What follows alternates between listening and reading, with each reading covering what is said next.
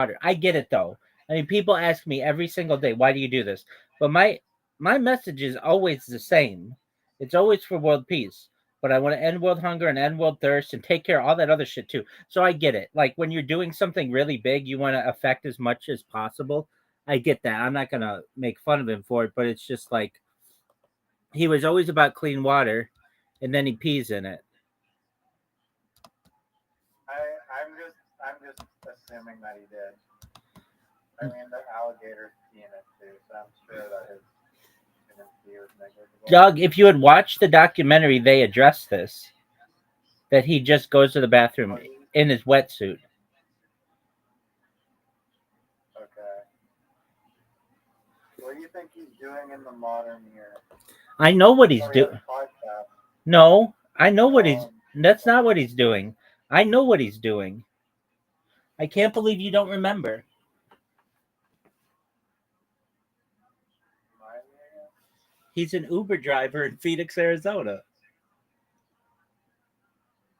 Oh, and he handed the DVD to people. Exactly. So let's go to Phoenix and just order until he fucking comes back. Doug. I don't care if it takes 10,000 years. And then give him a copy of his DVD. Yeah, and and a copy of our urine. No, that's for the guy in Glendale who drinks his grandson's urine. Do you know who I'm referencing? It's in that Nathan for You with Yeah, those people gas who station. get, yeah. Yeah, I know. Dude, I think about that guy so much.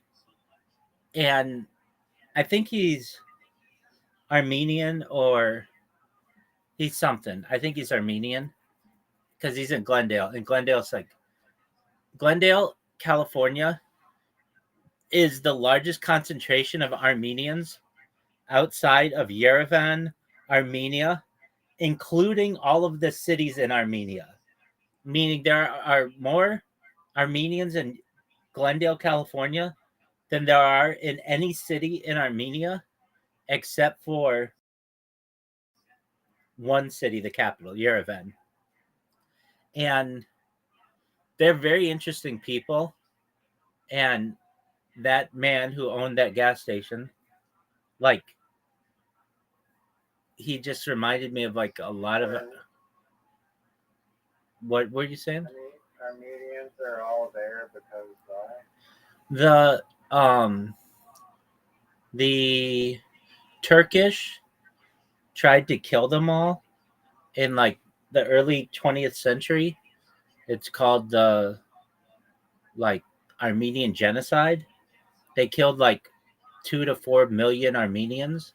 And so a lot of Armenians moved to the United States, especially in like Fresno, California and Glendale, California. And um my great grandmother had owned an apartment building in Glendale, California when it was like I don't want to say like it was like there were no Armenians there. And this was many years ago before I was born.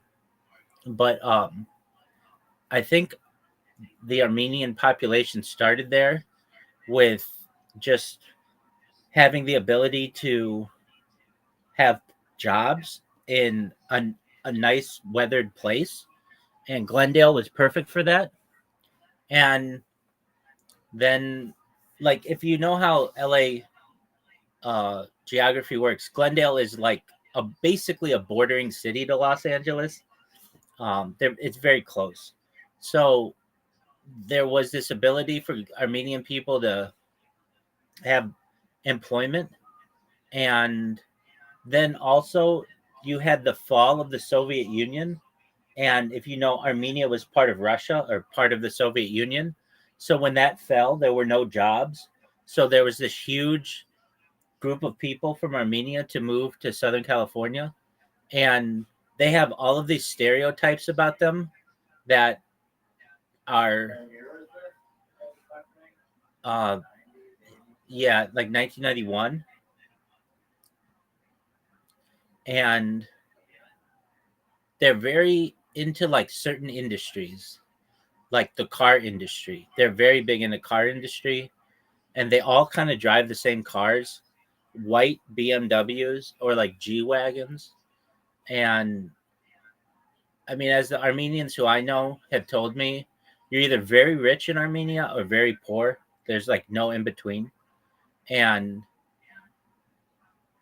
like I mean, like I'm sure you know the Kardashians, they're Armenian, and so all of their women kind of like try to look like that in a lot of ways. And the Kardashians are like Armenian royalty.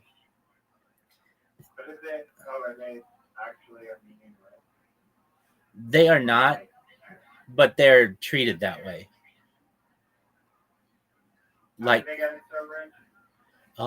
Robert Kardashian was a lawyer for O.J. Simpson.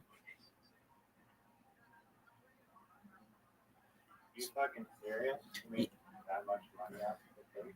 Well, he was a big time lawyer, but there's also this dirty side of them that maybe involved sports betting. Magnet League. Yeah, basically. Okay, back to that discussion. Um, okay, so Couldn't you argue that golf is rigged by like magnetic balls and dude, balls? I have thought this for a long time. In fact, I said it in like 2006 when Tiger Woods was so dominant. I said there's got to be something, and He's the Martin Luther King of golf. They're just Black Revolution.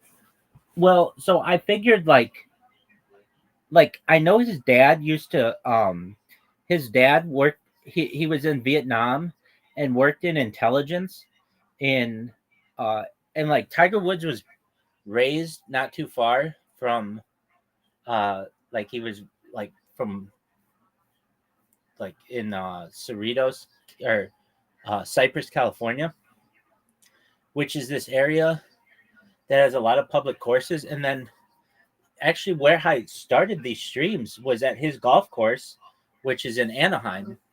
And that's where I would hit golf balls. And that's how reason why I started these streams was I just wanted to see what my golf swings look like. Anyway, his dad was in Army intelligence and would like hypnotize his son, Tiger, to like be a really good golfer and used to like throw stuff at him in his backswing to like keep him like really focused. And so he was like hypnotized at a young age, like really hypnotized to be like a really good golfer. And his dad, like, Tiger Woods, one of his home courses was this naval course that like is near Long Beach and like where he had I think he still has the course record.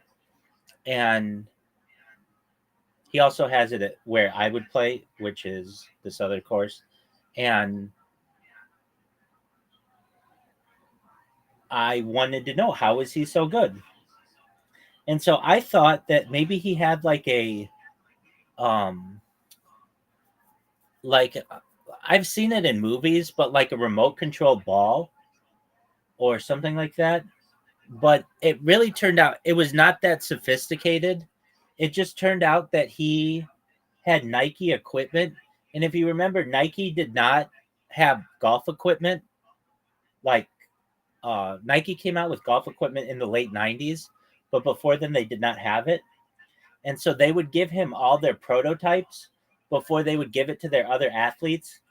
So that means balls that would go farther and irons that were more accurate and drivers that were more accurate. So he just basically had better equipment than everybody else. And that's how he was so much better. That's how he could shoot 18 under in the US Open and win by 20 strokes or whatever the fuck it was, 16 strokes. Like all that shit. So basically, true that Nike was just that much better at engineering golf. So. yeah. And I can say this with I can say this with evidence. There's this one kind of His shoes, are they like, there some nothing in the. I shoes mean, he had that his they own. He had his own shoe, but that wasn't it. I can tell you that there are some clubs that are manufactured. In fact, I have one that it's a driver that I have that won't let me hook the ball or slice the ball. I hit it straight every time, and I have video evidence of this. When normally I have a really bad slice with this one club, I'm not going to say what it is, but I can always hit it. I can Why? Why can't you say because I don't want obviously anybody else to one of have his this. license? I don't want anybody else to have this, and I can hit it straight Damn it. every single time. And the way that I figured this out, when I was a young person, my dad and I went to the driving range when they were having what was called um, like Manufacturers Day. And so all the golf manufacturers were there, Ping and Callaway and TaylorMade and Nike and Titleist and all the others. And you could try out any of their golf equipment. And I would go there and we'd hit drivers and irons or whatever. And they made this one driver that I went to this manufacturer and I hit this thing and it went straight like every single time. And it was actually banned from the tour. So if you just look at golf equipment that's been banned from the tour, you'll be able to find it out. And I was like immediately like, Dad, I have to have that driver.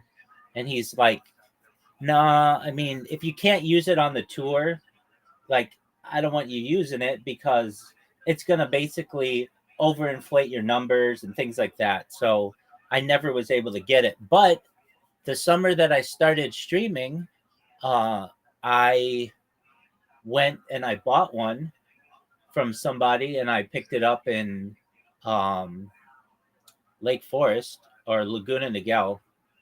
And I just met a guy and it's all on camera. And um, I'm telling you, like I have maybe like 100 hours of myself just hitting golf balls, and I hit exactly zero slices. I mean, it was fucking straight every time, and it was I like, mean, you can counteract no, I'm going to tell your you this. This is what it is. This is what it is. I had other golf clubs there, and I would hit the ball, and it would be this gigantic slice that would go from like the left side of the fucking fairway to all the way like out of bounds on the right side, and just a huge slice. And then I would just use this other club, and it's dead straight every time. it. What if the club was just like angled or something different? Like what technology is in this club that corrects the flight besides like the angle of it? It's not the angle of it. It has a special club face that doesn't allow for the ball to spin like normal. Uh, that's the spin of it. Okay. Yeah. And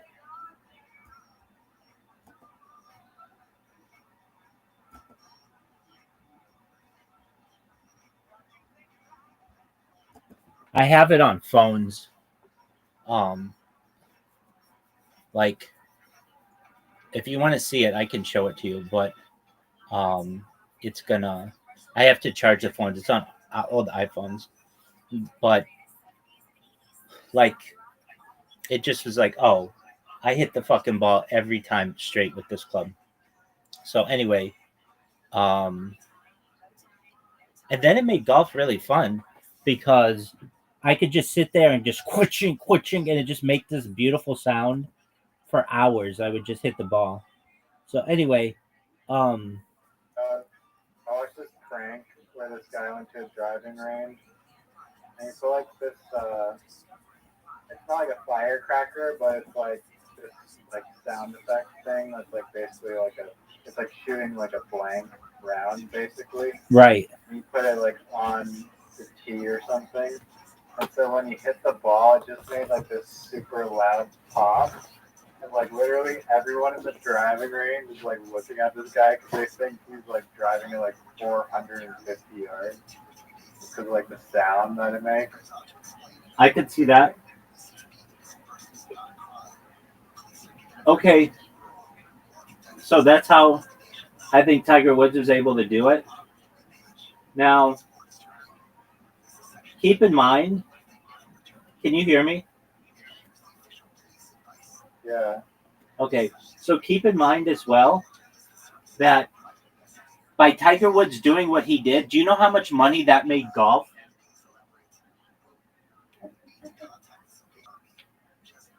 Um, by winning, how Yeah, much money it made I mean, golf? it like changed the game. Like, it made youth golf really popular. Like, do you know how much money it made for like the golfing industry? It was like tens of billions of dollars. Like, and so Yeah. and so they let Tiger Woods do all kinds of shit with his body that they normally wouldn't do. Like golf used to not do any drug testing. So Tiger Woods could take all kinds of steroids and they wouldn't test him for it. And he was going to the same doctor that Lance Armstrong was going to. This guy, his name's Dr. Ferrari. He was out of like Spain. And they would do this thing with your blood, which is done now, like pretty regularly amongst athletes, but it was not then. Where you train at like let's say a high elevation, and then they take your blood when you're training at a high elevation, and they store it, and then they pump it back into you when you need it, and it gives you like extra, like your body has more uh, red blood cells in it at that point because it's having to work harder when you're in the upper when you're at higher elevation. Oh And they so they just let him run wild in golf. And yeah. Did that require Tiger Woods to like hike up to Denver and Aspen or something? so he just spent time, as I understand it, just like in Switzerland where um the natural Alps elevation. Is that documented? Is that documented that he actually spent time in Switzerland? It is with Lance Armstrong. He would do it in the French Alps. Oh, And so that helped him. And then also with Lance it Armstrong, doesn't say that Tiger Woods was ever in Switzerland. no, I didn't. Except for like locations, but that was like not like anywhere near his prime. No, but if you look, he could have been doing it in the United States as well. It was a method that Ferrari was using with Lance, so it could have been applied for him. What did you say? Like the Ferrari doctor was using it with Lance, so it could have been. What do the red blood cells do? They just they're better. So basically, if you are in a high altitude area, your body has to work harder, and as I understand, like produce more red blood cells to be able to get the same amount of oxygen to your body. And so your body just naturally works harder. In fact, um, so I dated this girl. I don't know if you really want to say we dated, but like we used to hook up, and she was a Division 1 athlete, and she was from originally Colorado, and she was like a big time recruit of our university. And then when she got to so like there's this race every year that is like the biggest race in the United States for people in high school, and a lot of people get um recruited from this race. And like I had a friend of mine who actually won the race. He was the fastest American man or boy out of high school. Well, this girl I know did really well in it, and like all her friends did really well in it, and they all got full ride scholarships to Division I schools. Well, when she got to university, she was extremely good at the beginning of her career because her body was still like hadn't yet acclimated to sea level. But then when she was around sea level for a long time, it she didn't do as well. She was still good, but she wasn't like as good. And same with her friends. So there was this theory that we developed that is basically when you have children, if you can, have them train in a high altitude environment, if you can, before the biggest races of the year. And then when they have to race, they will do very well because many of those races are at sea level. And so they'll do really, really well. And they'll get scholarships to go to, big time universities when maybe they wouldn't have gotten them normally. Does that make sense? Yeah. I mean, though, they might also get altitude sickness, but yeah. Well, so That makes sense. that's a thing. Oh, I know. That's what Tiger Woods was doing. He was using altitude chambers. Oh, yeah, I was just going to say, like, couldn't you just artificially reduce the amount of oxygen that you're taking in and it'll have the same effect? Yeah, that's right. But I do remember that was somehow involved. These altitude chambers and this Dr. Ferrari. And also, okay, so do you know who Barry Bonds is? Yeah, I Oh. do. Steroids. Yeah, So, but not the thing that made him really good was not the steroids. It was this arm brace that he had. Google Barry Bonds arm brace.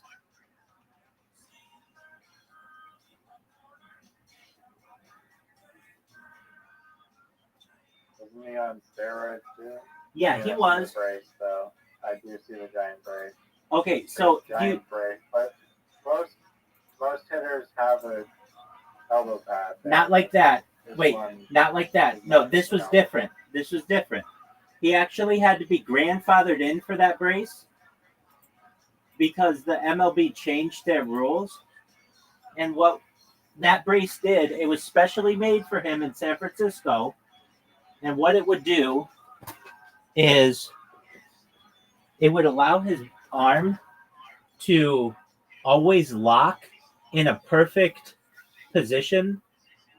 And it was my analogy on it. It's crazy that was legal. It's just such a big giant, like freaking like bionic little freaking arm. Right, exactly. And there was an argument made, hey, how are you going to let this guy have this giant brace? There were a couple arguments about it. Number one, he could use that brace if he wanted to lean into pitches and get hit by them, and then he would get a walk, and it wouldn't hurt him. And then the other thing was, it acted like a perfect pendulum. Hold on a second. Yo, how did Barry Bonds's arm brace allegedly work like a pendulum? Or like there have been theories that brace wasn't normal. Like pistons in it. Yeah. Like actually make it. So here's the situation. It was a large hinged protection elbow guard, but the allegations were it was an extension aid pendulum theory. The brace was thought to lock in his front arm, keeping it straight like a lever or pendulum. This could help him create a more consistent swing plane, extending the bat head into the hitting zone longer. And it also allowed him to crowd the plate. With the brace protecting his elbow, Bonds could stand closer to the plate without fear of being hit. This shrank pitchers' options, fewer inside pitches, more pitches over the plate. It was custom built. And so the MLB eventually restricted the size and design of protective equipment because of him, basically. Isn't that interesting? And now he's the home run king. Yeah. I mean, it wasn't against the rules. Yeah, that is against the rules. No. At the time, it was not allowed. It wasn't against the rules. Yeah, but it couldn't lock into place. But nobody ever got a chance to look at it. Okay. And he was also part of um, a an organization in San Francisco called Balco, which was Bay Area Laboratory Corporation, and they developed these two kinds of drugs that were exposed in a Sports Illustrated expose. One of them was called the cream, and the other was called the clear. And basically, what these things would do, they were like topical ointments that allowed you to get steroids into your body and pass a drug test. Like basically, the cream allowed you to get the steroids, and the clear would make it so that you would not be found doing steroids on a drug test, something like that. Anyway, so that's the Barry Bonds one. Now, Babe Ruth, if you know, was the home run king for like ever, like, you know, very well known to be the home run king, and he had the record before Barry Bonds of 700, or before well, he had the record before Barry Bonds and Hank Aaron of the home run king, 714. However, back then, when he was playing in like the 1910s, 1920s, 1930s, these guys weren't making any money. The pitchers, that especially, they were making like what coal miners were making, basically. Like they weren't making millions of dollars.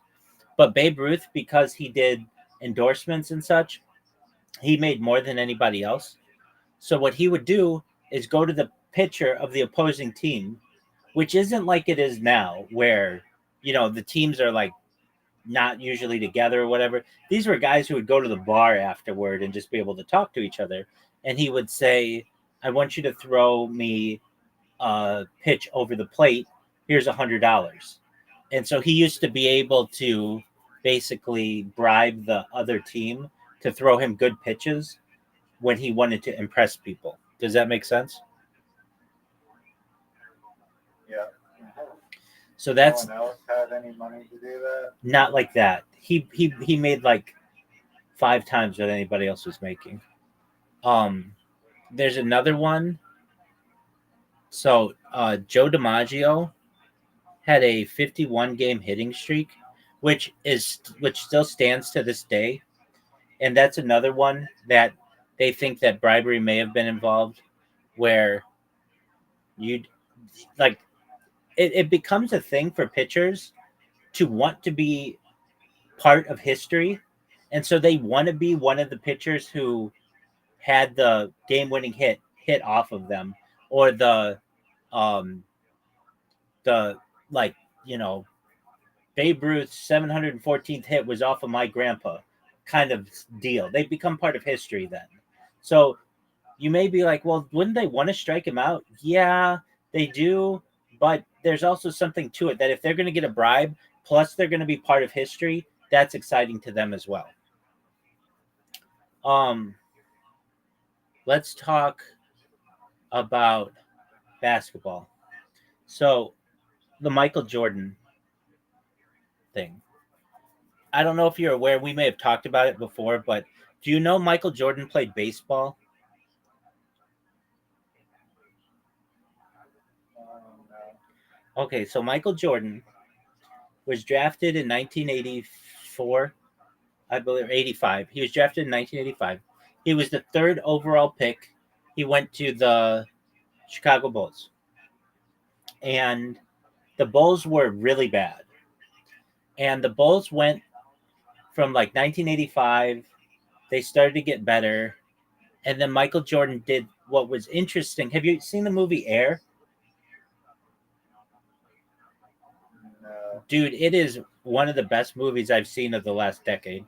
It's like the story of how Michael. Error in the baseball movie. No, it's a basketball movie about how Michael Jordan developed the Jordan shoes. Anyway, Error like ERR. no Air like AIR like Jordan Nike Airs, Oh. and it's got Matt Damon and Ben Affleck and um, it's got a bunch of people in it. Anyway, and the thing about that movie, yeah, it came out like 2 years ago. It has a great soundtrack, and nobody plays Michael Jordan. You just see him from behind, and it's really interesting that they do that. Anyway, um, so before companies, everybody would go with the same shoe company. It was the Converse All Stars, and everybody kind of had the same shoes, and they would get whatever Converse wanted to pay, including like the biggest star of that time before Michael Jordan was like Dr. J. But like Larry Bird, Michael Magic Johnson, they all just took like the standard uh, agreement for being a spokesperson. But what Michael Jordan did that was different, and he didn't even want to do this. He didn't want to go out to Eugene, Oregon, but his parents made him. Is he took like he would get like 5% on every shoe that was sold, and that was like groundbreaking in the shoe industry. And the reason why Nike did it is they didn't have an athlete. They like couldn't afford an athlete. They were a small company. And so they basically put all of their marketing into this one guy. And his shoes just became really popular to the point where the NBA became like an international sensation because of this one guy. Well, Michael Jordan still hadn't won a championship yet. And they played the Detroit Pistons, and the Detroit Pistons were like a really stacked team. Additionally, the Pistons were really aggressive, and the Pistons beat them 2 years in a row, and the Pistons won back-to-back NBA championships. And Michael Jordan did not like this. And so what Michael Jordan did allegedly was start to take steroids. And you can see it in his body. That's when he went from having hair to his classic bald look. That's where you can just see it in his muscles. He's like a small framed person in the mid 80s, and he goes to being jacked by the early 90s. And the Bulls end up winning like the 89-90 championship, 91-92 championship, and 92-93 championship. And then all of a sudden, Michael Jordan retires to play baseball. And the whole world is like, what the fuck, Michael Jordan? You just won 3 games in a row, 3 NBA titles in a row. What are you going to do? Like, why are you going to play baseball? Now, if you ask Michael Jordan, he will say, my dad always wanted me to play baseball, and it was his dream. And I had done everything that you can do in basketball. So why not go play baseball? But if you ask How am I just hearing about this for the first time right now? look it up. Look up Michael. You played for the White Sox? Yeah, he played for the. So here's the thing: the White Sox owner was Jerry Reinsdorf, who also owned the Bulls. So Reinsdorf, the owner, was going to make money on Michael Jordan either way. Meaning, either if he plays baseball, we're going to make money from concessions and merchandise, or if he plays basketball, we're going to make it. But the theory is this, and this is pretty well known. Michael Jordan's dad was murdered in 1992. He was driving a Mercedes Benz sports car wearing a Rolex. And there are theories that this was a hit, meaning Michael Jordan pissed off the wrong people and they killed his dad. Now, his dad's body was found and the Rolex was still on him and the Mercedes Benz was untouched. Like basically they just killed this guy, but they didn't steal his shit. And no, it was in like uh maybe North Carolina or something. I'm not sure where he died. We'll look it up.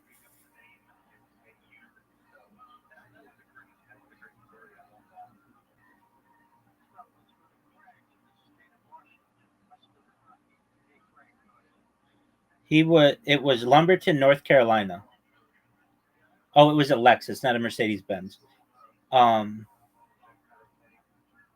okay. So he was killed in North Carolina, but his body was found in South Carolina. Okay. But here's the thing. Michael Jordan is a very famous gambler. And the argument is this, that Michael Jordan wasn't paying his gambling debts. And they killed his dad. And then the next year, the NBA barred Michael Jordan from playing in the league. But they couldn't allow it to be a huge scandal because if you bar your biggest player and arguably the biggest player to ever play in the NBA for gambling on games, that's going to ruin the league. People aren't going to trust it anymore. So they said that he retired in a backroom deal, though. It was really he was banned for 18 months. And so Michael Jordan went from being the biggest basketball star in the world to playing baseball for a season. Why the fuck would he gamble on basketball games if he was literally the highest paid person in the league? If you've ever seen Michael Jordan with people, like if you've ever seen the documentary that they did on Netflix called Last Dance, Michael Jordan bets on everything. He gets bored and he has so much money, he likes to intimidate people. So like on the like he has owed people on the golf course tens of millions of dollars. And it's very well known that when he goes to casinos, he doesn't pay his bets. He says, "I'm Michael Jordan. Like you pay me to be there. And if I lose, I don't have to pay." It so these casinos all around the United States have banned him from playing there. And um He's worth $3 billion somehow still. yeah, but he doesn't pay his gambling debts. But look at his gambling debts in comparison. This is an interesting fact. And that's not liquid. That's just because he owns the Jordan brand along with Nike. But come on,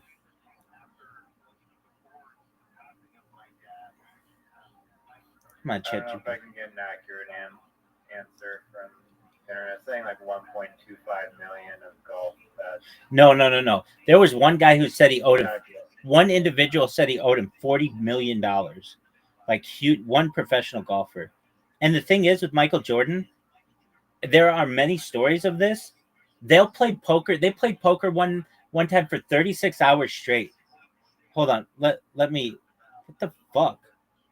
My browser isn't working. Just one moment. I'll look it up.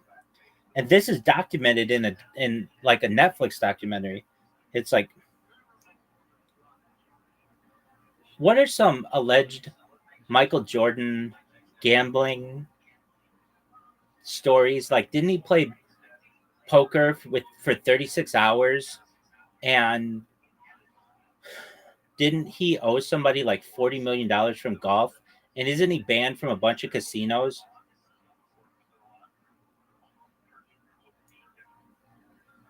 Yeah, over the years, a lot of gambling rumors have swirled around. Okay, marathon poker sessions.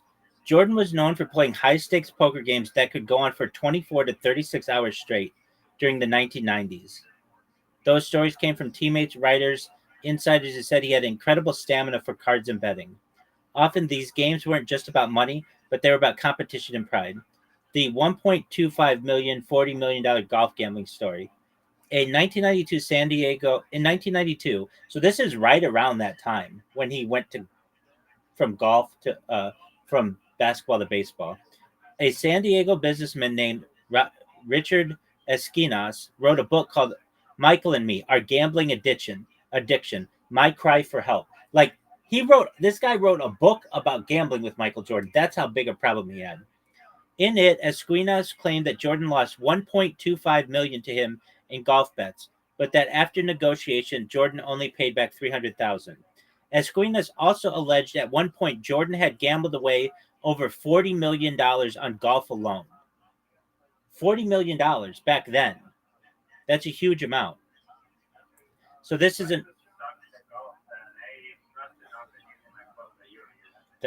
that's true. Here's another one. Atlantic City during the 1993 playoffs. During the 1993 Eastern Conference playoffs versus the Knicks, Jordan admitted he went to Atlantic City to gamble the night before Game 2. Reports claimed he was there until 2 or 3 a.m., though Jordan said he returned earlier. This caused a media firestorm because the Bulls lost Game 2, and critics questioned his focus. The James Slim Bueller check. In 1993, investigators found a $57,000 personal check from Jordan to James Slim Bueller, a golf hustler facing money laundering charges. Jordan testified that it was to cover gambling losses on the golf course. The revelation fueled rumors about how deep Jordan's gambling went and whether it was tied to shady figures. Rumors of a secret suspension. Because Jordan abruptly retired in October 1993, right after his father's murder, theories spread that the NBA secretly suspended him for gambling, rather than him leaving voluntarily to play baseball. David Stern and Jordan denied this, but the, but there, the evidence I just said supports it. Casino bans. There have been long rumors that Jordan was banned from certain casinos, mostly in Las Vegas and Atlantic City, because of his heavy action.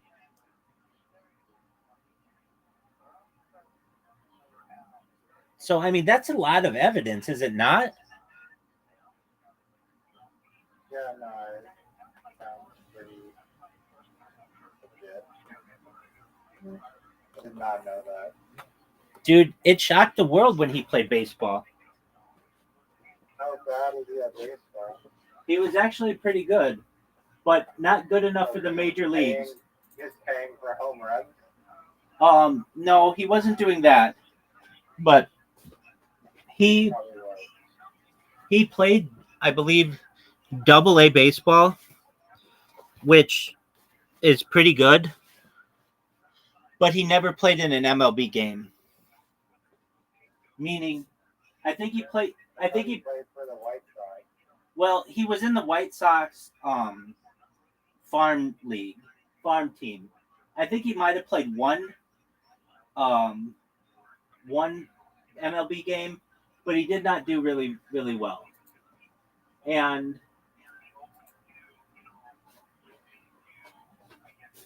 there's like all this speculation. There's an ESPN 30 for 30 on it. It's called Jordan Rides the Bus. And it's really funny. So he spent a year in Birmingham, Alabama. And, Michael Jordan was a phenomenon at that time. And so he gets to town, and it's like this small Alabama town. And he drives up in a Porsche or whatever from the airport, and he meets they do this interview with this small town real estate agent, and she's like, "Yep, I sold Michael Jordan his house."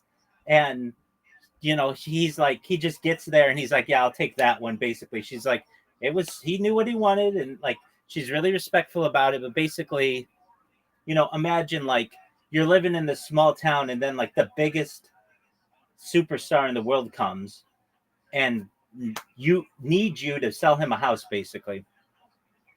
And so he spent a year in like Birmingham, Alabama, and he and so he like when he would play on this baseball team, he could easily have like a private jet take him wherever he needed, but he would ride the bus with the rest of the team, and he did not do very well.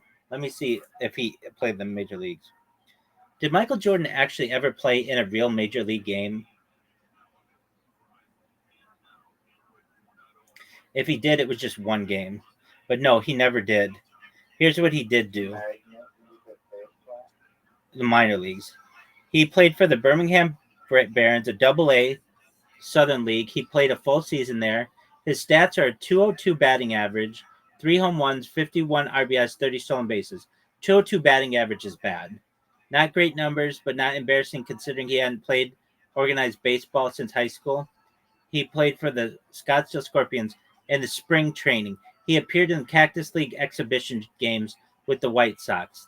These were against actual MLB teams, but they don't count as actual MLB games.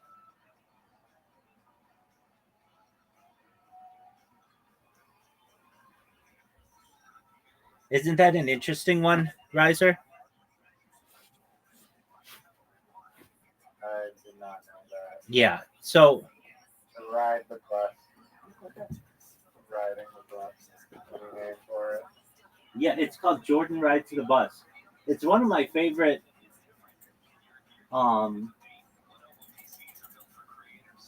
do you call it?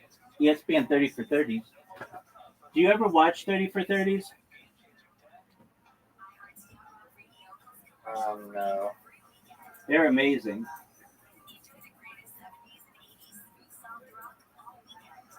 They're like these sports documentaries? Yeah, sports documentaries that ESPN puts out, and they're really interesting.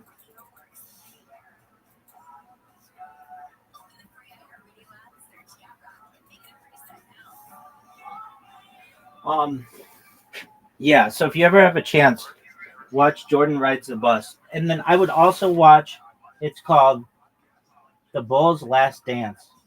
It's like an 8-part series, something like that, 7-part, and it's done by Netflix. And you see Michael Jordan and how obsessed he is with fucking winning. And okay, so he's not like a good guy. I mean, like there are a lot of he has this like squeaky clean image, but there are a lot of really bad stories about him. Charles Barkley will tell you a lot of them. Do you know who Charles Barkley is? Yeah, I do. And so like Charles Barkley, I think, has said that Michael Jordan owes him a lot in gambling. And here's what happens: is it's like, you let's say we're gambling against each other, and I end up owing you $20 million. Well, I'm Michael Jordan. Could I pay that? Yeah, but why don't I just sign a bunch of stuff for you, and I'll give you a check for 300,000, and we call it even. It's like gambling debt. It didn't it came out of nowhere. It's not like I had to buy something from you or whatever. So eventually you just say, yeah, whatever. Because if not, you're going to piss off somebody who's really powerful. And you don't want to do that either, especially in the basketball world. And so here's another thing people don't know. The NBA is basically run by Nike. And if you're like, well, what do you mean by that? So Nike eventually became this powerhouse in selling shoes and recruiting young basketball players and signing them out of like high school and college. And the NBA is basically fueled by advertising. And one of their biggest advertisers is Nike. And so whatever Nike wants to happen, the NBA will go with that. So what do I mean by this? So there used to be this rule in the NBA that your shoes had to be at least 50% white. Why? Because that's just what old school basketball shoes looked like. And that was the rule. Why was it the rule? Because white shoes don't look dirty, they look nice. But when Michael Jordan joined the league, he recognized that this was the rule, but he wanted to look different, and his shoe looked different. And so, allegedly, he just said, "Fine me. For every game that I play, Nike is going to pay the fine so that I can wear different colored shoes." And then eventually that rule went away the next year by the NBA. Now, before we go taking that as the law, let me look this up to make sure that's right. It was something like that. And if you notice with any of these stories that I say, I get them like 85% right. Like here or there, this is like esoteric sports knowledge that you're not going to learn, but many other places. Here we go. What was that rule that the NBA had that like your shoe color had to be white or 50%? And then Michael Jordan came into the league and Nike said that they would pay the fine. And eventually the next year that rule went away.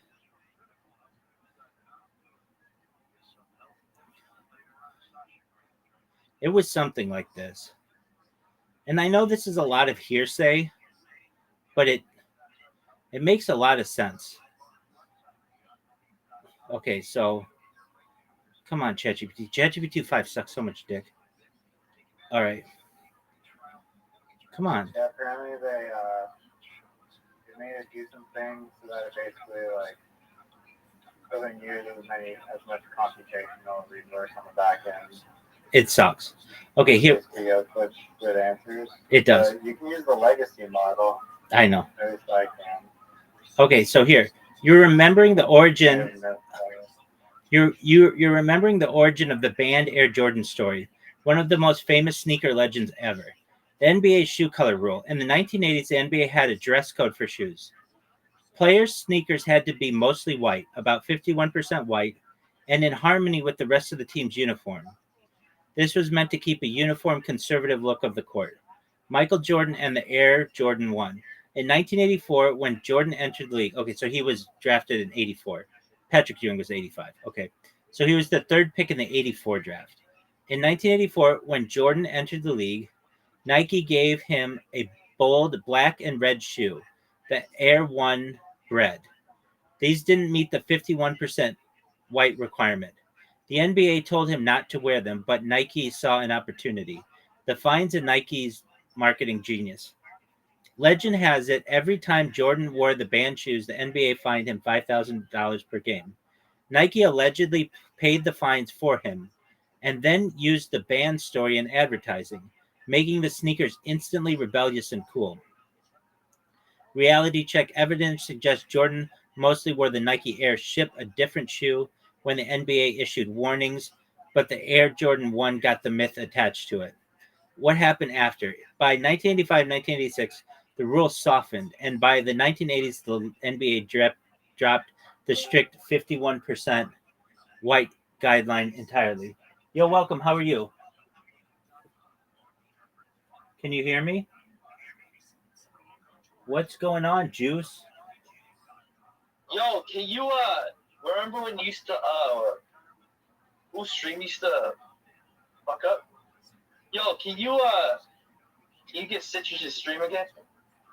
Can I get Citrus to stream again? What do you mean? You know the streamer Citrus? Yeah, I know him. You talked to him? Yeah, I mean, we've talked on Discord. Yo, you want me to give you his address? No, I mean he can keep that information private. Why do I need his information? Aren't you like a Jewish like warlord on Discord? Yeah, Like, when was the last time you showered? dude. What are with these questions? I No, shut. because the way I think of you as like this guy that's like always on Discord or just like always on live, and like you don't have a job, right? Dog, I don't need one. Okay. Professional streamer. You're a professional streamer? 100% big dog. What are you, like a Z-list celebrity or something? Like where did you find the I'm time to become this? I'm an like, ex- did you just like one day decide to become a streamer and then like Dog. are you just living? Dog. What are you living off of, like donations or what type of Dog, money dog, source are you dog. coming with? Read the Ask Rabbi Anything section of this. It says about Rabbi Rothschild. Just read that. It answers all your questions. I'm not reading no Jewish scriptures of yours. Okay, Or that's any of fine. this. That's fine. I'm in the middle of a discussion with somebody, and you came in here and What are interrupted you it. discussing? We're discussing the Michael Jordan 1 shoe. What the fuck type of discussion is that about? Dog. Y'all should be talking about how Jewish people, right? Their nose is that keeps all the power. Like their nose is the power to what they do in life. Okay, Do you excellent. believe in that or no? That's worse than Zeus' comedy career. I know. That's saying a lot. Word dog. He's been muted. Nobody needs that.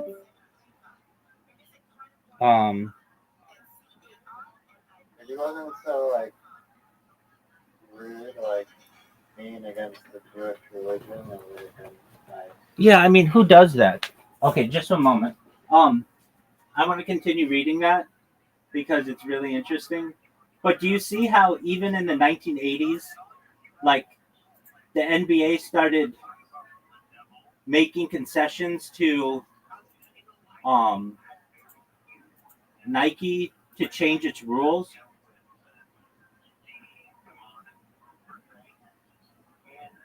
Yeah, I mean when you're the sensation of the league, you can do a lot. Exactly. Okay, so then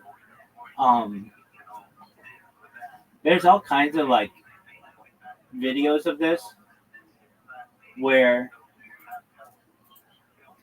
Michael Jordan would get every foul call, like even fouls that were not even close to being fouls, he would get them so that everybody was afraid to play defense on him because he was like untouchable and you weren't allowed to play defense against him. I mean, guys did, but then they would get into foul trouble really quickly. And then they, if you get too many fouls, you get kicked out of the game. So there's this video I've seen that you'll never see on an NBA highlight film, but it's called the Michael Jordan whistle. And it's like, let me see if I can find this. I saw it on TikTok, and like TikTok is good for that kind of stuff where it just needs to be uploaded for people to see, but like it's not going to be online forever. Okay, Mike, because like yeah, I think actually that's where I saw it, but I think it went. Here it is. Yeah, Reddit is good for that. It's just basically the NBA is really, really sensitive about their about people finding this kind of stuff out. So is the NFL. So you're not allowed to post anything of the NBA without the express written consent. I'm sure you've heard that before, right? What do you mean? Like you're not allowed to. Publishing their own like games. Yeah, you're not allowed to do that. All right. Go to that video that I just sent, and I'll watch your video.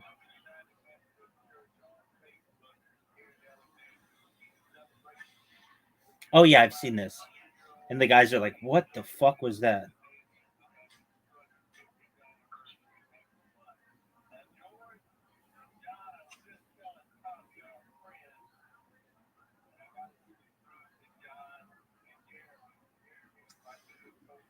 There's like a prank that people do where they'll buy, they'll like basically like create like a fake toy where it's like a stuffed animal plushie or whatever that has like a push button for like a sound, and then they'll like inject like their weird like noise into like the sound of like stuffed animal, and then they like, go into like the store. They're like, "Hey, I bought this here, and it's making this weird noise," and it's like really like creepy liminal like audio, and like the employees are just like confused. I've not seen that. Go to what I just sent you. 4 minutes of Michael Jordan whistles.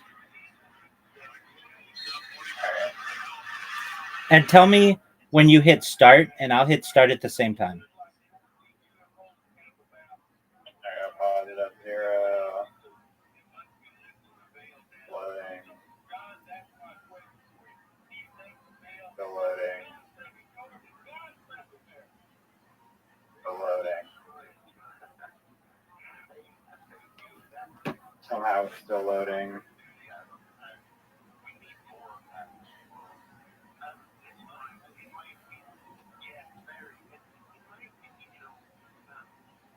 Alright, is that the beginning? Okay, so Ready? so it's gonna be 3, 2, 1, go. Alright. 3, 2, 1, go.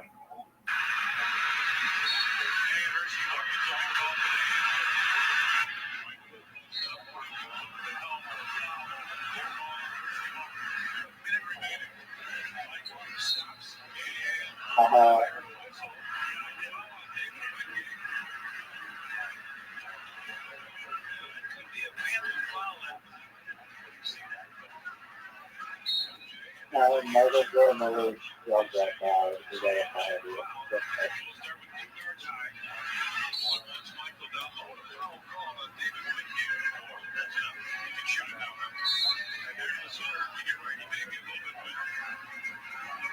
From one game, dude, what the fuck? Right.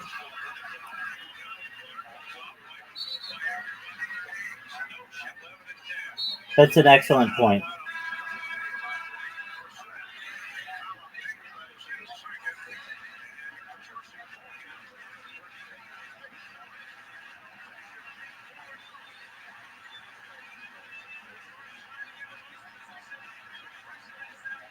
I guess that one was actually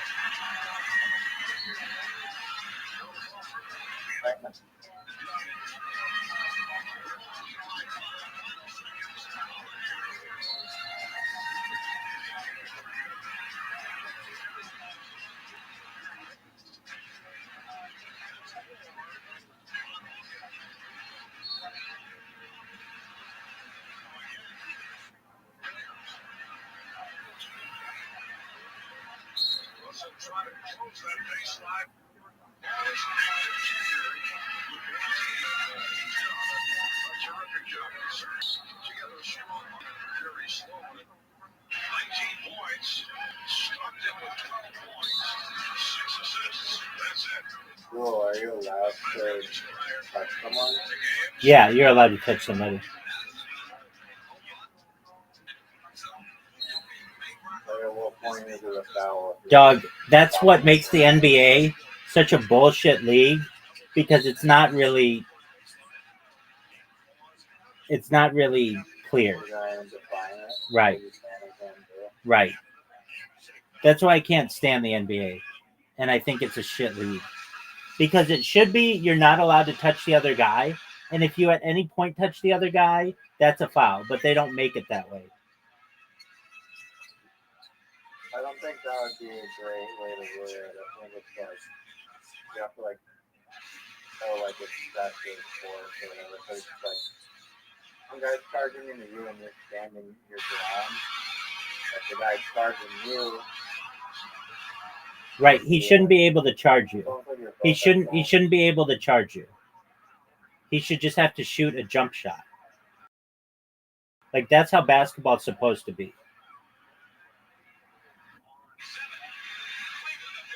Like Is it still like that?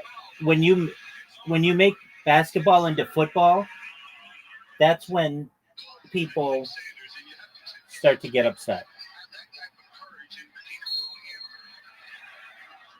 I thought football is pretty like clear on what's happening. No, football is really vague as well.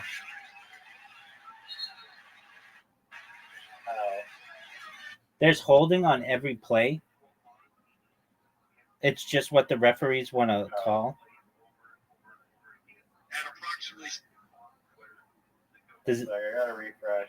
I don't know why your video always does that. what does it do?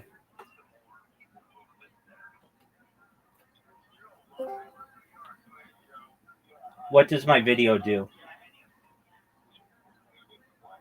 It'll just turn like it'll either pause or freeze or like it'll just be like a loading. But then when you restart it, it works. Yeah, every time I refresh it, it's fine again. Okay, so the other I things. think it's only on my end for some reason because your recordings are obviously fine. So, the other things I've seen when it comes to Michael Jordan, there are like three more stories. Okay, so remember I said he did steroids? That's when he went bald, and the reason why he started shaving his head is because steroids cause like male pattern baldness, or they increase it, and he did not want people to be able to notice that. That's why LeBron James, for the first part of his career, would always wear like a sweatband until eventually he just got a hair transplant. Because these guys Yeah, do. why didn't Michael Jordan go to Turkey and get a hair transplant? Yeah, great question. I mean, it was just like the technology. Well, I shouldn't say that. In Turkey, wasn't available. Um, and he's like a big time athlete, and he just went bald, and he just started shaving his head. All right, so then there were these stories where he was sick of losing to the Detroit Pistons, and they just took this bag of steroids. They got him from somebody, and they put him in the middle of the locker room, and they were just like, "We're not losing to these guys anymore." And they just started fucking injecting themselves, and there's that story of where There's no drug testing? back then there was not. And It could be. there, yeah, that only started in like the early 2000s, and the players associations were like very against it. So, but So one kind of cheap thing that I did hear of was like this Shark Tank pitch, and some doctors say it's like bullshit, this like product or whatever. And to my knowledge, the product is pretty much kind of bullshit, but apparently in sports has at least. I don't know. I don't think it's bullshit, but it kind of is bullshit. And it's basically like literally just oxygen in a can, and you inhale this like compressed oxygen, that oxygen. I think the bullshit part is saying that like 3 puffs of oxygen is gonna like do some like amazing transformation.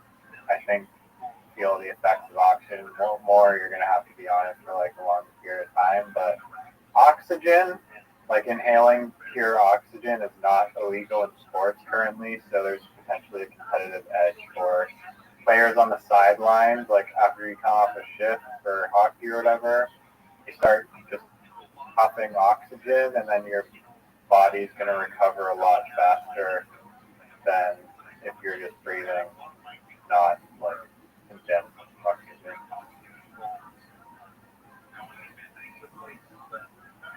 I get that. Okay, so Jordan also was very competitive, as I said, but he didn't want anybody to be considered like even close to him. Like he wanted to be considered the greatest ever.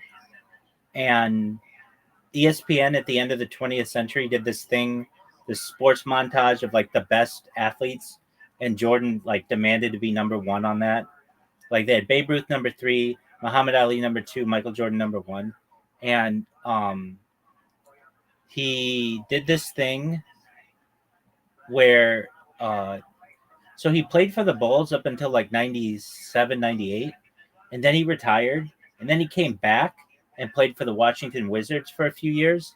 And the Washington Wizards, he also, well, he eventually bought a team, part of a team, but when he played for the Washington Wizards, they were going to get the number one pick overall. This guy named Kwame Brown, who was, for all intents and purposes, a really nice guy. And when he got to the team, Michael Jordan just abused him for the whole year and just got in his face like, who the fuck do you think you are? Number one pick. Go fuck yourself. You're never going to be anything. And like got into this guy's head, and he never did well in the NBA. And he had all of the skills to potentially be number one. He was eventually traded to the Lakers, but he just never turned out to be anything. Then there's this other story of Michael Jordan, and he would do this against young people. He never wanted to have any like real um, connection with LeBron James. In fact, the year that LeBron James came into the league, Michael Jordan retired the year before that, so that they weren't ever on the court at the same time. And Michael Jordan did this one commercial for Gatorade where he was going to play himself in basketball using a computer generated image. And they had to get a model to like be the computer image so that they could base something on. And so they took a really good basketball player, some guy who played like Division 1 somewhere, and had Michael Jordan play against him. And Michael Jordan just abused this guy verbally and physically for like an entire day, to the point where this kid was like, this guy was my fucking hero, and he turned out to be just the worst fucking human being I'd ever met. Where he was just like he would just be really mean to me, and at no point was he a nice person. And it was almost like Michael Jordan was fighting an internal battle. And um so I mean, when they say like, oh, Michael Jordan is the greatest and all this other shit, that's cool, but it's not all that true, I would say.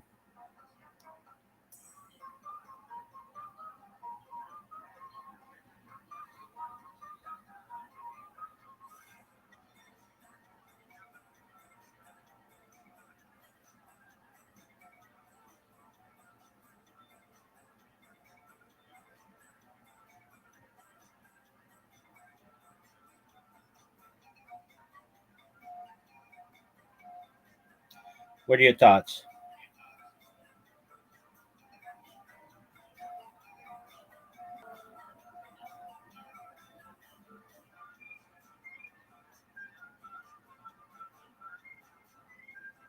I don't know. I mean, the last point about him abusing the dude, just like, it seems like super competitive and unable to control that side of him, I guess.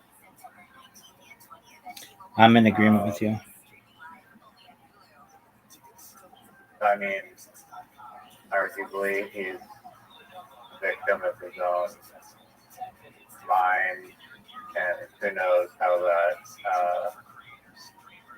that competitiveness was instilled within him, like early on in his life. You know, was Jordan doing the altitude shit and blood, Lance Armstrong left nut testicle enhancements, or was he just really good? Steroids. No, but he was good before the steroids. So. He wasn't super good though.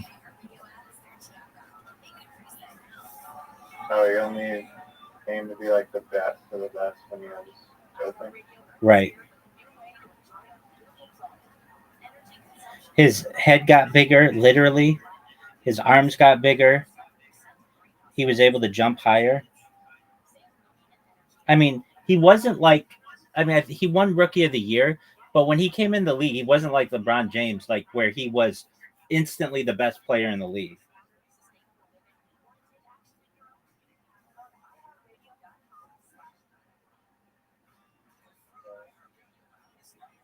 Was Kobe Bryant killed on purpose? Or any conspiracies around him? Apparently, I mean, I don't know about those. I just know that there are theories that he was getting into starting a pharmaceutical company, and this was a sign that to like all of Hollywood and really just everybody that not to speak out against pharmaceutical companies, especially right. I mean, he died like a month before the pandemic, and that's why everybody just towed the line. What do you mean by like how it's on? Nobody spoke out about bodily autonomy. Oh, okay. Um,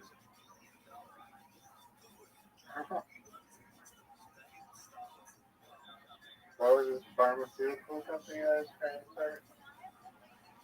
I'm not exactly sure. Let me look it up.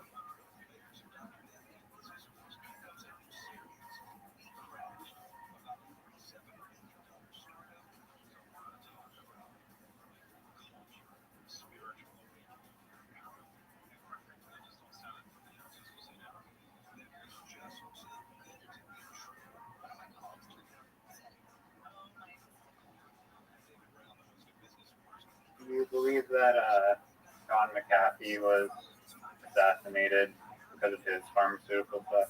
McAfee. Yeah, I mean, he had that fucking tattoo that even just said whacked. Yeah, I'm astonished that his crypto coin didn't go to like $1 billion.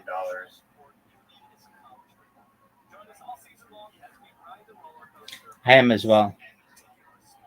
Literally the most bullish scenario for the coin where it's like, I didn't get killed, I would never kill myself. I would literally have a coin that's designed for me, a well-known celebrity. If I die, not a death. And then he died. It was very suspicious.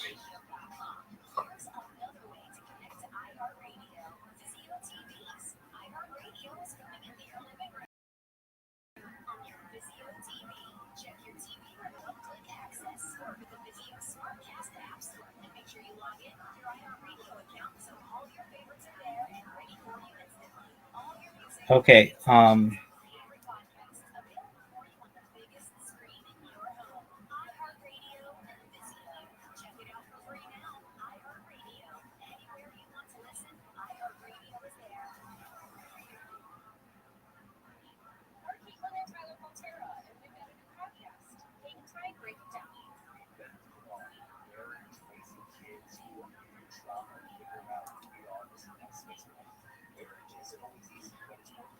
Kobe Bryant had a legal dispute with High-Tech Pharmaceuticals, a dietary supplement company, over the trademark of the name Black Mamba.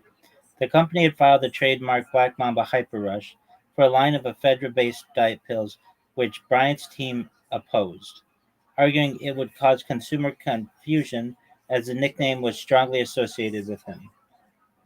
Welcome, how are you? What up? How are you? I'm kicking ass taking names. How are you, Ludi? I'm fine, Igor. Excellent. How'd you find out about me? What? How did you find out about me? Because you're. I found you on Pornhub. Dude, I'm not on Pornhub. Oh. No, I think I saw you on Pornhub. It was in the biggest dick category. Yeah. There you go. And you spent the L word. No, Ludi, how'd you find out about me?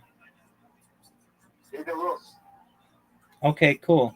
How are you?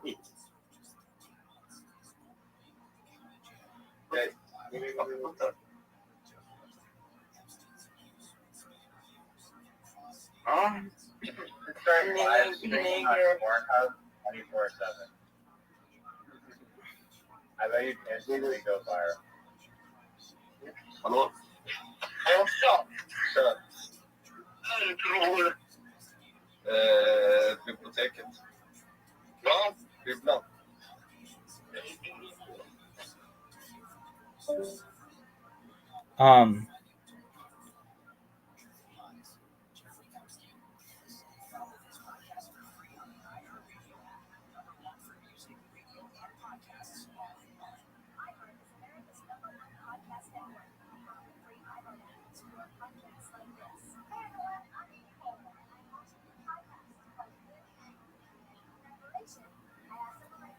So I don't know exactly about the Kobe thing, but I do think it was a message to people, perhaps, not to fuck with him. He lived like 5-minute drive away from me, and he would take his helicopter everywhere like a flying car.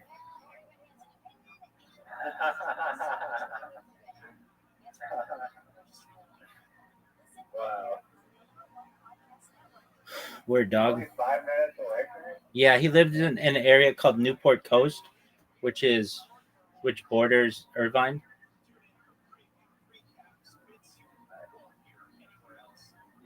Can you see the Kobe copter? So it's interesting because of like FAA regulations. There's like it's called John Wayne Airport. You can't fly a helicopter in that area, so they fly them along the ocean. So basically, he wouldn't have to take the route to go over my house. Um, but if he wanted to take the direct route, he could. But did I ever see it? No, because that's not the route that helicopters take. They take a different route. I could see airplanes. Well, I don't know. They're like trees in the way and stuff, but uh like yeah, I can't see planes landing or I can't hear them either. But I'm sure if I went to like a tall building, but yeah, now he didn't die like 5 minutes away. He died on the other side of town. He died in um like near Calabasas basically, which is It was like foggy or something, and then they're like, let's go through the mountains with our family. Yeah, it was a especially foggy day that day, but I don't know. I don't. Doesn't like radar equipment like still detect?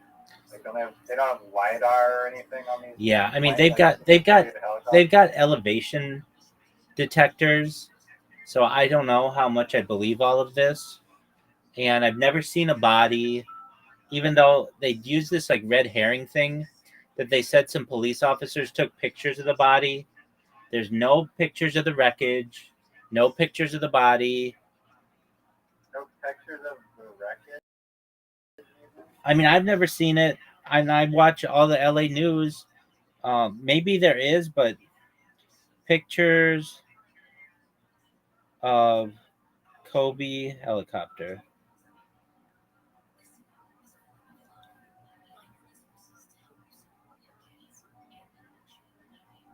I see some, and I don't know if they're real. But Okay. I guess they seem kind of real. You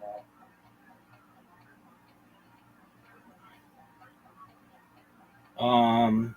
Yeah, I think they're probably real. A number of photographs containing the documenting the site of the helicopter crash, his daughter, have been released. These images include aerial views of the wreckage, the final descent and impact site. It looks small. Like I would expect it to be bigger than that. There's no helicopter metal there, dude. There's literally zero helicopter metal there.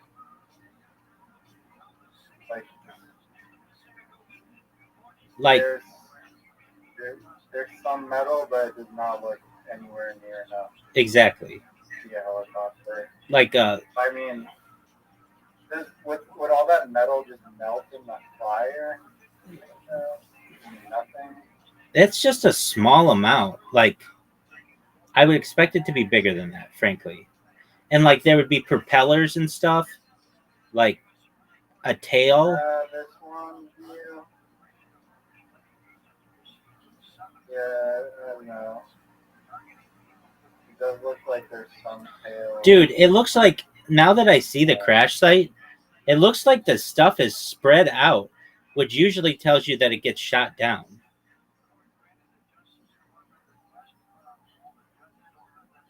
Oh, that would be I mean, I'm not sure which photos you're looking at. I see it as like it's basically on a path and it's mostly all together. I don't see what's spread out.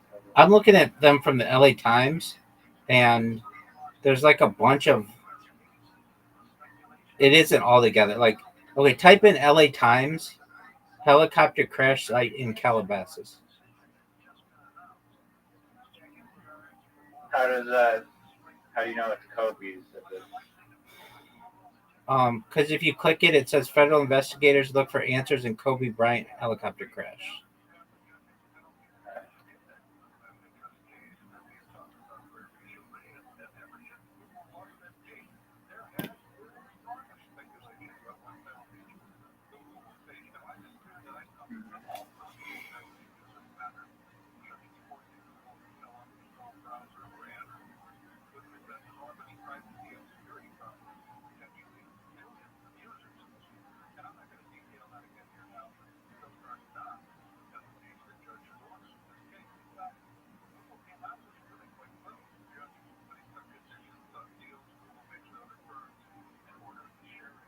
I don't know.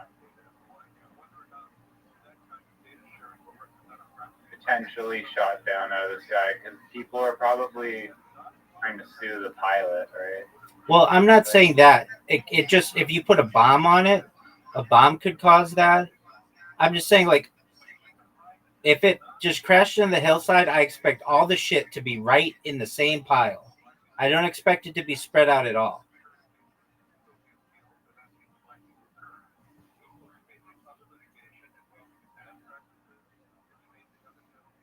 But again, I don't know.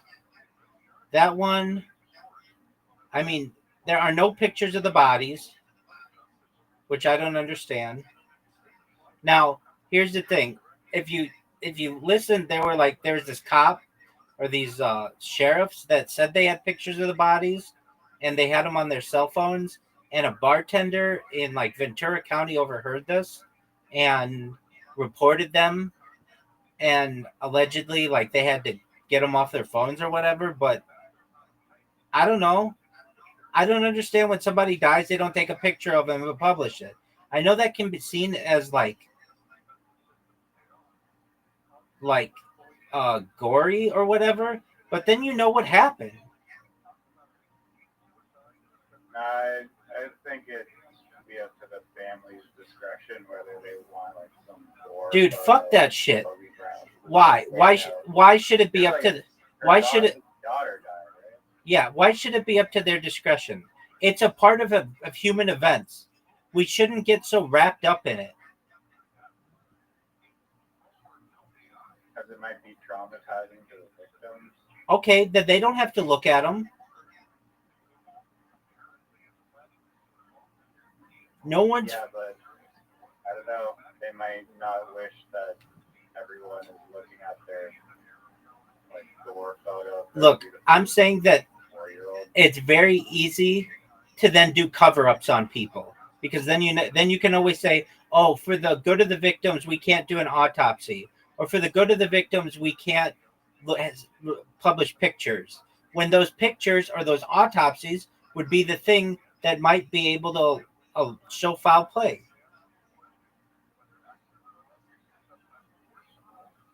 I agree. I mean, yeah, you just like you don't want people. Can you agree that you don't want people like terrorizing the family by like because it's the internet.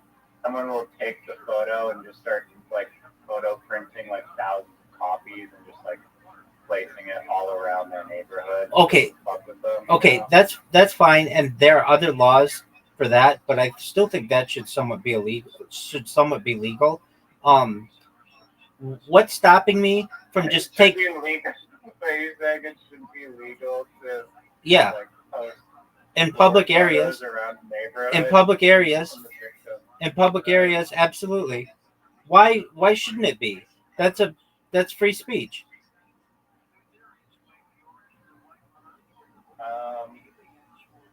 Because the general consensus.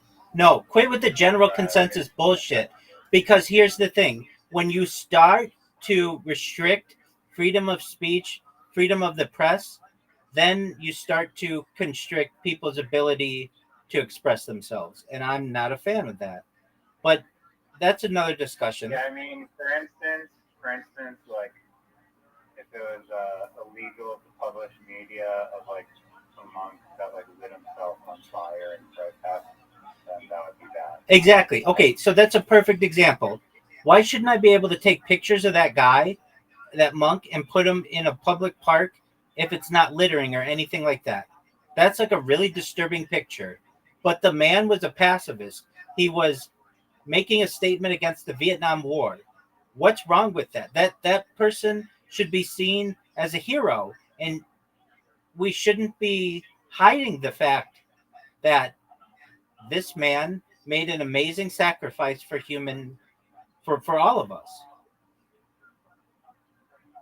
Yeah, but I mean, public spaces are spaces that also that means like families should be allowed to like walk in them without feeling uncomfortable. Wait, quit with that bullshit, So, man. like, Quit with that no, bullshit. dude, That's it's not bullshit.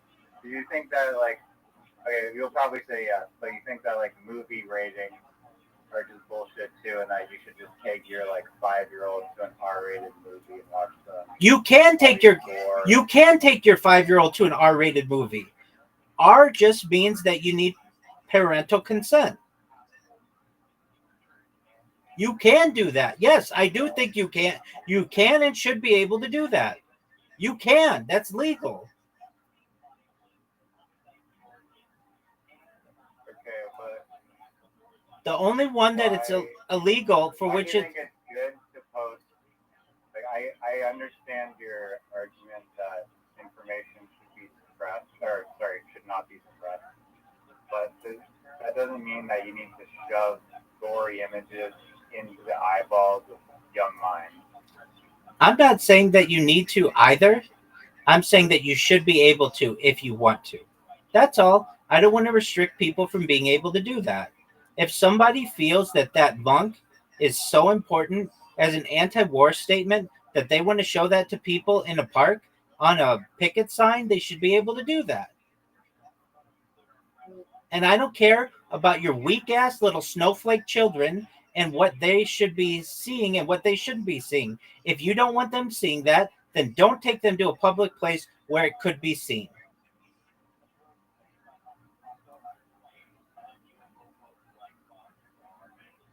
I mean, I understand. Because when people Yeah, start, you have to understand, when you start to restrict that, then you start to restrict people saying, just with the sign, no more war. Well, then what if a little kid sees the word war and they're going to ask about the word war? And then a mom or dad is going to say, well, I don't want my kid being exposed to the word war. And then you can't pick it anymore. That's exactly how it happens. do you think that young children should be limited to accessing certain information? this is a question I ask myself all the time, and in an ideal world, no.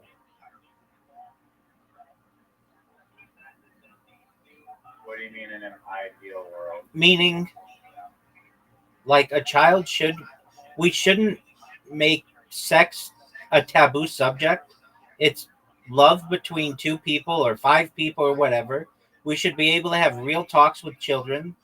We shouldn't, like, in a village in Africa or in the Amazon, people are naked, both men and women. And it's not like taboo. Nobody cares. It's like that's just how you live your life. In an ideal situation, that's how it should be. It shouldn't be like just like the nipples on a woman are not allowed, but the nipples on a man are allowed. But then a man can be a woman and a woman can be a man. It gets confusing, and frankly, they're just subjective opinions. And in reality, it's just skin. We shouldn't taboo skin. It's just skin. I I agree. I agree with that. But it goes beyond just nudity. It goes into torture and gore and deeply like disturbing Wait, psychologically wait, and I understand that. subject I matter. understand that. And if a parent wants to prevent their child from seeing that, they should be allowed to do that. They should be able to raise the children the way that they want to raise them. But that, in my opinion, you, at least from a standpoint of, if there is going to be a division, then um well, basically, like from a gore perspective and torture, I think that children should see that so that they know what to avoid in the future, so that they learn this is what water torture is. This is what self-immolation is. And it's a terrible thing. And this is what people did as punishments in the past. And let's not do them in the future. When we hide these things, then we don't talk about them in the world, but people live in their own bliss. And I don't like that. If we talk about these things and bring them out in public, we'll do our best to try to stop them. Look, I can tell you, my history books as a kid, in my history books as a kid, they had pictures of that self-immolation monk. And was it shocking to see? Yeah. But then we learned about it, and it's been something that's been stuck in my mind ever since. Or that picture of that North Vietnamese guy shooting that South Vietnamese guy in the head, like that sticks in my mind.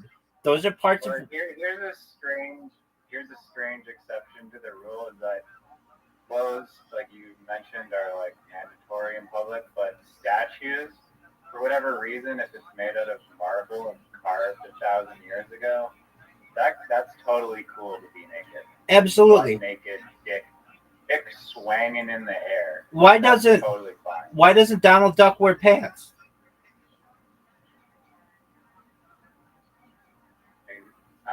I mean, he doesn't have genitals showing explicitly. His nuts aren't illustrated, but the statue's nuts are definitely in full 3D. And That even horse genitals of like on statues are probably displayed. They don't just make every horse a female, and even then there'd still be genitals. But I mean, animals are allowed to be naked, and we're extensions. We're just about animals. So. exactly. Though most horses that I've seen don't have penises, but maybe they do. I just don't look at the underside. But I've 100%. seen definitely a lot of horse statues do have nuts. I know that. Okay, maybe they do. I don't generally look at them. Um. Okay, so in terms of, One sec, I gotta refresh. Let me refresh.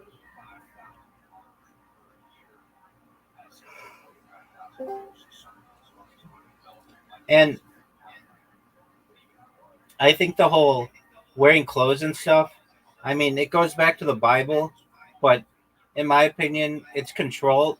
It's a lot. It has a lot to do with controlling people. When you can control what people wear, you control how they express themselves, and also it allows you to sexualize people, and it allows you to weaponize it as well. And I don't like that. I don't like when sexuality is weaponized against people. Can you hear? Oh, There there you we go. go. All right, I think it's working now. I don't like Hear when me? sexuality is weaponized against people. I think. Are you saying that like because you can't be naked and you're forced to wear clothes, that makes you sexualized because you're now it's like a restriction, and where there's like a resistance, it's like making you feel like there's like a gap there. It just doesn't make any sense to me.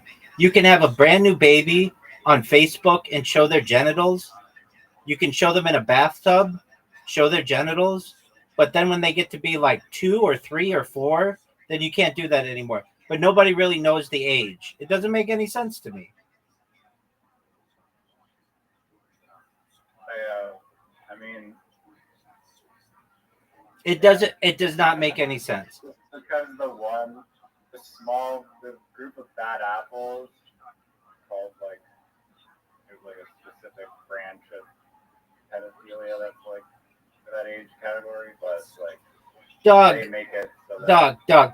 They've got their own problems, and that's that's like a mental disease that they have or whatever. I'm saying it doesn't make any sense. There's no firm line drawn, and I don't think we should sexualize it. Frankly, these people in who have been in National Geographic for 100 years, and every kid in the Western world has seen probably their first set of tits, aside from their mothers. In those, that's never been a problem because they're not sexualized. Hello? Yo, what up, pimp? What up, dog? How you living, baby? How are you? Kicking ass, taking names. Every day's a holiday. Every meal's a feast. What's good in the hood? What's good in the hot, my G? I just asked you that Bro, question. I got a question, okay? I will fuck my grandpa. How can I do it? Dog, I don't want to answer those questions. No, that's not.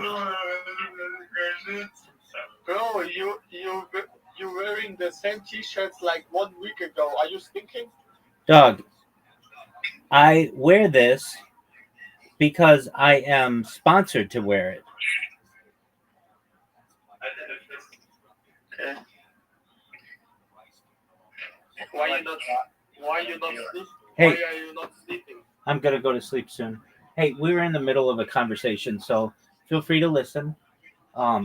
Yeah, so Riser, let's go back to the sports thing. Oh, well, just go back to the picture. So, yeah. oh, okay.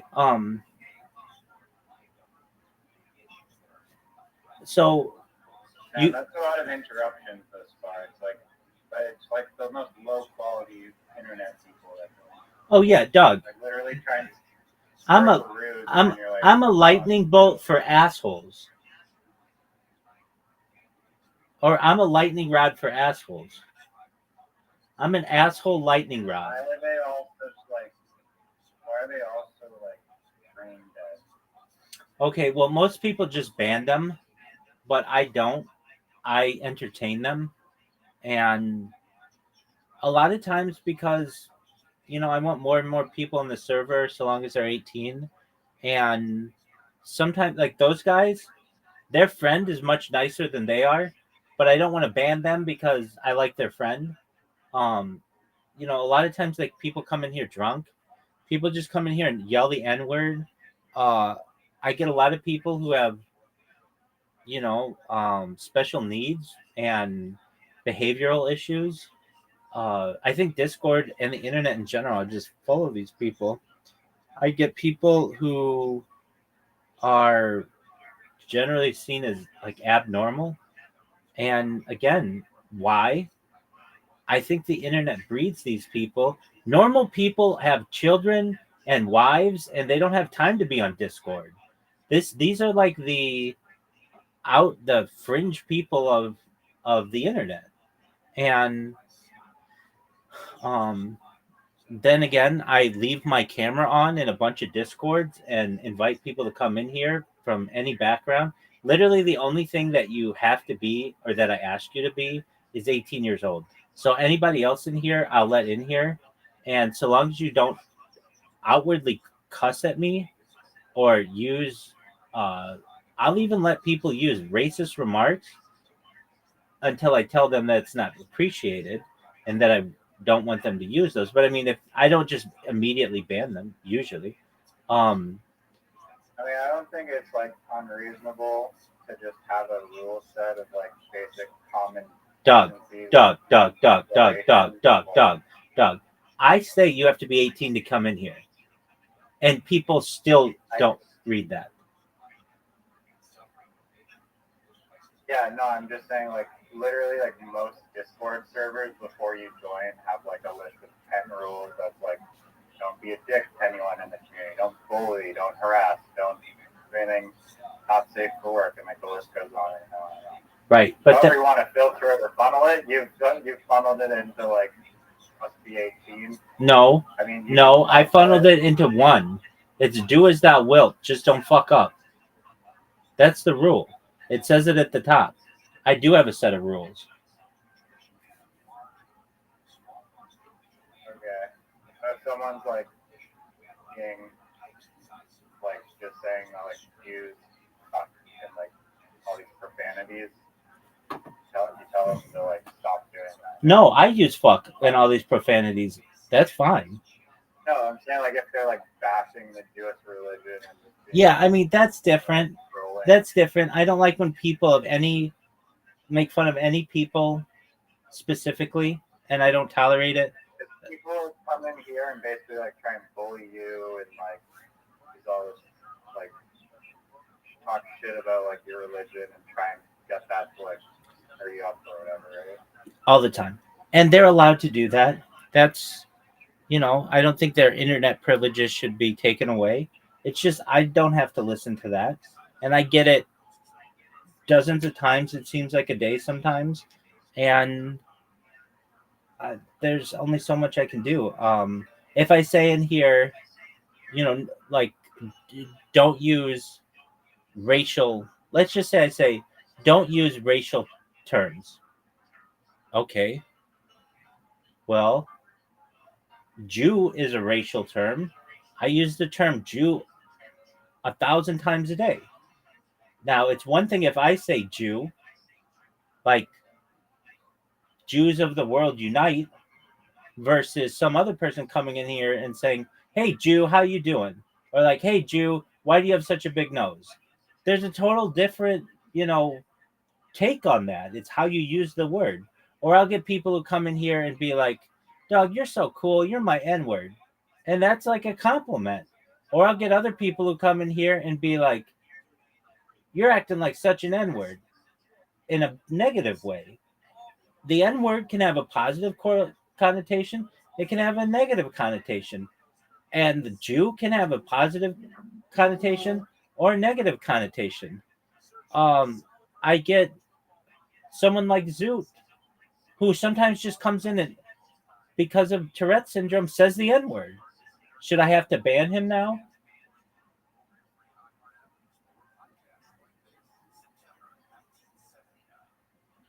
And I mean,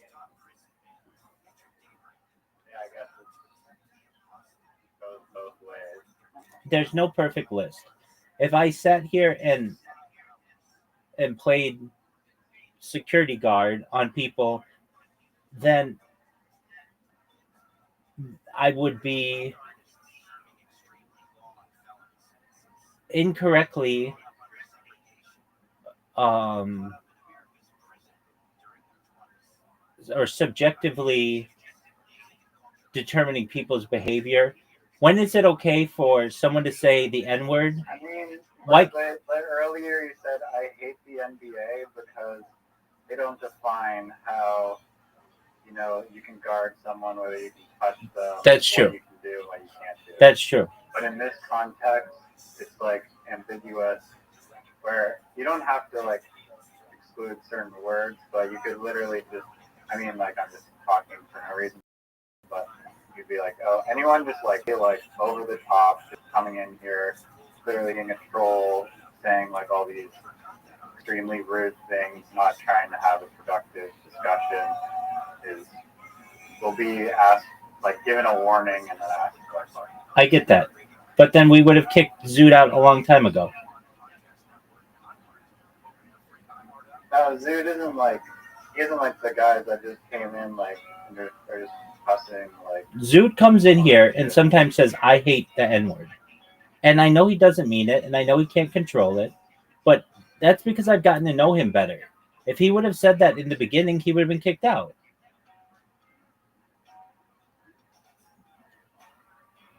Yeah, I guess.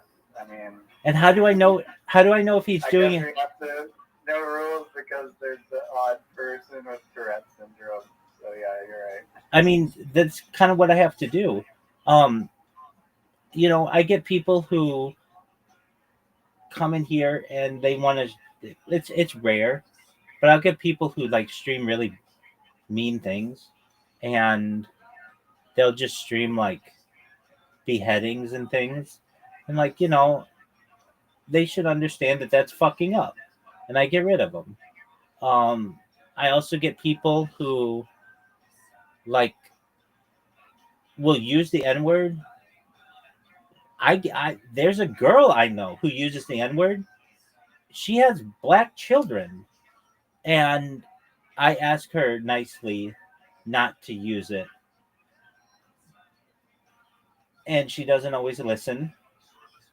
But she knows my stance on it. That I don't like to hear that word over and over and over and over. Like I hear it so often that it just becomes like annoying to me, even though I don't mind it in some contexts, but in other contexts, it rubs me the wrong way. So I make sure that people know that there are some people to whom that word is very offensive, and I don't want to um, necessarily um, exile those people either. So I make people aware. I mean, generally the discussion in here doesn't get that um, that raucous. I mean, normally 99% of the time, I'm in here alone, and somebody comes in, and they're really nice, and they hear all about what I have to do, and they don't cuss, and they listen to me for a little while. They ask me all the questions that they want, and then they'll say they'll be back, and either they come back a few days later or they never come back again. It's happened with almost 2,000 people in here, and that's absolutely fine. That's 95% of the interactions that I have. And then there's another 5% where it's a guy who brings in his friends and they speak another language or something like that. It's not always that way, but a lot of times, and they'll say something in their language together to each other, and then one of them will say in broken English some word or whatever, and it's like, look, if you do this again, I'm gonna ban you. And they'll be like, oh, okay, and then they'll be really good, and then they'll come back the next day and they'll be drunk, and just those kind of things happen. I'm not here to play patrol officer on all of these people. If you want to talk with me in this server, in this VC, then I have like my own set of standards, and I have my own self-respect. If you want to go into any of the other VCs that I have in here, I have 500 of them basically, and you want to go in there and just yell the N-word out all day long, go for it. I don't fucking care. Nobody's going to give a shit. It's only when basically you're not fucking up at that point. When does it become fucking up? Well, I mean, it's subjective, but when enough people say to me, hey, this is a problem, then then I basically have to either warn somebody or tell somebody something or send them a message or whatever. But again, 95% of all the interactions that I have with people in this Discord are very civil. They're very professional. They're very mature. I get people who ask me all kinds of wonderful questions, and that's why I do it. If I didn't enjoy the interactions that I have with people in Discord, I would not be in Discord and I would not have my own Discord. I generally enjoy it. Um, so you do get some bad apples, and usually they come in at 2:40 in the morning or whatever, and you just deal with it the best you can. Yeah, I don't know how you sleep with the sound on.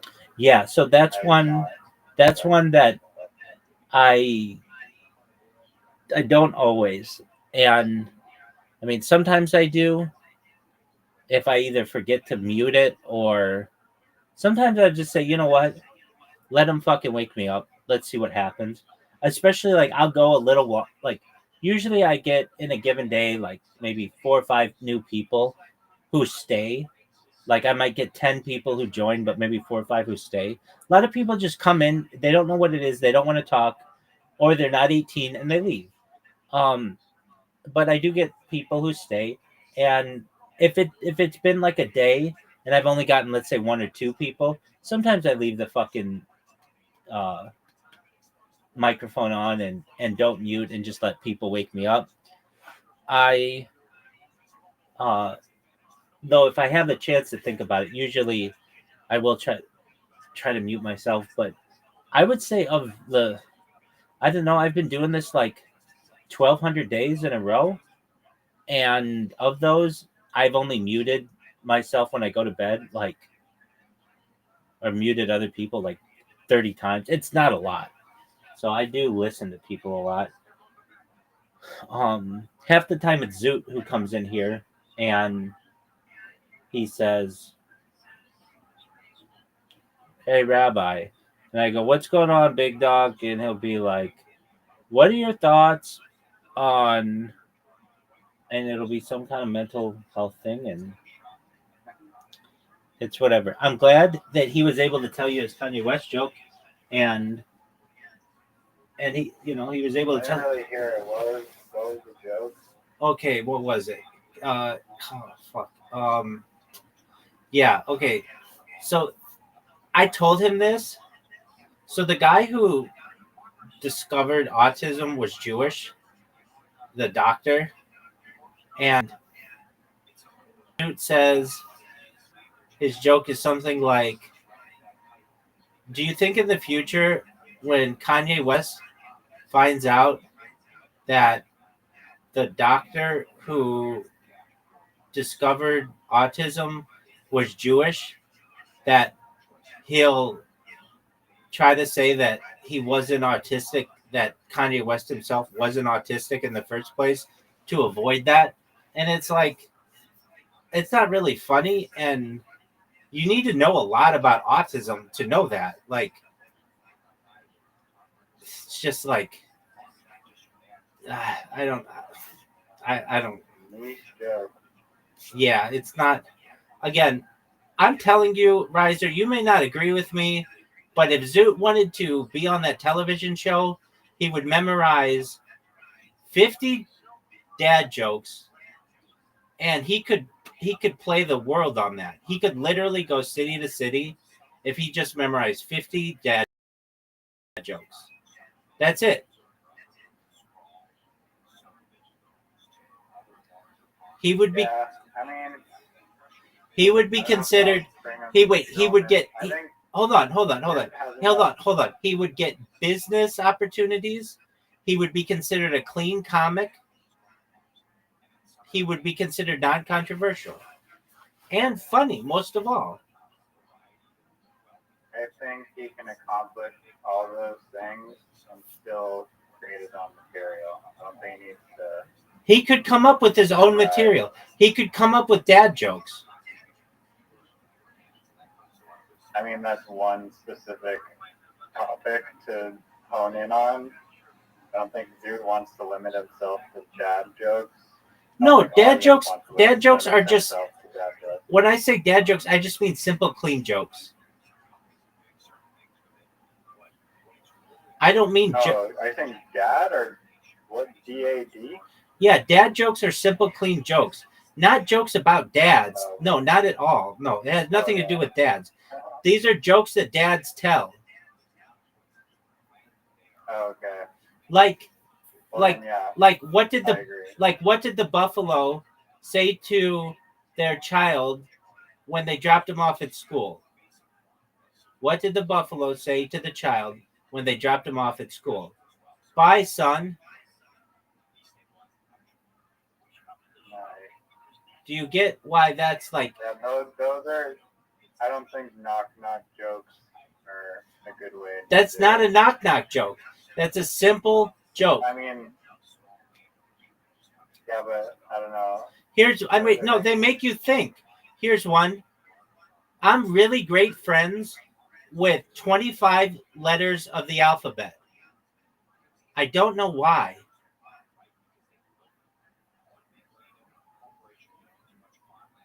Do you get it? I prefer. Hold on. Comedy Answer my question. Do you get it?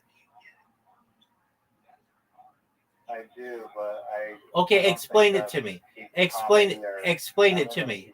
Explain it to me. Play on words by using the letter Y. Exactly. You can tell that to a child and they might get it, but nevertheless, you can tell it to them. You can tell that to a 50-year-old and they might get a chuckle out of it. Does it have to be a groundbreaking racial joke? No. Can you tell those?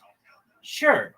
But you shouldn't be telling those, in my opinion, if you're trying to get off the ground as a comedian and win over audiences right away, because you're just going to be divisive.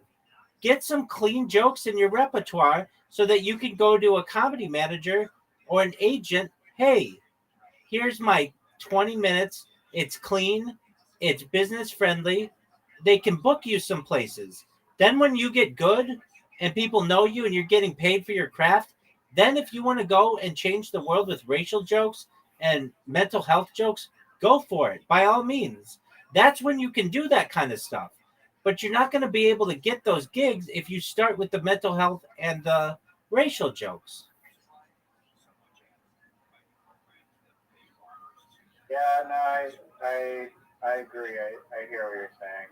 If you're performing in just like nightclubs though, where like literally everyone that comes up is just being an offensive, crude person, then it can fly. But if you're trying to get off the ground, like it's much better to just not be like offensive, and it also arguably takes more skill and thought to construct clean material, and when you use like just hits or sex as your escape ladder, it's like Exactly. it's like and you do that. Ask any comedian. Some of the first jokes that they have are fart jokes. Everybody does fart jokes and sex jokes because that's what all early comedians do. It takes a long time to get into puns and alliteration and rhyme. That's when you get into moving from comedian to philosopher.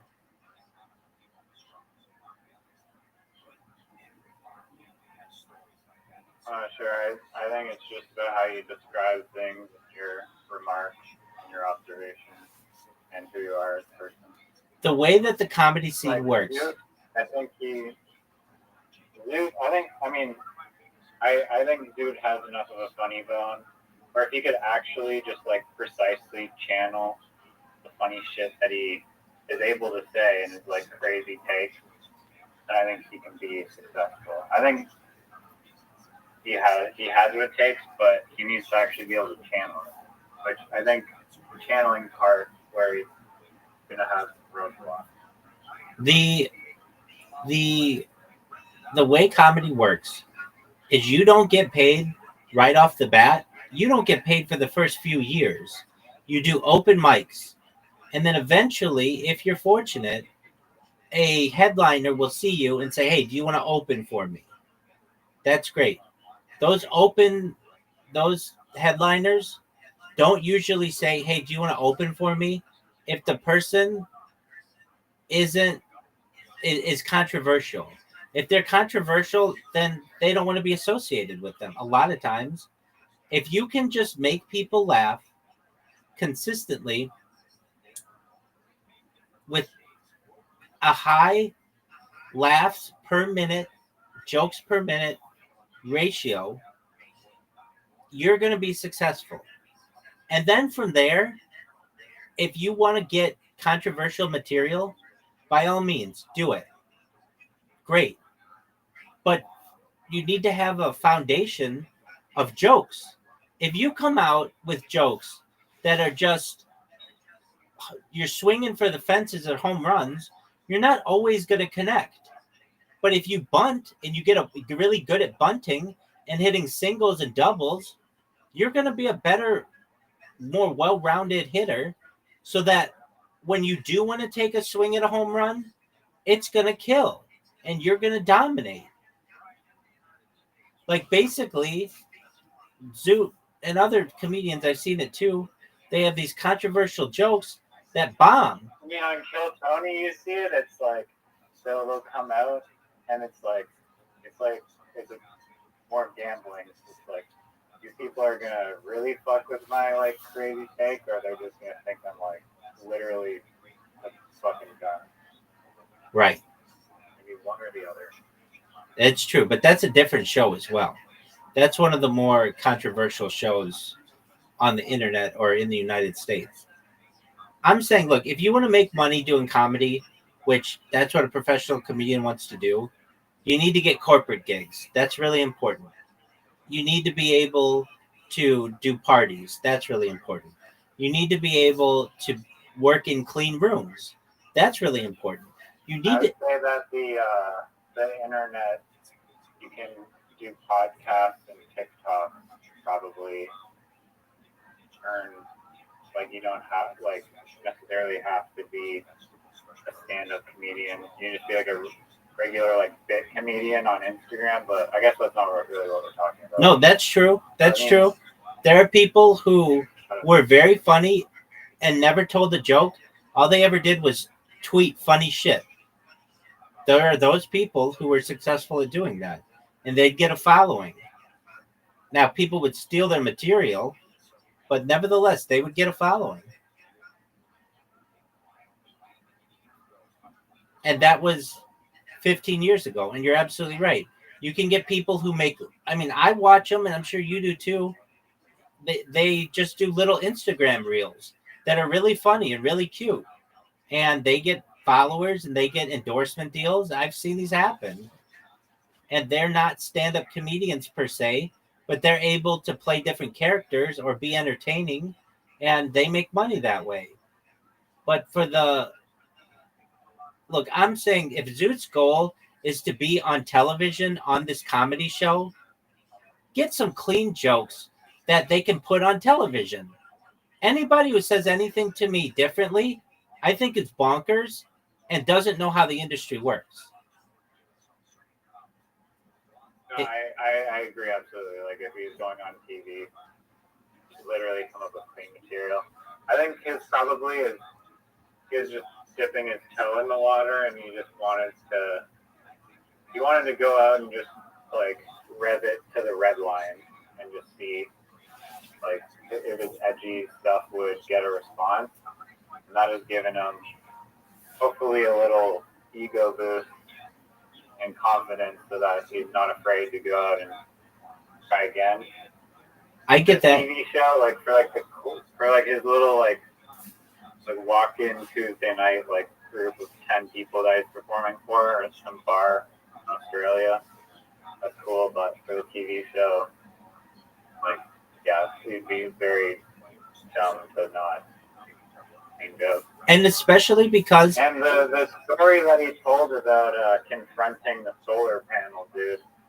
There's nothing like that one's not like a unclean joke.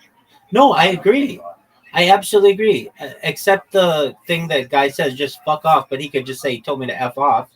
But that's a good story. That's like a great revenge story. And he could, like you had a really great punchline that we should have said it. You could have Will Smith him, but you held back.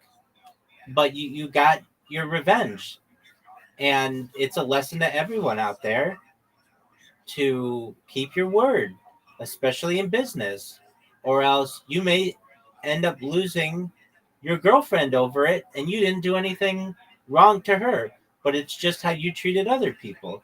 It's absolutely, I mean, it's a great little story anecdote that he has. Now,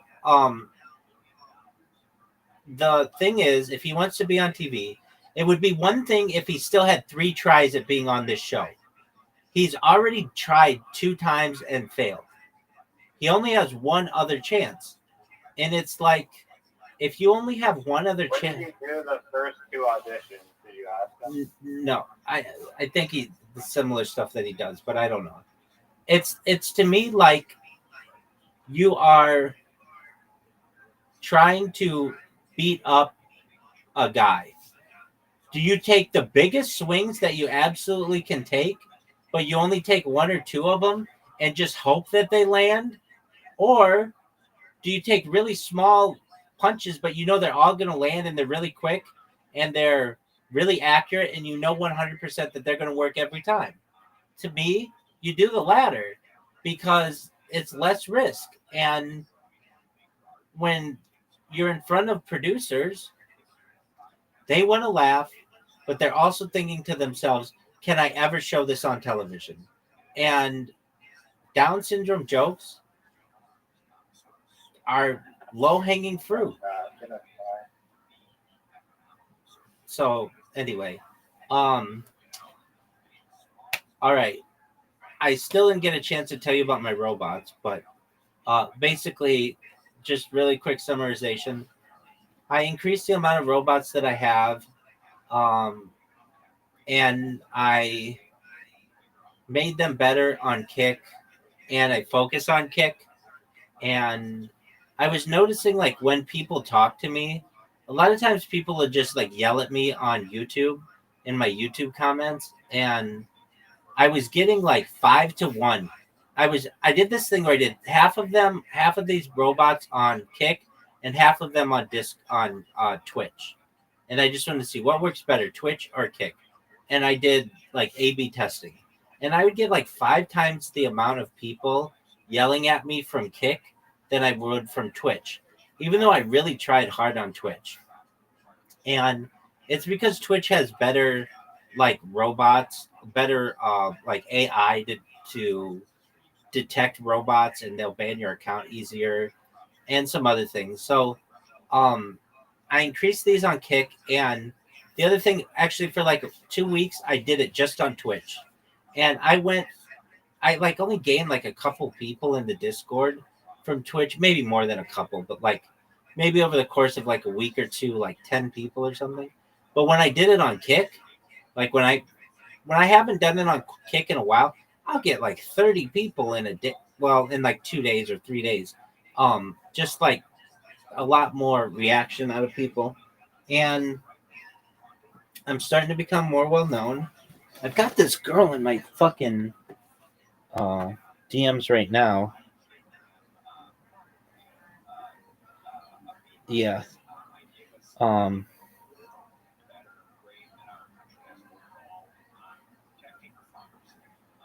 she has like 40,000 people on YouTube, or on Discord. Her name is CCat Play.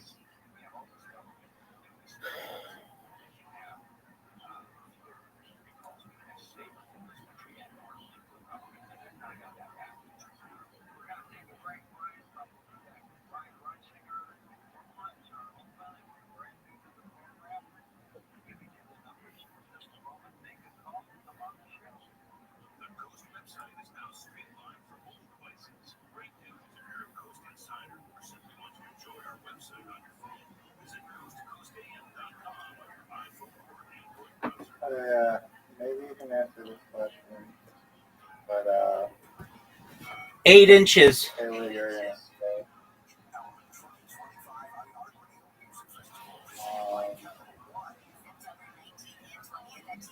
No. No, you're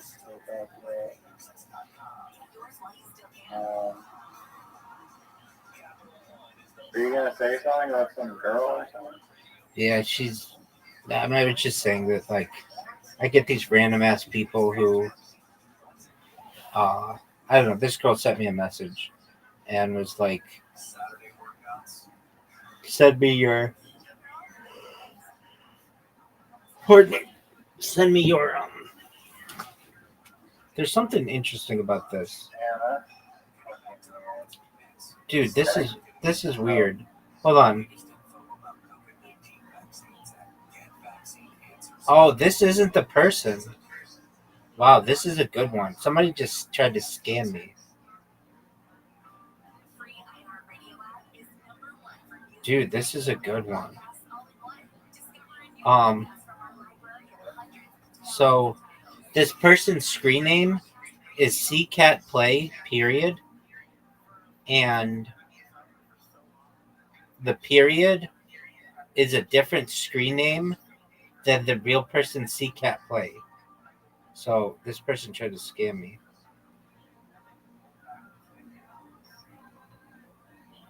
That's a good one. That's a really good one. I'm sorry, can you repeat that? So, like, this person's name is CCat Play, their username, with a period at the end. But it's really hard to know that it's not the real person because, like, when it says, like, this platform? is. What'd you say? Which platform is it? Discord. Oh. So, like, even I was like, oh, this is a pretty big streamer. But I thought it was interesting that this person, like, they have some things linked in their about me, but it's like, if you go to, I went to this person's Twitch and she's like, beware of scammers. I have a bunch of people who impersonate me, and I can see why, because they just take her name and then add a period to it, and then it's really hard to notice that because it's like, when it says this is the very beginning of your legendary conversation with CCat Play, period, it looks like that's just the end of the sentence. But in reality, it's part of their username. Nice. Yeah. And it's not like on Twitter where you can just go and instantly see how many followers they have either. That's exactly right. Say that it was a fraud, or like Instagram. Or there's no little check mark or whatever. Yeah. Yeah, this is like the best platform to impersonate people on, actually. Well, other than possibly YouTube, but you can't message people on YouTube, really. Right, you used to be able to. Right. And there's still like a huge subscriber flaw there. Yeah. You used to be able to message people on YouTube, but they took that away. What you can do on Twitch is connect your account, or on Discord is connect your accounts. And this person does not have their accounts connected. She just has like the link to her Discord, which is something, but it's not like all her shit. Like, if you click on my, at least like my account that I usually use, it's like more social media than you've ever seen. Do you know what I mean? Yeah. And so, like, well, they're all mine. But man, they could have gotten me good with this one. Anyway. What are they trying to do? Like ask for money somehow? Well, no. The thing that threw me, like, made me realize this person is fake, is they talk about engagement, and like, no real person gives a shit about another person's engagement. Like, you've never I mean, maybe, but like, we talk about a lot of things, but you don't come to me in the first 5 messages and talk about, like, what are your strategies to increase engagement? It's like, what? Like, It's funny because I was just gonna ask about kind of something similar, but yeah. No, I mean, you just got a suspicion right off the get go. Most scammer messages, it's like, yeah, even if they have the profile right, message is just so like you can just tell it's like not authentic. right, the English is usually just slightly off. Uh, Yeah. um, you were going to ask about engagement? I mean, not directly. I mean, I guess kind of. It, it definitely relates to social media, but I've been, well, I've seen like a bunch of videos on people that like are just selling crap online, basically, or they have like a product like this guy. There's a whole podcast for like 2 hours and 45 minutes on it. This guy who has a company called like Neurogum, and he got a shout out from Joe Rogan. That Joe Rogan like chews this Neurogum shit, and the Neurogum it has whatever some crap in it that's like some alpha brain whatever, and the guy is also like before that point where he's getting like free Joe Rogan endorsements was like mastering the TikTok algorithm in order to actually build his brand. I feel like the packaging is like really amazing, but I guess the concept of just introducing brain freaking enhancers into gum was kind of new. So it kind of got traction, but I've just been interested. I feel like it's like a very valuable skill, whether you're converting people on Facebook or TikTok or I don't know some form of social media marketing. Like it can basically like move mountains. I feel like if you can actually master the social media marketing. Um, to have this uh, clothing brand that I want to launch, I want to master it or figure out how to actually get the snowball money printer rolling and whatnot, and customer acquisition costs have to be low enough, all this stuff. But um, long story short, do you have any ideas on how to successfully market a product on social media? Fuck yeah, I'm the greatest social media marketer in global history. Before I answer that, how many days do you think you've spent in this Discord talking? Like in this call, in not on what day did you join, but actually talking in this VC. How many days, if you added them all up? Do you think it'd be a day? Do you think it'd be 2 days? I think I've been in here for like a year and a half. I've come in sometimes once a week. I feel like once a week would be like my average. Sometimes Incorrect. No way that's your average, but that's okay. Hey, do you think my average is more or less? Dude, you haven't been in here in a month. Yeah, but before that, I was in here like 4 times a week. Sometimes. Okay. So do you think you would total like a day? I think my average has been like once a week, kind of, and then the average length. When I do join, it's like Really long. impossible to leave. Almost, we just keep talking, Right. which I enjoy. But like usually the length I'd say is like at least 4 hours minimum. Today we're at like 6 hours. I've been in here for 8 hours, probably 10 hours even. We'll say like 7 hours once a week for a year and a half, whatever number that is. All right. Yeah. No one has time to do that kind of math. So you've been in here 228 hours. 56 divided by 2. No, it'd be 52. 56. it's not that. 28, It's not that many. 84. No. Potentially 84 weeks and 7 hours would be 588 hours. You've been in here 228 hours, which is equivalent to 9.5 days. That's really good. You rank. You can tell that? You Yeah, can see that? yeah. If you want to see it, do you Where?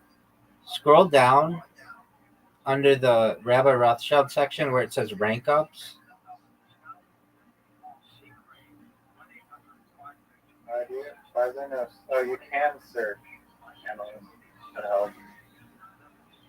Like, why don't they have a fucking search panel button? So you can just type in rank ups Alright, I'm there. and then just look at the most recent. Am I one of the top? Yeah, you're number 9. But here's the thing. Some of the I people. don't idle in here. I don't fucking idle in here. Okay, that's fine. Some people, they have multiple accounts. Like Zoot, you're above Zoot, but Zoot has spent more time in here, but he has 2 accounts. Oh, I didn't know that. Right. But you're I number. mean, I'm still. Who the fuck is Dad Matter? I have no idea who that is. I just look at their picture, and it's like, I don't think I've ever talked to this person. But maybe they I were. would say, like, the Miss Aquarius is just idling in here like 99% of the time. I think Caspian C, you probably talked to him like actual conversations with him more than me and Zoo, but I think I might be number 3. Maybe not that. It would go. The top person with whom I've had the most discussion is actually probably Audie, but she has 2 accounts, so she's number 6 and number 11. So if you add hers up, she's at like 600 some hours. Yeah, but she sleeps in here too. That's So true. hours aren't. That's true. I think she's actually at 3 accounts. But actually, probably Caspian C. I have talked to a lot. He still has the most amount of hours, though Miss Aquarius is gaining on him. Miss Aquarius is by far the most consistent person. She comes in every night, and we play bowling, and then she sleeps in here. Brandon has been doing the most amount recently. He has a ton of accounts, though. He has like he's the only person I know who has as many accounts as I do, and but he's been here more recently, and I don't really know that much about him. I know he said he has special needs, which is cool, and he has he likes to stream, or he likes to stream stuff that I give him. So he'll watch all the football games, which is cool, and we'll talk about them. And he's just a really nice, good-hearted person, and keeps me company. Um, so I would say that you are. It would go Caspian C, Miss Aquarius, Audie, Zoot, and then you. That probably is accurate if you combine. So you're probably like in the top 5, which is. I'm above Miss Aquarius in like just pure discussion length. Oh, probably. for sure. Yeah, Miss Aquarius and I haven't been. We don't have really long conversations. We have consistent conversations, but we've only started to do longer conversations, really like with just in the last like month, and that's cool. But she's very. In no way Brandon has had longer conversations because No. literally I haven't heard of this guy until today. No, today was the first day, like a long conversation with him, and we just talked about football. And there was like a really good football game on Sunday night, like a really good comeback happened, and we talked about that. But like, I think he found me from Socialize, where a lot of people find me, and that's where Miss Aquarius found me, and they come in here, and then I give them my spiel usually, and then if they like it, some people are like, "Can I just stay in here?" And I'm like, "Yeah, that's what I want people to do." And Brandon was kind of one of them, and but he isn't always in here. He like left for like 3 weeks or something and did whatever. I understand that. I did talk to Caspian C. He's moving to like the Pacific Northwest. He says, I think to go live with some chick. Um, I'm not exactly sure. He invited me to join the server that he started, which I got into, and you had to be like, it has like 30 people, or no, it has like 60 people in it, but you had to be like, I don't know, you just couldn't join it. Like mine's super easy to join. You get the link. If you're 18, you come in. That's it. It's really easy. But his, you had to be like vetted, and then he didn't let me in right away, so I was just kind of stuck there. Finally, he let me in, and he had this little section that he said I could stream in. And I tried to stream in it. I really did. But for some reason, it just said, like, it wouldn't allow me to connect in there or something. Um, Actually, it said messages failed to load. And I'm not exactly sure why it wouldn't let me stream in there. But then I noticed he's like, I let people say whatever they want. And, like, the moderators are really, like, they're good people, but they're kind of off the wall or whatever. And I looked, and one of his channels had the N word in it. And I was like, what? Like, this just kind of seems classless. Like, it was like a hard R, too. And I said to him in a message, like, I don't think that that's the best look for your Discord.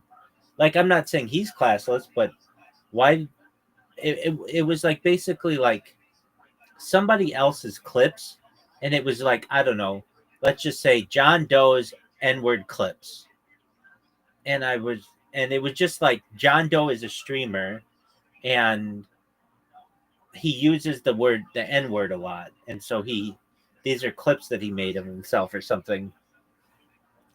And so I messaged Caspian C saying, like, look, I'm having trouble streaming in your server, but I just want to make you aware, like, I'm sure you are, that like somebody named a channel with the N-word. And he's like, yeah, that's just a word that he says a lot, and it's kind of like an inside joke that, like, the moderators know about it or whatever.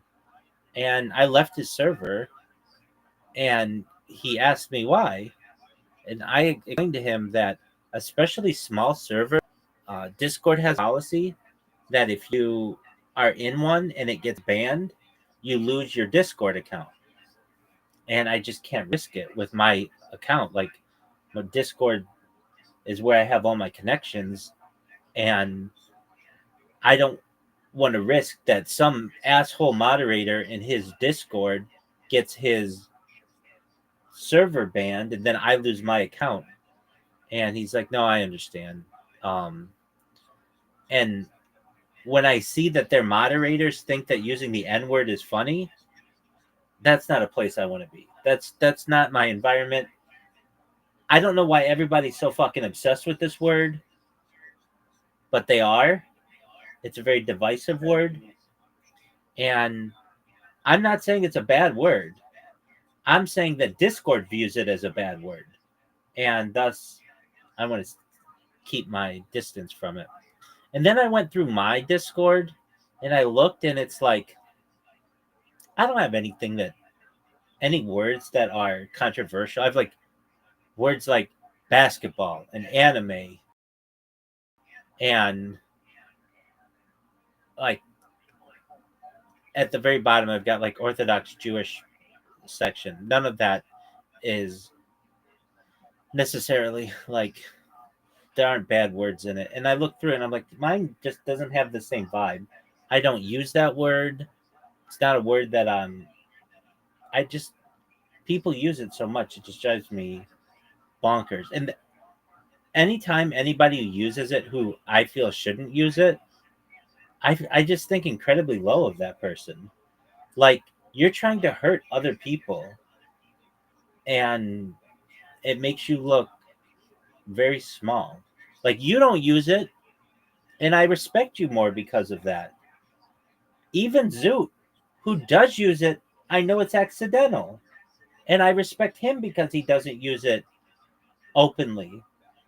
But then there are people who are just like, I'm going to call this group of people that to demean them. And I feel that that is inappropriate. I just don't like that. I almost want to say, like, who raised you? In what fucking barn were you raised? Because good parents would not raise a child to use words like this under these circumstances. Now, there are other people who can use it in a certain way, and it's completely fine, and I get that. But that's not the way that many people are using it on the internet, and I don't like that. And I get so many people who, again, like I am ground zero for the internet. It's like I'm the central spoke of the entire thing. I know I'm not, but I'm pretty darn close, at least on Discord. And I've become like an asshole lightning rod, where people just are like, oh, I'm going to fuck with this person. And if you think it's bad what you hear in here, you should see the direct messages I get. Believe it or not, they're worse. I get people who tell me to die, that they're going to kill me, they're going to call the police on me just because they don't like my face. I get people who, all kinds of things. So there's nothing I can really do about it. Do you respond? Do you respond to the death threat? Yeah. It's like I have this perfect thing that I say to them. I think that they should be able to give me. That you want to kill me, but I think they should be able to say that. I have a saying: sticks and stones may break my bones, but words will never hurt me. When you start getting into threats being illegal, then what constitutes a threat? What constitutes a real threat? If I say I'm so pissed off I could blow the world up, does that mean that I should be charged with 8 billion threats to life? Do you understand what I'm saying? no, I mean, do you think that there should be any punish? I mean, You should be able in this country, in this country, Congress shall make no laws against freedom of speech, essentially. And that it's so funny that like the way your brain works just cracks me up. Because in my mind, it's just like it'll just be like any concept, and then like this one, like literally messaging people that you're gonna kill them is bad, and then you just take it and you just strip it down to its raw bones, and you're like, no, actually, it's completely fine. should. The crazy one is like they've actually started implementing this in like the UK, where if you Crazy. spreading misinformation Crazy. or absolutely like, crazy. Online, Wait, exactly. literally just bullying online is like a criminal offense. Wait, exactly. And that's the future of the world. And that's what I want to stay away from as much as possible. So what's the difference between me saying I'm going to kill you and me saying what's the difference between me saying I'm so pissed off I'm going to kill you, and the difference between me saying I'm so pissed off I could blow the world up right now and kill everyone?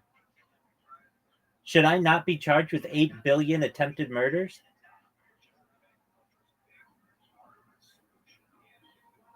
I mean, debatably you should, yeah. And that's just absolutely ridiculous. You should be able to say whatever you want without any exception. Why not just punish people only if they murder someone? Wait. If you do it, I mean, but then you're psychologically tormenting someone if you just keep harassing them that you're gonna kill them every day and that you're like watching them and whatever. Wait, hold on. You can get There's a thing called a block button, but maybe Yeah, they there's just get that, a more and you million can accounts like you or something. and you can get no contact orders against people. There are things that courts Yeah, can. but what if they're hiding their identity and they're on the internet using it anonymously? You can't just Well, then how are you find out gonna? who they are. Well, then how are you gonna arrest them in the first place? I mean, how are you going to stop them from messaging you if you don't know who they are? You just hit the block button. Yeah, but they create another account like you on freaking Blue Sky. Absolutely, and then you just keep blocking them. Or basically just ignore them. Just ignore their Wait, death that's threats. exactly right. Until they get You need bored. to have thick skin, and you can't be such a pussy in life. You can't expect the state to be your bodyguard because eventually that bodyguard will turn on you. Look, there's a saying that Ben Franklin has: those who are willing to trade security or liberty for security deserve neither.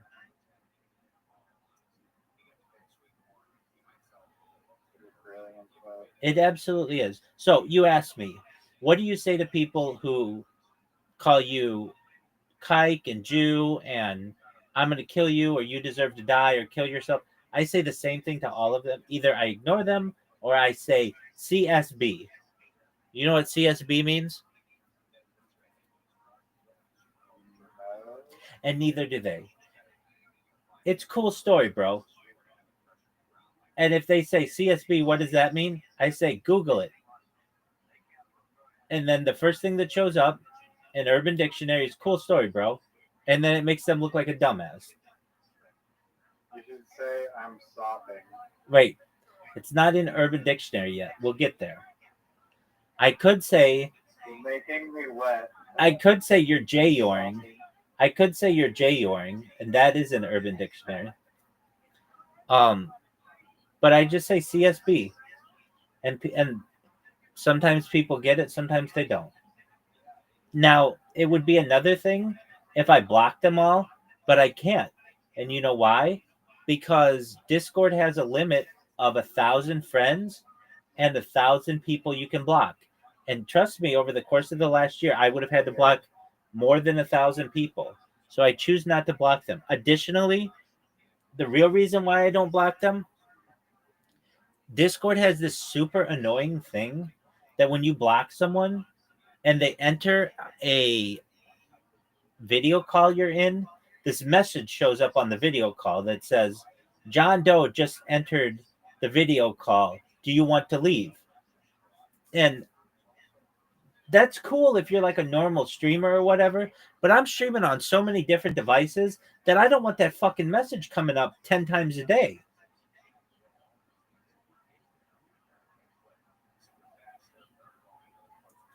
Yeah. I don't know why the fuck they would limit the amount of people off. It's because they want to limit how much server space each user has, and that's why they don't let you have like 10 million followers. That takes up a lot of server space.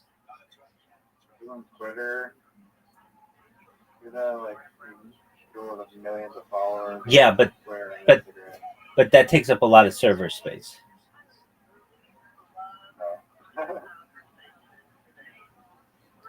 So Discord, in order to limit its costs, limits you to 1,000 friends and 1,000 people who you with whom you can connect. I'm not saying that I don't think that that should be expanded.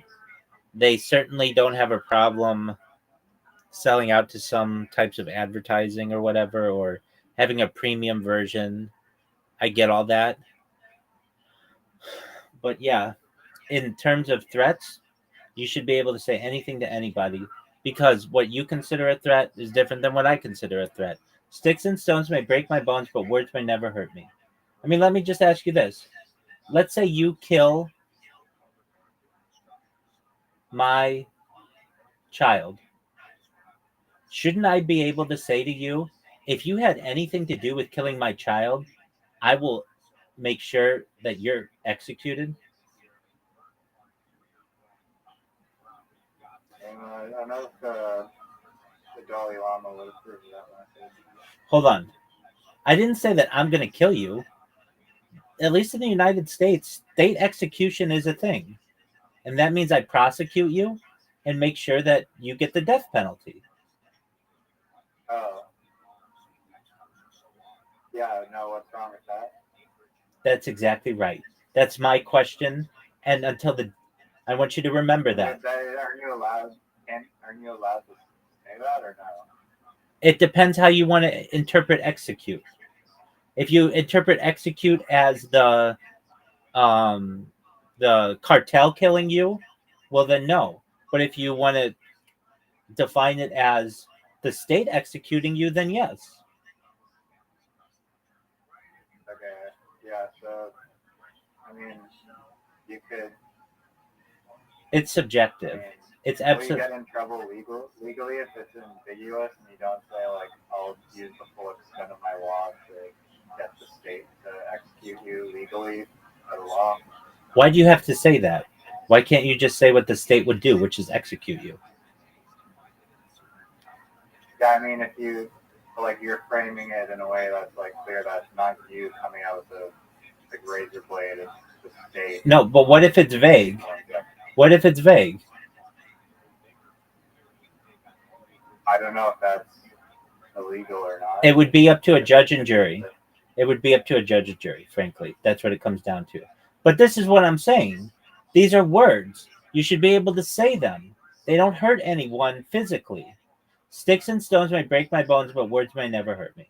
Because when you start to litigate English, then you start to say, well, you can't use the term execute. Then you can't even use the term I think. Sorry, yeah, go on. Let me refresh.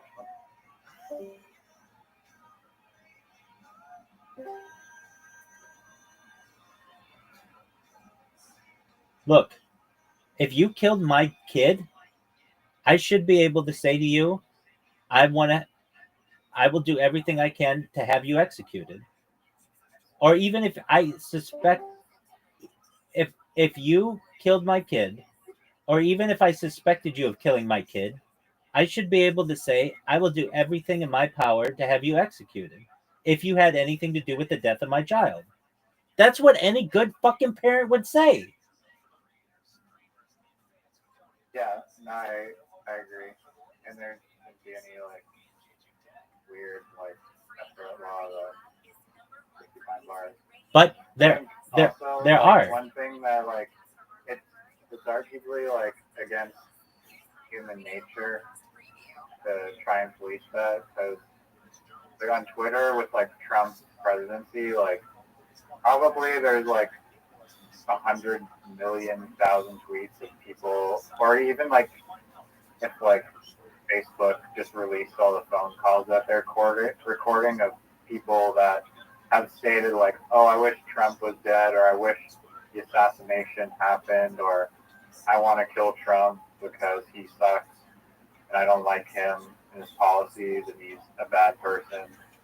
Probably so many people have ushered death threats against Donald Trump, but very, very a fraction of a percentage would ever even come close to doing that in real life. That's true. You know?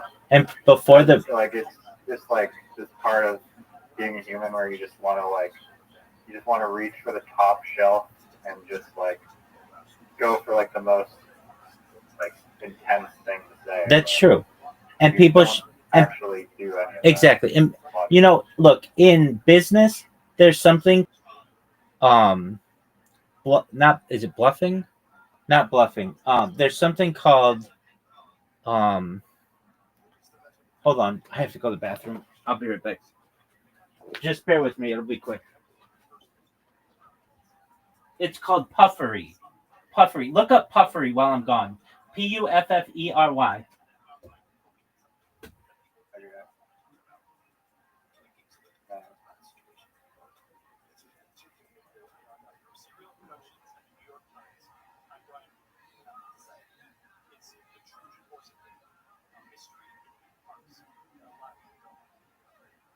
and follow this podcast for free on the iHeartRadio app. #1 for music, radio, and podcasts.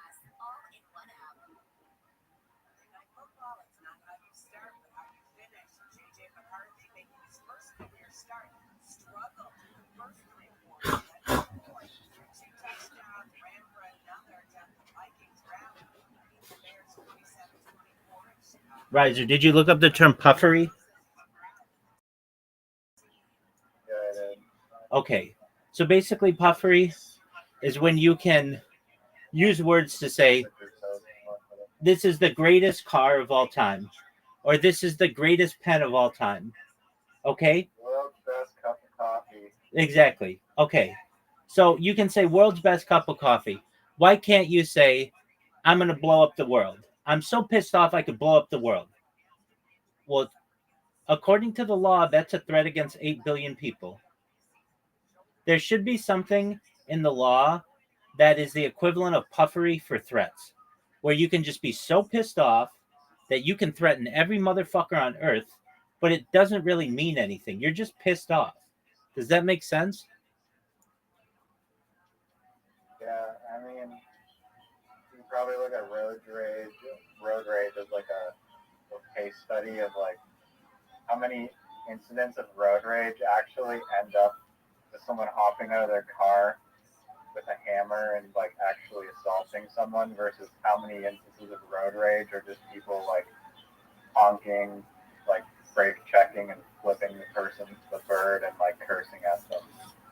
Okay, so when 9/11 happened, there were arguments that said we should turn Afghanistan into a parking lot, which meant like killing millions of people. Technically, those are making threats against millions of people. Should you have to have How is that making a threat? How is that? Can you? I mean, this is just being like a goofball, but can you just interpret that as murder involved? We want to turn Afghanistan into a parking lot. well, that implied that we're going to kill everybody there. Not necessarily. They could be relocated. Wait, and that's a great point. That's a great point. Or they can live in the parking lot. Wait, absolutely. Absolutely. I agree with you. And that's what I'm saying. This should not be up to judges and juries. It's too subjective. It's just you should be able to say whatever you want. Now the reason why we even in this country, because you used to be able to say whatever you want, when this really started to change, were with the can you say the word fire in a crowded theater. And that was the start of these laws that then turned into threat laws and then hate speech laws. This all started with can you say fire in a crowded theater? And many people said that you should be able to. It's freedom of speech. Should you be able to say fire in a crowded theater? Abso-fucking-lutely. When? When there's a fucking fire.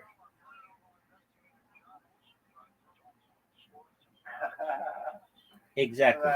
Is that still not allowed? There's a fire. Let's say some other word for it. Flame. No. Combustion. There's combustion, guys. Leave. It's the idea that you could be prosecuted for this for saying this word because it can cause trampling and cause people to run out of the building. But if there really is a fire, you should say it. And it was very strategically used to be able to erode at the First Amendment. Because you used to be able to say whatever the fuck you want. And do you think, according to these free speech laws, that you should be able to call a public school and tell them that you're about to show up with like a bunch of AK-47s and ammunition and start shooting? 100%. You don't see any potential red flags with that, or the implications of what that would have on the school day? If people recognized that this was a common occurrence, then they could say they just ignore it. Yeah, how do you tell if it's a prank call or if they're actually being serious? You could send someone to their house to do a wellness check on them, but it shouldn't necessarily be a crime.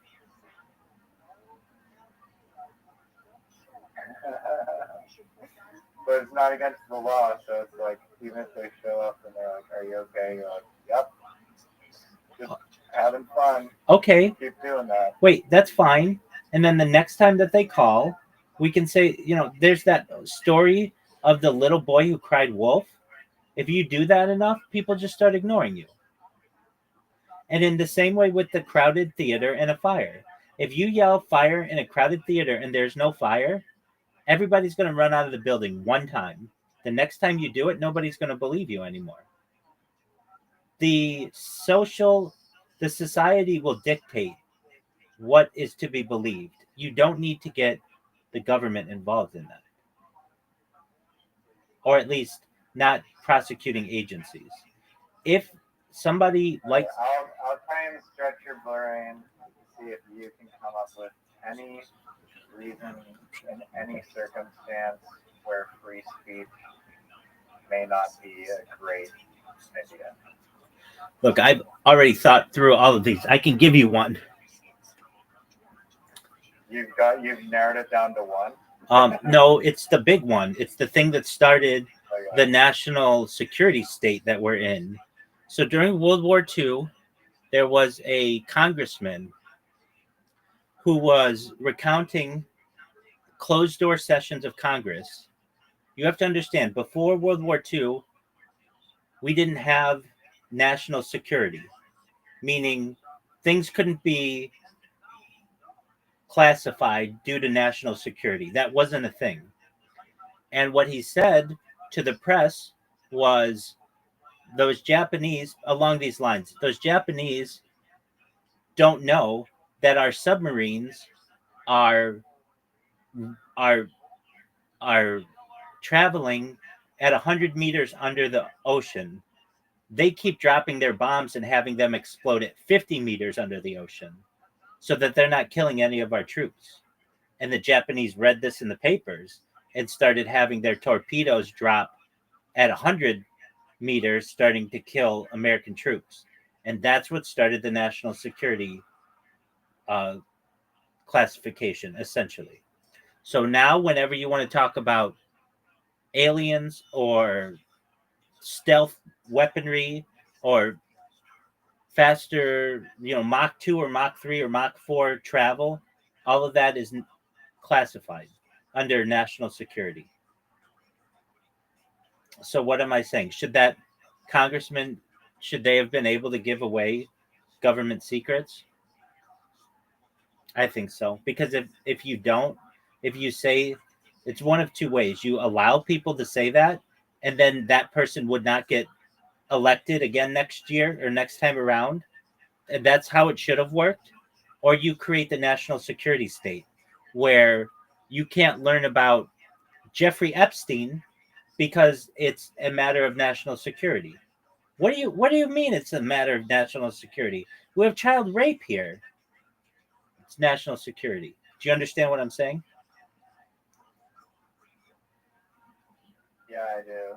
I mean, you shouldn't hide behind the.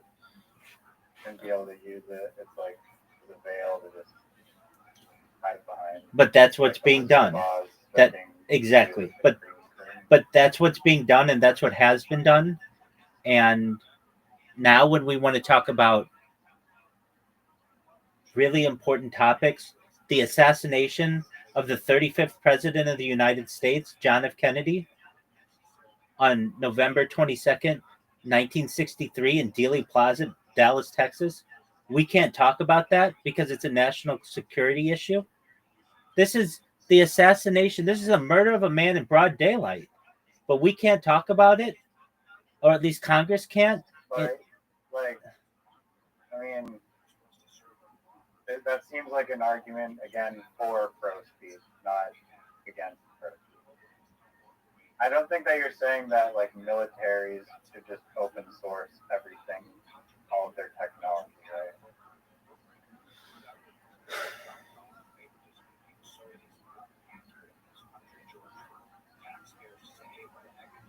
I think you should be able to talk about whatever you want to talk about. It's as simple as that. Yeah. But so if you want to talk about like national security, like military organizations, that doesn't mean you can't keep secrets. To quote John F. Kennedy, secrecy in a democracy is repugnant.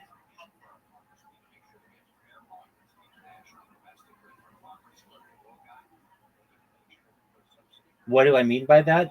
If we're supposed to be living in a democratic society, you should not have secrecy. It is inherently repugnant. Things are supposed things are supposed to be open in a democratic society.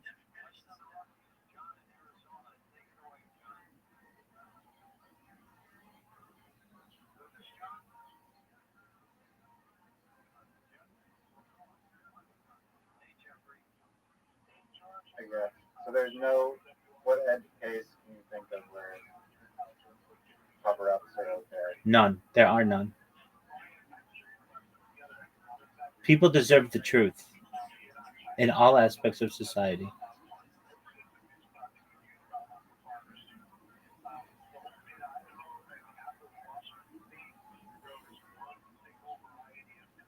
Not fair.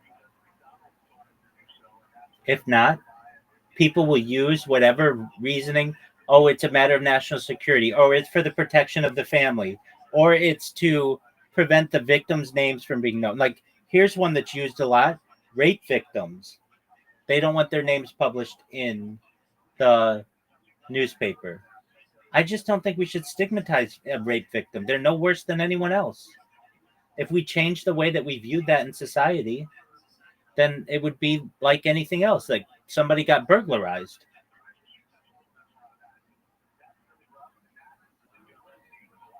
And I understand that it takes work, but I'm willing to work at it. Because if not, then you can say that John Doe raped 50 women. And then when he goes out and says, "Who did I rape?" when he's being prosecuted, they say, "We're keeping the victims' names anonymous." He deserves to know who who his accusers are.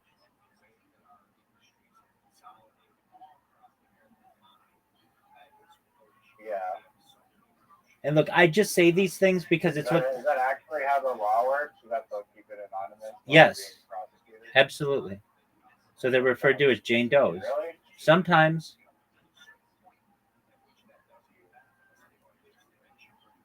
It's not like, I don't know. I mean, I guess there still has to be evidence to convict you. But it seems like a slippery slope. It absolutely is. The only way around this is free speech and truth. If not, you can always use an excuse to get around it. And I want to avoid those situations. Like basically, That's why police would be forced to wear body cameras, literally live stream 24/7. They shouldn't ever be able to shut them off while they're on duty. No, they and need that to be like rabbi. They need to be your rabbi stream 24/7. 100%. And I'm going to tell you what, if and when I ever do go viral, that will be the policy. That not only Even off duty. no. Just while they're being paid on the clock, they will always have to wear their body cameras. You will not be able to shut them. You will not be able to shut them off. You will be not be able to mute them. Oh, right now they still have the capability to just like Mute them cover it up and cover them up. Yep. And it would be, you'd have to wear the one on your chest. You'd have to wear one on your hat. That's 360 degrees. It's the 360 Pro giant invisible selfie stick. I think some cop got caught because he went in the back seat to screw some lady. Happens all the time. Arresting, and then Happens all the time. literally they got locked in like a dumbass. That's exactly right. They got locked in together. Yeah. Happens all the time. And then he tries to make up some weird excuse of how she was like, whatever. And guess what? That person's not prosecuted. The cop is not prosecuted, even though they're taking advantage of someone. That should be a type of rape. And they're using their power against somebody. That should be illegal. I mean, it depends on the circumstance. If it's consensual. That's not consensual. That is not consensual. There's a a differentiation in power that means that it cannot be consensual. It's the same, or it's No. One situation is someone trying to avoid punishment by using like a sexual favor. The other one is they're mutually nothing to do with being arrested for jaywalking or whatever. Nothing to do with the reason why they're being transported to the police station. They're both are just horny and want to screw. No, that's a different situation. That doesn't happen. Nobody says, "Hey, let's go fuck in your car." Nobody says that. It's always in a traffic The stop. back of your police car, yeah. It's always Why wouldn't they just get each other's number and not do it in handcuffs in the back seat? look. I don't make these decisions. They're bad decisions that are being made by people. But I think those police should be prosecuted. And guess what? They're not prosecuted. And the way it works in the United States, which is absolutely disgusting, is they can just go work the town over and continue working. No, I mean, I heard that there's basically a law that prevents police from being prosecuted for basically like almost anything, but Yeah, I believe it's called qualified immunity, and that's a different subject that we need to get rid of in the United States. That's just a made up term. I thought that doesn't apply in cases of like notable like negligence. Look, that's a Like if you're subjective caught term. and you just literally start assaulting someone on the sidewalk for no reason. That happens all the time. That happens all the time, and it's qualified immunity. And not only can't you sue that cop, you can't sue the government. Yeah, that happens all the time. You'll have two black kids who are just sitting there playing basketball. Some cop comes up to them, says, "Hey, let me see your ID." The black kids say, Why? We're just playing basketball." And he says, "Well, you match somebody's description in the area, someone who's a suspect." The black kids get scared. They just run. The cop chases them down, beats the shit out of both of them. That happens every single day in this country. And I'm sick of it. I watch it. It's all over Reddit. It is fucked up. It absolutely is fucked up. The way that you can get around this is that you force police officers to carry their own insurance, just like doctors have to. And if the cops fuck up enough, then they won't be able to get insurance and they can no longer be cops. Isn't there like a police officer like if you keep just like fucking up as a cop, don't you eventually like You become chief. fired? It's like a dishonorable discharge. Like they're like, yeah, you're literally not doing your job correctly. No, that's the military. No, if you fuck up enough in the police, It's like that. if you fuck up enough as a police officer, you become chief. Chief like promoted? They promote the worst people to the top.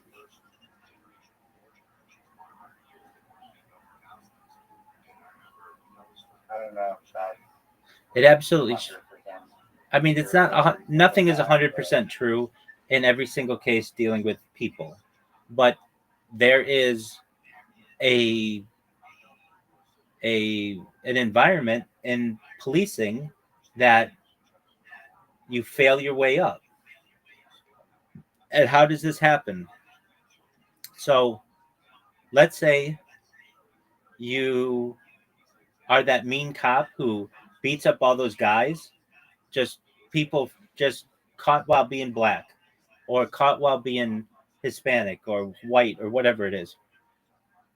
You will generate more income for the city because there'll be more prosecutions under you, which means you get promoted faster and you keep moving your way up. The dirtiest cops are the ones who get the most prosecutions and they move up the fastest. You cannot think that, and that's cool.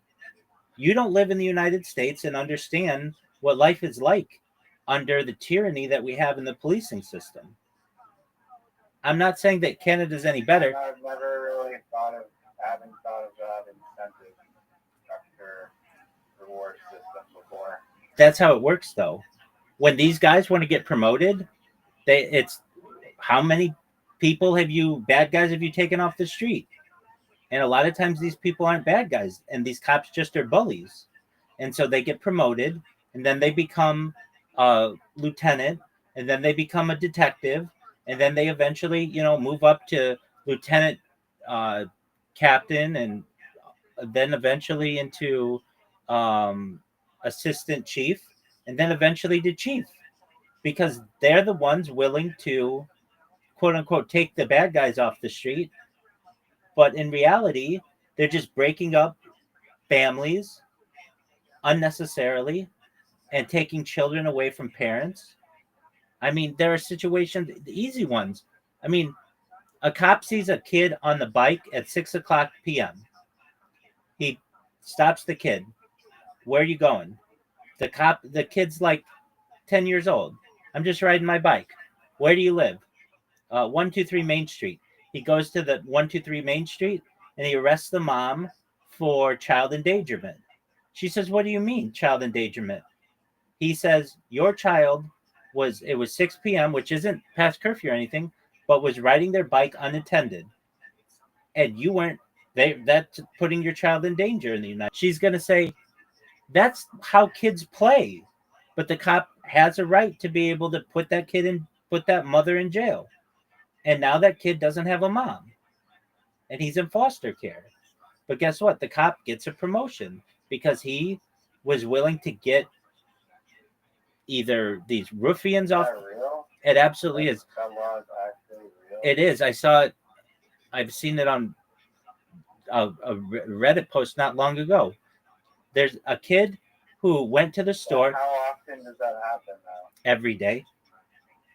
Every day in the United States that happens. Did it happen 50 years ago? No, that was just known as kids playing. No, what this mother did, she had her child. It was 3 o'clock in the afternoon. Uh, and the kid went to the store for the mom to get some milk. The store was like 2 miles away. The kid was like 11 years old, and the cops just followed the kid home and then arrested the mother for child endangerment. How long did she get arrested or for jail for? I don't know. And that's another issue. This stuff gets really secretive and it's not made public. And the records aren't made public. There's a law where, like, if you're over 18, like an adult, you're not public. I mean, I don't know what her name was, and the databases aren't easy to search. You basically need to know her birth date and like her last name. I don't know that stuff, but I can tell you she was in handcuffs for child endangerment when this kid just went to the store. What kids have been doing in the United States for many years. Isn't it not illegal for children to walk unattended? It's an argument that it's child endangerment. Let's look it up. I can't believe that there's a law that says you're a kid. Can kids walk unattended, or is that child endangerment?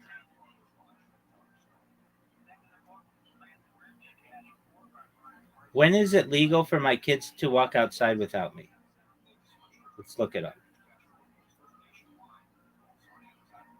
Kids walking unattended. Whether allowing a child to walk unattended constitutes child endangerment depends on the specific circumstances, the child's age and maturity, location, the time of day, and the laws of the jurisdiction.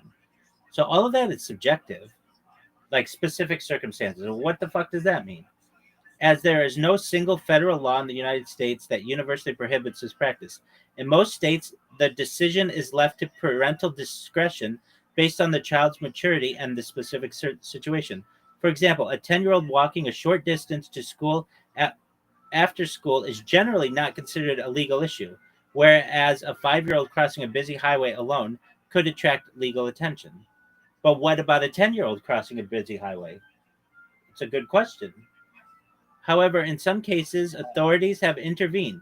For instance, a couple in Maryland was investigated for child neglect after allowing their children to walk unaccompanied in the neighborhood, though the case was ultimately deemed unsubstantiated. Similarly, there have been instances where parents were charged with child neglect for allowing a child to walk home from a park, highlighting that such actions can lead to legal consequences depending on the jurisdiction. So, as I said,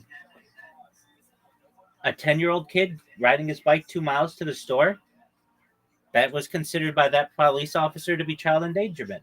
To another police officer, it might not have been. Man. It's not One specific. of my and the U.S. NBA refereeing laws are not. You're One of my favorite YouTube channels is called channel name is Runkle the Bailey, and it's this Albertan Canadian firearms and criminal defense lawyer.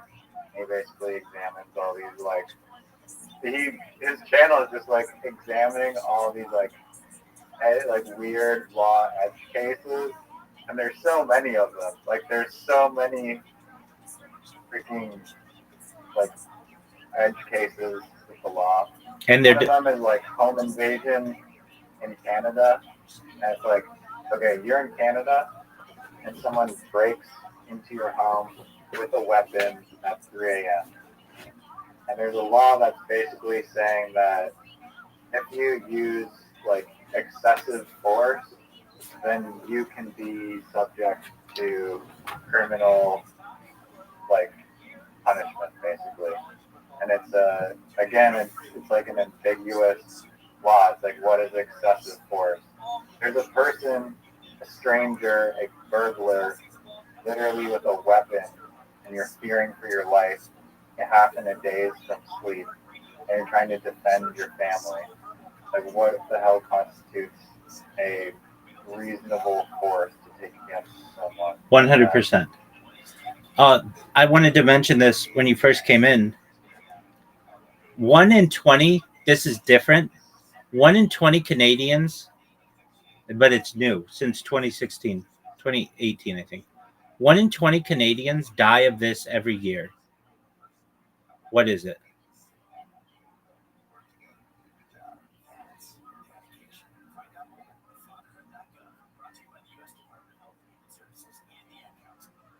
Do you want to guess? Honestly, I don't know. State sanctioned suicide. That is a huge amount of people. 1 in 20. And that's new. In Canada? That have been, yeah, and you don't even need like a medical reason. You can just like, Are we talking about like the MAID program, like the early suicide and like lethal injection from the state, which is like the government of Canada? you can say that you don't feel happy in a given day, and the state, and that you want the state to kill you, and they can. Right, like you consent to your own suicide? Yes. Are you sure it's 1 in 20? That seems like way off. I heard it on Joe Rogan last week. I mean, I'd like to see the sample size of that study because I have a hard time believing that 1 in 20 people are doing it. I think I'd be shocked if it was even 1 in 1,000, to be honest. No, it's a huge amount. It's not talked about in Canada. Actually, Joe Rogan talked about it. Like I've lived in Canada. I don't know how many people you come across in Canada in your entire life, but Dude, here it is. walking Here it is. people. It's 5% of all deaths in Canada in 2023. That's 1 in 20.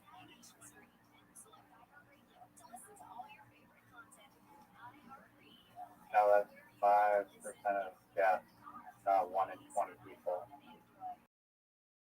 which is a big difference. Oh, okay. I meant 1 in 20 deaths. That's what I said. No, you said 1 in 20 people in Canada die from this. I was like, what? Oh, apologies. Okay, if I said it that way, I did not deem it correctly. Yeah. Okay, one Yeah, in no, that makes sense then. I was like, no way, like 1 in 20 people are literally. yeah, no, now I see the confusion. Apologies to the future people out there. Yeah. So 1 in 20 Yeah. of all deaths in Canada are from this. Okay. That makes a lot more sense. That's a huge amount. I mean, if you probably looked up the suicide rate before, it was probably identical. I don't know what the suicide rate versus that has been, and the change of how many suicides have No, converted into right. assisted No, suicide. but wait, believe it or not, I think Probably a decent amount, I guess. you should be able to do that. I don't think. I think maybe like on average the suicide rate has increased for internet reasons and monetary I agree with you. finance I reasons, 100% agree with you. all that stuff. But I think like I don't know. I agree with you Beyond though. that like natural slope, like I think that you not should like be able to, if you want to, you want to off yourself in a safe way. I think you should be able to do it. I mean I think there's like this there's a few companies I believe in like Europe and like Switzerland or whatever that have developed these suicide pods. Right. And those are the like sophisticated ones. There's a company in Australia that they're the way that they've worked the legal loophole is set themselves up as a brewing company. It's called Mad Dog Brewing or something, and that's the way that they get around being able to sell people nitrogen, which is obviously an inert gas that will like suffocate you painlessly, I believe. Are you sure it's not helium? Because 75% of all the air is nitrogen. Helium is also a inert gas, but also nitrogen. But 75% of all of the air is nitrogen. Yeah, but that doesn't mean it's not pure nitrogen. No, you're right. It's 75%. Okay, I could see that. If it doesn't have oxygen inside of it, then you're just gonna die. I get that. Okay. Well, I don't want to get down that topic too much, but I did just want to say that that's a huge amount. But I feel as if that's what you want to do, and there should be a program that tries to talk you out of it. But if that's what you want to do because you're in pain or whatever, you should be able to do it. Um, I think maybe there should be like a checklist of things that you've tried. Like I don't know, you've tried therapy at least. I agree. No, I absolutely agree. There should be a checklist. You should have to go through some things, But if you want to, that's your choice, and you know you should be able to. Um, all right. Well, we covered that.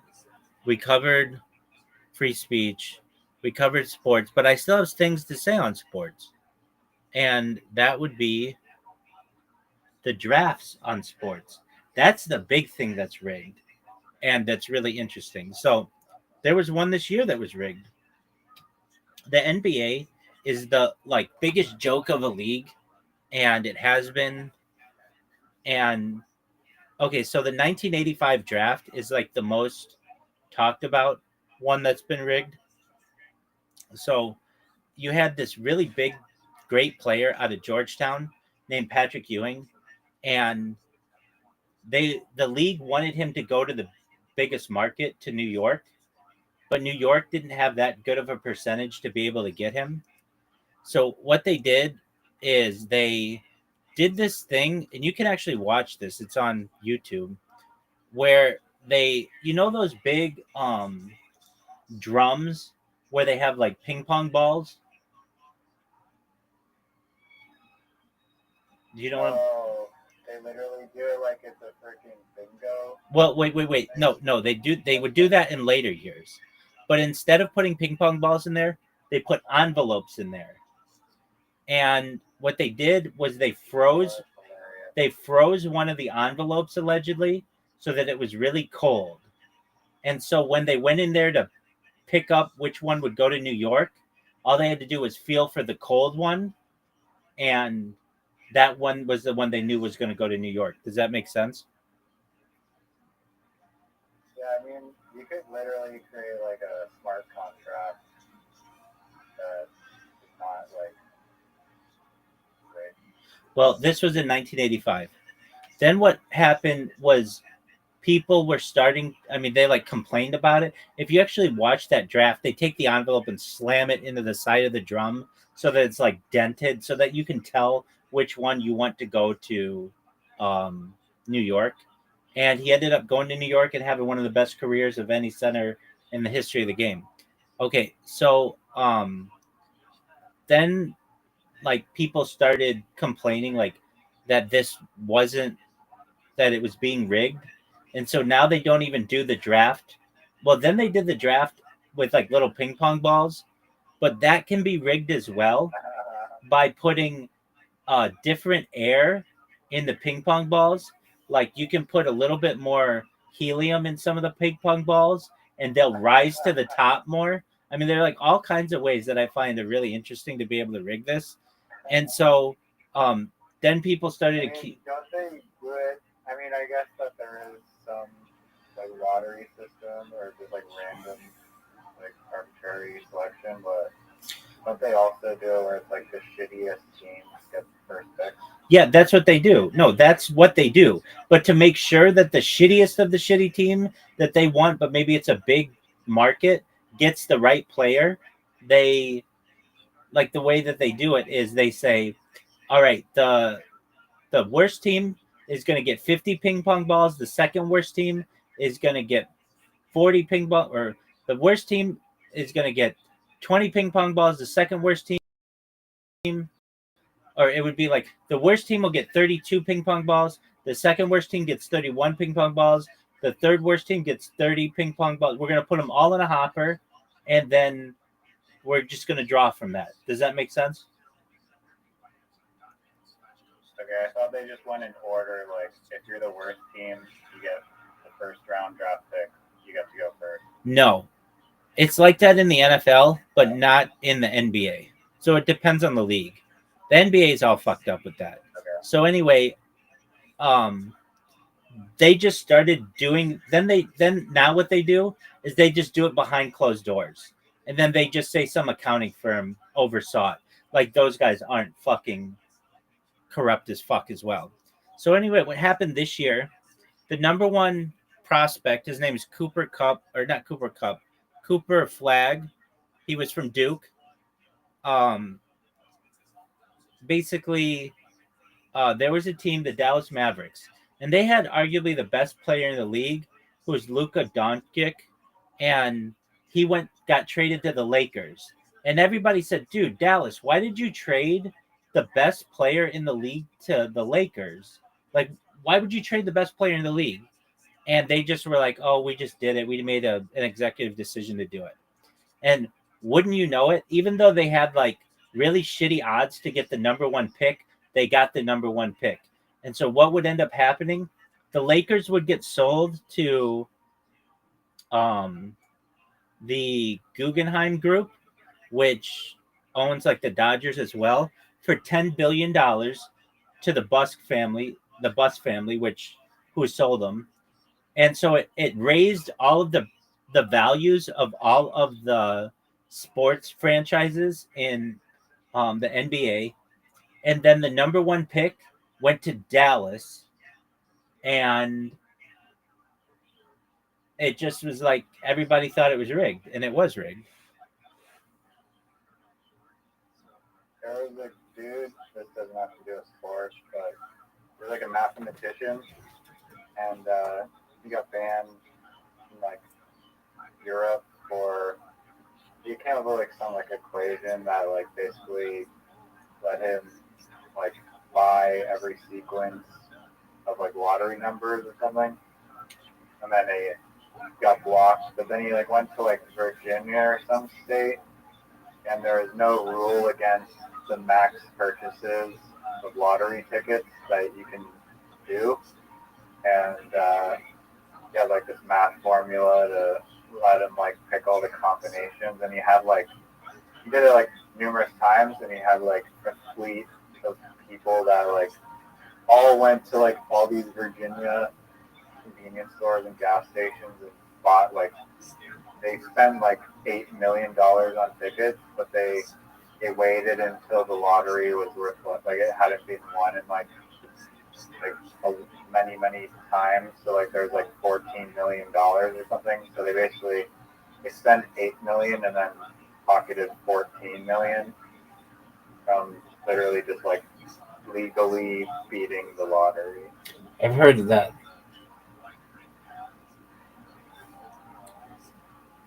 I've also heard when they have those ping pong balls that could be rigged by the size of the ping pong balls and the hole that they have to go up. And I heard about somebody who rigged it like a lottery organizer. Like basically, they ordered these ping pong balls, but the only balls that would go up into the hole were like a little differently sized than the big ones. And, or like, yeah. So there were like big ping pong balls that were the normal size, but they would not fit through the hole. They made the hole a little smaller, and the only ones that would go through were a little bit tinier ping pong balls, so that all of the ping pong balls went in the right order. Did you ever see the McDonald's HBO documentary, McMillions?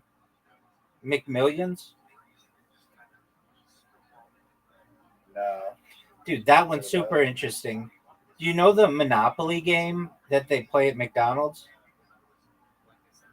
But yeah, I watched a Ray William Johnson video, I believe, on the guy that rigged the McDonald's Monopoly. Isn't that interesting? I forget how he did it though. It's been a while since I watched the video. Yeah, like basically it wasn't He got along with it. Yeah, he got away with it for decades. right. He still got away with it. He never got prosecuted over it. He lives in a really nice house now. Um so basically what happened, there was a guy who was like the head of the security firm that ran the McDonald's promotion. McDonald's did not run it, but the security firm did, and he would give the winning tickets to people he knew within this crime family. And just like if he liked you, he would give you $1 million ticket, and or like a car or whatever. And somebody connected the dots on all of the winners, all knowing this one guy, and eventually McDonald's had to give out like a bunch of money in like prizes and stuff. And they also ran like some kind of promotion where they, I don't know, give you $2 off a Big Mac for a month or whatever, some kind of promotion like that to try to win back the public trust. But basically, like no one who was a normal person won any of those $1 million advertisements for like the first decade that they did this promotion. And they promoted it all over the United States, like everywhere. And Yeah. There's another similar one to this. I don't know if you told me about it or not, but it was the Pepsi. I think I might have seen it on YouTube. Yeah, the Pepsi bottle cap the Pepsi points, contest. yeah, and the Harrier jet. No, that was different. This one was Pepsi. Oh yeah, that documentary was hilarious. Pepsi, where's my jet? But yeah, this one was like Pepsi for like a lottery, where it's like on the bottle cap you have like a chance to win money, and then somehow it happened that like literally there's like a misprint in like the factory. Yeah, I told you about this. Suddenly everyone in the Philippines was like supposed to be like a millionaire. Exactly. And then they're like, fuck. Yeah.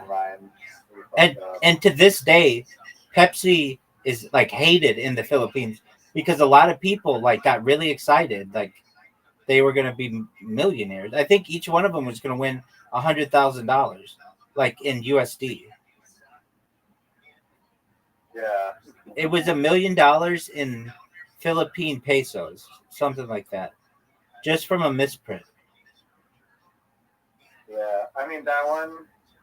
I feel like the McDonald's security breach was like could have been prevented more than the Filipino Pepsi printing accident. I feel think like the Pepsi one was a little more innocent than the McDonald's one. I understand what you're saying. The so the Harrier jet. That guy actually did not win the Harrier jet, but or he did not get it in the No, end. wait, no, wait. Did you watch that documentary series on Netflix? No. I watched it. It was amazing. I was so happy to see that thing. Can you remind me what the fuck happened? I remember. Okay, this guy. There's a commercial on TV. So or something, and Pepsi ran a promotion called Pepsi Points, and you could, if you had 5 Pepsi points, you could get a hat and all kinds of things. So And then in the advertisement, it says like if you have 70 million points, you can get a Harrier. 7 million, yeah. So Pepsi launched a Pepsi Stuff promotional campaign, which included a television commercial featuring a computer-generated AVI Harrier 2 jet being offered for a price of 7 million Pepsi points. And I remember watching this and not knowing if it were true or not. I mean, I remember seeing the commercial. The commercial, which showed a teenager landing the jet at school and stating "sure beats the bus," was intended to be humorous and entertaining advertisement to attract a younger audience during the Cola Wars. The ad did not include any disclaimers or fine print indicating it was a joke, which led to a significant legal dispute. John Leonard, a 21-year-old business student at the time, interpreted the offer seriously. He noticed that Pepsi points could be purchased for 10 cents each, allowing him to calculate that acquiring 7 million points would cost $700,000. With financial backing from 5 investors, Leonard sent a check for $700,008.50, including $10 for shipping and handling, and 15 Pepsi labels to Pepsi requesting the Harrier jet. Pepsi refused to deliver the jet, stating that the commercial was a fanciful and humorous ad, not a binding offer. Leonard sued Pepsi, arguing the commercial constituted a valid offer that he had accepted by sending the check and labels. However, the court ruled in favor of Pepsi, determining that the advertisement was not a legally binding offer, but rather an invitation to negotiate. The court emphasized that a reasonable person would not believe a major corporation would offer a $23 million military jet for a consumer promotion, especially one that required a $700,000 investment. The court also noted that the commercial directed viewers to the Pepsi catalog for the actual terms of the promotion, which did not list a Harrier jet as a redeemable item. The court granted summary judgment to Pepsi, dismissing the case. The incident became a notable case in contract law, often cited to illustrate that advertisements are generally not offers but invitations to make offers. The story gained renewed attention with the release of the Netflix documentary Pepsi Where's My Jet in 2022, which chronicled Leonard's attempt and subsequent legal battle. The commercial was later updated to increase the required points for the jet from 7 million to 700 million, reinforcing the joke's intent. I feel like he should have at least been able to sue them for false advertising.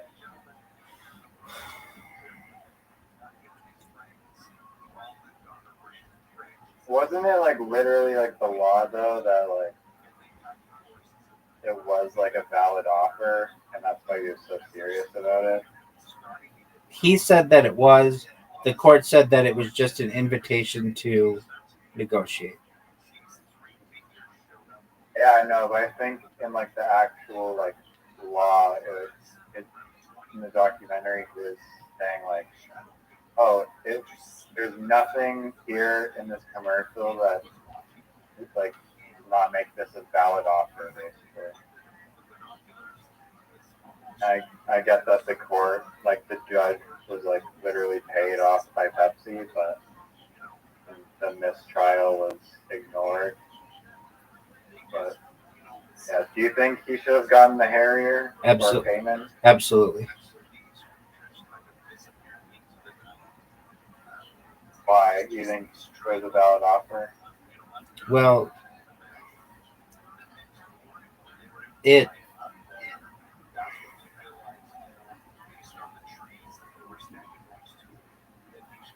looked like an offer from the company. Now, they're saying that an advertisement is not an offer but an invitation to offer, then I don't think you should be able to advertise or advertise any kind of offer, which kind of goes against advertising.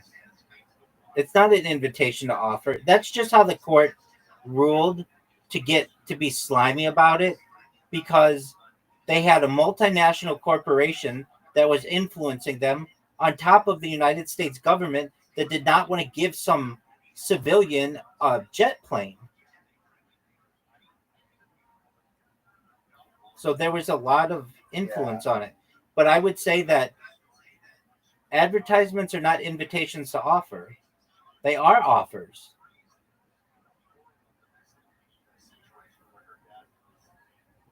What would be the downside of giving them the Harrier aside from the money? Like it's literally a plane. Yeah, I mean, plane with a lot of money. It would be like removed all the capabilities. Actually, it could be like classified military intelligence, probably. There's that. Yeah. To me, it was really stupid of the Pepsi company to have that advertisement and not think that somebody would pull that shit on them. Because And they're also literally marketing to children, and that's the other thing in the court case where it's like, if why? Okay, maybe an adult would be able to discern the hyperbole of the offer, but you're saying any reasonable person. This is targeted to children. Like this advertisement was targeted to like literally 3-year-olds. So I'd say that no, the average 3-year-old probably wouldn't be able to discern that the offer was fake. I mean, I was like 11 years old when it came out, and I didn't know the difference. Meaning, I thought it was a joke, but I really did think to myself, wow, if you got 7 million of those things, or 7 million of those things together, you would get a jet.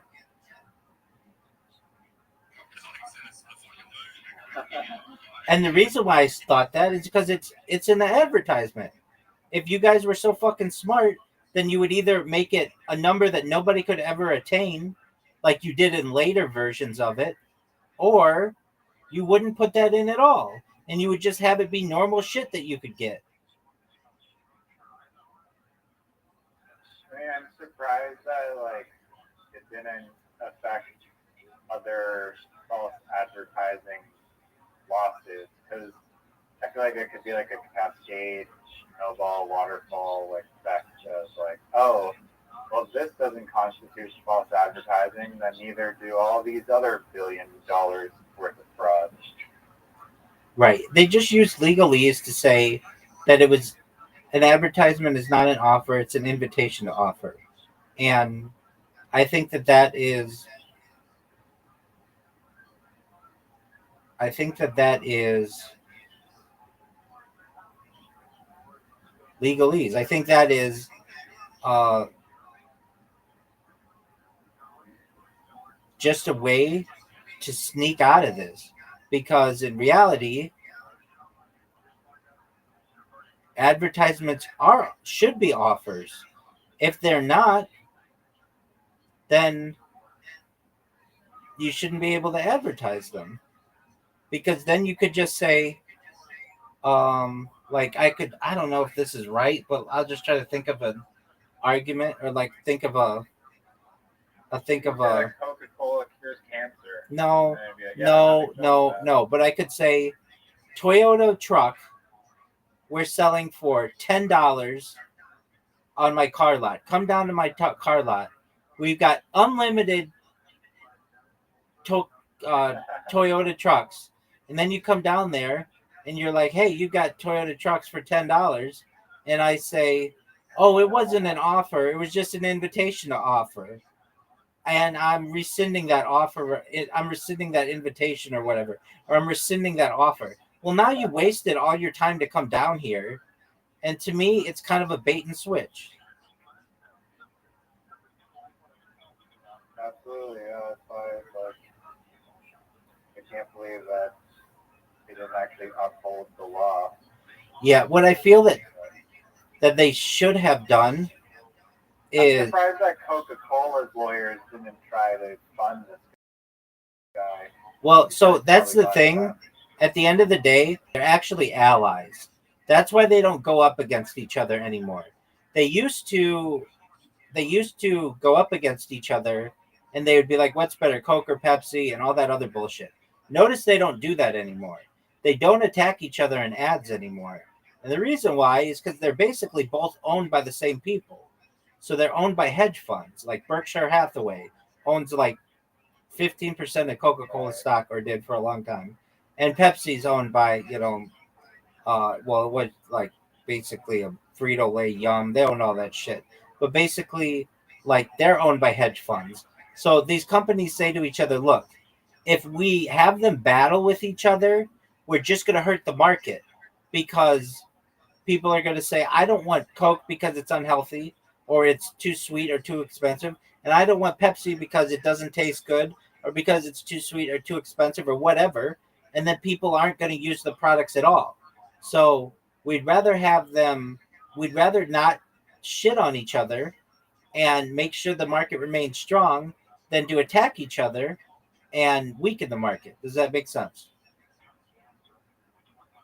we can use hot women in bikinis to advertise. We don't need slander the other same drink.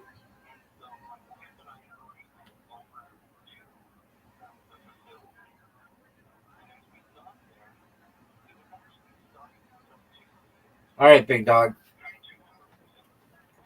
I don't do this often. Normally people leave me, but I have got to get some sleep, man. I'm tired, and you're gonna fuck up my hours. You already did, but that's fine. I wouldn't normally stay up this late, but I do with you because you raise very good points. We had very good conversations. I don't say this to everybody. In fact, I don't really say it to too many people at all. But I think you're a very smart person. I think I know you're a very funny person, and those are two things that are very linked. I enjoy speaking with you, and I think you ask very good questions. I think in the future, when people study the conversations I have with people, they'll very much appreciate my conversations with Zoot and all the things that we delve into the human mind. But they'll really like yours for the questions that you pose. They'll especially like when you just come to me and you're like, "What would be a good business idea?" or "How would you market this?" or all that other shit. They'll love that. So you should know that that's going to be big. Um, Before you go, I appreciate the kind words. absolutely, And yeah, I love talking to you. 100%. So Do you have the Kick app? I don't have any live stream yet. Okay, don't worry about it. I was going to show you my strategy, but no big deal. All right, big dog. I just Go ahead. ask you one, or I just want to state one question. I'll give you some things to ponder Go for it, for big the man. next time we talk. Absolutely. I'll keep it brief. On on New Year's Eve, when I was about, I want to say 7 years old, I was upstairs in my dad's office area, and it was like midnight, and I'm obviously like 7, and we're watching The Wizard of Oz, and I just remember being so fucking scared from like the flying monkey scene. Word, dog. Those things are scary as And fuck. the whole movie freaked me out, but the flying monkeys was just like some next level horror. I agree with you. So I just wanted to dive into like the strangeness of the Wizard of Oz itself and like just like conspiracies about it and stuff. But we can talk about it some other time. Yeah, I mean, I don't know about those. I hate that word. If anything, I just call them logical. Theories, Yeah, theories. or abstract ideas about it. Yeah, I mean, I think that the story is based on the gold standard of the United States Treasury. That's what the yellow brick road is, like gold bars, basically. It's like a play on finance. Um, there's some really weird things. If you've ever listened to Dark Side of the Moon, I don't know if you know that album, but if you start Dark Side, What if there's like this thing. If you start Dark Side of the Moon and Wizard of Oz at certain times, it becomes like a Dark Side of the Moon becomes like a soundtrack for the Wizard of Oz, and all these weird correlations happen that are really freaky, and they kind of will freak you out. Um, then that movie was really big because it went from black and white to color when color was really rare, and um, the idea that it deals with a witch and like or multiple witches is weird, and that there's a guy behind the curtain, that's weird. That book is now in the public domain, so that's how Wicked can get made, and technically like Disney could make that, even though it's traditionally known as like an MGM film. um uh That field that they walk through forever also is just really freaking liminal and creepy. yeah, those The whole movie is really creepy. yeah, those monkeys freaked me out as well as a child. And Were they trying to be so creepy? Like, was it marketed as a family movie or something? Because that's just like be a horror. I mean, it just depends on, they want to make them look scary, so they did. Oh, And also, oh god, like those like little like midget town things or whatever the fuck. yeah, the Munchkins. Yeah, like. Yeah, that's weird. Also the use of the color green. Green is like, well, this is before the CIA, but like green was seen as a color of intelligence, and it's why when you watch movies with like CIA characters, a lot of times they'll make the color of the character's eyes green, or they'll use something green. Um, and the like the counter balance or whatever. I'm not even making sense. I'm so tired. But the counter between the Wicked Witch of the West and the Good Witch, that's a thing. And they they basically, like, just using a few sets really make you think these characters move in like a long way. There's something really weird though. Like, dude, you have to watch if you're at all interested in that movie. The fucking, isn't there like a fuck? Oh yeah, like the horses are changing colors. This is like a crazy like effect probably for back in the day. Oh, Is that like definitely. a hot air balloon or something? Um, Perhaps at the end or something. There's the idea of being behind Yeah, the. there is. That's how they like literally like escape or something. They go on a hot air balloon, Okay. or I don't know, or some guy flies away. Yeah, there's something There's a like hot that. air balloon. The idea of the person behind the curtain, that's supposed to be like the people who control the money system, and that's why there's like a gold brick road that travels to them, and um, there's like the idea that it's very psychological with the three sub characters being like not having a brain, not having courage, not having a heart, is it? And No, that's the lion. Isn't it courage? Lion. The Tin Man is fear or something. no, Or I don't no, know. the The lion, definitely needs courage. the lion is courage, so that's fear. The Tin Man is a brain, and The Scarecrow is. They all seem like cowards, but he's a scarecrow. I'll look it up.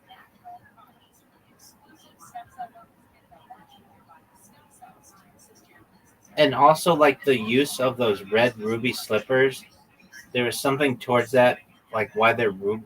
They weren't originally ruby, but they showed up really. They were originally silver slippers. That's right.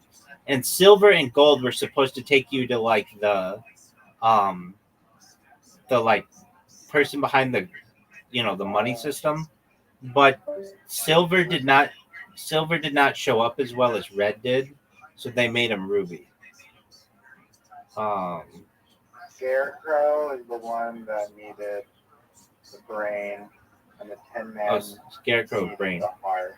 Oh, And Tin also Man the needs a Tin brain. Man, for that movie, he had to get covered in like this like spray. I really like screwed him up and gave him like health issues and made him really sick, I believe. That's correct.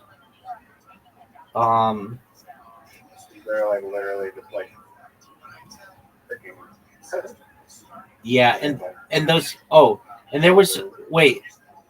There's a weird. There's like a. If you watch that movie, there's like a dead munchkin, like hanging from a tree. And dude, that movie's fucked up. Um, Judy Garland was like sexually assaulted by the heads of the production companies for it.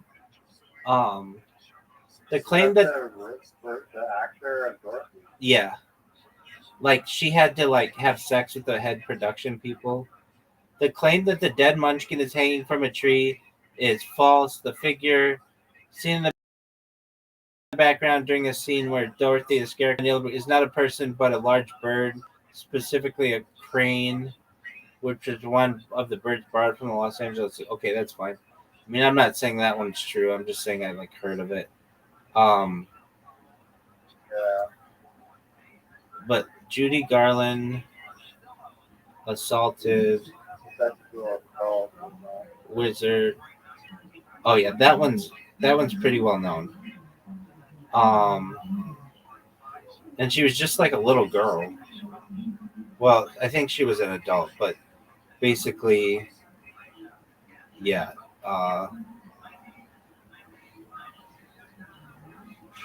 Okay, so here we go. Judy Garland was allegedly sexually assaulted by some of the actors who played the Munchkins on the set of Wizard of Oz during the filming of the 1939 classic.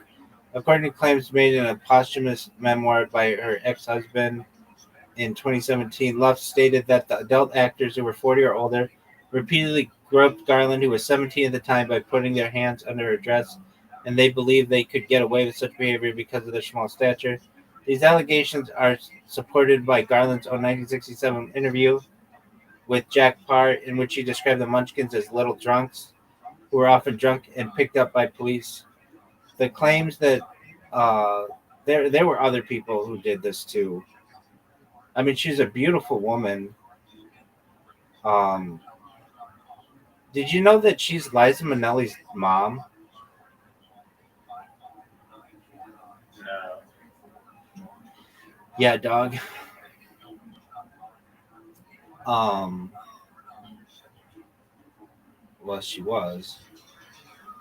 And there was like a Judy Garland um, museum in Grand Rapids, Minnesota, and she had that a pair of her um, shoes there, those red ruby slippers, and they got stolen. And there's like a whole thing on that. People are obsessed with that movie, and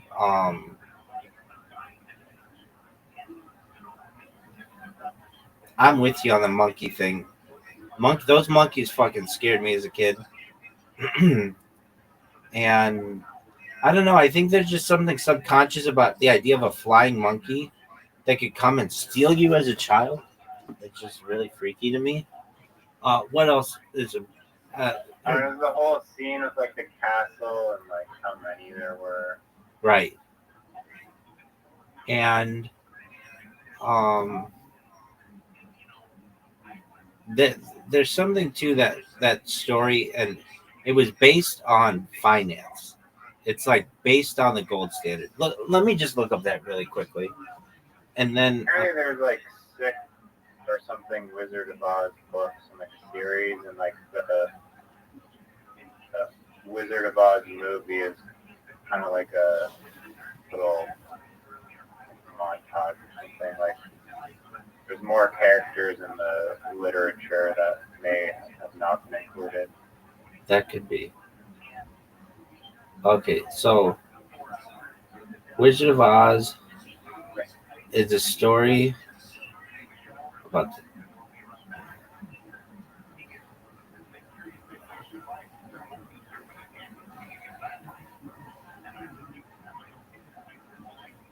Wizard of Oz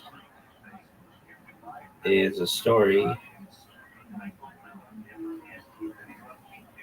is interpreted by political and economic allegory, reflecting debates over the gold standard of the United States during the late 19th century.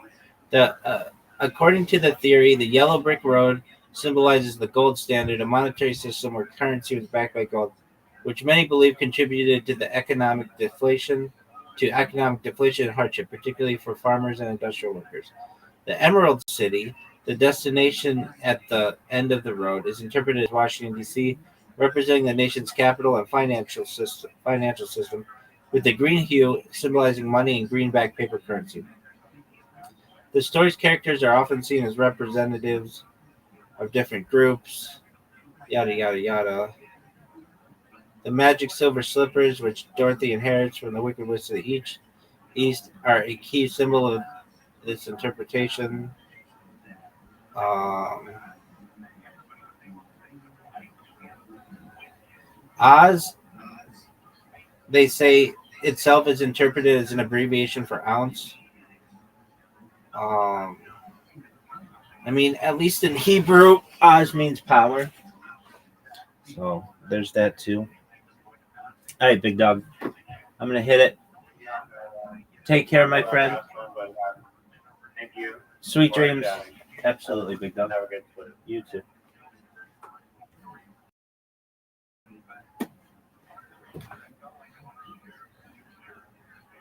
I would tell nobody. I go down there and I get a box of Swedish fish and I get a box of a thing called devil gum. What's that? Devil gum. Way before fucking these other gum thieves thought about Big Red. See, Big Red, who makes Big Red? Wrigley. They bumped devil gum. When I was a kid, devil gum was some cinnamon, but it was hot. Like if you ate 3 slices, the asshole was gonna be on fire, though. That's what Mexicans give their kids when they're in daycare. We had atomic fireballs. That's all we had. Right, I know atomic fireball. But you also swallow gum, Joey. You're not supposed to swallow the gum.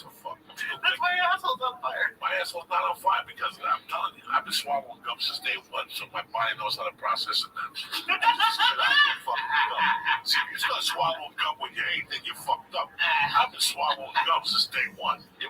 Doctor, please email Joey Diaz. And do what? What's he gonna say? I've seen to learn how to. Listen, I have pulled the gum out of my ass. So I have little pieces of gum sometimes that don't get processed. Yeah, out of the hair. Oh, God. Or sometimes you're gonna pull the shit out of your head and you get the gum.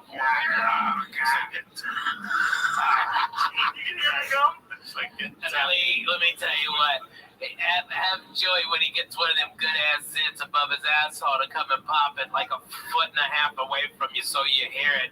Okay, he did that in my fucking apartment after he drank all my goddamn orange juice.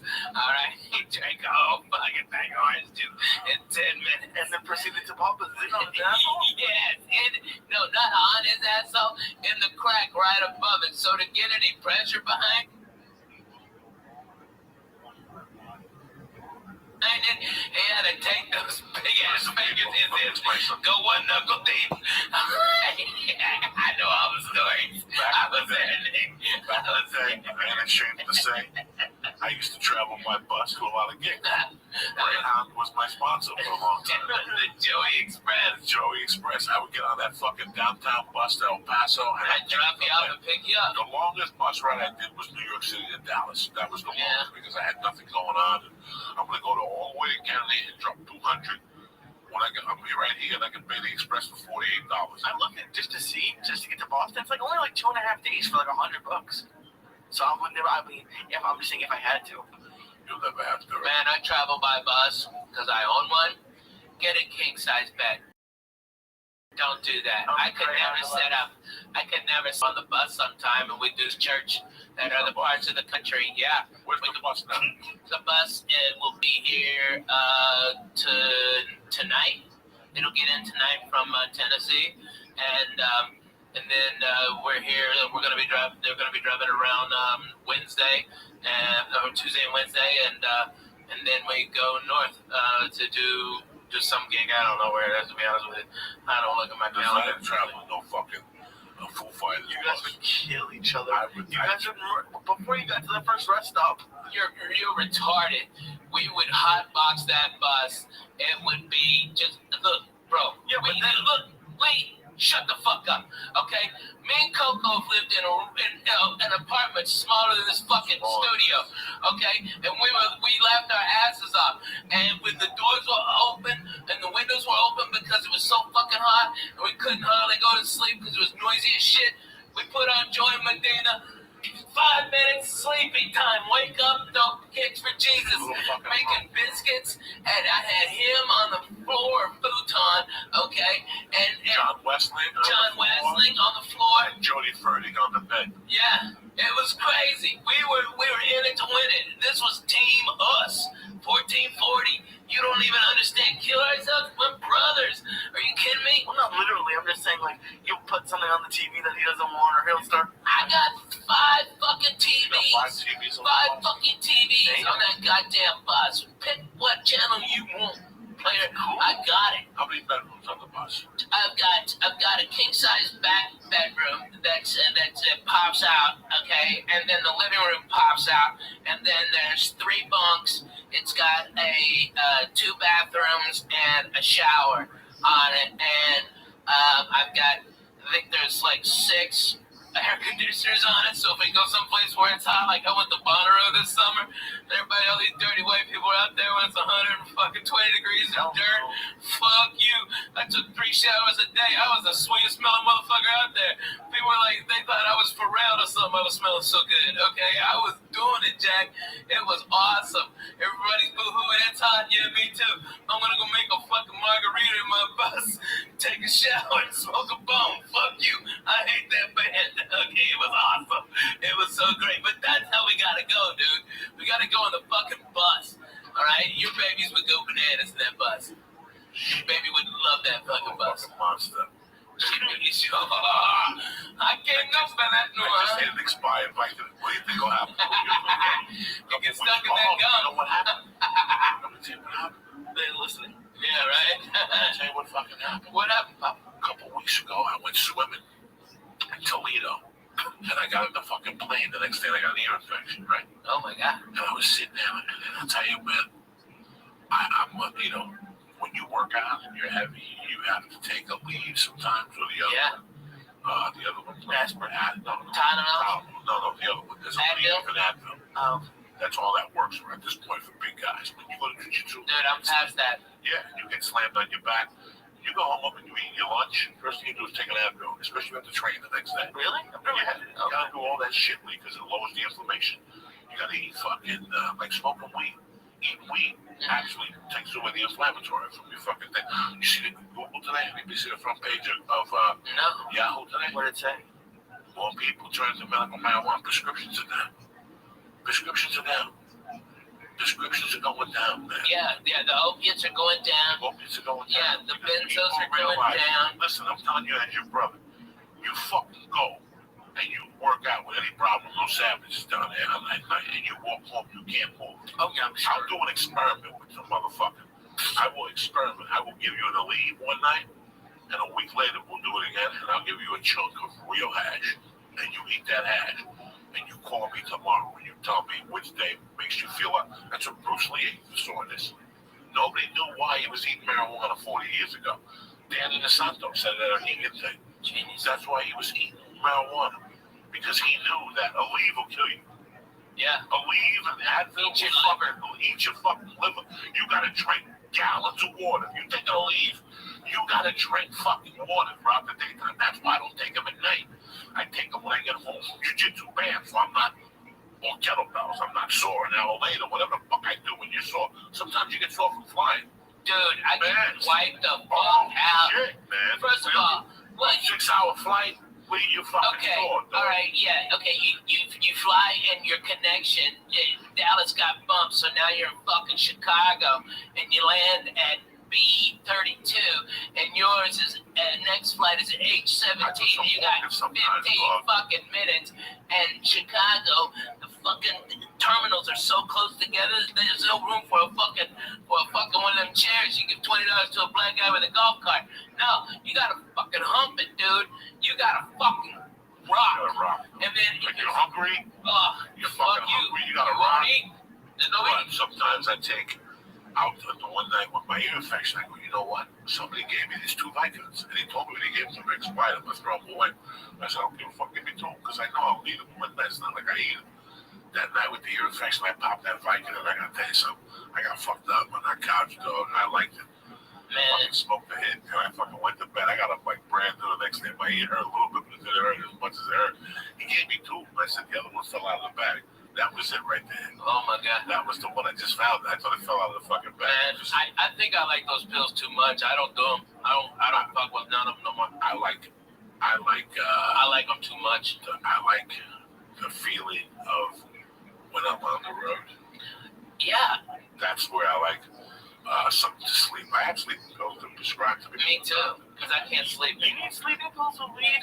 Yeah, I can't. I could fall asleep Listen, right now. you're not us. When I get up at 5 on the You're road, a titty baby. when I get up on Thursday morning, I gotta go do radio. Right. And I get up and it's 6. Right? Like they're picking me up at 7:30. Okay. So I don't want to just get up at 7 all in a rush. I want to get up. I want to relax. I want to read the paper. I want to eat a good breakfast. I want to write a little bit. I want to slow down, Stretch a little. stretch a little. I'll get up, take a shot, do all that shit. What we talking about? But getting up and time management, yeah, with hash, Oh, weed. with the Like you with still the, need sleeping with the pills fucking sometimes. thing. Yeah, you fly to the other side of the fucking Oh, country outside the for country. 6-7 hours. Okay, you get in your fucking shit hotel at 1:30. Those dicks are coming to pick you up at 5. They didn't even call and had to be considerate of go, what kind of coffee do you need? Kind of bring you some breakfast. So I do all that. I do all that on my own. All of them. I do that all on my own. So 7:30 when they get there, I'm prepared. When I get back to that hotel room and I get high, I'll sleep like a baby. Right. But after 2 shows, the weed, There's too much energy. There's too much energy. After the So show. I know for a fact that I'm not going to sleep Saturday 4? night. I know for a fact, even this week, I'm in Portland. My flight, I got to be at the airport at 5:30. I get back to Burbank at 8 a.m. Yeah, I Jesus. come out. So 5:30, if I got to be at the airport at 5:30, that means I'm lurking at 4:30 in the morning. So I'm prepared for that 3 hours sleep after the comedy club. So what I do is Saturday mornings, I get up, eat breakfast, I walk around, I get high, do whatever the fuck I do. I get back to that room about 10 o'clock, Jack. And Ralphie does the same, because Ralphie will call me on Saturdays from the road, and I go, what time is it? That free time, that little time, that's it. Yeah, that's Once it. I take that nap after that, it's over, because I'm sleeping straight till 3. Yeah, because we're at work. I have to, and I don't It's sleep fucking late. work. You know me, I don't sleep late. Ever. But Saturdays, I don't do lunches, I don't do nothing. Because I know I'm going to be working all night. I know that I have a chance to fall asleep for 3 hours. I'm probably not even. Yeah. I'm used to it now. Bro, they got a flight. I'm going to Jersey, and I'm still flying into Kennedy, Jack. I'm going to New Brunswick because there's no everything is connecting to Jersey now. There's only one direct, and that's Virgin. But Virgin gets me in at 8. Virgin will get me in Thursday cool at 2:30. Sunday, I ain't waiting till 1 to fly back to LA. No. It gets me back here at 3:30. Fuck I that. can't do it. I can't do it. Hey, man, So Virgin look don't at have. Southwest. They've got one I'm place. not. Get No, they 2 don't. chairs. It's too connecting. No. Oh. Listen, Southwest is good for 2 hours. Yeah. After 2 hours, Your back starts to hurt. there's no entertainment. There's nothing. There's no. Southwest gives you free TV. They give you free TV on the Wi-Fi. You gotta bring your own TV, and I gotta lock in and all that shit. What the fuck? I gotta sit next to a communist and Oh my God. Listen, I know. American Airlines, I got 200,000 miles on that. Yeah, right. Platinum, Virgin of Platinum. Right. Listen, there's no Southwest. It's from California. Nevada. California, LAX to Austin. Yeah. Houston, 2 hours, 2:10, 2:15. Anything after 2.5 hours of Southwest, you're asking for trouble. This whole story started with the pimple in the ass because of the bus. If you want a pimple in the ass, that's that bad. Fly fucking Southwest. So what happened was, I come back on a Monday night from fucking El Paso. I've been sitting on a bus for 12 hours. I must have fell asleep sideways. Oh, my I was about 370 at the time. And the crease of the fat in my ass built the pimple up. 3 or 4 inches from my asshole headed like north of my asshole is right here. On the cheek, on the inside, I got a pimple that stuck out an inch. And it was developing, like it started with an inch. How did he find it so quickly? How did I find it? I couldn't sit. He couldn't Every time I went to sit, I'm like, wow, something hurts. And then he pulled the hair out. You So gotta tell him about I took a fucking mirror, and I took, this was the days when I was this is my apartment. Yeah, This is my apartment. and I had to look at my ass and bend over. Guys, it was a whitehead on my ass. Oh my God. That was throbbing. It hurt so much. And I couldn't take it over. I'm sitting there talking around people. And I remember that he was telling me a story about something. And I'm sitting there, I finally opened up my pants from the front. No underwear on. My pants. No, you didn't even take your pants off. I didn't take my pants off. That's when you had the ball pants. I stuck my hand through A hole like in a fucking yoga position. I had to get to a yoga position, Lee, and I had to squeeze the pimple, but I had to turn the skin down so it would go pop. And Lee, you could hear it go pop, and it was just a yellow ball of pus. I had to go back in, and I had with my fingernails. I had to take the fucking, took a piece of skin out. Like, you take stuff out of that? Yeah. Because they grow hair from sitting twisted on a Yeah. platform. If you sit down all day, you will have pimples on your ass dramatically.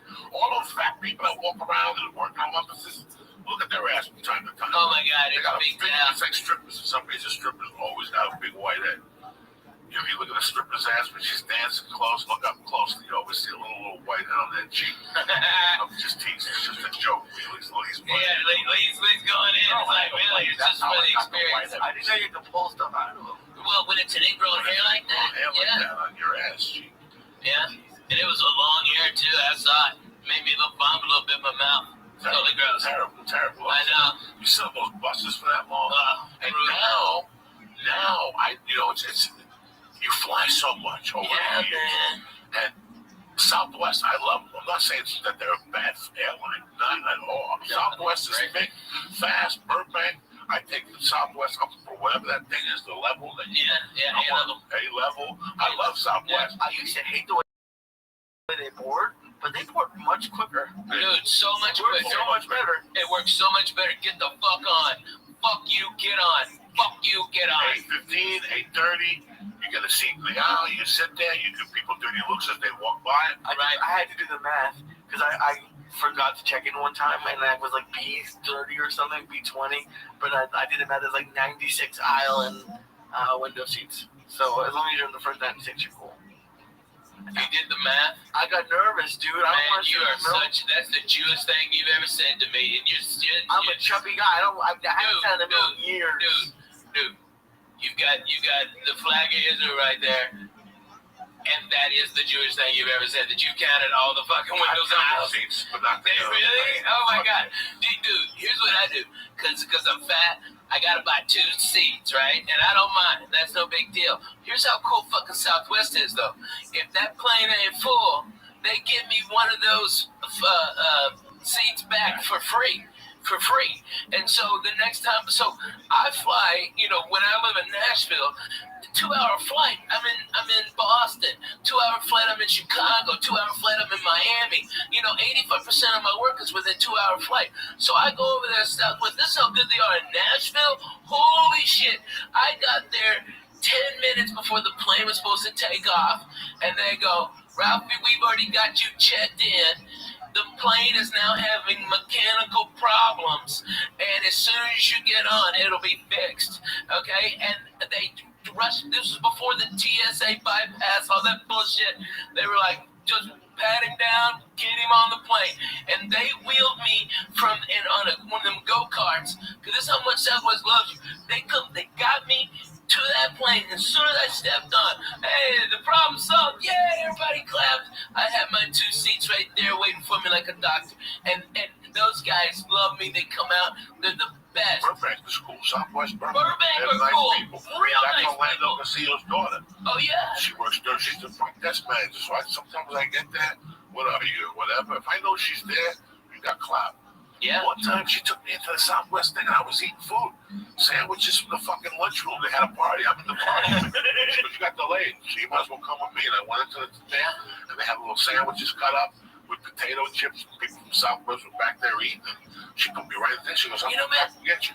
They're really nice. I didn't say they were a bad. No, but it's not that comfortable.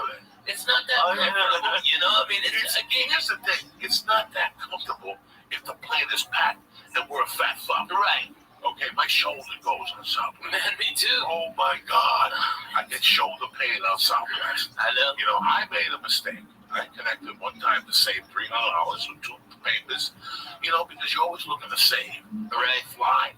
And flying is something that if you're looking to save, you're going to have an uncomfortable journey. Oh. Prepare for it. Go on their website. Spirits Look at the options. You know, United has a thing where they give you a bigger seat and they give you security clearance. Yeah. For $75. It's worth every dime. Yeah. Because that means I'm walking on the first class line. Right. There's That's first worth class, $75. business class, and then there's economy. The economy. The United office that you have to scroll all the way down. It's $75 each way. It's worth it. So fucking worth it. Worth it. You just buy it. Today's economy is worth it. Goddamn A worth it. couple weeks ago, I was upgraded to first class, and I still didn't almost make the flight because of the security line. Yeah. This is what's going on out there, people. Yeah. So if you're flying over the holidays, I'm telling you right now, if they It's offer brutal. Get a early. fucking earlier thing, Or get it. if you have a passport, by the way, and you travel a lot, just go get TSA pre-approved. It takes about 5 minutes, okay? Which utterly scared the living shit out of me.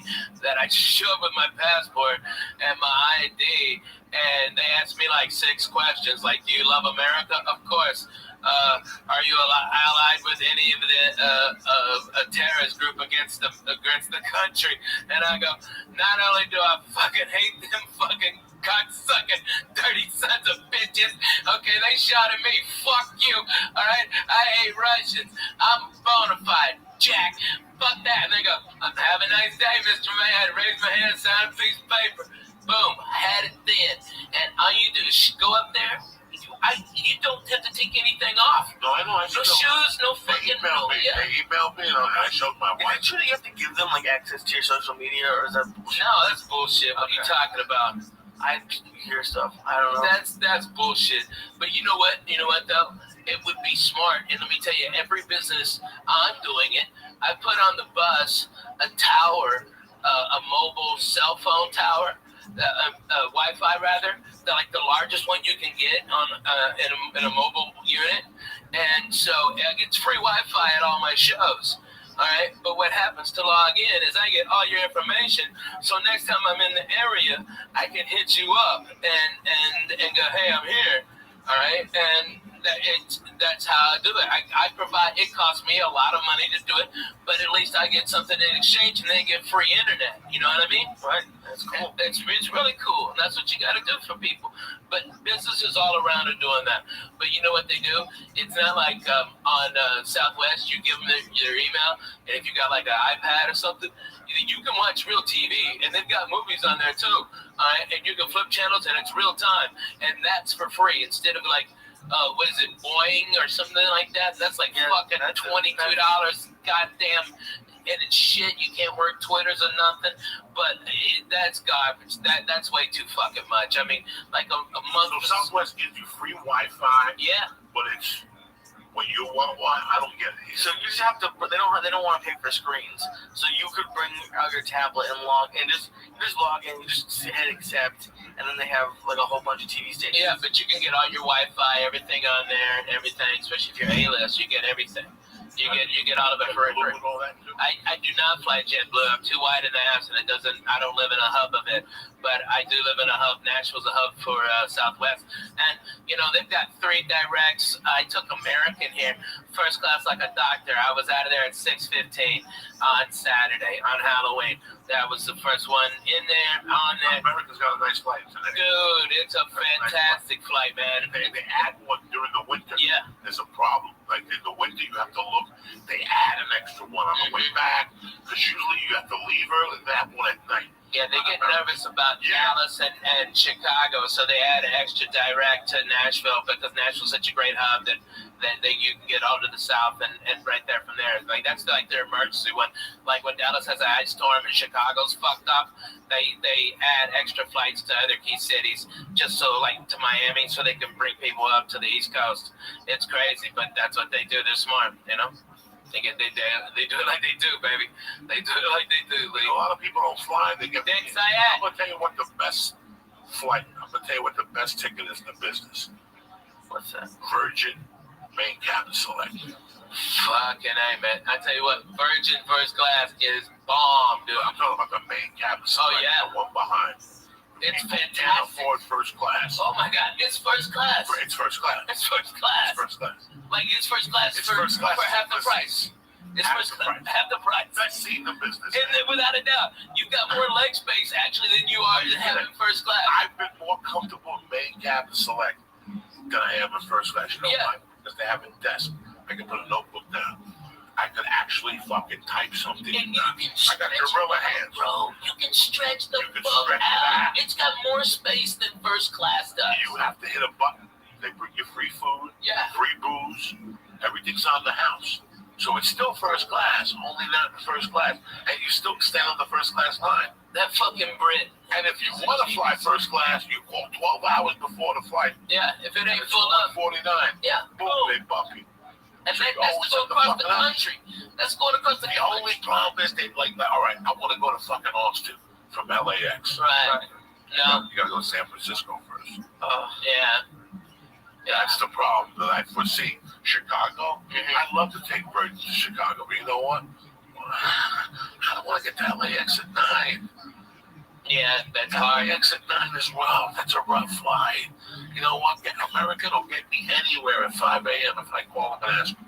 That's one thing about American. That's true. That's one thing about American Airlines. That's They why. have flights all That the is time. why I fucking fly American. They are Because 24 9 out of hours 10, here. they got a vampire flight.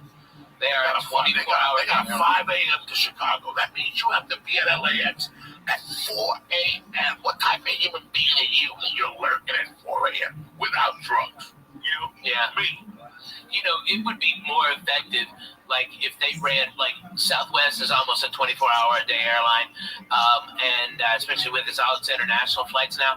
But I'm telling you, man, American is the smartest in the business. They lower the rates of what they could, but they run them all the fucking time, and they lower the rates in that so they have more people go to the off times who are bargain hunting like the rest of us used to, and then main consumers can pay at an accelerated rate for the last immediate good flights that aren't as full because the cheap people got diverted to the other flights. It's a goddamn beautiful business model. That's how you fucking make money. Like, it's amazing how much these companies treat the customers like crap. Like, especially, Well, there's no fucking reason why they. I mean, all right, if you are the worst person in the fucking world, go work at the airport because no one will bitch about you because they don't have time to fill out a form. They don't have time to fucking talk to your manager. They just don't. They got a plane to catch, so they go, "Oh, that guy was a dick," and they watch your next plane. You can, it's free. It's awesome. If you're an asshole, go work at there. About a year ago, I made a really bad mistake. This is the type of person I am because I know it's a corporation, I know it's a company, and I know. Was it you that I never happened to know? I was having a chat today with somebody about agents, and I said, "Listen, I know people who are shit agents, but the agents are killing. Yeah. Doesn't matter. Just because he's, I was looking at here's the funniest thing ever. On IMDb, they've got a rating for agencies and managements and all that shit. CAA is obviously number 1. William Morris is number 2. Innovative is like 8. And then the agent top was like 200. It's like 300. I mean, it's a fucking nightmare. There's some management companies I looked at, and here's what's fucked up. You look at Jeff Susser's management. Yeah. They're 4,300. A regular person would look at that and go, I wouldn't even talk to that management company. Yeah. what do you mean 4,000? But That's how much they cost. That's how, that's the rating. That was the rating. That was as far down the list. But they've got 3 clients who They've got are 3 millionaires. The millionaires. So it doesn't matter. It doesn't fucking matter. They're It doesn't matter. coming in. You understand me? So it's all bullshit. What are the rankings based on? I guess the client's earnings, the client's earnings. And so, like, I'm with William Morris, and I think worldwide they're number one, but here in America, CAA is, especially in LA.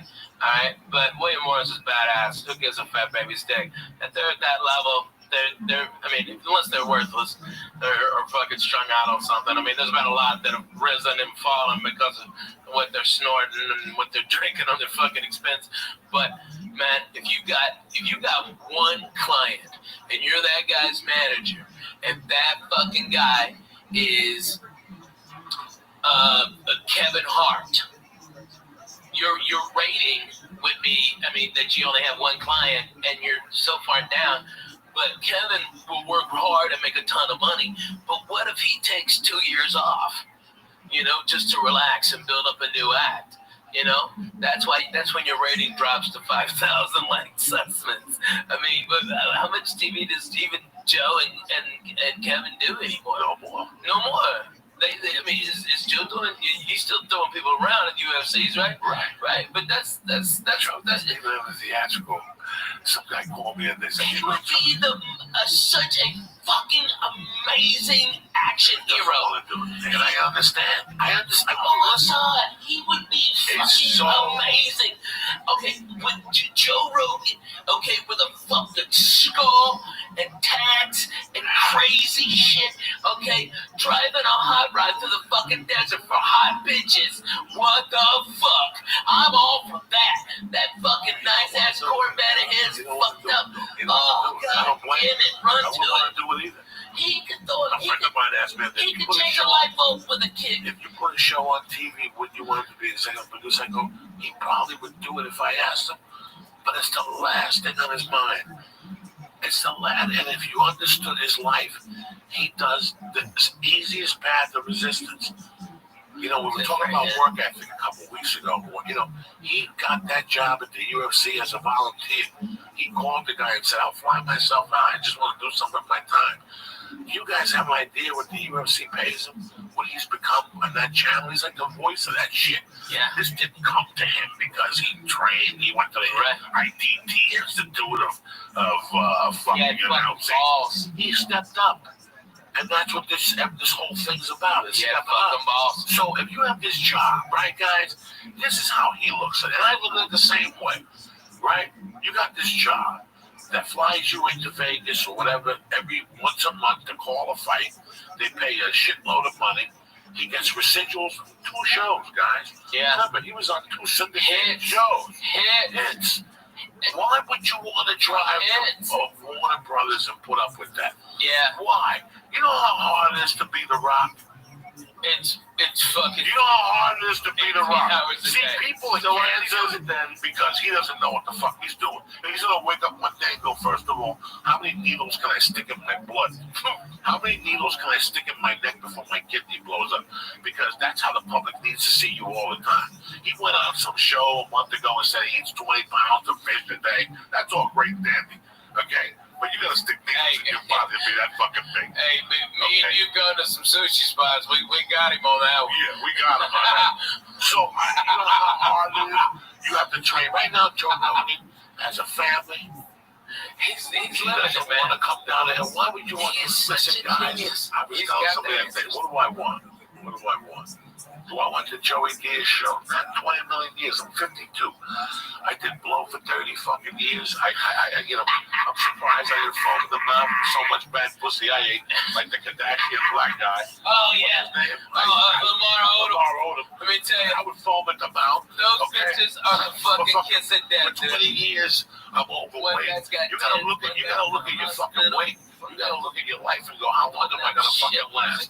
So do I really want to drive to Paramount every day and put up with this faux pas producer and director on their creative thoughts for a show for 5 more fucking years and my glory to stick away from my kids? The kids are fine. He's fine.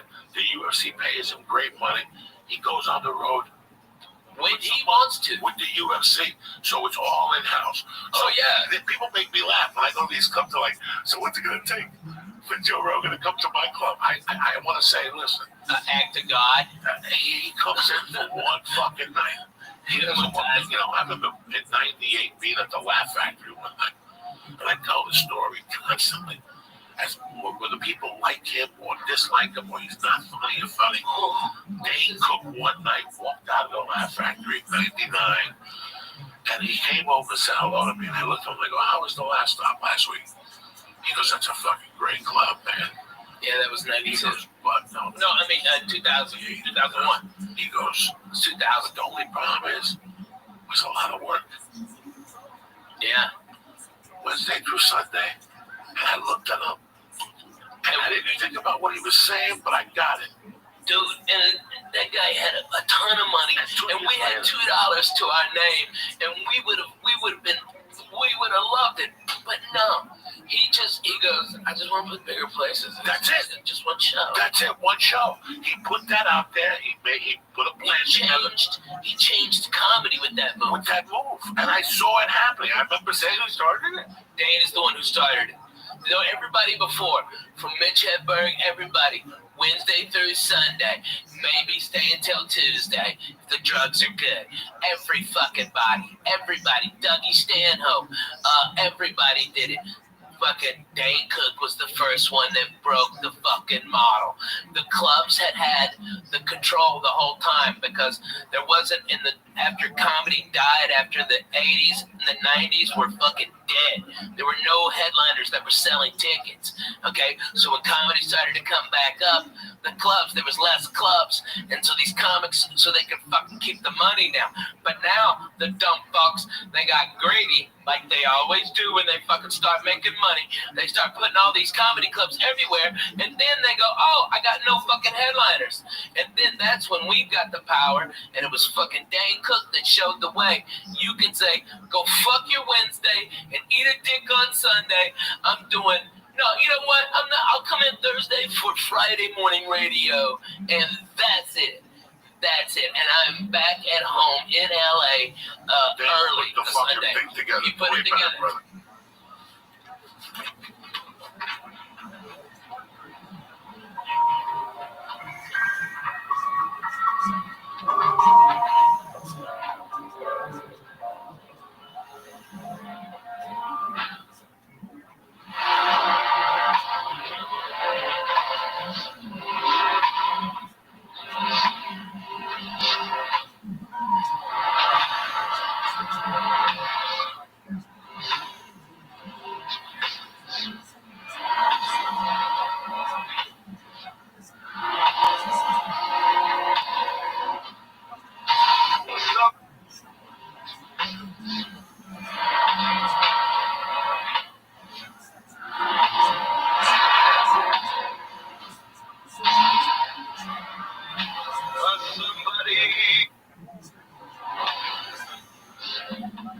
What do you think you're dealing with, Lisa? Bad motherfucker, you. Jesus Christ. These troubles are good. Fuck yeah, they're good. Who you dealing with? Let me tell you why the only reason I went to church was the other day. Why? Because it was the 36th anniversary of the night. That morning was the 36th anniversary of the day I got home. Stephen Villos called the show. My friend Stephen Villos, a couple of times. And then he had a party one night. He had a party in August that year, and he had older brothers. This kid, Stephen Villos, you never met him, Ralphie. No. Great kid. He's got a cover band called the Past Masters. And they had a shed. And when we were growing up, his brothers were part of this crew, and they fucking had parties. Not big drug parties. They weren't drug parties. They were about music, and they did crazy things. Like they would eat glass, fucking, eat a mouse's head off. So one day, this is way before us. This is 70 fucking times, my friend. So 79, I went over there one day for a party, and the only young kids that were invited to the party were me, Avillo, and this kid Conti. And at this party, they took a garbage can, and they filled it up with everything they had. They put Hawaiian punch in it, and they took bees. Remember, he called and told the servant the brothers took bees. I try not to think about eating a bee. Put them in the fucking thing. So, and with ice. And this stuff had like 151 rum. Oh my God. It tasted terrible. So fucking, to scoop it out, you had to do this. It was in a garbage can, and it had chunks of fruit in it. And I'm back there smoking pot. The next thing you know, I'm getting woken up in Sissulo's front yard. Anthony Sissulo, he's from Dallas, Texas. And I'm getting woken up by Ray Ernesto. Ray Ernesto was a cop from the neighborhood that would come down and play basketball with me on Sundays. But he always wore colored socks and it drove me crazy. And at the end of the fight, at the end of the basketball game, that was the argument. Ray, you gotta go home with your colored socks. How about I punch you in the mouth? Fuck you, Ray.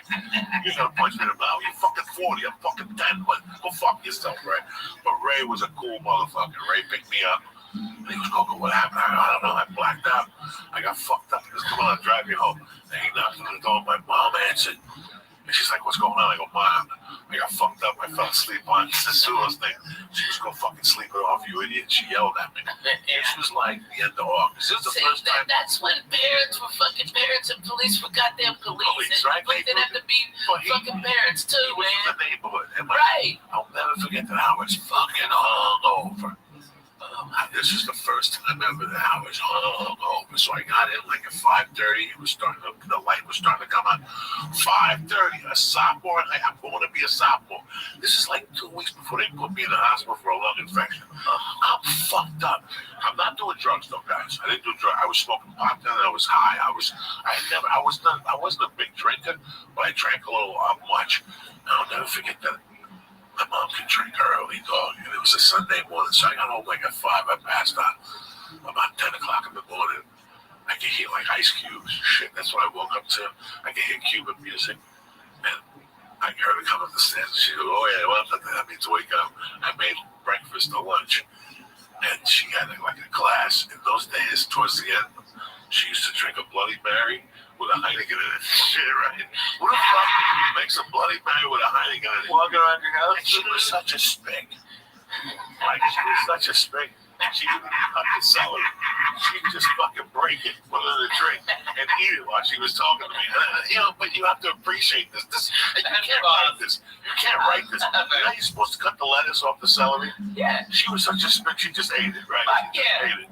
Fuck it. She would give it. She loved tomato juice, that V8. Oh, fuck That's yeah. what she lived I on. still love that, dude. I drink that like twice a week, 3 So times she a week. wouldn't put Tabasco in her Bloody Mary. She I put got- Frank's red sauce. Oh, not me. So anyway, she looks at me going, I'm fucking, I got a headache that's pounding. And she goes, oh, yeah, they go see the uncle I cook for you. And then she goes, she looked at me for like 5 minutes. She took a piece of the celery and she goes, now you know what I feel like in the morning. And she fucking walked out, dog. And that was like a prolific thing in my world. Like I never thought about it again. Okay, so it's August of fucking. You got the best of It's it. August of fucking whatever. But she said it very pate patois. Like now you know what I feel like in the morning. Okay, this is how you want to live your life. And she just walked out of the room. Okay, Stone Cold. So- That's for real. no, this is the end of August. Mid-September, October, November. I love you, man. I get invited to a Halloween party. It's a Saturday night. Fucking crazy. But you finger banging chicks yet? 3 days before this fucking party, a girl pulls me aside that's beautiful. She goes, hey, what do you think of this girl?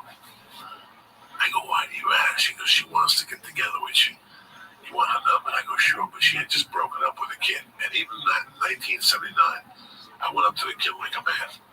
And the kid was a tough kid. I went up to him and I said, can I talk to you for a second? He already knew. I go, I know you're not with her anymore. Do you mind? And he goes, you know what? I like you, but I do mind. I'm still in love with her. Just give it some air. Okay, fuck you. I just, but that's how deep I was in 79, guys. At 15, I already knew there's boundaries. You gotta be a man. You gotta be respectful. And that Halloween night, we all dressed up like ghosts. We took a hit of acid. We went to the Gamio's garage. And it was tremendous. It was tremendous. At 11 o'clock, I went to fucking meet her. And some girl came and said, she's not coming. You have to go get her. And I was like, what? And the girl was hot. And on the way walking, in fact, Timmy Holloway is her cousin. He's listening to this podcast. Robin Thompson. It was me and her. Robin Thompson started walking. And her boyfriend, Glenn Zemnick, was a man already. Me and Robin were 15. Her boyfriend was a man. That's how hot this bitch was. He was a fucking man. This bitch didn't even date high school kids. He got out of the car and thought we were leaving together and started yelling at her, but I stuck up for him. You know, he was like, you know, I'll deal with you some other time. And he, you know, was very nice to me that night. And all this shit went down. I forgot the whole thing. I forgot to call home. That was the rule of the house. You gotta fucking call home. So Saturday night was this night. It was a Halloween party. But it was in those days, in that year, if you look at 1979 map, Halloween was on a weekend. Me and Ghetto Boys at Trick or Treat. No, Halloween was like on a Wednesday. So, but the party was Saturday. Yeah. So it was like maybe, or Halloween was like Monday, and this party was on a Saturday. Those So it was like October 28th. You like trick or treat like 3 times. So what happened was I stayed there, and all of a sudden I realized it's 3 in the morning. And I call home, and my mom answers. She goes, "What the fuck?" And I go, "Listen, I'm up here, but there's no buses." It was a Wednesday. It was a Wednesday. But what was the date on the fucking Saturday night, Lee? The 3rd. The Saturday before that. 27th. The 27th, because she died on the 8th, Lee. So she died that Wednesday after that, not after the Halloween, 10 days after the Halloween. So it was a week and a half. She died a week and a half later.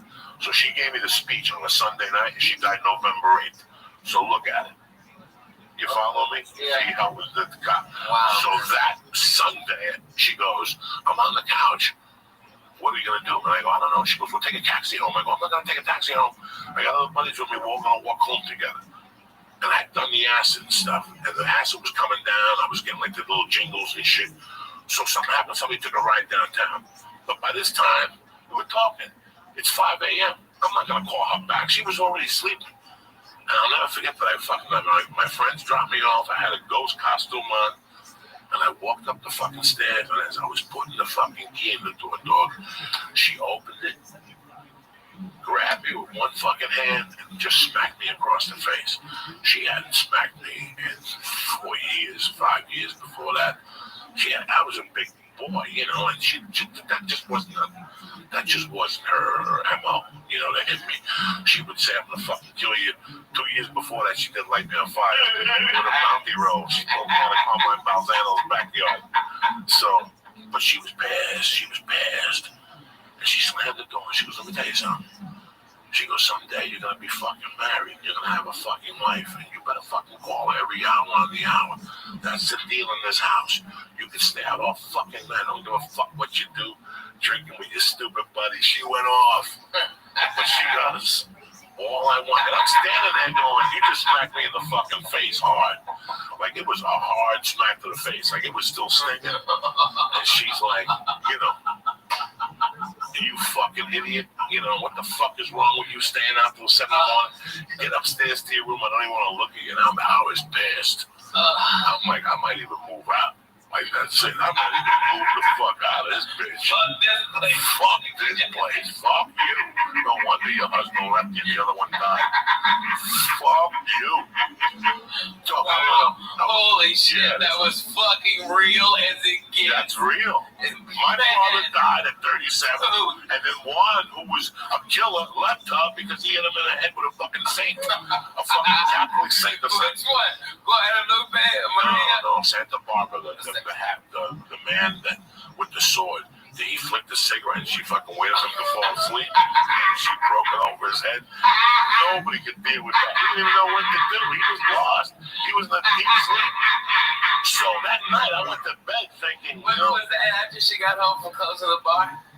Yeah, they came home together and they were talking and they were sitting like this. He was sitting on a chair and something happened when she wanted a cigarette and he took it and instead of handing it to her, we were old school Cubans, bro. Right. You don't throw nothing in that house. No, that's rude. That's fucking rude. Threw it at him. I don't give a fuck. What if somebody flicked the egg? Can I have a cigarette? Like if It wasn't even if good. I'm thirsty, It wasn't hey, even Coco, can I have a sip of your water? Sure, it wasn't You even fucking lit. threw it in me. It's the same fucking thing. It's rude. It wasn't even It's lit. fucking rude. But my mom's demented drunk head. Oh, It was yeah. a disrespect thing, so she waited for him to go to bed. She hit him in the head, and he fucking left the next day. But so I'm walking up the stairs thinking, That's just. I'm walking up the stairs. Oh yeah. I'm walking up the stairs thinking, you know what? I ain't tolerating this shit no more. You I'm 15 and a half. I get a job. I can live at the Balzanos. That was my plan. I don't need this shit. People hit me I and was shit. at the Balzanos when I was working at Hasbrook Heights one time. Yeah, Pete. Yeah. Political Pete. So the next morning she woke me up again. She's like, "Hey, I cooked something." She goes, "But let me tell you something." She goes, "Get up." And she got up. I was like, "Oh fuck." And she goes, "First off, I'm sorry for putting my hand on you. You're too old for me to be hitting you. But number two," she goes, "I just want you to understand something. All I want out of this deal is for you to grow up and be a man. That's it. I don't give a fuck how you do it. I want you to grow up to be a man, okay? When you tell somebody you're gonna call them, you call them." And she kissed me in the cheek and she walked out. And I didn't think much of it. I just sat there and I was like, you know what, whatever. I'm a man. What the fuck is old guy? I am a fucking man. I was just sucking titties behind the high school last night. I'm a fucking man. I worked last summer. I make $75 a day, in my head. And in the morning, whatever. So 10 days later, when I found her dead on the floor, the first thought was like, she's never gonna find that I got let back. But the second thought was, this is what she was saying. She gave me a heads up. That's all she wanted out of this, for me to be a man. Whatever I knew in her world what that meant. But I just wanted to celebrate that. I know that she liked churches. Yeah. My mom loved going to fucking pretty. There was a church down the block in St. Patrick's Cathedral. There's in the 70s and 60s, and every year on February 26th, my mom would give the guy 100 and bring him a bottle of shivers, whatever, flowers, and they would set the casket up like a faith casket. And my mom would do a fucking thing for my dad. And she used to say, I love fucking. We used to go to churches just to fucking look at churches. Even though she was a method, she would go to churches. Yeah. Then in the 6th and the 5th grade, I was 10. That's 1973. And that year, something happened. The New York Mets went to the playoffs, the NLCS playoffs. Look it up, Lisa. I got Cincinnati.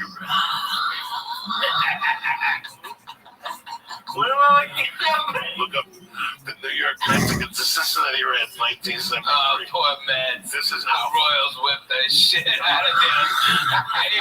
They beat them with 17 spicks, and they did it right there. And fucking, who's that black guy? Spike Lee. He took his hat back off. Okay, Jerry Seinfeld was boo-hooing back to his $1 billion. Okay. All right, so And the little team from nowhere. Fucking no money, Royals. I'm so proud of them. God bless them. It's an American dream. It really It's an American is. It's a dream. fucking American dream. Good for them. It's Whipped them to death. at their house. What year was it? 73. 1973, New York Mets and the Cincinnati Reds, Tremendous. October 6th to 10th. And New York won the series 3-2. But they lost to the A's. Right, Pete Rose beat the fuck out of Bud Harrelson at second base. It was tremendous. when he was that year. sliding in. But that year, my mom, when I made my first community, you were talking about. Oh yeah. Frequently. So with Lee, so you went to Jewish instruction when you were growing up? Yeah. All the time. What Yeah. days? It's Saturdays. No, it was Wednesdays a lot. Wednesdays and Sundays sometimes. Hey, did you have the little things? Oh, thank God. No, that is not. That would have been Lee, you should love pronouns, man. You should eat some pot cookies and say fuck it. Just fuck with people's heads. Lee, if you did that, you know I what, have Lee? no idea how to grow those. Yes, you do. How do you grow those? You just let it. Yeah, just let it fuck. What am I supposed to do? Pre? Who gives a fuck? I'm like an asshole. No, make it be mutton chops. Listen, Everybody think you're a hipster faggot. You know It'd be great. what do you give a fuck with this? You got a girlfriend? You get you some mutton You got chops. a mutton chop? Like, clear the Get you some check. extra dough from a So you can eat sponsor? pussy and it doesn't check Yeah, their we get some legs. Jew wax, you get some money on a sponsor. Oh, yeah, man. Please, Jew wax. Yeah, get you one of them mustaches too. It makes you look like one of them fucking evil villains. Like you got a bitch tied up on a train track. That's what you need, Lee. That would be the look. Yeah, come on, Lee. You gotta do that. Come on, you got that stash. There's no way that's my look. Dude, that's your look. That's your look. And then shave your head, and you'll be a circus strongman. Okay, that's what you'll be. You'll be such a strongman. You'll be. So, I'm sorry, it's just cracking me up. my fucking mom. That hash was fantastic. I used to go to this fucking Sacred Heart School for Boys, and how they did. They did what you had to line up 8th grade, 7th grade, 6th grade. You have to go to church and rest this bell. And you had to ring the bell. So Sister Anna would go, all right, 8th grade, and she'd ring the bell, and you go in. Well, my mom used to eyeball that bell because it was made from copper and had a wooden head. And the Cuban, big saint in Cuba, which is October 6th, like I gotta go with it. You're supposed to have a copper bell. And if you want money, you have to ring that bell. So my mom one day on the way home, she's like, just get close to me. My mom shoplifted the fucking bell. She would take it to the Met games. That fucking bell. So in the back of her mind, that bell was everything. Yeah. That bell was bringing her luck. Every time I'd see her, she'd give me a kiss and go, "You're a genius. That church is bringing me good luck with the fucking bell." The Mets keep winning. What you stole from the church is bringing me the Lord. That's amazing. So every time the Mets would play at home, she'd ring the bell. And if she went to a Met game, she'd take the bell and put it in her purse. And she'd ring the bell at the Met game. This is true fucking story. This is how crazy. This is where I came from. Oh man. I know you don't have all this time, but have you thought about like trying to go back to 1973 Met game like video and see if you hear the bell? That's Holy crazy. shit, you're blowing my fucking mind. I couldn't. Dude. No, I couldn't do it. You would hear it, too. You would hear it going, Rusty, stop. She would throw chicken wings when he'd run back. You hear Rusty, stop. So she was like, it's highway. I'm talking about loud as I go by. Yeah, I mean, she I aimed only know some of she you aimed said, and it still made me she fucking laugh. aimed them to the point. Those are When she would the hard. I'm not good at it. tell me to the point. Like the usher would go, Denora, where do you want to sit? You know, do you want to sit in right field? And I think Rusty, where did Rusty stop play? 73 Mets. Was it 73? Wherever Rusty stopped. They had a horrible, I think it was Rusty stop towards Theodore. Chicken wing fan. The motherfucker My mom used to get always so had to pissed. hit the cutoff. He was a right fielder. Yeah, he always had to hit the cutoff. That was the So story when on the that. guy would, I always thought, And so she Dog, comes I'm with getting chicken those wings. right now. Oh my god, that's the best. Here's the deal. New York The guy would go, Denora, I got signed on right field only. So he would have to run past her. He would have to run past her. If she would sit there and he ran past her, she would lose her mind. She would go ballistic. All 8 times he brought, oh yeah, Ruti, y hueputa. She fucking yelled at him in Spanish. And then if she was close enough, she'd throw chicken wings at him. Oh yeah, y hueputa. So when the guy would ask her, where do you want to sit? And he'd say, like, what do you want to sit? My mom would go, oye, no me ponga para ese lado, compadre. Porque el tipo ese, I don't like that fucking dude. So she would sit on the other side. Who was the left fielder? Oh god. Oh god. Oh thank god you can see a break. Oh god. Plus they had Wayne Garrett on third, so she was in love with Wayne Garrett. If Wayne Garrett took his dick out, my mom would jump the fence and suck his dick, and Tom Steve at the same time. Okay. Your mom's got heart. Give me the tea. By the way, this Friday I'll be at the Club Nokia here in Los Angeles. If you're a church member, please come in. I'd love you. I'd love to see you live. I'm going to do about 2 hours and blow your fucking minds. Go Come on, ahead. baby. What's the team? Who was the left fielder then, and who was the fucking All right. baseman? All right. You want the left fielder or Cleon Jones? Cleon Jones, who was the third baseman. Wayne Garrett. Yeah. Bad motherfucker dog. He reminds me of David Wright, the hot corner they used to call it. And my mother loved Wayne Garrett, so she could tolerate Cleon. And my mother used to call Cleon Jones La Cleon. Vamos para la Cleon. Vamos a hablar con el negro. Because he was black, so my mom would clap. And Wayne Garrett, she liked Wayne Garrett. But you put him on the other side. She'd be to him at the dog game with Rusty Stop. She'd turn and look at me and said, I really want to look at this motherfucker. I gotta sit there and look at this motherfucker. So, Why did you like him? What did you do? she lost like $10,000 one The time guy- because he dropped the ball, and that was it. That's it. Was My he mother's dropped the world. ball, or was Yeah. it because I heard No, he did something stupid. he couldn't throw it to first base. He had to hit the cutoff. I don't know what he did to my mother, My mom just didn't like him.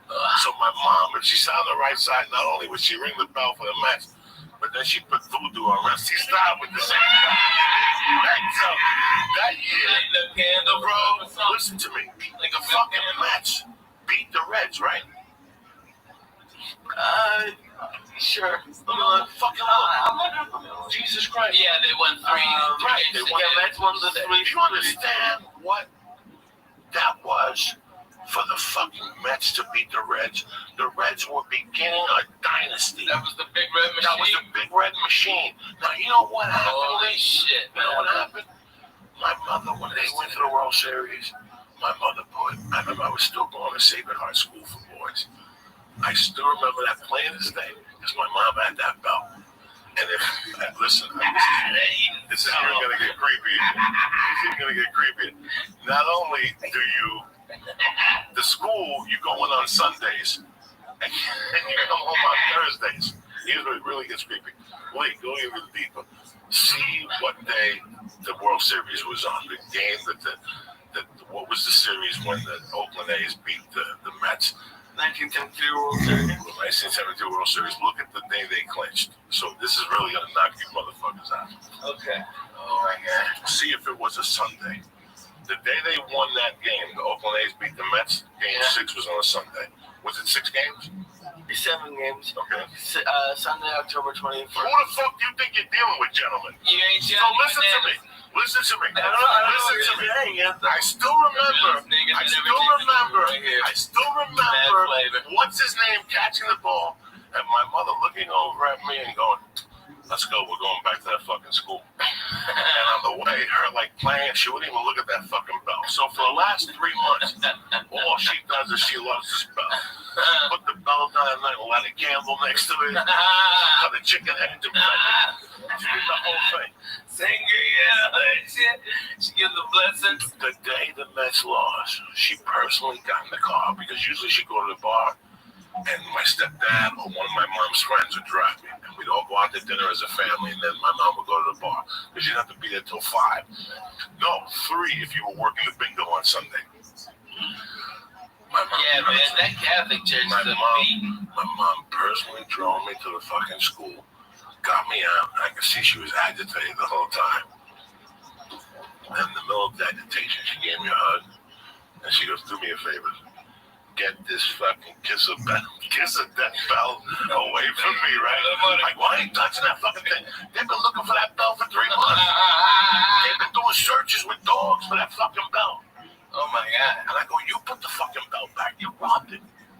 Yeah. We are in front of the church. The nuns are 10 How old feet. are you? 10.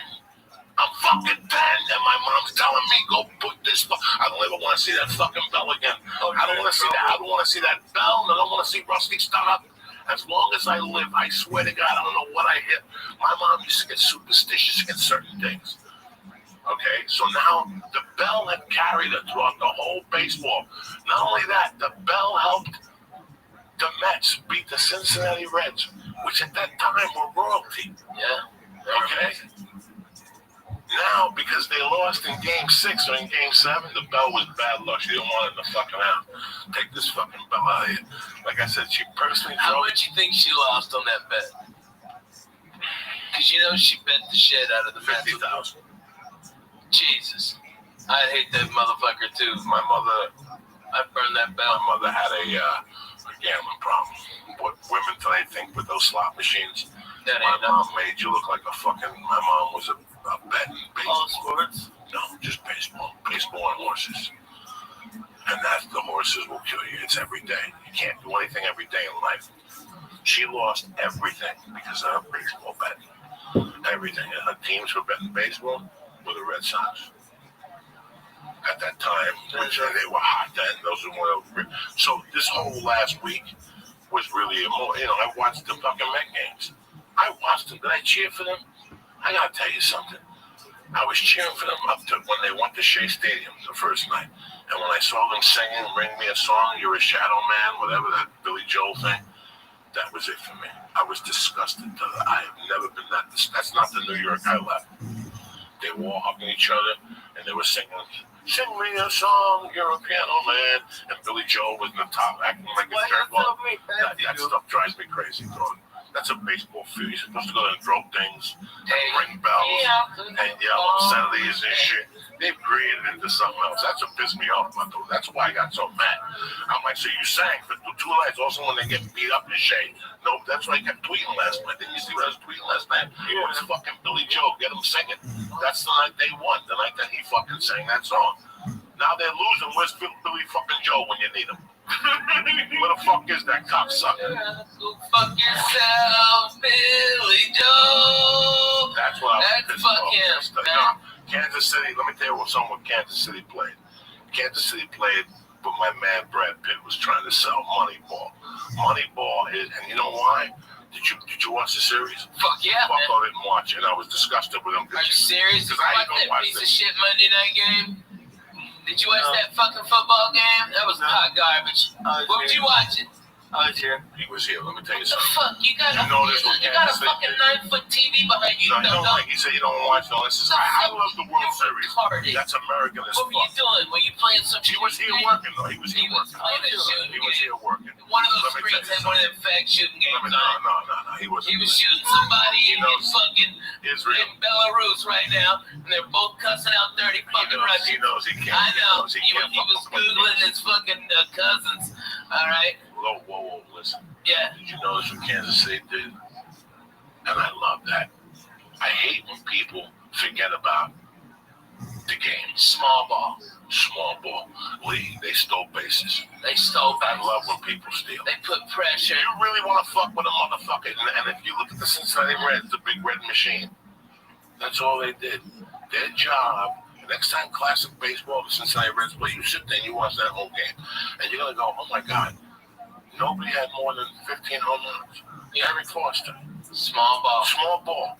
The main job they did Hit. was steal. Single. Get a single and steal. Stealing singles is something that's forgotten about. Yeah, man. You know that's why Ricky Henderson played baseball so long and for so many teams. Because think about it. He played for the Red Sox. Man, he played for everybody. Ricky Henry played for everybody. Listen, Ricky was goofball dumb, but he was one of the greatest baseball players to ever get behind. All right? This guy, if you've got a pitcher and he is out of business at 96 pitches, and Ricky gets on base with a bunt or a fucking single or walk sometimes, he gets on there, he jumps out, that guy's going to have to throw over there 3 or 4 times. He's going to wear out his arm. They're going to have to bring that middle reliever that's a piece of shit that hadn't worked in 8 days in, and then they have to go through 3 closers. So what do they do the next day? Ricky Henderson blows out their next guy. That's what genius small ball is, and that's what they did, man. They played fucking great baseball, man. They played Great baseball. Beautiful college ball. Cincinnati Red games, their leadoff was always Joe Morgan, and he always stole. And once Geronimo came on, those fucking Indians, those Geronimos, they go crazy. And they had like 3 people with stealing. Pete Rose would steal on your ass. You know, Pete Rose wasn't a thief, but and if you watched, it was a game I watched on Classic Baseball maybe 8 years ago, that they actually showed the fucking pitcher just going like, I don't want to deal with this ever again. This was not baseball. This was torture. Because it's small ball. It's slow torture. Every pitch, something happens. There's always something happening. Every time you let that ball go, it's either a single, a bunt, or this motherfucker's stealing. That's torture on a pitcher. He can't You got focus. to duck. You lose your concentration. It's fucking crazy. And that's, well, I used to love baseball. I know everything about the Red Sox. There's 152 games before the postseason. I don't have time to watch all those games. It's I don't know. Well, not every one of them, but watch one of each series and feel like a fan, you know? You know what I mean? I like the Houston Astros. I started stand up there in '90. I loved them. Me and John Westling, we went for a foul ball, and little kid was going for a foul ball. We were stoned out of our balls. And instead of me squashing that kid for that fucking foul ball, I broke the seat. Okay? And the kids got the ball and everybody's cheering and we're on the big screen and I'm holding that chair together, motherfucker. I got my left hand on the chair up. Okay? And John's laughing. He goes, you broke that chair? I go, this motherfucking chair is done. I broke that ass and I've been there 30 fucking years. And I fucked that chair up. We got up. It fell to 4 pieces. I swear to God, get Johnny West on the phone. That is so fucking funny. Oh my God. Broke a couple of things, cocksucker. I've broken a lot of shit. I used to break lawn chairs. Lawn chairs get out of me. Remember the Pittsburgh Funny Bone? Yeah. The home with Repo that used to have naked women pictures all around the bar. Yeah, right. I always used to hate those. Dad, I hate lawn chairs, dog. Yeah, the chair you have on your balcony. I never knew why you had that goddamn chair I there. broke one and you broke one. Well, I was like pushing the jar and you came and just tormented it. Well, for a fat guy, those are the worst chairs. When you shot the pilot for VH1, didn't I break a chair? Yes. Something happened. I broke it. Yeah, you broke a chair. It was awesome. For a long time, I was breaking fucking. Oh my God, that's so I fucking love funny. my chair broke. One time with sleep apnea, a chair broke in Miami. Dude, you broke Gavin's toilet. Remember, you went in there and you just sat down too hard and you broke that fucking toilet. And then you made the slow creep. And water came out and flooded Gavin. And Gavin got out of his, because you were sleeping in my house. And you're like, fuck him, I'm going in here. I broke Gavin's fucking futon. That was classic, dog. I heard that thing snap in 8 ways. When you're a fat fuck, you break shit sometimes without even knowing. It's the most embarrassing thing. Living like a fat fuck, so you break a ton of shit. Clothes. I have ripped clothes. I remember one time I remember one time in somebody's car in a Jeep they had. I went to get the handle and I went to pull up and have to fucking roof came down. Oh man. It's tough being a fat motherfucker. Man, ain't nothing easy. Let me do some shout outs and get the fuck out of here. I'd like to thank Mike and Mary Johnson at Unique Bows. Thank you very much for the bows. We put them on a little hair for Halloween. Thank you for listening. Rusty Shackelford, Dead Squad, Dallas, and the rest of you crazy I love those guys, man. Sandman, Benito Munoz, Sean Cappuccino, Jimmy Carroll, and Girth Brooks. You know who I know is watching? It's my man D in Colorado, who's a cool motherfucker. Yeah, I know D in Colorado, that motherfucker has got weed 15 foot tall. 15, the biggest ass bud.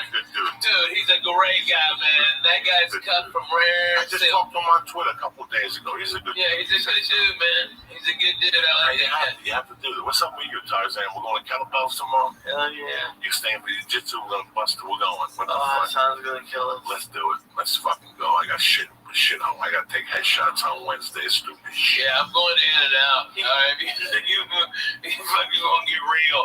Okay, we're 3 fat guys. You're gonna talk about workout sessions now. We're talking about fucking asshole. I just thought about them. I buy better beds, motherfucker. That's what I did.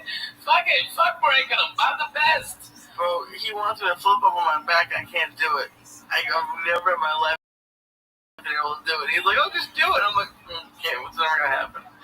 Who gives a fuck? You go there and you do the best you can. Don't worry about doing nothing. Oh, You can't do something. my God. No, I know. It's easy. Okay, I can't believe I can join this conversation, but I can actually and be relevant. Holy shit. Okay, I've been trying to limber up and like, because traveling so much, it hurts.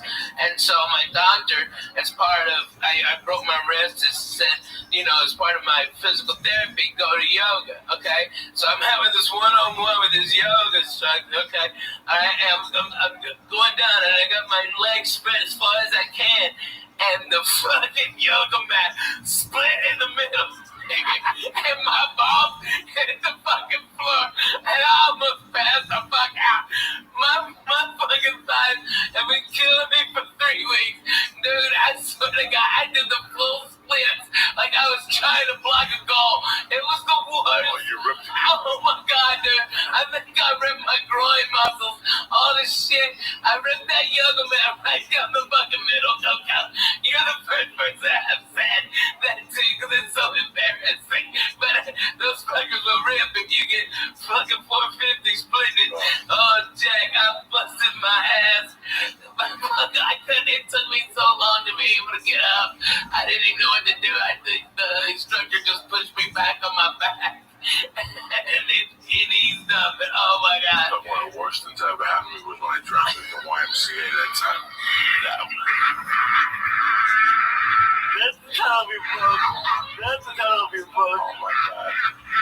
As a fat guy, I was never more embarrassed in my fucking life, man.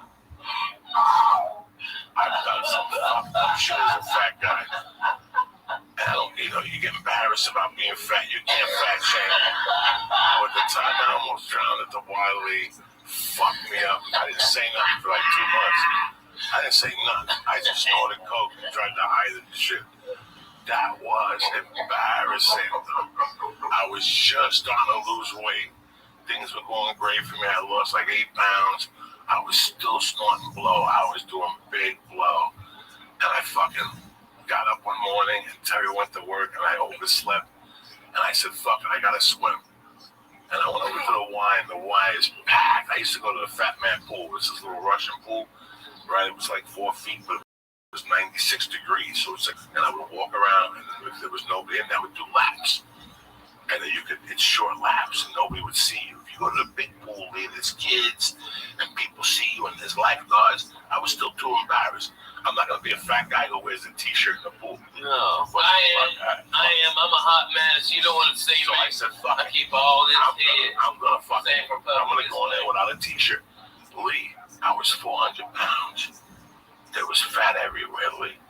And I'd sit in the sauna and I'd make me like I was losing weight in the sauna. Then I'd go on the steam mat. Then I'd jump in the pool. And I do this every morning at 5 a.m.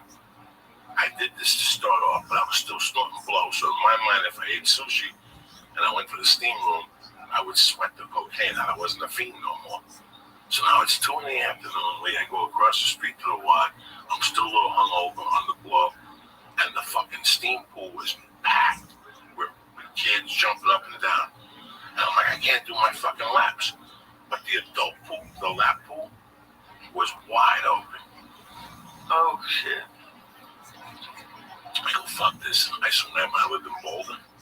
I've been swimming for 3 weeks. I'm ready for the big fucking pool. Why am I swimming with these fucking fat fucks for? I went over there, put my name on the blackboard, guys. I put my goggles in. And on the deep end, I jumped.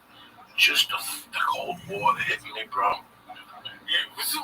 It just shocked my body. Just shocked my fat little body. And then I'm trying to swim. I'm swimming. I'm putting everything I can. I'm turning my head. I'm remembering my form. And I look up, Lee, and I haven't even moved like 5 feet. I'm fucking sideways. But by this time, I'm out of air. Like I was smoking 2 or 3 packs of cigarettes a day. I'm dying. I'm 10 feet out. But I can't swim back. And my feet can't take it, so I'm just holding on to the rope. And people are swimming by me. They're going, come on, let go of the rope. Come on, swim. And I'm like, guys, I'm dying. I'm trying to get the shortest distance was this way. If I swam vertically to the fucking wall, I'd never make it. So I had to swim this way. So I pulled myself like Spider-Man. And I get to the wall, and I'm huffing and puffing, guys. I mean, guys, I was fucked up. Seriously. That's when I realized this has to end. And I'm holding on to this, and I can't kick no more. And I'm out of oxygen, and I'm holding on. And I got my fucking chin on the thing, just holding me. And some kids are like, mister, are you okay? And I'm like, no, I'm not okay. Help me. And they're like, come on, pull them out. And all these little kids get together, these little Mexican kids, and they're trying to pull me out. And they can't pull me out. They're like, 1, 2, 3, pull. And they're pulling. I'm like, and I'm turning purple. I mean, Lee, I'm not breathing.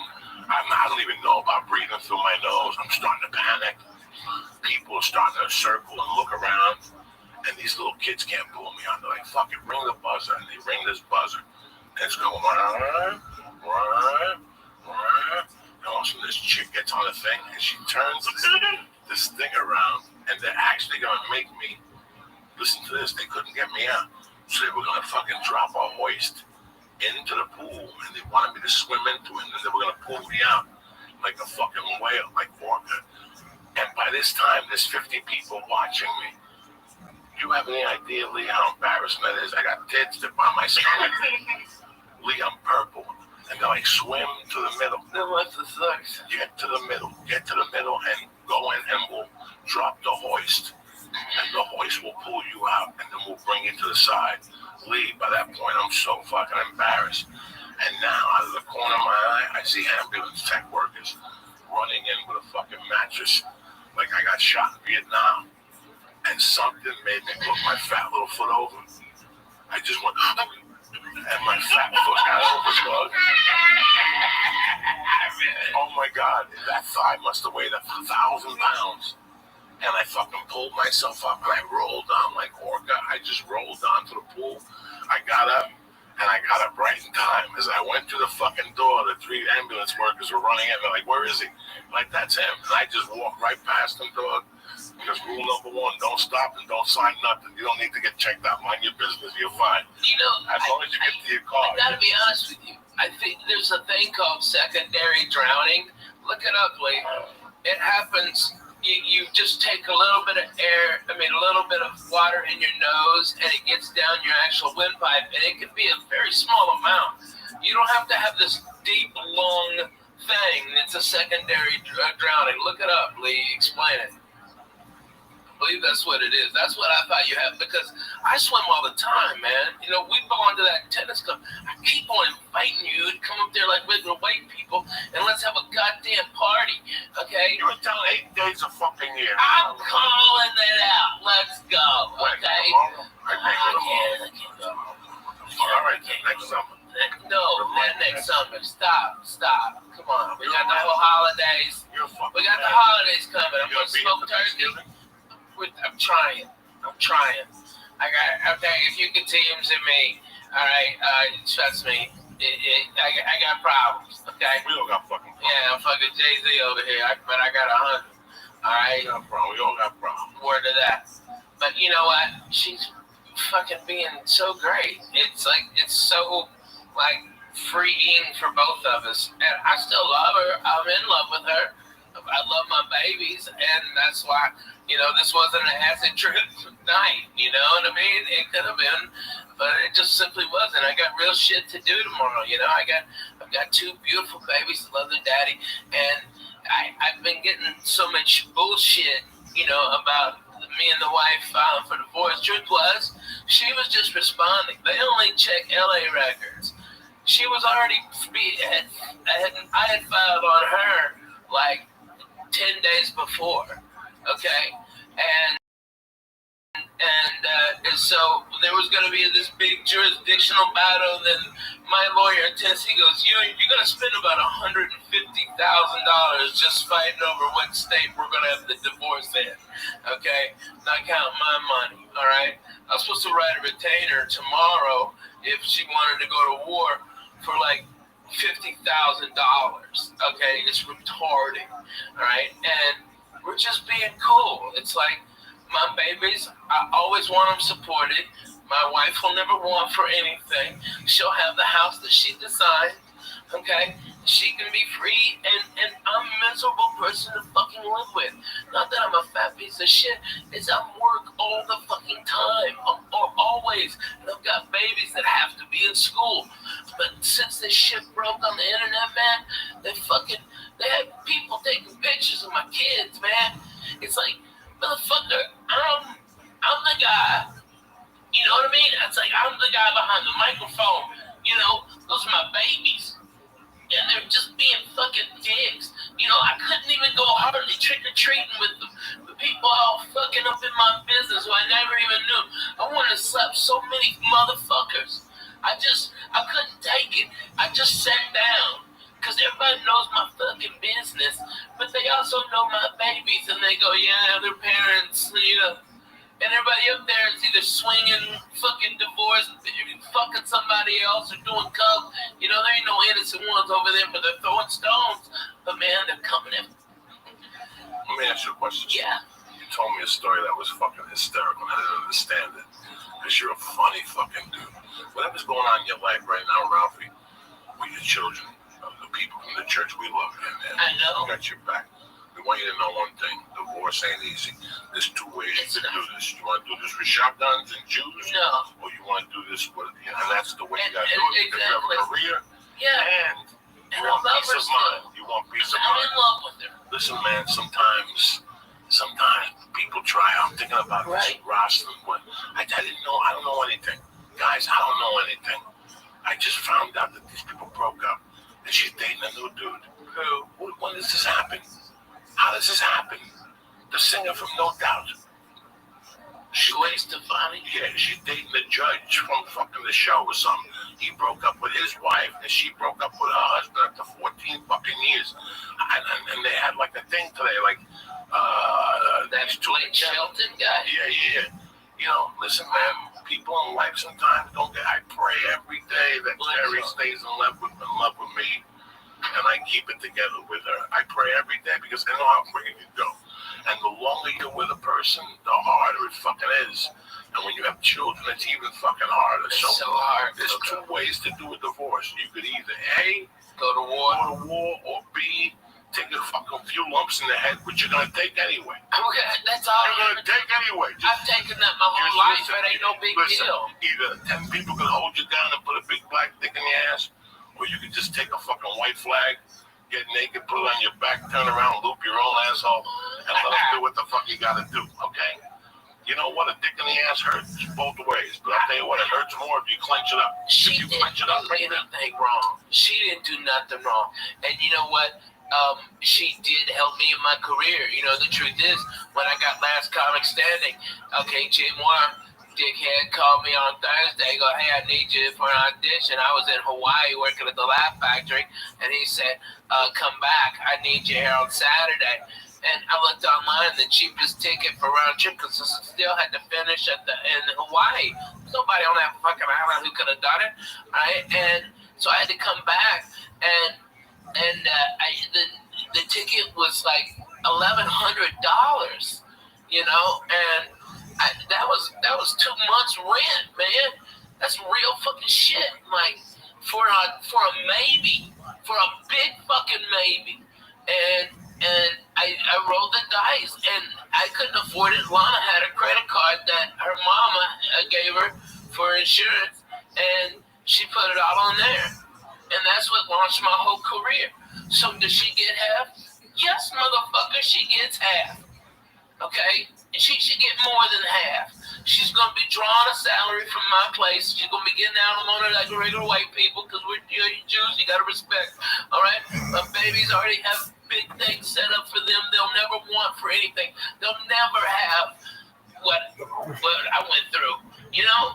And it's like, that's what you want. But now they're coming. It's just so irritating. It's like, you know, they're just dumb. These motherfuckers. You know? But the internet is a good thing and a bad thing. Yeah, right? The internet is a good thing and a bad thing. You know, I use the internet for certain things. I see people use it for other things. And that's fine. That's what the internet is. It's your expression. But sometimes if you open up your life on the internet, the result isn't going to be good. It's happened to me. It's backfired. Yeah. But in this situation with divorce and stuff, who knows? You know, all you And nothing's do is happened yet. keep doing what you're doing. Yeah. Try to put the pieces together. Trying. Be a father. Listen, the divorce in my life had to be tougher than a prison sentence. I lost a child in a divorce. I lost dignity in a divorce. And to this day, I have animosity. I know that I'm like Michael Douglas in what's the movie when he just snapped on the 405? Walking tall, standing tall, when he started shooting people. Yeah. Last straw. When I saw that movie really scared me. Why? You ever see that movie? Where he goes nuts on the 405? Yeah, he's lost his The job. drug dealer goes to mug him, and all of a sudden he shoots him. And he goes, "You want my briefcase?" He's pretty funny in that. And now Duval is looking for him. It's a cliche type movie, but I always saw that happening to me with my ex-wife. That's how bad of a divorce it was. I forgave my stepfather. Till this day, I talk to old school Cubans, and I always say, "Fuck him. He never gave you what was coming to you." Once I gotta go get what was coming to me. That was my frame of thought back then. He didn't give me my mother's money. What do you want me to do? You want me to shoot him? For 3 years, I lived with it. I was preparing to hide under a car and grab his foot and shoot him. Where's his money now? So I shoot him and kill him. How am I gonna get his money now? So I had a terrible idea, and I hated him for fucking years. And one day I go, "What? This is the guy that raised me. Would you give me $300,000? What was I gonna do with it? Was I gonna invest? Was I gonna buy a building? No, You'd be dead. I was gonna buy a yoga plant off some fucking. Fuck yeah. So in a way, he saved my fucking life, So I forgave him over the years, and I forgave him. That was it. When he died, I didn't go to the funeral. I sent flowers. I went to see his wife, and then she died. But I let it go. I gotta tell you something. I had such a I don't have any anger. I have right now, only love. No, I know. I don't care. Right now, I've already seen all the numbers. I just love my babies. Listen, I have to get another place here, and I hate it out here. Listen, has nothing to do with numbers. Okay? There's levels of a divorce. When she walked out of the house, she goes, "Listen, I'm just going to be a mile up the road. You come over anytime you want. Let me just get some space." And I was cool with that. I'm like looking at it going, this is a dream come true. I could work on comedy. I wanted to be a fucking comedian. I just got out of prison. I was doing the working stiff stuff, and I go, "Fuck it. I want to do fucking comedy." And all of a sudden, it went from one thing to another. I hope it doesn't go there for you. I hope you handle it maturely. I love my babies. I love my wife. I hope that the attorneys don't get a hold of this They're and not. turn it into something else. They're not. I hope that, because that's what happened with me. Yeah. Once attorneys get illegal, and once the fine print, there's a fine print. And once that fine print comes out, Lisa, there ain't no coming back. And that fine print has to exist. It has to exist. The law says it has to exist. And sometimes that hurts, So, you have our love, you have my love always. I I call you every day. Hang on. I know. I send you videos of a little Spanish guy. You gotta knock it out with that, man. I'm the real deal. It's like, I'm the real deal. I've it. been through a divorce. I've been through a separation. Guys, it is brutal. I always advise people to keep it together. Keep it together. Well, no, I disagree. But if there's no love, there's no love. No, If there's no love, there's no love. You have love. No, There's we something still both there. have so much love for Right. each other, but it's like, here's the real deal, okay? I have really fucking bad PTSD, and now I'm properly medicated by probably the best. He's the head of psychiatry at Vanderbilt. He's fucking amazing. He's got me chemically dialed in. I sleep 8 hours.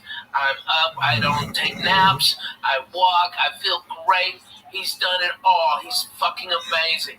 All right? But before I got properly medicated, I was a fucking nut and a complete asshole. Okay? You know what you do after 2 years You of should have put midnight? my house with the Elvis classes. You started to worry me that day. What question did you have over that? No, it's not a question, but it was just my parents got divorced when I was in high school, and I actually had wished they got divorced earlier. Like it says, like we stayed together because of the kids. I even I back know you then, love your wife. I thought She loves it you. would be better just to have like You're a. just a tough dude.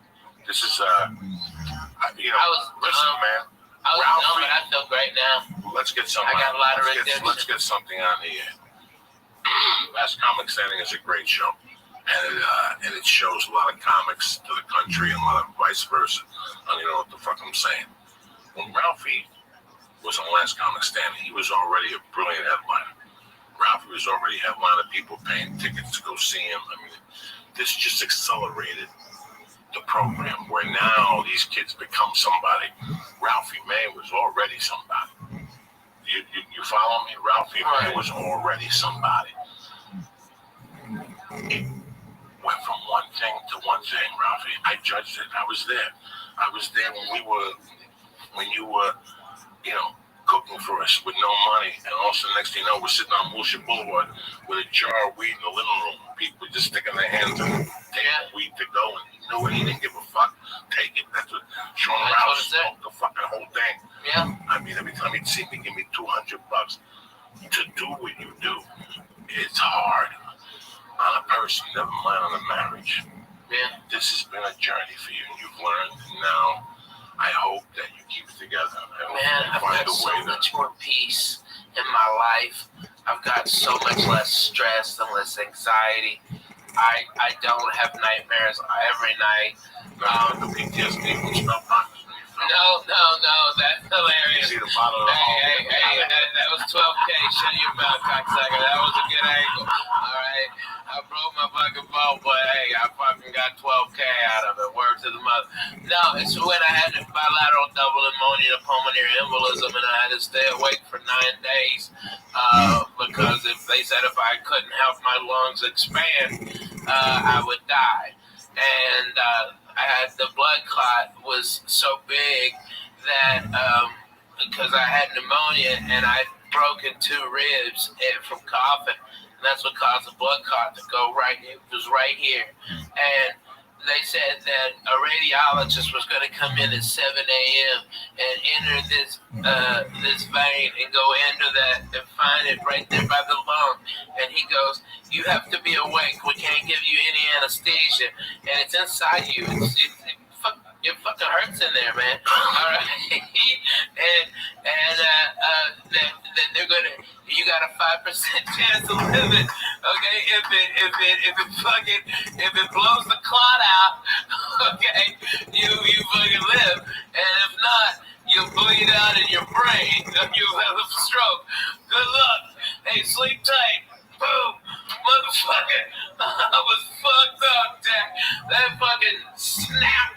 That snaps your fucking head, dude. And so, what I've been doing like a lot of PTSD groups, okay? And they're always like, "What the fuck are you doing here?" And I'm like, "Look here, cocksucker. I'm just as fucked up as you are. And let's get to the real deal. Let's talk about some shit."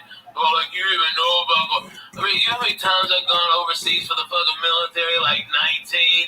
I'm in a 44 forward operating bases in multiple war zones. Okay, by the way, Afghanistan this time of year is fucking beautiful. All the Taliban's turbans, change colors, with it's like, those dirty motherfuckers, they're like, red, beautiful, okay? But then they start getting real, dude. I mean, when those guys get real, it gets real. You know, I mean, it's like, I know it sounds stupid, right? But you're absolutely right. Yeah, Ralphie, man, I gotta tell you something. I'm sitting here across from you. And we'll end this podcast in a couple minutes, but I gotta tell you something. It's, I'm 52, man. I've had a great life. I laugh. I love being upset and laughing. I live to laugh, people. I know sometimes I come across as a prick. I love giggling and I love laughing. I have a lot of regrets in my life. I did a lot of fucked up things. I was talking about my godfather before. One of the biggest regrets I had, that we didn't have the money to do, Ralphie. What a mistake that we could go back and rewire that apartment with a camera. Oh my God. We would have a show. And I'm telling you, that would have been the all-time, it would be HBO's all-time greatest comedy show. And you can't, and you know what, I'm sitting here across from Ralphie, I'm listening to the story, and I'm like, I can't even go to HBO. I'm thinking of Ralphie narrating a show about adventures of a fat guy. And just even all that stuff, the tube, when you fell that time. Oh, falling on Gardner. Listen, I'm sitting here saying, not even Gardner, the thing you were telling Lee about that, he's going on, you don't understand. This chick is living in his house. Before we're talking about the story, here's 3 guys trying to fuck the same chick. It's miserable. I'm the only one not trying to fuck her. But you wanted to fuck. If your face fell into the asshole, it wouldn't have been the worst thing. It wouldn't have been the worst thing. So if something happened, they're having an argument. You cannot write this, Lisa. This is an apartment that's living on whatever Ralphie's society. Yeah. I'm living off Ralphie. I got a little bit of coke in my pocket. Ralphie's making Bloody Marys. With Bloody Marys. And we're going over it. We're hitting this every night. Everybody knew that at 2 a.m. after the company store. The party was in my apartment. The Red Devil, Ricky Cruz. Babalu, you know. And we just talk shit. The producer. Somebody would have a joint. Somebody wouldn't have a joint. But this one night, it was just me. Dude, we always were drinking Bloody Marys. And we're giggling. And Jody said something to Ralphie to piss him off. And there was a big Japanese lamp in the kitchen. All right, and fucko here sits down and she pisses him off, and he sits in the position, and something happened that the light got a little lower, and he's fucking saying shit to her with his face red, right? He's like, "Fuck you! This is my house. like Don't you ever talk to me like this? This is my fucking house. Can you believe this, Coco? She's my guest, and she's talking to me like this. This is my vodka or something." And he, in the middle of his rage, he's like, "Ah!" And he stops because the light bulb is burning his head. It's burned my hair. You can't write that. You cannot write that. That's Inspector Clouseau type shit. I had to wear for like 3 weeks. I was like Junior Just Wolf. I always had a hat on. You busted that toilet in your house. Don't No, it was Gavin's. It was Gavin's. You fucked up Gavin. Slim Jim Magoo. Stop. And you also shit in Gavin's shower and then push it down with your toe, motherfucker. Okay, I know the real you, Coco. Alright, you can bullshit with these other faggots, but I'm bona fide. Okay, I was there at the beginning. Okay, I was looking. Okay. Light the bomb on fire. You light the bomb. Eating people's pussy in that apartment building. Had a fucking camera. Oh my God. We would be multi-millionaires. I tell the story that I brought Shamer there, and she was giving these people, drug dealers wanted to fuck Shamer. Oh, so and I left her downstairs in Gavin's apartment with Gavin and the Armenian. Oh, she's dancing. And she's dancing to the ESPN story.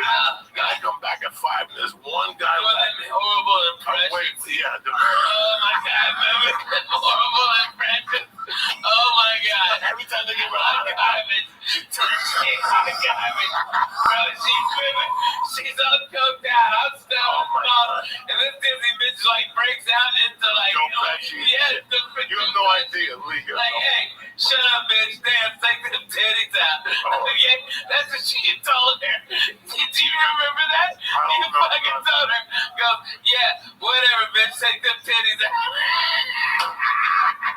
I loved her. I always loved her. I still talk to her when I go to Vegas. Is she in Vegas now? That's awesome. She is so cool. She opens for everybody. She got a little gig. She's a dude. I bet she's making a fucking mint. She's 45. She dances in a cage at a lesbian bar. She's like 26. Yeah, she dances at a fucking lesbian bar, but she keeps marrying gay guys by mistake.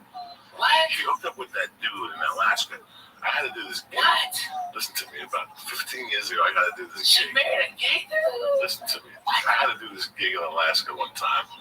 And Charlie's? And one of those, for one of those people. And I canceled. I got like this stupid TV show or something for NBC. And I had to cancel. And she went up there and met a go-go dancer, like a male dancer. And they fell in love. And she put his name on her little pussy. Oh, and then they moved back to LA and they were in love. Man, that's he was like, he was like unemployed, but he always came up with a little bit of money. And she was dating him for like 2 years. They were in love. And then one day, she wanted his email. She saw an email from old dudes that he would go to their house in the afternoon and put like a bikini on. And he would dance for old dudes and shit. And he would get like $50 and do meth. So she threw him out and shit. She was heartbroken because she always makes fucked up choices. I've told this story before. God bless her. Somebody tells me this is the name of the guy that she's got on her pussy. This guy is a go-go dancer for old dudes, and he's smoking meth. So she throws him. Holy shit! She throws him out. I hear about this about a month later. No.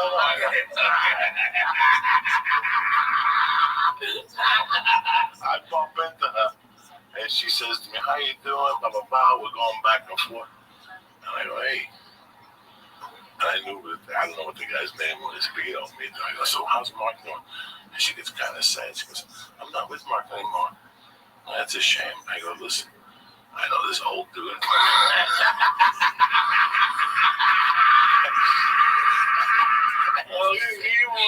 You know what, Shayma, you gotta give it up to her. She is a queen of a ball buster. She will give it, but she will fucking take it.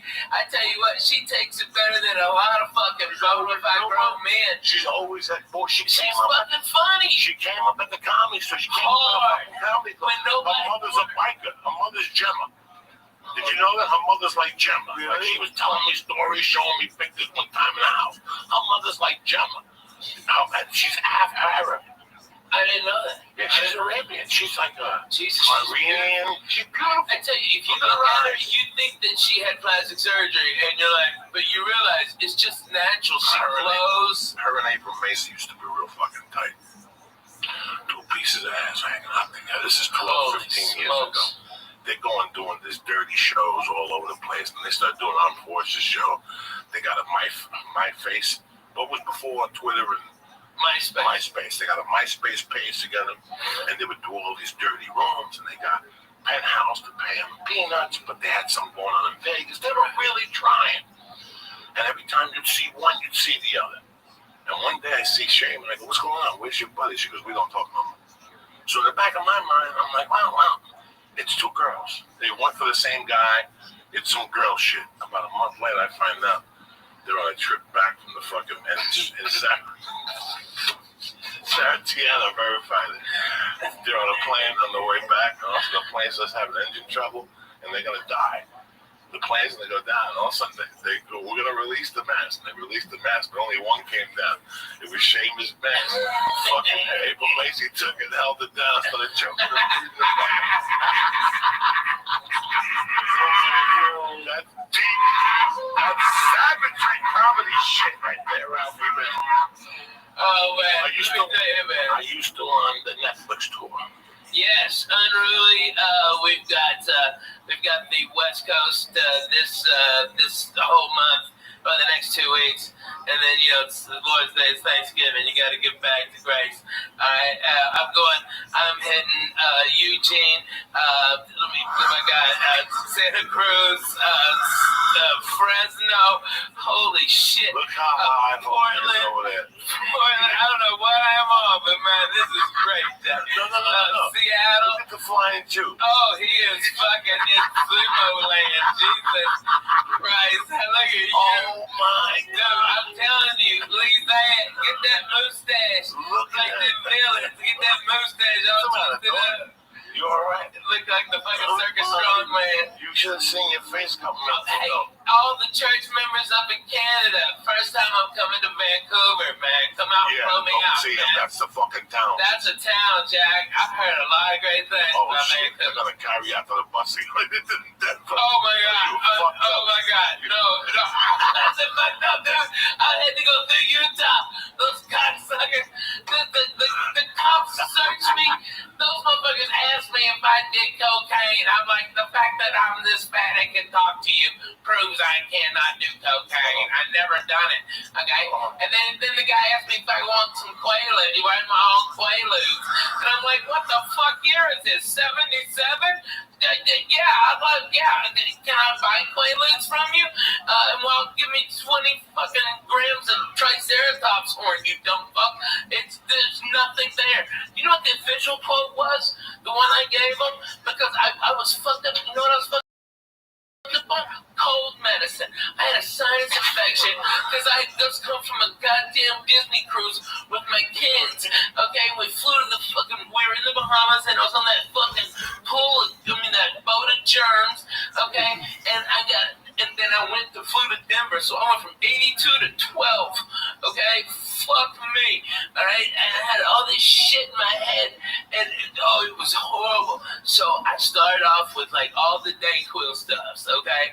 Like fucking just like Dayquil, Theraflu Day, okay, like every Mucinex day, every day shit they had. And I dried up a little bit. I wouldn't have boogers coming out of my head, okay? Alright, this is the real deal, okay? Alright, but I started shaking, dude. I started shaking because I'm all fucked up on all that cold medicine. So, okay, Coco, I'm not gonna bullshit you. I got the NyQuil out, I'm trying to smooth this ride out, I'm trying to fucking mellow this drink. And then I just take a big old swallow a fucking NyQuil, right? It wasn't weed. I played NyQuil roulette and lost, okay? And you know what my wife does? She goes, why didn't you use the measuring cup? And I'm like, what the fuck are you talking about? Measuring cup. That's that cap on the top of the fucking NyQuil. It's a measuring cup. I've never fucking used that in my goddamn life. I had no idea. Okay, I just drank it enough. You know, I go like 2 shots. Fuck it. I look like you broke. Okay. Precious dollar. Hey, that was your fault. That's good ass fucking drugs you got. Alright? Okay. That was you and gravity, motherfucker. You all that. Okay, you're a dick. And I wasn't the only one. You fucked up some shit on getting out of there. Okay, so you suck a dick. And by the way, we went to that Jack in the Box right behind his house because we were smelling all them fucking healthy fuckers. Bullshit, fuck you. No, I didn't go to that Jack. I had to pull over. I couldn't stop laughing. I fucked up that dog. So what happened? Okay, alright.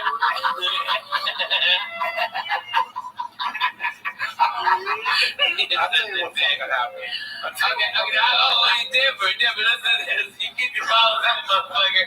Alright, nobody want to see them. Alright, I've seen them plenty in my life. Alright. Well, Christ is out. No, man, fuck you. Let me finish this, you cocksucker. Alright? Because I know you don't believe me. But my wife goes, that's a measuring cup. And I'm like, well, I may be dumb, but you're a dirty bitch. I ain't never seen one in a dishwasher. That's just gross. You leave the same cap, that's disgusting. Alright? And so I was just like, fucking hit it. But you know what I quoted them? Because they were just making lies up about me. I was like, last thing I said before I head on stage, I heard was, all I said was, yes, Mr. Cosby, I'd love another cocktail. That's all I remember. And that's just, go fuck yourself. You get fucked up on NyQuil? Dude, I was so fucked up on NyQuil. You get a bottle of NyQuil, give you a star, then smoke a joint, it's all over. It's dude, all, in 92, I played the hip-hop comedy stop. Steve Harvey's and Michonne McDonald's, all black, at comedy club at a hotel. Okay, and I was sitting back there with these crazy ass, like, I met this guy and he goes, yeah, my name's Willie D. Alright, and he's Willie D from the Ghetto Boys, okay? And then this little ass midget walks over, Bushwick Bill, okay? And he's gangster, okay? I mean, Bushwick Bill was no bullshit. He had knives on him and shit. That little motherfucker cut your balls off. That was high level to him. Okay, no, with codeine syrup. Codeine, and we listen to fucking slow records that this guy named DJ Screw would do. Alright, but we drink that with 7-Up, okay, or Mountain Dew. Boom, they do a Mountain Dew so they wouldn't pass out, so they just drink that syrup. Alright, and we was fucked up. How much did he pour in? Because I only, like, every time I get bronchitis, Dude, they poured a lot in mine, okay? They poured a lot, and they shitload, and a lot of us putting that, what's that, the raspberry liqueur, like Chambord or something. They pour Chambord in it too, so you'd have like grape soda with some Chambord and syrup. Okay, and all those fools were doing that. All of them. It was, and it was like, I didn't even know what hit me. Okay, because it didn't taste. It tastes like Kool-Aid, and I was like, what? And they called me up on stage. And for whatever reason, it was the greatest set of the 4 years I've ever done comedy. And I relaxed. Yeah, but I was, I've been smoking weed in the back with this little crazy midget passing it because it was so funny to look at a midget when you're on codeine and smoking weed. And like if the midget takes the joint out of your hand, but it looks so much infinitely bigger in his hand than it ever did in yours. It's crazy. Like, what? Whoa. Okay, it's amazing. But I came in and blew the place apart. Got a standing ovation. All right. But a comic came on stage who hated my fucking guts. That he was trying to be like the number one guy, and he had tried to do everything, and I blew the guy out of the fucking water. Steve Harvey told me I did. Okay, it was fucking unanimous, and he starts talking shit about me being fat, like making all these fat shit jokes, and the audience. Then out of nowhere, you see this nickel 45, 1911, 45 caliber. Come up and go, and it's Bushwick Bill, and he goes, bring the fat white boy back, shut the fuck up, nigga. All right, and he was about to shoot that man. Okay, because that's how gangster and fucked up this guy was. And they were like, okay, well, fuck it. Okay, we're really good. I had nothing fucking left. What the fuck? How can you follow what you just did? I had nothing at all. I'm like, man, I love those midgets. You know, they've always got your back up to here. All right, and I got the fuck out. I was so scared. I'm like, he's already pulled a gun once. He's gonna shoot me for making a midget joke at him, but he loved it because he was all fucked up and falling over and shit. It was crazy, man. Midgets, when they pass out, they just kind of like, weeble wobbles, and then they go, okay? Things like big ass, okay? You never hung out with no midgets like that? Fuck no, they creep Dude, the fuck not out. me. I like them. They're good people. Shit happens. Get the fuck out of here. Word to that. Great church, by the way. Thank you for having me, Coco. Midgets getting fucked up on call. I want to drink what black people are drinking now. I saw it on Drugs Inc. What is it? That shit they drink in Memphis and the What South. is it? It's like a liquid codeine and they mix it with Kool-Aid. Oh, yeah. Yeah, the syrup. Yeah, that's the exact same thing they were doing. It's just you mix codeine with a drink. No, what you do is it's cough syrup. It's cough syrup, and from I never got prescription. fucked up on that stuff. Well, you don't I drank drink enough NyQuil of as a kid. As a kid, I discovered NyQuil when I was like 9. I remember they would help you fall asleep. Oh, So I liked it, but I didn't like the feeling in the morning. I've never chugged codeine, but it's great. Just to have it's like a joint. It's like a joint. Codeine pills get my. I'm a dentist. Dude, I get so fucking. I can't eat that shit. My stomach. My fucking little pooper gets worn out. I can't shit, and it's miserable. Fuck that. I don't do none of that shit no more, I man. drink some of that cough medicine and shit one night. Dude, you don't want to. Slow records and shit. Oh man, that's what we used to do. Play slow The records. horse in this motherfucker one time. Bring it back, bring the horse in this motherfucker one time. Hey, Lee, put this song on. Okay, this is a great song. Hold on, we gotta get the fuck okay, out of here. all right. We'll get the fuck All out of right, here. word to that. Let's do this real quick. For 9,000 years, that's how long humans been making wine. That's also how long they've been confused about which wine to drink. Some people get a headache after they drink wine. I used to get a headache. One time I shoplifted a bottle of wine from Albertsons across Hudson County Park, and I drank it with Diddy Quintero and Louis Castellino. I had a headache for 2 fucking days. But for many of us, it's a shopping part that causes a real headache. You got too many choices. You don't know what to do. People coming over, they're serving chicken, they're serving lobster, and sometimes you go down there and wine's expensive. You went in there to buy a 20, next thing you know you're dropping 60, and you got no guarantee of what you're gonna buy, right? Let me tell you something. It's overwhelming to pick out a good bottle of wine sometimes, especially when people don't know it. Your own personal experience learning about wine and why haven't you bothered to learn about wine, that type of stuff. This is what we're gonna do. I joined a new wine club. It's called Club W. They changed the whole game. It's easy. You go to clubw.com and you answer 6 questions. The algorithm, whatever you say, algorithm creates a palette profile just for you.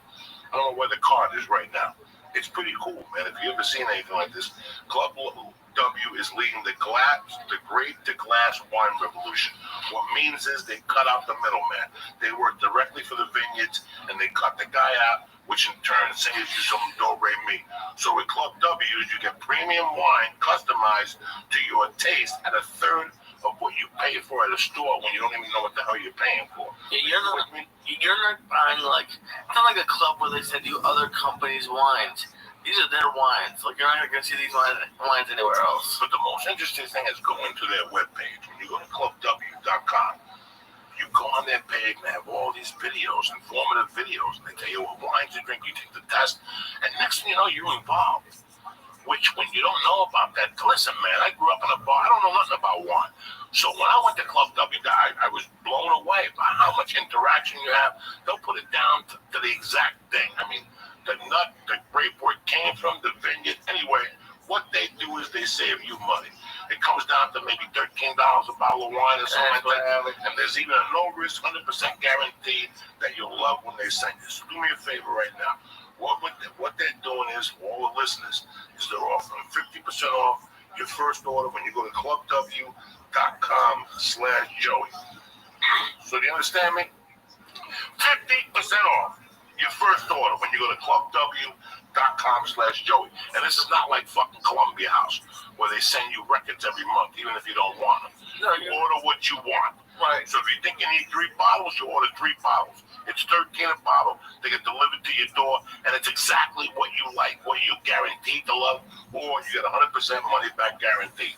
So again, do me a favor, get 50% off your first order. Go to clubw.com/Joey. Stop wasting time and stop losing money at these retail stores and start drinking wine you know you're going to love. So go to clubw.com/Joey to get your 50% off, all right? I'm doing it just to get this. I don't have to bring to Thanksgiving parties. You and Paul Just get do it. no, but I'm just saying. Like, let's say you have to bring stuff to a party. Yeah, man. Just get 3 bottles of wine, and then you're gonna have to go to at least. This town takes the whole week off. There's parties every night. We're off until the start of the new year now. When I used to work in TV, a little bit of work, not really. Yeah. Until Thanksgiving, it's gonna be busy. But then after that, so They're out. Everybody's skiing. yeah. It's good to know. Anyway, let me tell you something. I tell you once, I'm going into a heavy season now. I go into like 6 weeks of flying. So this whole thing, dog, I got my on it. I always slap what I'm. What's the one I take? The Immune, the Shroom Tech Immune. Let me tell you something. Those planes are filthy. Those planes are filthy. Fucked up my show. If you think you get off a plane, they steam it with chemicals, they wipe down nothing. In my bag, there's a fucking deodorizer. I got a hand sanitizer to wipe everything. That's the first thing I do when I sit down now. I don't want somebody else's ass on my ass. Then I'm stinking like their fucking ass. You gotta wipe those fucking seats down. So do me a favor. It's just bad. When you fly, there's a lot of human contact this time of the year. Do yourself a favor. Go to onit.com. Get the Shroom Tech Immune. You boost up your immune system and you have a lot of human contact when you're flying. We're out. We're smoking dope with different people. You hit a vapor pen. You know, you get sick this time of the year, you lose fucking thousands of dollars, especially you, Ralphie, man. I can't afford to fucking get sick. I can't. So I don't take a chance. I up my vitamin C when I fly, and I also take Shroom Tech Immune. But that's not only the only thing fucking on it. They got Shroom Tech Sport. Which gives you more endurance when you roll, lift weights, walk, whatever the fuck you want to do. Even when you fly, it opens you up. They have strong bone. They have the hemp protein powder, and they got Alpha Brain. You know, it's with 100% money back guarantee. The nootropic, it's off the fucking charts. So do yourself a favor. Go to Alec.com right now and press in. Church. And get 10% off your first order. And if you get it sent right to your fucking door, you don't have to leave the house. You have to go to Whole Foods. You have to do nothing. What do you press in, Lee? Church. Beautiful. Number 2, hitty6.com. What'd your dad say? He loves them. He says that because we say it's 5 for $50. It's half off. They're usually 20.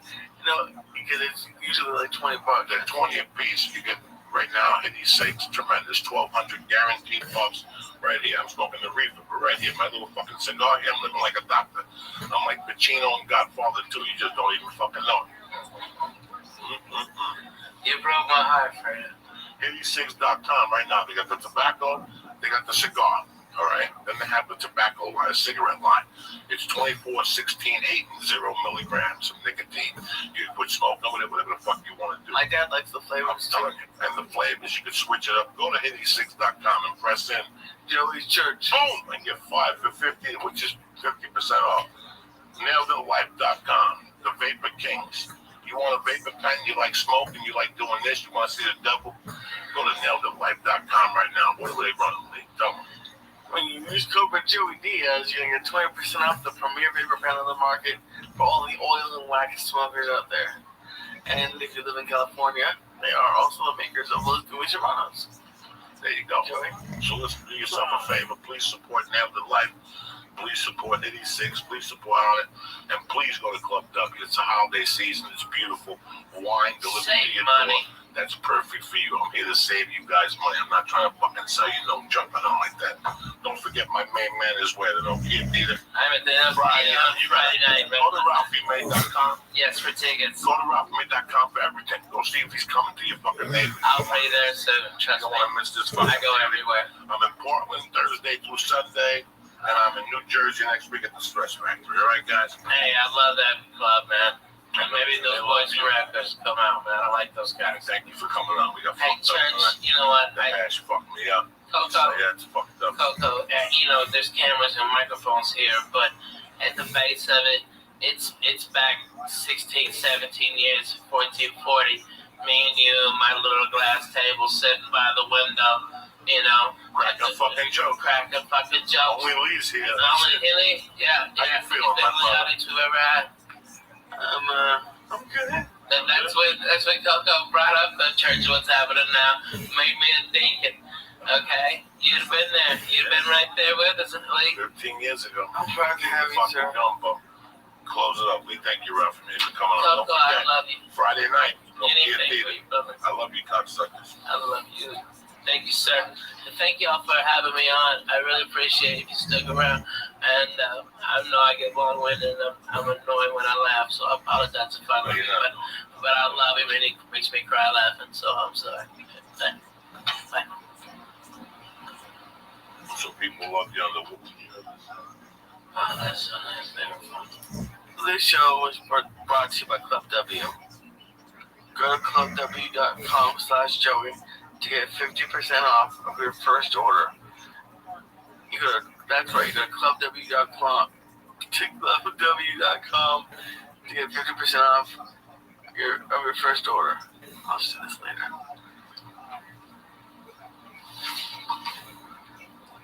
What do you want to close this, guys? Hold on.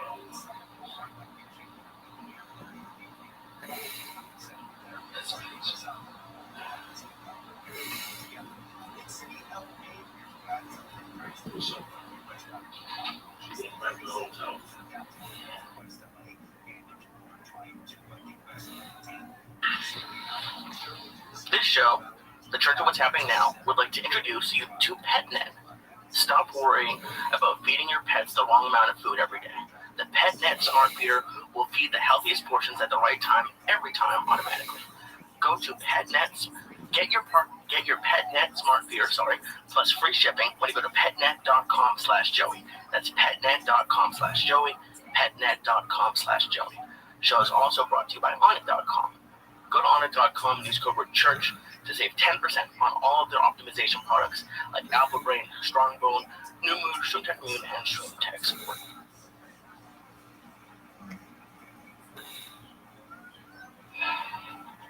Oh shit. The Church of What's Happening Now, bitches. Kick that muley. Monday, October 17th. The day the devil was buried at sea. Lisa Ayat. Ralphie May.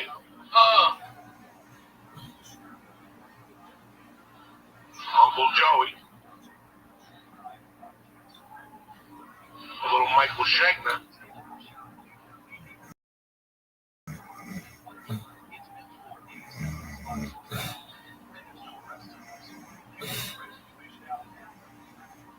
Oh shit. Break out those fucking bazookas. Uncle Joey's in your living room tonight.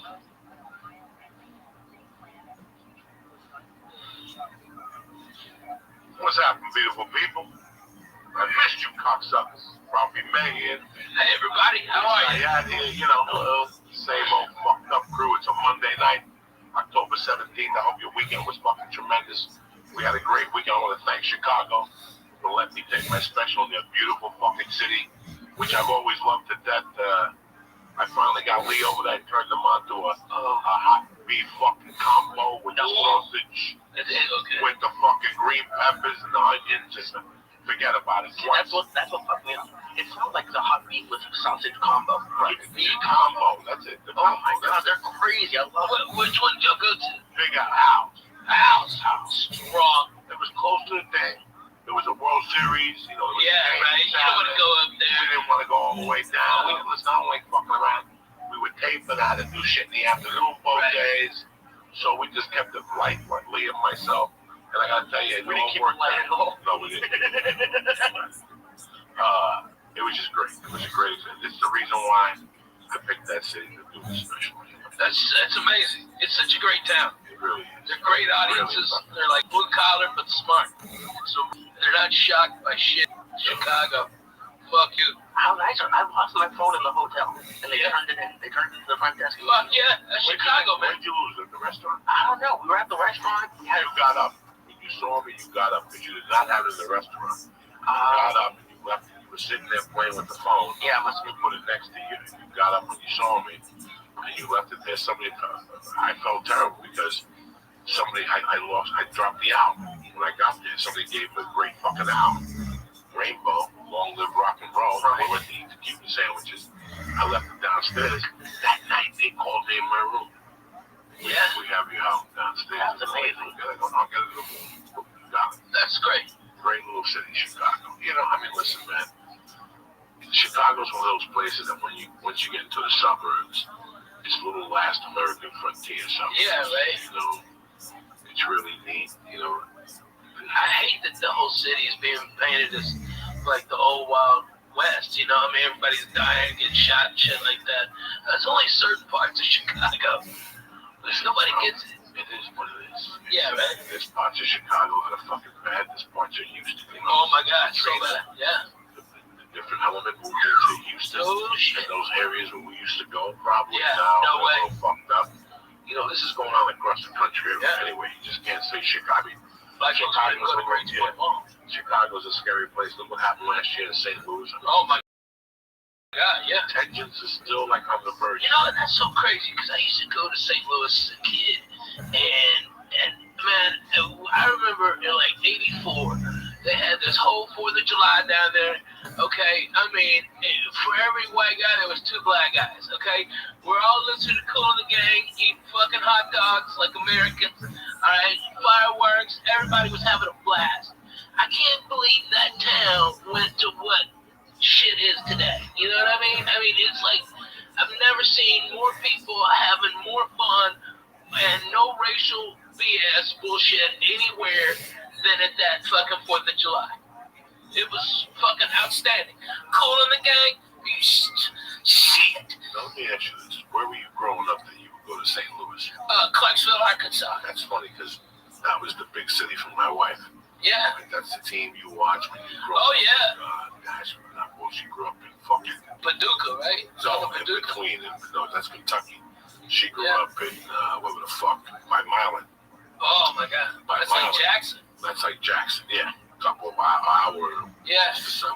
We go to St. Louis to watch the games, Right. and then we go to Memphis to watch wrestling, and we go to Hot Springs to go to the horse races. My grandfather would get a place. So back up. What type of wrestling was there in Memphis? Oh shit! Was it the guys you saw on TV? Fuck no! When we saw him on local TV, I mean that's where I first met Spittin' Dick Murdoch, fucking the Funk Brothers. Okay, man, Jerry Lawler. I saw Jerry Lawler and Kaufman fucking wrestle.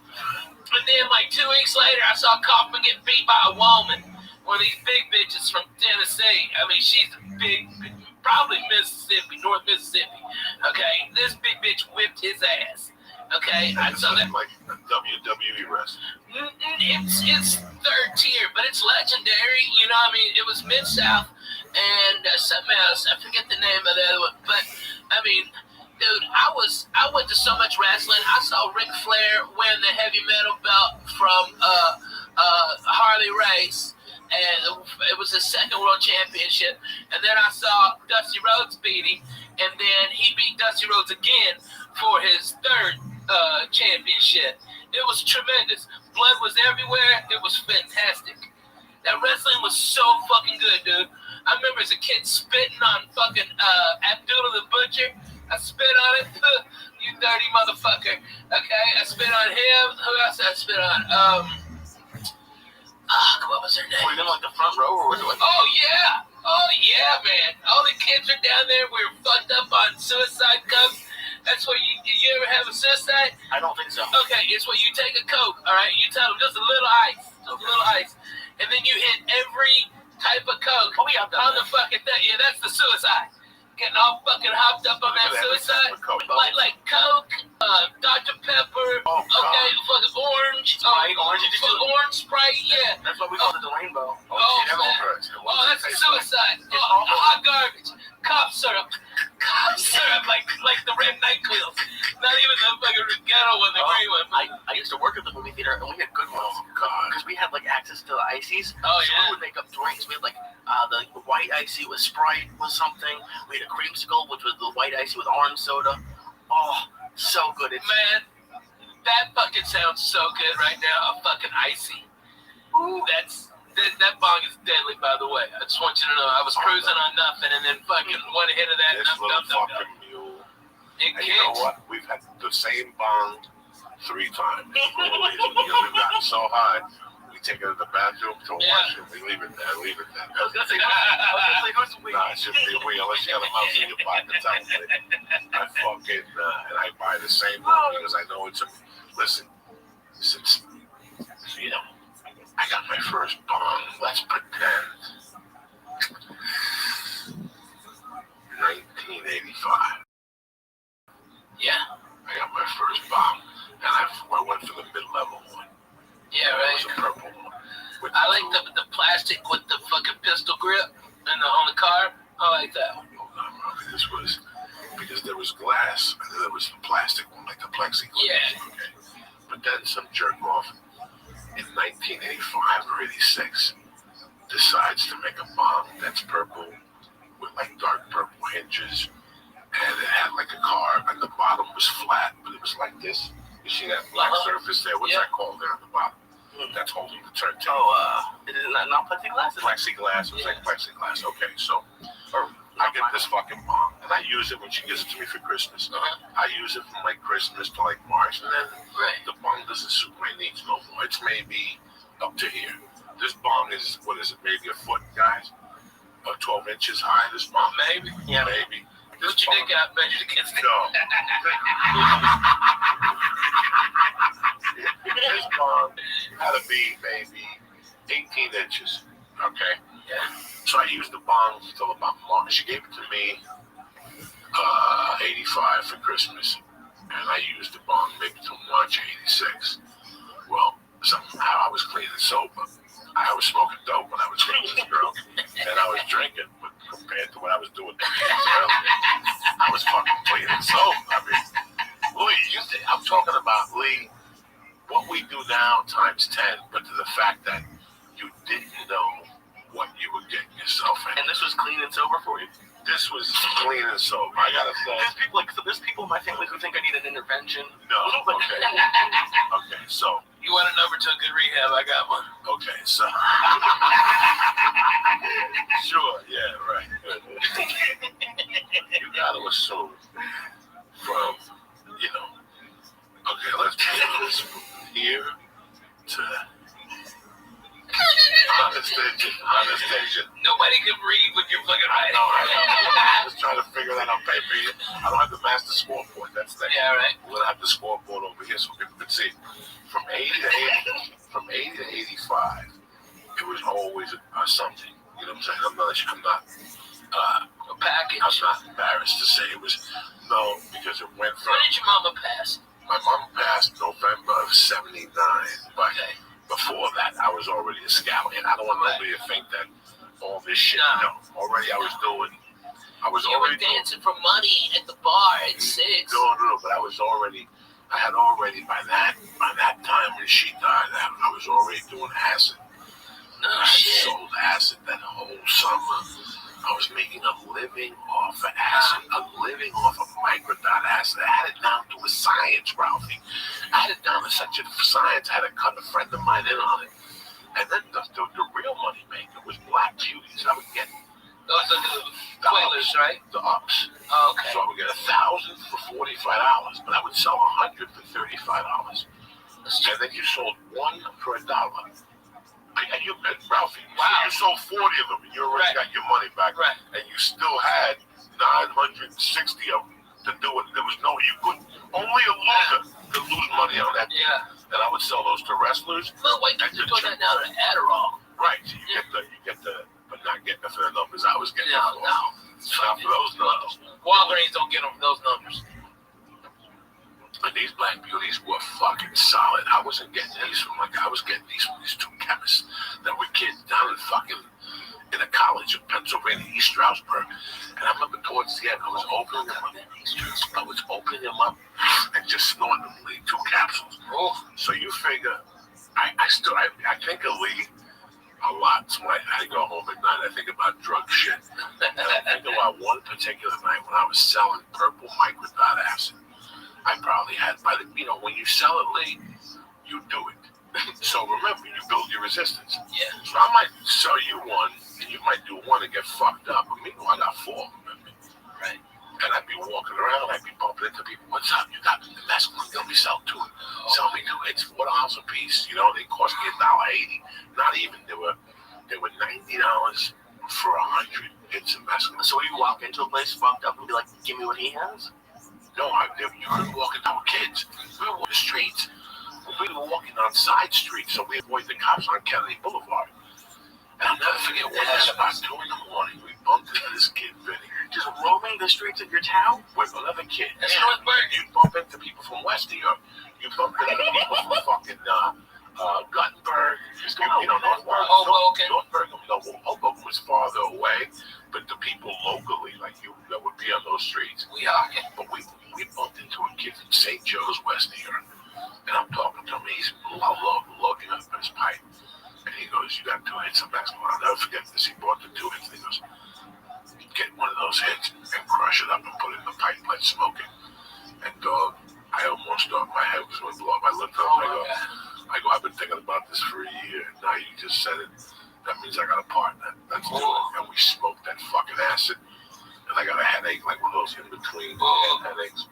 Did it get you off? Did you freak out on that? I was freaking out on the fucking acid already. But to make a long story short, I'm sorry I went on this tangent with you, Ralphie. No, I love it. When I go out in those days, you really didn't know what was going to happen. Like, all you knew that was that you had $42, Ralphie had 64, and I had 80. And we were going to go to a bar and have a few drinks, and maybe a package would show up, and maybe a Quaalude would show up, maybe a what was that would like? show up. Well, and it was like... That's what I wanted about the fucking Quaalude. Like, I went from living this fucking... going to the bar on a Monday night. Okay, like tonight. What's tonight? Monday, yeah. Please meet me at Sharples at 8 o'clock. Okay. They give out food. Nice. And let's have 3 beers. What time are we gonna do work tomorrow? 8 o'clock. And Joey, I can't miss.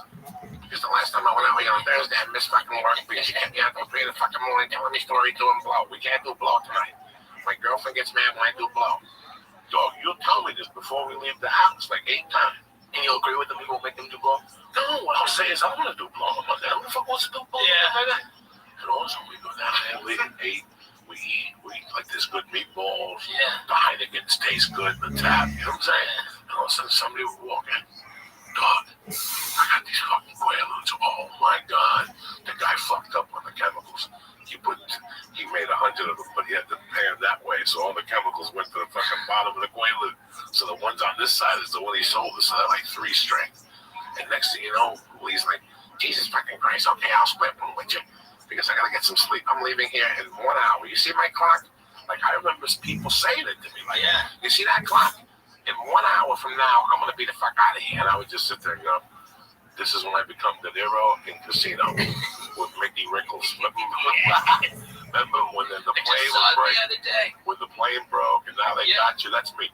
At that point, right? That's fucking goddamn it, what's his name? Don Don Rickles. Rickles, Mickey Rickles. Yeah. At that point, Lee, that's when you come back and you go, that was falling. I gotta leave here in 1 hour, Joey, okay? Don't do nothing to me. I ate the half a Quaalude, that's it. No, I'm not gonna have another drink. What do you mean? Ralphie just bought fucking round. Gotta have another fucking drink. And in that meantime, some skinny fuck with a missing tooth walks in and goes, Don, hey man, you wanna buy a gram of blow for $75? Give me 25 and I'll give you 50 next week. I mean, and you're sitting there going, it's Monday fucking night. What else could happen here?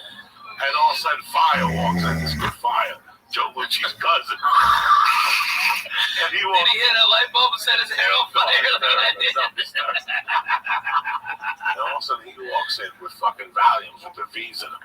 You know, this was a constant. And now, I never had anyone come up to ask me that. they don't even ask you. They just get a drink. And all of a sudden, they wave. And next thing you know, you go to the bathroom to pee. And they Bam, they got you in the bathroom. Dog, you want to buy these? They're $10 a piece. I can keep for $7. I need the money. I want to go to New York and get my dick sucked. Okay. What are you gonna do? I'm gonna pass out some good pills, Lee. Let's get it. Come on, get I don't pass on the bills, Lee. Lee. Give me the Oh, you're crazy, Give me the fucking 20, Lee. Come on. You never pass. Lee, give me the fucking 20. Let's get the 6 pills. All right. Cut this shit. And that's it, Lee. That's how quick it happens. You went out thinking you were gonna have orange juice and a hamburger and watch the game, and you're going home jacked to the gills at 5. With the grandma blowing your pocket. The 6 Quaaludes you didn't want. You And didn't your want dick's it. mysteriously wet. Well, because I owe you $20. I gave you 3 of the Quaaludes to hold. You know what I'm saying? Yeah. Because I don't To want hold? Quaaludes. Yeah, because I don't want them either. I don't want them. Oh, man. George would be holding, he didn't even know it. He didn't check the inside pocket. So that was You're paying off your drugs, essentially? no, not Like some all my people time. carry it sometimes. Listen, not the coke. The coke always went home with pop. Okay, don't get me wrong. The package, there was no putting away. There was people that said, "Oh yeah, Graham lasts me a year." I do 2 lines and put it away. That's great. That's great. Once I stop, it ain't stop. It's like M&Ms. It's like cigarettes. It's like anything else you put in front of me. I think that honestly, okay, for the people at home, okay, Coco is the head preacher man over at church. What's happening now? I've been a member of the church. I might have been the first member. It was just the first member It of the was church. us. We started It was together. us. And okay, the last time I saw Coco do exactly what because he's talking about the '80s, like he was a demon then. 10 years ago, Christmas. No, Thanksgiving, pardon me. Coco did a quarter ounce of mushrooms. He smoked nearly an ounce of my weed, drank beers all day long, and then went down and did the Comedy Store and copped. Okay, and that was the last night of evil. Oh, and acid. Acid too. He had 4 hits of acid. What? He ate a quarter ounce of mushrooms. I swear to God. Purple. Okay? Comedy A Store. quarter ounce. Was Okay. purple. Alright, and then 4 hits of acid, smoked at least an ounce of my weed, drank all my fucking orange juice. Okay, I had to call the Canyon store twice to come up and bring more orange Tell me juice. about those sandwiches, though. Oh, dude. Are they still there? Yeah. Tell me about the sandwiches you used to buy. Okay, I get them to set up fucking chicken salad on toast. Nice. Stop. With Chicken avocado. salad, yeah, avocado and tomato. Jesus, Lee. Damn, Lee, that was fucking straight Jew food, but it Tell was me about the amazing. time we went to that place. You took me to that place and there was ants in your sandwich and you sent it back and she still gave you a bill for half the sandwich Oh, yeah. because she said that there was only ants on the one. Tell me On one side. Tell me Oh my God, where the fuck Are is you that gonna- spot? the place next to the Laugh Factory. Oh my God, Not the yeah. last Fuck time. yeah. Take me there every other Yeah, fucking Greenblatt's. Greenblatt's. The fucking bitch charged me for having the sandwich because they had ants on it. Listen, I saw it with my own eyes. He had Oh my God. an ant on his arm. And I go, Ralphie, why do you have ants? And he looked at the sandwich and he goes, what the fuck? He lifted the sandwich and it was like 3 ants. Yeah. Also, he put the sandwich down. He called the waitress over. He killed like 3 ants. He goes, that was in that. So she goes, which side was it?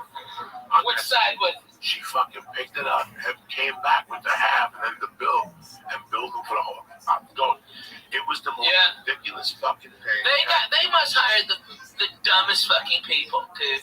I went there at the time before that, and I got a fucking salami and egg sandwich. Okay, that's a strong move. Okay, late at night, boom, had a couple of pops, I'm stoned as a bone, boom, that's great.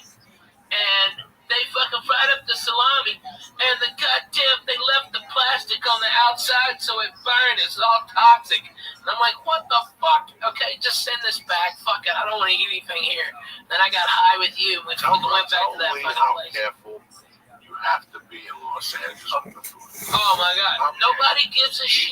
I tease them. No, you always used to make fun of me because I would get pepperoni. The reason I haven't got pepperoni in a few months is because they would always leave the plastic on. I'd be eating it and plastic would come off with every bite. Oh my God. When you get Ralph's. No. I would make sandwiches. Oh my God, really? And every bite would have the ring around it. So I'd have to tell them, and like the 3rd time it happened at different Ralph's. So, let's get back to something. yes, I make pepperoni sandwiches. No, I'm not going to do the pepperoni sandwiches. That's So good. as you're Strong eating move. it, the string is still on it. Yeah. Like, look, take that off, guys. I know. They got no. Take that off. I think LA's problem is it's like an airport. When they cut it this way, right? Yeah, they slice it like So it's like a wrap around. Yeah, But take it not off. the fucking plastic. No, it was the plastic. It's the No, plastic. no, there's a difference between the wrapper of the casing. I'm used to that. Oh, it's the casing. It was right? We have casing. yeah. Okay. No, but it was like you can't take casing and like around it. It is like I've had pepperoni. Trust me, I've had pepperoni before. There's not that. And I've told them, and when you tell them of that, you can see a difference. But that's why I don't go to the like. I did something really weird today. What'd you do? What did you do? Oh my God, shocked. I left my cart at Ralph's. I got pissed off because they didn't have what I wanted. Like the deli counter was full, like way full. I was looking down my cart. No, Magnolia. That's a busy fucking Magnolia across From the barbecue place. barbecue place. The one with the DX has open mic. It's right across. It's right past Lancashire. Oh, you go to that hellhole?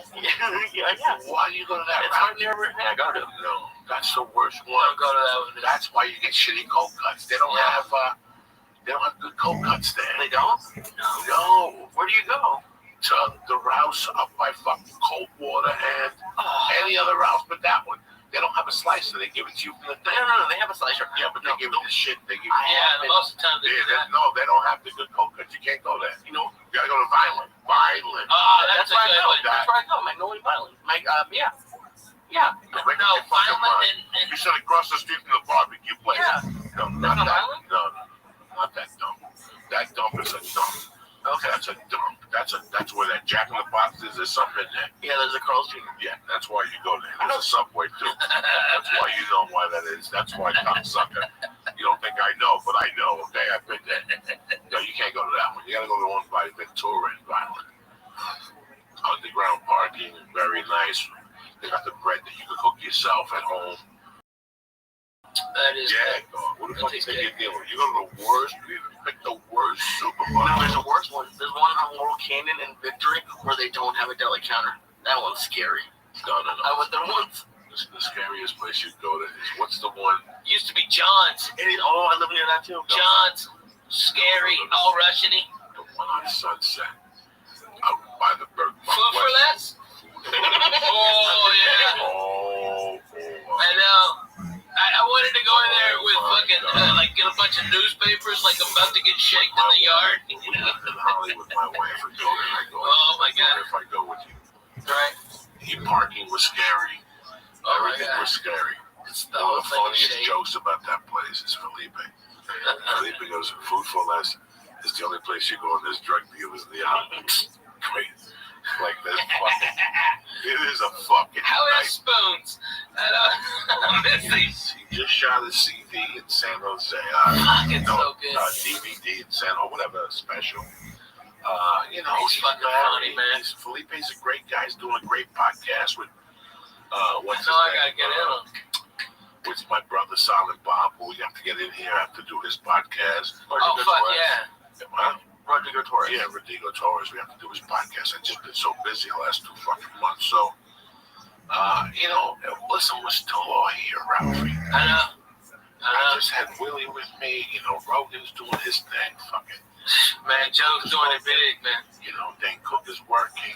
Fuck yeah. Duncan's working. Ari's working. We're still here. I guarantee that nobody penned us to be here. No way. Josh Wolf was in Syracuse this week. He's working. I like sit- Q's. You Q's sit, in the house, oh my God. Q's in the house, oh my God. we sit there. We were the original Sunsetters. Yeah, man. Me, you, Wolf, Dougie, Yeah. Mitch Hedberg, Nick DiPaolo. Oh, man. That whole neighborhood was rocking. Dude, I just hung out with Dougie. He came and stayed with me. And Andy Andrus and fucking Junior Stopka. All right, they all came and hung out at my house. It was fucking hilarious. Those motherfuckers. Oh my God. Okay, if anybody out there is in entertainment, put a camera on those motherfuckers. They're all degenerates. They're all fucking weird, and they're extremely goddamn funny. And they brought over these singers, Bird Cloud, which are fucking hilarious. Google "Washing My Big Old Pussy." Okay, yeah, that's a real song. And they passed, one of them passed out on my couch, and my dog Biscuits went up and face fucked her. Like, hey, something's wrong with your lipstick, let me touch it up. He had his little pinguita out. He's awesome. You know, this is what I think you were there when I was talking about it the other day. This is what baffles me, okay? It baffles me. You know, when you go on the road, when you watch TV, when you're on the road, Yeah. when you come back from your 2 cents, you're sitting there getting your little to-go box, you know, and you put the fucking ESPN on, and you go into the channels. That's the usual. You have a movie on TNT, you got something on USA, you know, you got FX has the Strand on or something. And then basically you have the 3 networks, you have the pay networks, HBO, Showtime, whatever. Then you have a bunch of ESPN. You have more ESPN channels than ever and more Fox Sports than ever. And you're going through these things. And at that time, from 11:30 to fucking 2, it's these talk shows and these sports shows and put on. And you look at this, you watch them, and then you watch them, you listen to the topic, you look at the 2 people doing it, then you step beside yourself and you go, I'm not even talking about myself or Ralphie May or Jay Moore, who knows about sports, who's got a little sports show. Why don't they have more? We can do this. Brody Stevens you were there. We were talking about Brody. Yeah, oh yeah. Who's killing it on? Now, all this internet shit we're doing in my world is basically the developmental deals they would give you 20 years ago. They don't have to pay for them no more. All they have to do is sit tight and go, this guy movement with Ralphie May over here. Boom, give him some money. Let's see where we can take this up. He's the king of the internet as far as I'm concerned. Oh, yeah. I can prove it. Brody's so goddamn funny, though. It's not even about the funniness. It's the shit he's doing on there. So you gotta tell me, you're not at home right now. And your phone rings and goes, Ralphie May, you know I would never bother you tonight, sir. This is Joey D. How you doing? Joey, what's going on? Listen, I don't mean to bother you. This is kid, fucking Brody Stevens. You got Periscope. I've been aware of it. My daughter watches it. Watches the cooking show on there. You should watch this Brody Stevens. What would it cost you to put him on FX 92? Yeah. A new outbound channel that's for fucking millennials and crazy people. Oh, yeah. Okay? Brody be great. Now with Brody Stevens, Coffee with Brody, from 7 to 8. Yeah. Think about it. How bad can it be? Listen, there's podcasts. I know this for a fact, and you know this too. They're doing better numbers than most TV shows. Fuck yeah. Yeah. Oh, my God. And I think you always ask me what I've learned. I think what I've seen, and what everyone on this like sports radio, sports podcasts, news podcasts, they're getting A little bit. but they're not. The thing they don't have is personality and entertainment. And I think the big people like ESPN and Fox Sports don't really want that. They want it to a degree, but not really, because comedians. Oh my God. Comedians have taken over podcasts. It's not even close. It's not even, and some of them are bad. There are a lot of bad ones, but the good ones are good. That's why Jay Moore is good, because he's a comedian. He's entertaining, and there's people on those sports talk shows that you're talking about that are just awful, and they have the ESPN voice, which is annoying to listen to. So it's like almost like the athletes when they have those athlete interviews and they're like, oh, we're just on to the next team, whatever. They're not really saying anything. What would it cost to put Lee with Alonzo Bowden? Okay. What would it cost What would it cost ESPN to put Lee Alonzo Bowden?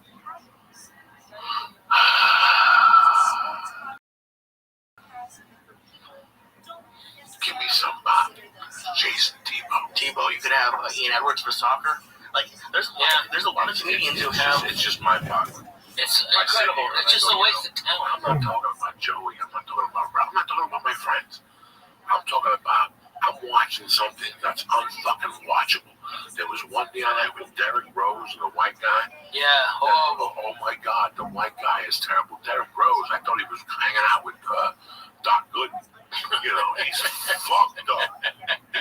Something happened to him. I don't know what. And I love all that shit at night. I watch that shit and cheer for it. There's one show with 3 black guys. One of them had dreads. Unwatchable. Unwatchable. You know what? They don't have nothing for Tony Hinchcliffe.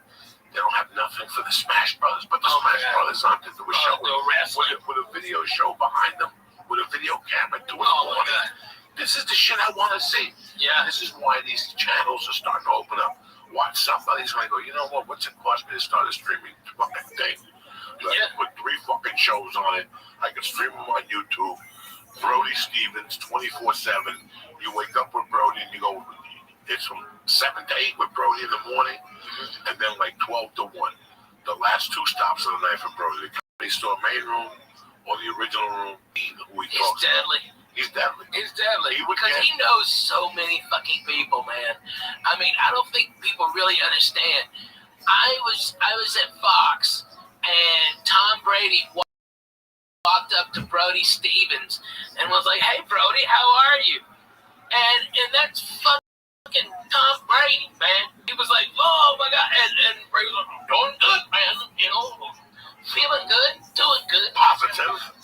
He didn't say positive, but that was hilarious. It just kills you. They don't see it. I see it, and I'm not even sitting there like. I'm not even close to Brody, but he's just fucking funny, man. I wouldn't be like one of those guys that would go, "Oh, look at this guy can do away." But no, listen, I'm old. I'm talking about Brody Stevens and what he does on Periscope. So funny. What he does on Periscope, it just, you know, and this is what kills me sometimes. And you don't want to be that guy. 5,000 people watching this. Fuck yeah, in the mornings he lifts weights. He goes to baseball games. Plays the drums for no reason. He's in the middle of traffic, just beating the shit out of his steering wheel with drumsticks. Listen, I get on there and smoke dope. I'm just a fat fuck in the morning, talking shit behind a bush. You know what I'm saying? I don't have the balls. Where's the cats? I don't have a ball, but I can't smoke in the house. If I could smoke in the house, I'd have the cats in there every day. I'd have pure fucking entertainment every day, but I can't fuck with the cats. I know. You believe in Jesus. You can't do that to your babies. No, I can't fuck with the cats and get high in front of them and shit. That shot, that cocaine thing with Finney, he never came back. He lost that fang and shit. Once you lose a fang, you're like, shit, this shit's real, Jack. Hey, this is hilarious. I remember, I was reading Doug Stanhope's new book, okay? And I remembered all the crazy shit we did around fucking Hollywood. I mean, everything from, Doug, there was this guy, Blackjack something, okay, that Doug would just be annoyed by, like so fucking annoyed. And I'd be over there and we'd be playing Scrabble or something, or just fucking, you know, just being, you know, I'd bring over coffee, we'd fucking go over jokes and shit. And Blackjack would just show up because he knew where Doug was. Doug had his door, you know, the screen door open on the Curson apartment. And every time he'd come in, Doug would just nonchalantly slide a videotape of outdoor anal fucking gangbang. Okay, this girl had 2 dicks. Okay, all these cums and shit in there. Oh my God, they're horrible. It's like a blizzard. You can turn it upside down, like. And while mouth was agape, okay, all right, just gurgling comes. It's disgusting. All right, a fucking fly would fucking came in, all right, and that fly was there on the inside of her asshole when the next dick came in, and you could see it going in and out with the fly and the puddle of cums on the end of that guy's dick, all right, and we'd just be drinking our coffee, and Doug would tell me, whatever you do, don't look over there, don't look nothing, all right, I don't care what he asks you. When did you get here? Exactly. 98. Okay, so I get here January 29th of 1997. Coco. Okay. I'm here a year before you. That's what you're telling A me. year. But bro, okay, you gotta understand. All right. We were all disciples of Stanford. We're all disciples. All disciples of Stanford. Everybody who's really been on the road fucking knows Doug Stanhope is fucking the best rocker today. So when I get here, he's a big shot. And Yeah. You got a guy from Vegas living with him that's a part-time bodyguard. That's a dunce. You like other part-time? Like he's That's just the a guy. retard. He wasn't even a That's a bodyguard. big fat guy, right? Yeah. Yeah. Like he died. God rest his soul. He was a dunce though. You know, he was a fucking dum-dum. He was like, Doug's gonna make it big enough to be his bodyguard. He got a big jacket. I don't like Belushi. So I get here with the broad. I'm living with this girl in the trailer. We get to an argument. She throws me out. I'm living with Doug in the bunk bed. No, I'm living on the couch or somewhere. I don't know where the fuck. Yeah. Doug's dating the redhead. Oh yeah, from fucking. The TV show. God So, damn it! What was that show? Head of the Class. Head of the Class. God damn, she was hot. With the girl with Tyson's wife. Yeah, she was fucking hot though. You got to give it to her. That fucking redhead was a hot piece of ass. All right, and Dougie was deep into that. Okay, he was like all in. So he used to hang out at coaching horses. Oh, I all was the never time. a big. I can count on my hands how many times I went to coaching horses. Coaching horses was one of those bars, ladies and gentlemen, that was just real, and you felt the pain in it. And I hadn't been in bars like that growing up, where there's bars, and then there's bars where if you go in at 2 p.m, there's people, and there was no light in that. None. And there were some people who were in there Vampires. that were vampires, but there were some people who were there because they thought they were cool. Oh And yeah. that was not the place to be if you thought you were cool. They'd suck you in Yeah. and spit you the fuck out there. Because I did a ton of blow in that bathroom. Yeah. Every time I went in there, it was because I was chilling out of my fucking mind.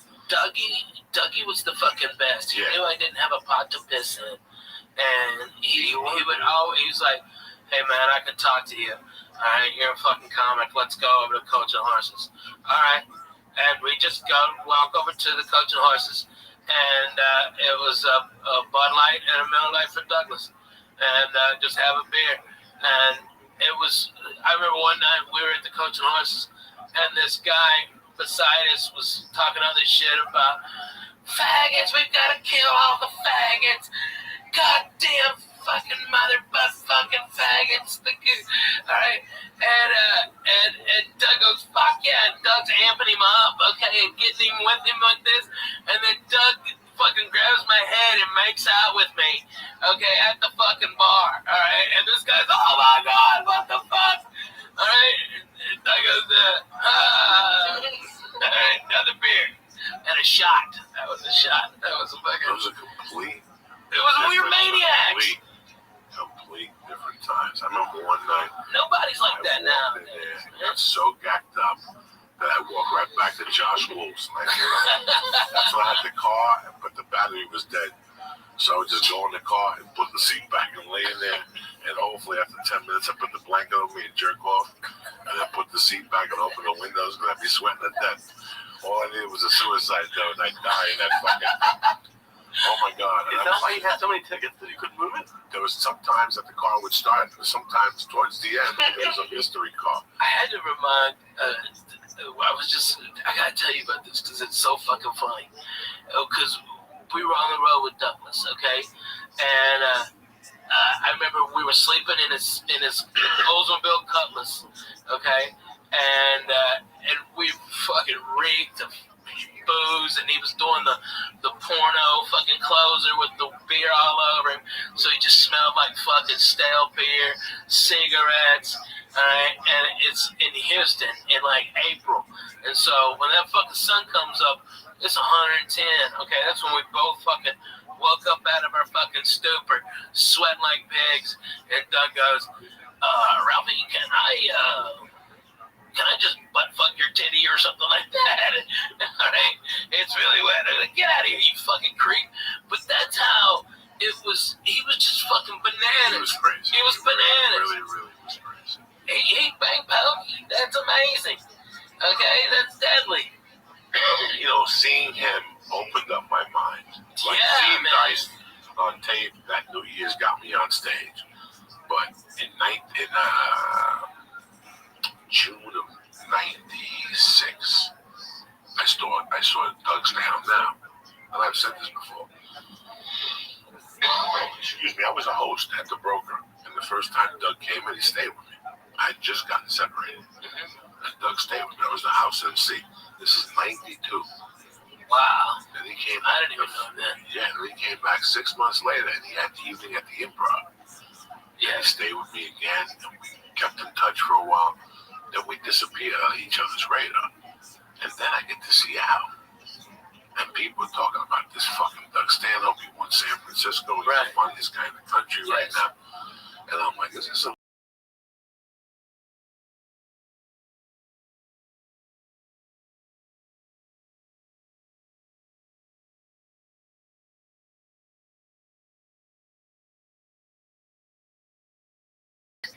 motherfucker on stage? You think he's something now? Holy fuck, that kid lit it up. And I mean, every time standing else, I've seen Mencia get him like that. I've seen Chappelle get him like that. Sam Kinison get him like that. But fucking, I'm telling you, man, that kid's deadly, dude. Okay, thank good. And Dougie still beat him.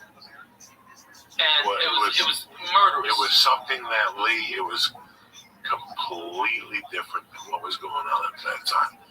Like at that time, comedy for me was MTV, and it was on every channel. VH1 had comedy on Sundays. Yeah. MTV had two different comedy shows. Evening at the Improv was out. The three shows would put comics on before Jimmy Kimmel and you just had Letterman and Carson, you know, all that stuff. So you had all this comedy. And then the first two times I saw Stanhope, he was just a mid-local, racy type comic. I thought he was funny, but they were funny guys. That time I saw him in June of '96, it threw me fucking off. Threw me off that I didn't go back on stage for 2 or 3 fucking days. Like it made me think about, do I want to keep doing comedy? Or do I want to get a day job? Because I don't know if I can be that good. That being that good is something completely fucking different. Dude, I had that feeling when I saw Hicks for the first time, when I worked with Kennison, and when I worked with Dougie, and when I worked with Mitch. I got the same thing. Like, what the fuck am I even doing? Yeah, like, what are you doing? That's when you know. You're like, wait a second. He's that good. Yeah. Do you think it's like work, or do you think some people just are born with a certain level? I think there's both. I think there's Dougie was seasoned. He had a certain thing in his personality that gave humanity to an act that I hadn't seen before. Pryor was great. Carlin was great. I like that time who Nick DiPaolo I knew from Young Comic Specials and Judd Apatow. Bill Hicks. Bill Hicks, I didn't really know him. Let me just think before I answer that real quick. Oh, yeah, please. Yeah, by '96, I loved Hicks and Kennison. And Hicks was great for me. But when I listened to his stuff, it was a little preachy. It was a little preachy towards the end. Yeah. And that's when there was one particular tape when, anyway, it doesn't really matter. Once I saw Stanhope, it took me 3 days to realize what my next move was. 3 or 2 days to decide whether I'm going to get a day job or I got to go for this and work harder, but I got to be that guy. I got to be that loose. I got to be that free. You got to be that dangerous. You have to be that, out there. If not, you're going to be like the rest of the fucking dudes. That's why when he came here, he was getting banned from the Improv. The time he went to the festival and the burn victim, and he told the guy didn't move for some shit. He fucked the chick in Bill Maher's bed, and he had to write an apology. It was nonstop. They had never met anything like that at that time. He just walked into the Improv. And the Improv, they're not the comedy store. They're not gangsters. They're writers, and oh my God, they're witty. Yeah, they're witty and shit. He walked in there and changed it. There were rumors that he was walking people on Sunday nights, like walking the Improv and shit already. That's what, he fucking created. And he made it on his fucking terms. He went to war with 20,000 club owners. 20,000 of them on his terms. Yeah. He got his balls shaved on stage. What? Oh my God. The chick never recovered. The Yeah. chick who shaved his balls, she ended up getting raped at the Magician Castle. What the fuck? What are you talking about? She lost it just from. We're not laughing about her getting raped. No. If you know this girl, it's a fucking nightmare. It's a nightmare. It's a, That was like the 30th one, right? I don't know what happened. I don't get involved. I just know something was not right there. But yeah, everybody who shaved his balls that night was the kiss that somebody got into a car accident. And you have to stop. You always, whenever I go on the road with you, you're like, you know, it's not always like this for comedians. Sometimes they stay in bad hotels. Like they stay in bad hotels every night, and they actually sell the stolen hotel Bibles for merch. Who does that? Don't I hope he went to a Periscope one day, and he was like, take. He signs them. And when he runs out of merch, he sells the hotel Bibles. And they love him, man. His fans love him. He's the real deal. He's the real deal, man. Of his head, and you really have to appreciate that, especially when you're here and you see all this bullshit. Oh my You see God. people pull up with a nice car and the ripped jeans, and they got the agent with them and the whole thing. Doug Stanhope has a fucking manager that 2 weeks ago was an assistant manager at Burger King. And you just met him. Nah, he's good, dude. What's his name? Jaylee? Is he? No, I don't know which one is that. You never know with Doug. Oh, The yeah. one time the guy had rolling papers and beers. He just met him. No, this is a different dude. He's professional. Really? Yeah. It cracks me up. This guy's actually got Doug fucking organized and fucking handled. It's incredible. The guy is great. He busts his ass. Immediately when he came in, he got Doug all settled in and fucking found out the ticket counts exactly. Fucking went, did merge, checked in 4 hours before. Came back, make sure Doug was all right. Had his suit pressed for him, ready to fucking rock and roll. That's how a tour manager should be. The guy's in good hands. He doesn't drink. If you gotta go anywhere, he doesn't drink. He always makes sure food's fucking awesome. Everything's safe. He's the cleaner. Okay? He's the fucking wolf. Okay? Of the Doug fucking circus. Okay? Is this guy's wrangling up. I mean, he used to leave bitches in his wake and women booing in Houston. Okay, and then boom, he just pop up like once every 3 weeks or some shit. He disrupted a lot of comedians. He disrupted their thinking.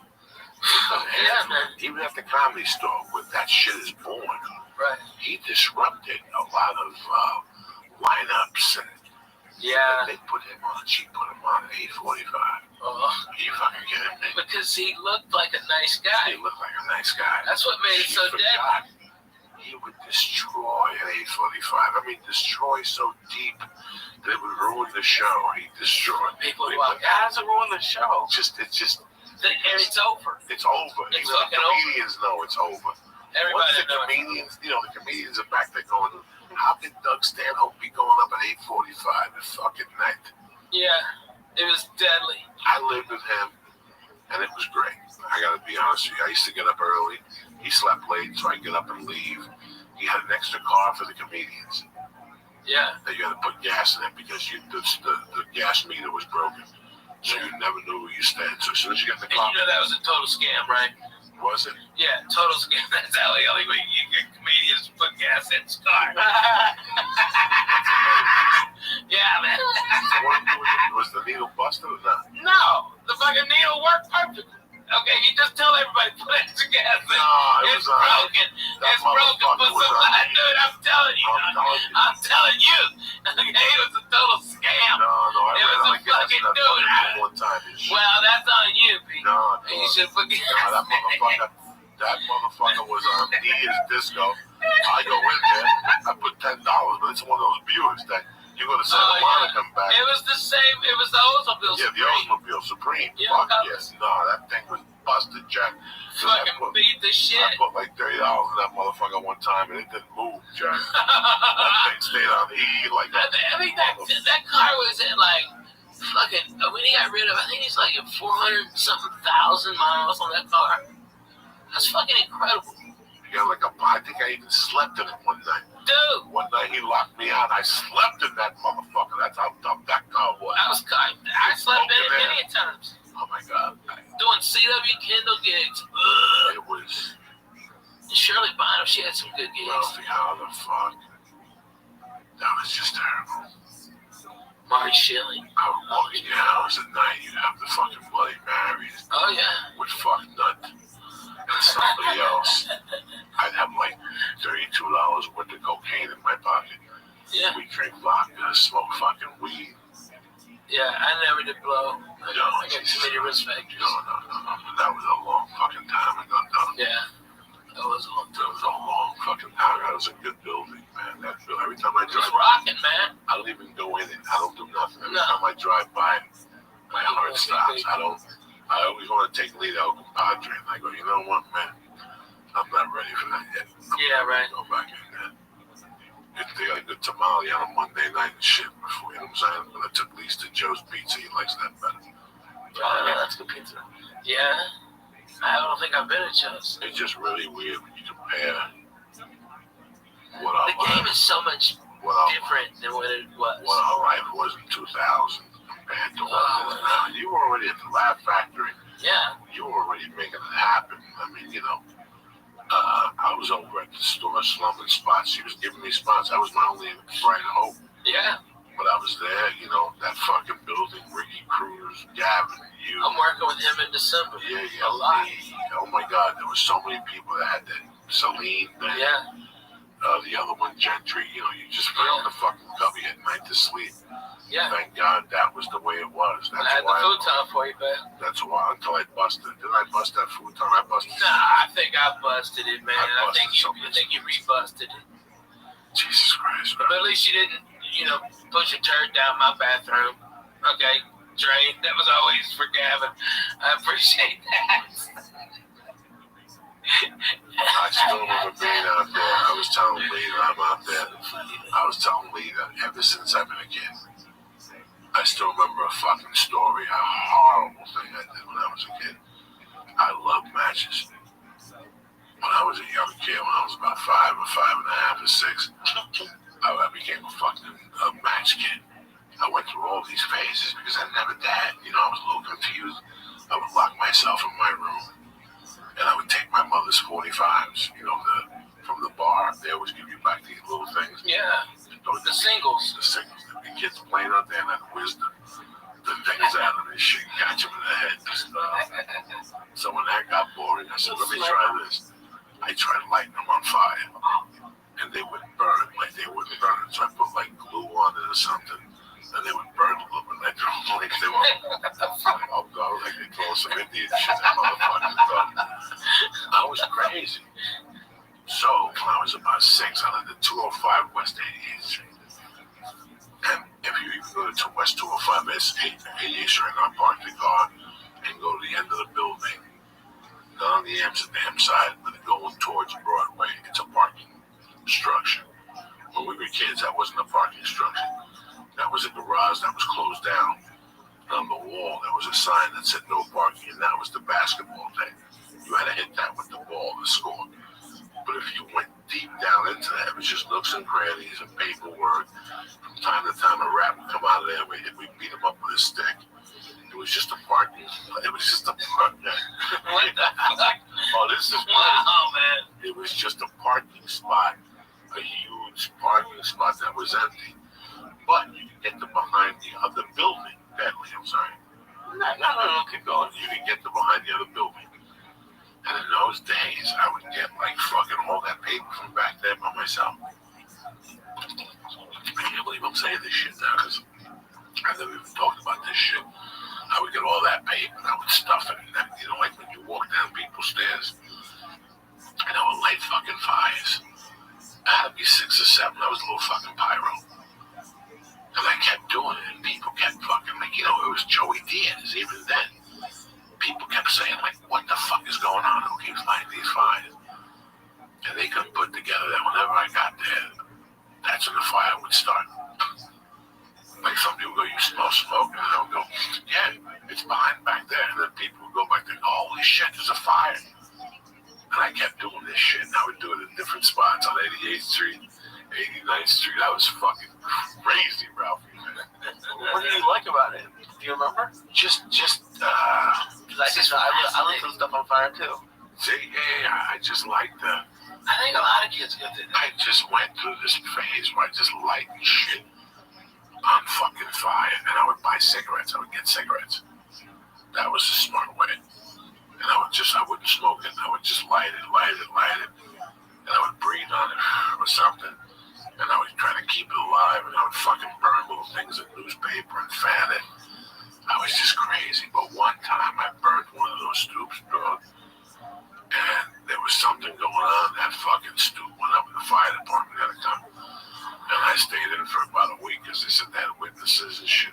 they saw the kid running away. I took that jacket, I hid it under my fucking bed. That's what stopped me from lighting those fires anymore. But I lit more fires as I got older. I used to light the woods on fire in Jersey. Oh yeah, we were crazy. Once that shit got unpopular, I was the king of that shit. I loved all that shit, just getting a bunch of sticks, lighting fires and sitting there. I wouldn't light fires like the California people, or not in these woods like this. This is woods in Jersey. Those woods have been getting burnt for years. They don't want to shut off. They shut off automatically. You know what I'm saying? Those are Jersey woods. They just shut off. No firemen need to show up and shit. It's not a union fire. No, that's really crazy. But it just went away. It was just a phase I was going through. But, I was telling them, I was smoking. I'd flick the fucking ashes, the joints and shit. Always have me at least once. And Lee would always look and go, Wednesday's going to light that tree on fire. And I told him the story about living in Gavin's. Gavin's at work. I'm on the phone. Go fuck yourself. I'm arguing with this guy. I'm trying to get booked in this city. Trying to get booked in that city. And sometimes you get somebody on the phone and you're on the road. And you're smoking a cigarette. You're smoking a joint. And it all enhances you. You're on the road. You're smoking. And also I'm smoking a cigarette. There's the back alley of 1440. Okay. I noticed when I was across the hall. But this is across the hall. Okay. So the window's open. I'm smoking cigarettes like a motherfucker. I'm smoking cigarettes. I'm chasing joints with cigarettes. You know me, dog. It's 9:30 in the morning. I'm on the third joint. I'm on a pack of cigarettes and shit, Camel Lights. And I'm throwing these cigarettes out the window, half lit on fire, right? And all of a sudden you hear, ah! Now, I did not know there was anybody out there. I hear, ah! I go, what the fuck? And I keep hearing this, who the fuck lit me on fire? And I'm sitting there, who lit somebody on fire? And I go, I did. And I look out the window, and there's the guy fucking smoking his shirt or something. His clothes are smoking, the poor fucking guy. I go, I'm home. The cops don't come. Nobody knows nothing. I'm at El Compadre that night getting the package. It's about 10 o'clock at night. I walk back, and there's the same homeless guy with a blanket on, and you can see the whole with a cigarette burnt, and it just caught on fire and went. It's on fire!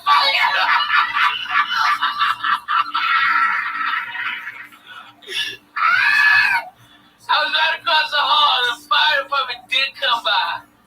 Oh my God. And I asked anybody, I go, I don't know, that's a fucking bum. Probably somebody just driving through that fucking alley, flicked it on him. Fuck him. Oh my God. Get that dirty bum the fuck out of our house. Guys, I feel bad. A little bit. Once I saw the blanket, I felt a little bad. One time, Did you get him a new blanket at least? dog, one time I had not a fucking blanket. I'm looking at a blanket myself. I was snorting my blanket. I was about to snort my blanket. I had a choice. A blanket or You were on my snort cocaine. futon a lot. It was Oh good. my God. I had a blanket that I can't believe you just brought up a blanket. Okay, let me tell you something. Yeah, what? Let me tell you something, though. In 1983. It was maroon on one side and tan on the inside. The one I had? Yeah, in my house. Lion, the brown one. Yes. Okay, let me tell you something about that brown fucking lion. Okay? Let me tell you I something watched it interesting about that like brown 3 lion. times a week. I got that brown lion. I got that brown lion at a Kmart.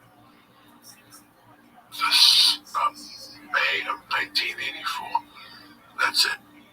It took me 5 years, but I did. I got my own apartment. And I got an apartment on 48th Street, 46th Street, North Bergen, 44th Street. I got a 1-bedroom studio on the first floor. When I didn't pay rent, I could sneak into the front window. It was perfect. I was there for about 4 months, 5 months, and they evicted me. But right before I moved in there, I wanted to go straight, so I bought this blanket in 1995.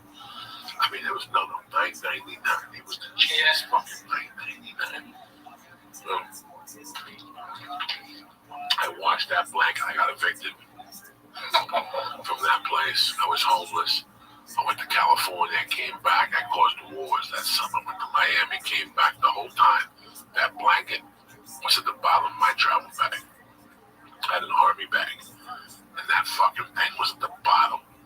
Some places I went, they had a blanket. I didn't use it. Right. I always had a blanket, like a biker. You ever see a biker? Yeah, man, they always got a blanket. I had that fucking blanket. I had that blanket when I was living in the fucking rocket ship. I would take it back to the runnies and put it in a little corner and leave it in there. And that night, go take the fucking blanket. When I moved into the hotel in '84, and I was homeless, and I got to the hotel, I went and got that blanket. And when I beat Joel for the 1500, I had that blanket. I took that blanket with me. That blanket was with me from the desolate time of my life in that rocket ship to 1990 fucking 9 when that fucking car got towed. That blanket was even with me when I went to prison. I left it in that room and nobody fucking touched that blanket. That blanket was $9.95 in 1984. And I had that blanket for what, 15 fucking years. Yeah. And that blanket was one of the warmest blankets I ever had. It was a bear. Okay? And on the inside it was the bear with brown and yellow, and on the outside it was the bear with yellow and brown. You follow me? Yeah. And then the outside of it was fucking brown. So for $9.95 at fucking Kmart, I bought a blanket that went through fucking hell with me and back, Jack. A marriage, a divorce. When we were married, she wanted to throw it away. I go, don't fucking ever throw that fucking thing away. That thing was in Miami. I slept behind the fucking McDonald's with that thing. What? Because in those days, I would just take the fucking clothes out of the army bag, take the fucking blanket out, put the clothes back in, use that as a pillow, and put that blanket on top of me, G. That was an all-purpose army bag I had. I had a little bit of water. I had a razor blade for blow. I had a fucking wrench in there. I had to break a window for a car. Oh, no, Lee. That fucking blanket was there with me. And that blanket, I would just watch it. Yeah. All that blanket wanted was my love, and I lost it when that fucking car got towed in Van Nuys. It was in the trunk of that fucking blanket. That blanket was on the road with me all those years on triple runs. Whenever I got a hotel room, that blanket came into the hotel room. I threw the blanket off, and I used that fucking blanket. Have you looked for it online? The same blanket? Yeah. It wouldn't be the same, Lee. Why would I want the same blanket? It wouldn't be the same. That blanket was with me through fucking wars. When I lost that car, that was the hardest thing about that tow. When I got that car got towed, like I thought it was. Is that the car that I got my car towed to get all your shit out? No. It wasn't that time. No. This was a car that Manny gave Josh Wall. Yeah. I got you. No, I never got my shit out. I got my car towed to get all your shit out because they wouldn't let you in the lot. Yeah, but they wouldn't let me in the car. It was fucking crazy. All I could get was the back seat and some of the front. Yeah, no, it was nothing. Headshots, boxing gloves, blankets, the fucking pictures from when I was a kid. I had shit in that fucking car they took. And sometimes, to this day, I was just thinking of that blanket yesterday. Going, Jesus Christ, how long did I have that goddamn blanket for? I wish that blanket, I would have taken it to the next eternity with me. Let me tell you how deep that blanket went. In 1985, in February 1985, I looked at that blanket one day. I go, there's something wrong with that blanket. There were crabs on that blanket. I had crabs and gave it to the blanket. You understand me?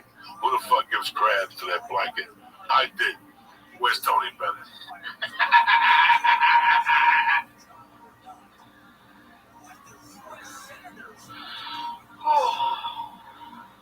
You give crabs to your blanket.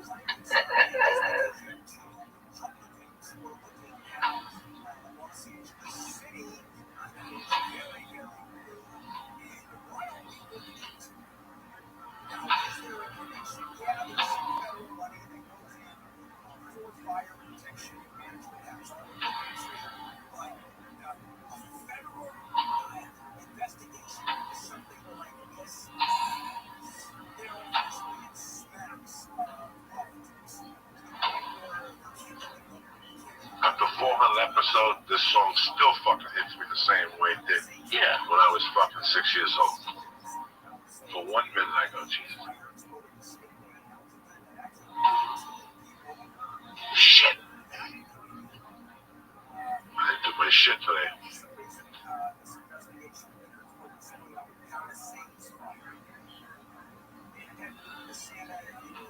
My mom would always clean the bar.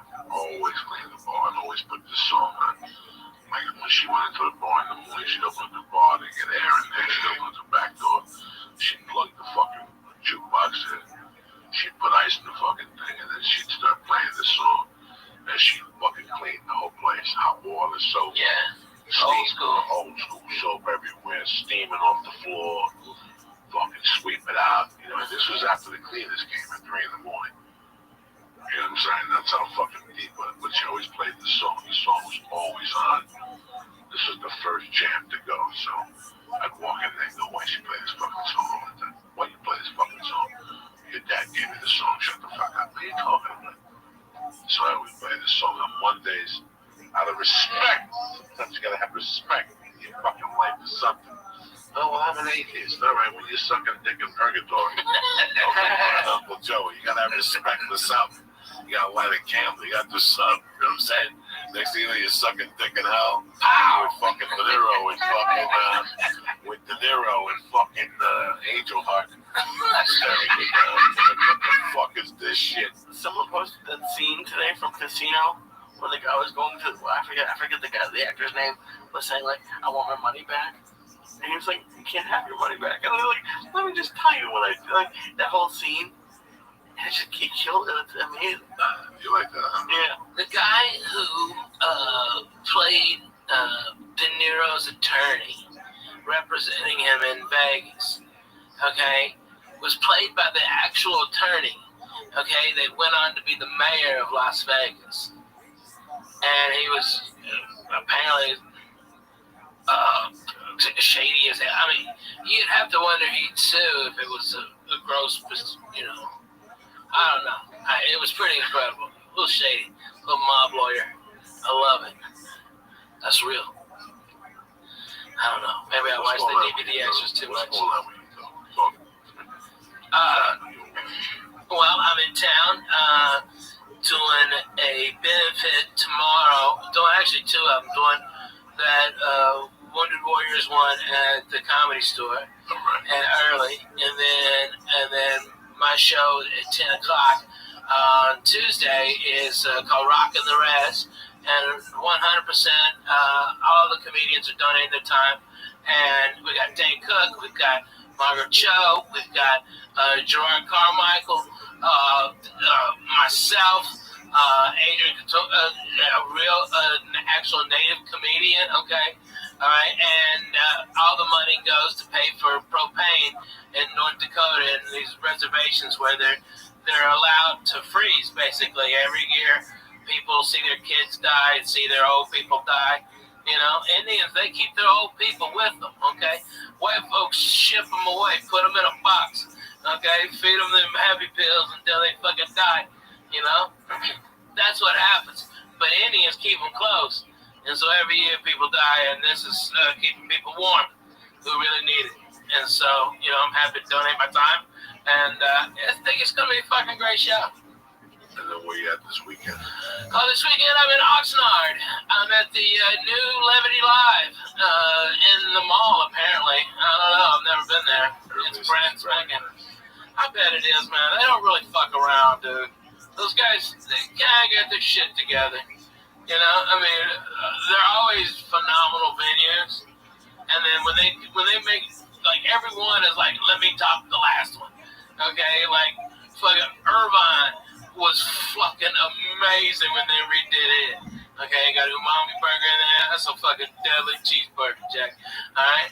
And then, boom, this one is the fourth one in Southern California, and it's the newest one. They had to do something bigger and better than Irvine. You know, they got to step up. So they got another Copper Blues in there, which is fucking like 100 beers on tap and fucking like 300 other places. Sells more tickets to the Copper Blues. No, but it's great. It's fun. 16 people before the show starts. The bartender sits in there like he's got the hip. Nobody wants to talk to him for 3 hours. After the show, they look at him like, what were they over there for? And they fucking leave. I'm telling you the truth. You look at me all fucked up. I hate those copper kettles.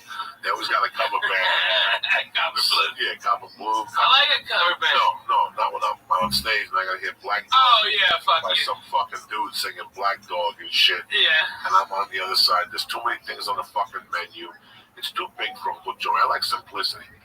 Anyway, I'll be at Oxnard 28th of December. I'll be rocking the mic and shit. Oh, phenomenal. The fucking Wednesday after Christmas. You know I don't fuck around. I know. It's good for you. You get to be in town. Yeah, no.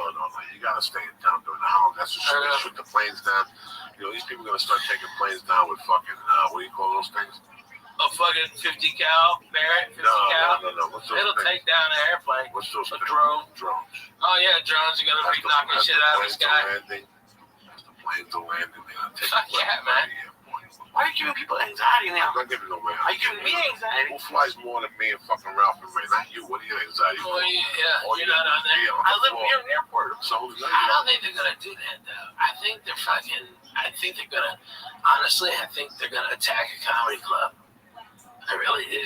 And then blasphemous assholes like us, Joe Rogan, somebody gonna get shot. One of us is gonna get shot on stage. I'm calling him a shot.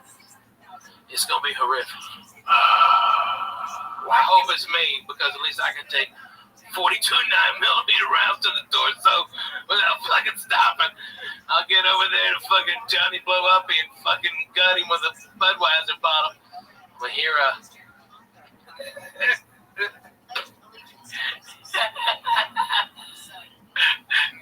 you're so funny. That's what we need is a poor comedian getting shot on stage and shit. Poor people in a comedy shop club. Dude, it's gonna happen. No, it's not. No, it's not. I'm telling you, man. God, God forbid, I don't exactly. want this to happen in a band ever again. No, I never. don't want It's this to horrible. happen with kids in an audience watching a band. Man, when are gonna people I gonna start fucking watch loving all their this shit. babies? I watched this shit a couple weeks ago in New York City in Central Park, and I'm like, how much security? Like, if I go to a place to have a good time, and I see 10 machine guns, I was telling somebody tonight I was supposed to be in New York for CISO. I have a bunch of meetings tomorrow. I had one today, and I couldn't do it. But I was kind of relieved I couldn't do it, and I can't lie to anybody. Last time I went to New York to do Gotham, I had a great time. I saw my family, I saw my friends. I put flowers on my mother's grave. But I gotta tell you something. Maybe it's my age, maybe it's what I've become. I'm kind of a pussy to all that stuff. I haven't grown up yet to be used to going to a stadium. What's Alex Jones, crazy man? He said something when I saw him at the UFC 5 years ago. He said that in 10 years there's going to be TSA at parks and malls and all this shit. And I can't see it not happening, especially if people are going to get shot at a fucking comedy club. Are there armed people now at movie theaters? In a lot of states, in Tennessee, there are. I'm sure there are. When I was working at them, they had guards, like hired security or cops during the Yeah, weekends. we were working at the movie theaters when that kid shot the kid in fucking Denver. Yeah. It was It the was start of it. yeah. Yeah. That was so horrible.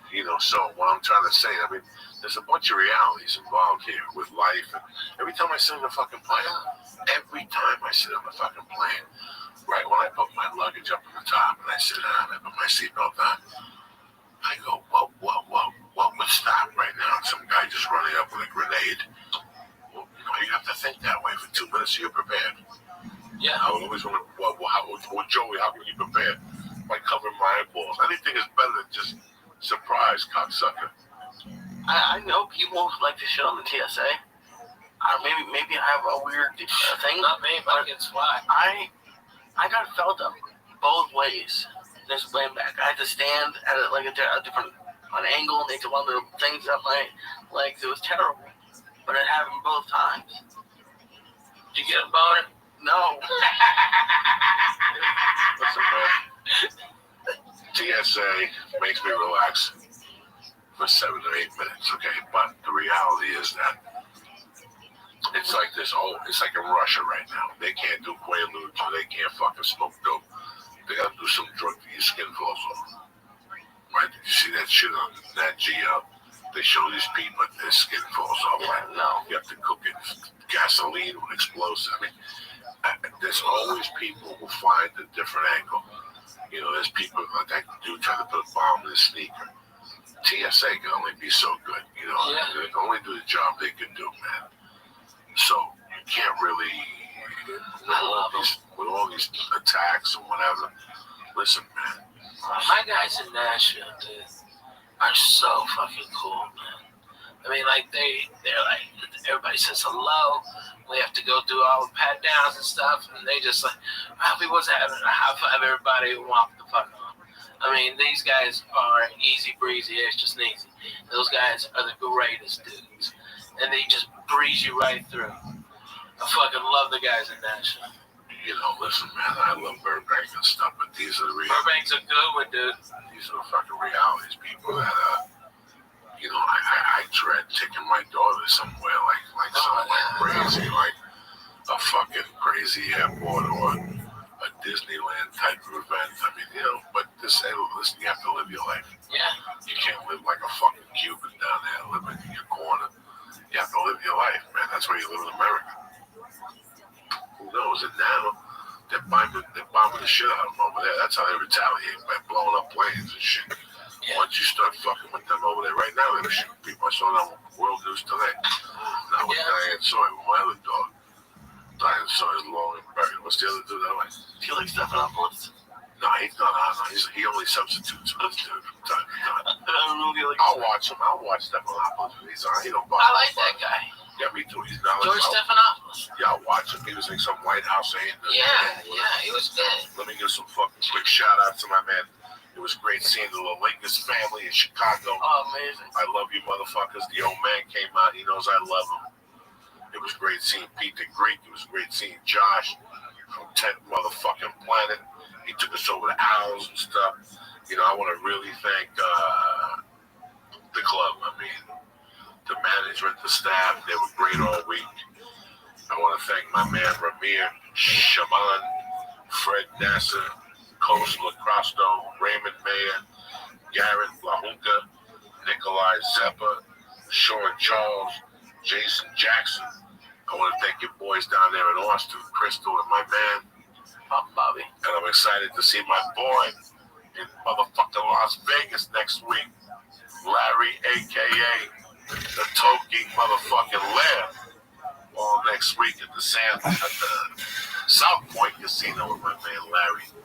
He'll be there Friday night, fucking lurking. We'll go eat a little something. Then I'll go to bed at 10 o'clock like I always do. You know what I'm saying? Nobody bothers. Nobody gets their feelings hurt around me. No. I'm gonna fuck around. How you feeling, Bubba? I'm feeling good, man. So what do you leave? So what do you do Wednesday then?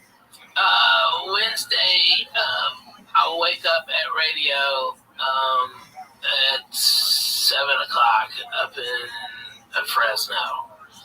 And have my coffee and just go inside and do my show. I really don't like the morning because I got that LASIK eye surgery and I have to wear sunglasses in the morning. Otherwise, it gives me a migraine headache now. I guess I'm under stress. And I get a fucking bad headache. And I think it's because of that surgery. And so I have to wear shades and look like a douche in front of people. And it's like, it's so annoying. I have to explain myself. And I kind of look like a douchebag then, too. It's like, you know, just wish my eyes. Did the LASIK work? Did it take? Yeah, man. You know, I've got great vision. I'm a 2010. When I got it done, I was 2020. The next day, I was 2015. And the day after that, everything was healed up. And it was 2010. I need to get that. I'm like 40 something. I'm terrible. I can't see for shit. Oh, really? Yeah. I can't see dick either, so, you know, and now I don't know what happened. I can see little things. I know this is Flo. You know, I know this is Paris. So, what the fuck you laughing about, Theodore Brown? I just laugh. It's just like, I know this is. I can't see Twitter, nothing like that. Like, I can't see my Twitter feed or email. Oh, really? Yeah, I can't see none of this shit. That's crazy. But that's the reality. That's what happened. You really post fun shit, man. I mean, you got a very eclectic taste in music, but they're always jams, like across genres. You know, it's really fucking, you put out good vibes. I love it. So when I get up in the morning, man, I get up like everybody fucking else. You get up uncertain.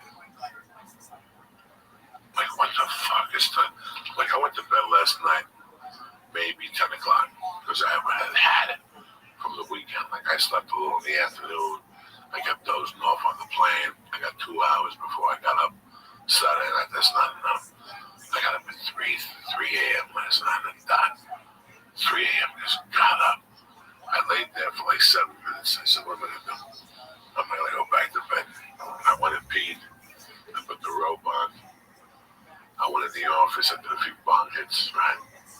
Fuck yeah, what are you gonna do? I went on the computer.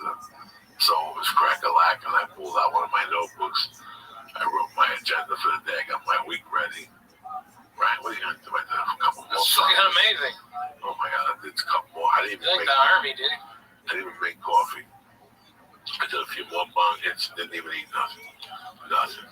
You're better than me. I just went back to bed. I have a question though. About 5 o'clock. About 5 o'clock, I went right back in there like a Dr. Lisa had. It was freezing.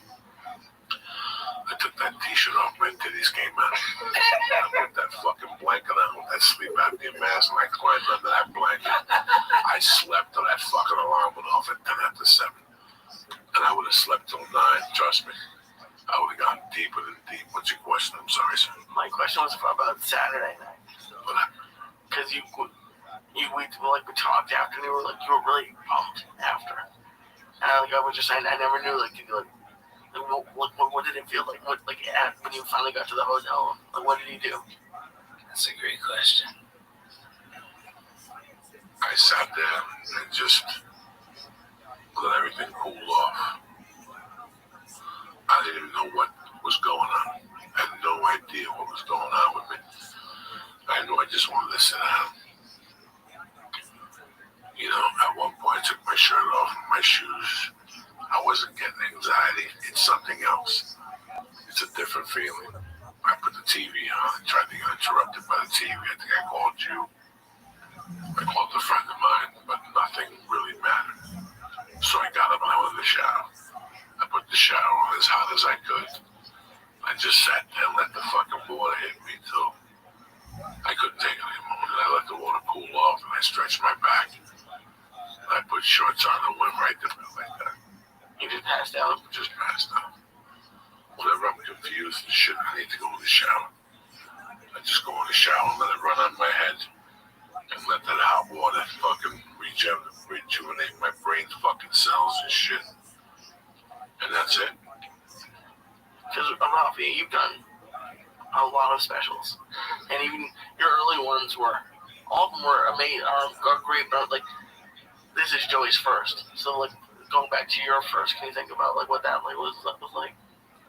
Well, I've been running those goddamn jokes for 5 years straight. I mean, I had laughs every 4 to 5 seconds.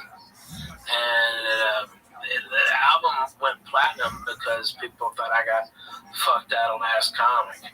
We sold 1.4 million. And it was a big deal. And it was just out of the Laugh Factory. But the feeling afterwards, you're oh God, and there's oh my God, there's you get to exhale, all right, and then you really take it in, and then it'll come if it hasn't already. The panic that you can't do those jokes no more because people are gonna see all that shit coming, and you're not the type, because Joey's a real comedian. He won't allow himself. And he'll beat himself up to dig deeper and go realer, okay? And that's what this is going to do. It's going to act as a catalyst to spur his writing. And in a fucking year, he'll have an hour and a half, and that's how it is. But for the next month, he's going to be a little bit of a panic, all right? And no, there's no panic at all. Good. Let it no breathe. Panic at all. I'm in the state of. Where you at? Where am I at? I'm in the state of. Because I know the whole fucking thing. No, I'm in the state of. It all came down to this. I enjoyed doing it. I definitely want to do another one. I know exactly when I want to do it. I know exactly where I want to do it. I know how much time I want to take. I know I'm going to do it now. So you're ready with a whole nother special? I'm ready with no other special. Not another hour. No, there's no hour. Not even close. I have minus 10 minutes for the special. You know what I'm saying? You know what I'm saying? You're at that point. I'm not worried about that. I'm going to take this week off and then start next Tuesday night. And then go to Vegas, take a week off, go to Boston, Go, but and I'm still gonna have. I'll get some old material, put it together for these tours until you start to. I'm like Janet Jackson now. When Janet Jackson starts a tour, she lip syncs. She's got no cardio. It's tough to move and sing at the same time. So you start at 90% fucking lip syncing. By the end of the tour, you're down to 10% lip syncing because you build your fucking cardio. You don't need somebody singing behind you the same shit they've heard. Yeah. That's how I'm gonna try it. That's how I'm gonna try it for right now. I'm in no rush. Plus, most of the tours before the There's special. a lot of things that people always say that you think you're in a rush. We're in no rush. No, We're in no rush. not at our level. I We're mean, in no rush. it's like I did my special and I was 11 years in. Okay, and I hit my first special, and no, 12 years in. Yeah, 12. And so when I hit, I knew what I was doing. I've been headlining all over the South for years. For years. No, when you hit, you were already. I had an hour and a half ready to rock. You had that night and the next night. If you come tonight, tomorrow, you're gonna see 2 different fucking hours. Yeah. No, experience takes the handle over it. I'm not worried about the material. I'm not worried about any of this shit. This experience taught me that you might not have anything in May. Right. But if you keep getting on stage, right, and you keep taping your sets and you keep pushing yourself, what are you gonna do tonight? I'm gonna do 3 sets. Really? Yeah, you're still out there banging and after because you forgot there's a Dodger game. So that show that was supposed to start at fucking 9 is now gonna start at fucking 10:30. So you're out there till 2 in the morning working your material for 3 fucking people.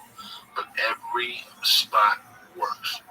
It's really amazing how a friend of mine once told me that everything works in layers. I didn't know what the fuck he meant. It meant that everything you do builds. And it builds momentum. And one day it all builds into one momentum. All those little things that you thought was shit all build. And they really do. I'm seeing it with 20 people now. I've seen it with 20 fucking people. From Ralphie May to fucking Ari to Ali Wong, I've seen momentum build over fucking night like nothing happened. So stand-up is real. I can't imagine being Kevin Hart. I can't imagine being Amy Schumer. I can't imagine being Louis C.K. Because those guys' agents get greedy. They put them out there. And these guys can't write fast enough. These guys can't write fast enough. You get to that level, you're doing 80 other things. It's not you in a fucking room anymore. Yeah, you're not doing bong hits with your friends and drinking coffee. No more. Now it's all different.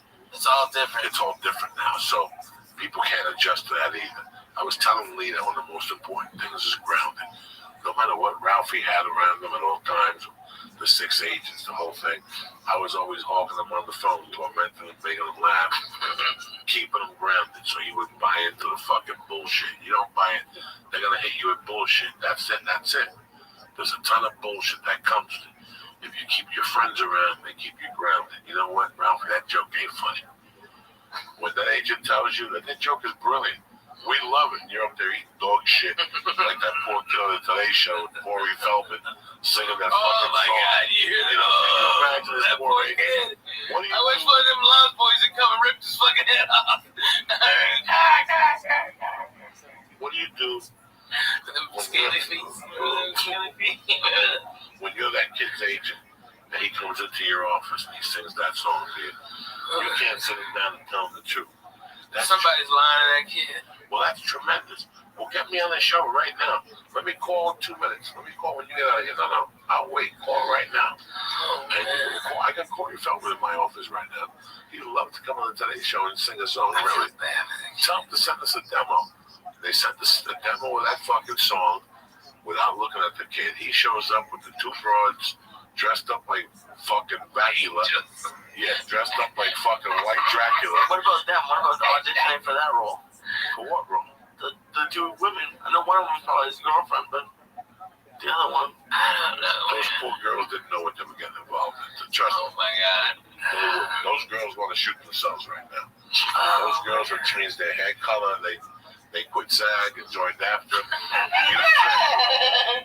They fucking switched governments, those 2 fucking girls. Our generation had those Those chicks from the guy, you like me home when you're not home. Yeah. Oh, yeah. Not you. The guy Those that chicks were so fucking hot, okay? It was a good song, good singer. Basic same formula. Mine is good singer, good song.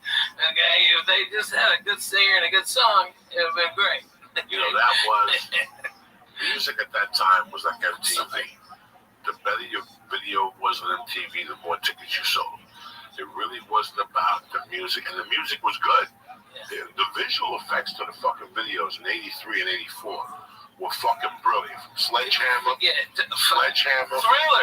Thriller, those videos, and that's what sold tickets at those times. That video, the lights are. You know what he's talking about, Lee? Thriller, yeah. No. You know what he's talking about? Put on YouTube real quick. I'm going to give you a lesson in TV and music right now. What's our search? Put on Robert Palmer. Just put fucking YouTube on Lee. When he has, like, well, goddamn it.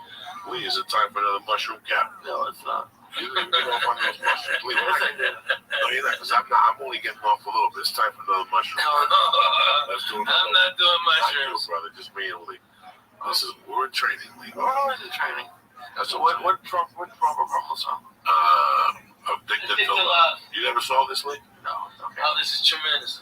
Let me just get this. It's just And you know what? They've done 10 videos, 10 different things to copy this. oh yeah. But I think this guy was the first guy. I don't know that's why I don't want to say for sure. This is the first guy I saw do it that really made an impact on me. Watch this. You never saw this, Lee. Unless you showed it to me. Oh my God! Seriously? Watch I this. wish This I is what was I'm you. talking about. Thank God. Watch this. I wish I was you right now. I wish I was Hit it, Lee.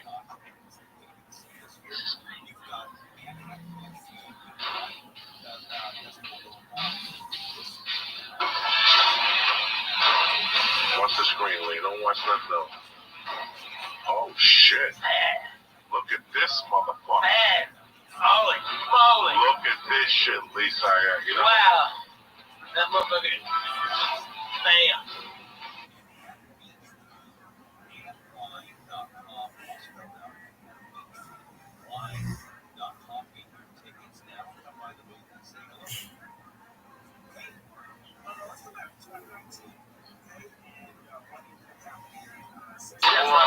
This really is. And look at him. He's such a bad motherfucker. This guy is a bad Listen to motherfucker. his sound. Nobody's got balls like that.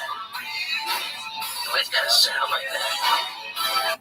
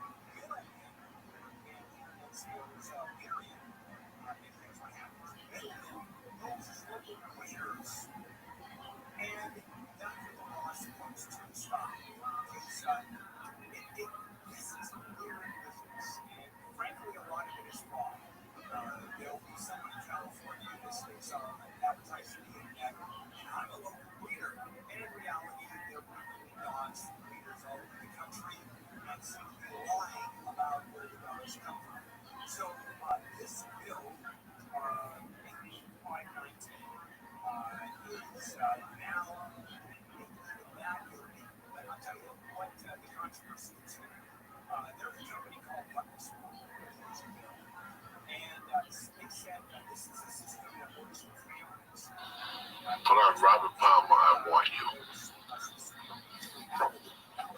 This is what you know this dude is dangerous. This guy has always been dangerous. Nobody knows about this guy. Nobody remembers this guy because everybody thought he was a pop dude. This guy was a pop dude, He was bad. but he went deep with some shit. Right there. Yeah. Listen to this. God, I wish I was you. Hearing this for the first time.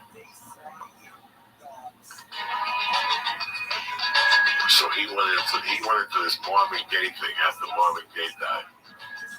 Right? And this guy was fucking pulling it off, Lee. A white dude took Marvin Gaye's music and flipped it.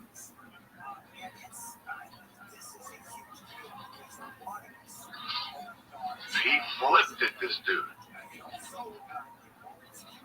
Nobody said dick because it was that good.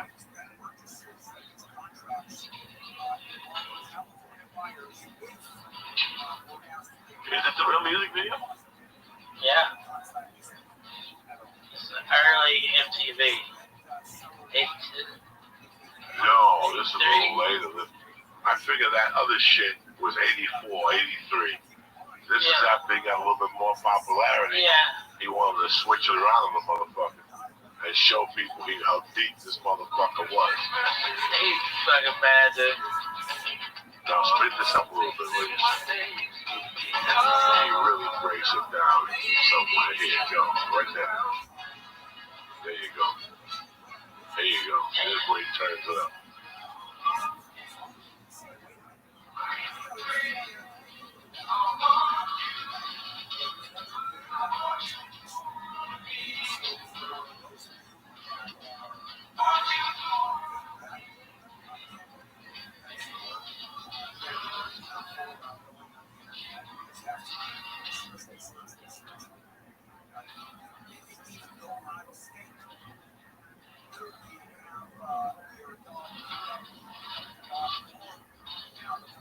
Kill that lady. Damn. Your allergies. That is some bad ass shit right there. Because I hate covers. I hate all that shit. And when I first heard this, I looked at him for a little while and I go, you better not be doing what I think you're doing. But he sounded so good and I wanted an interview. I was like, you know what, man? This guy is a dangerous motherfucker to sing.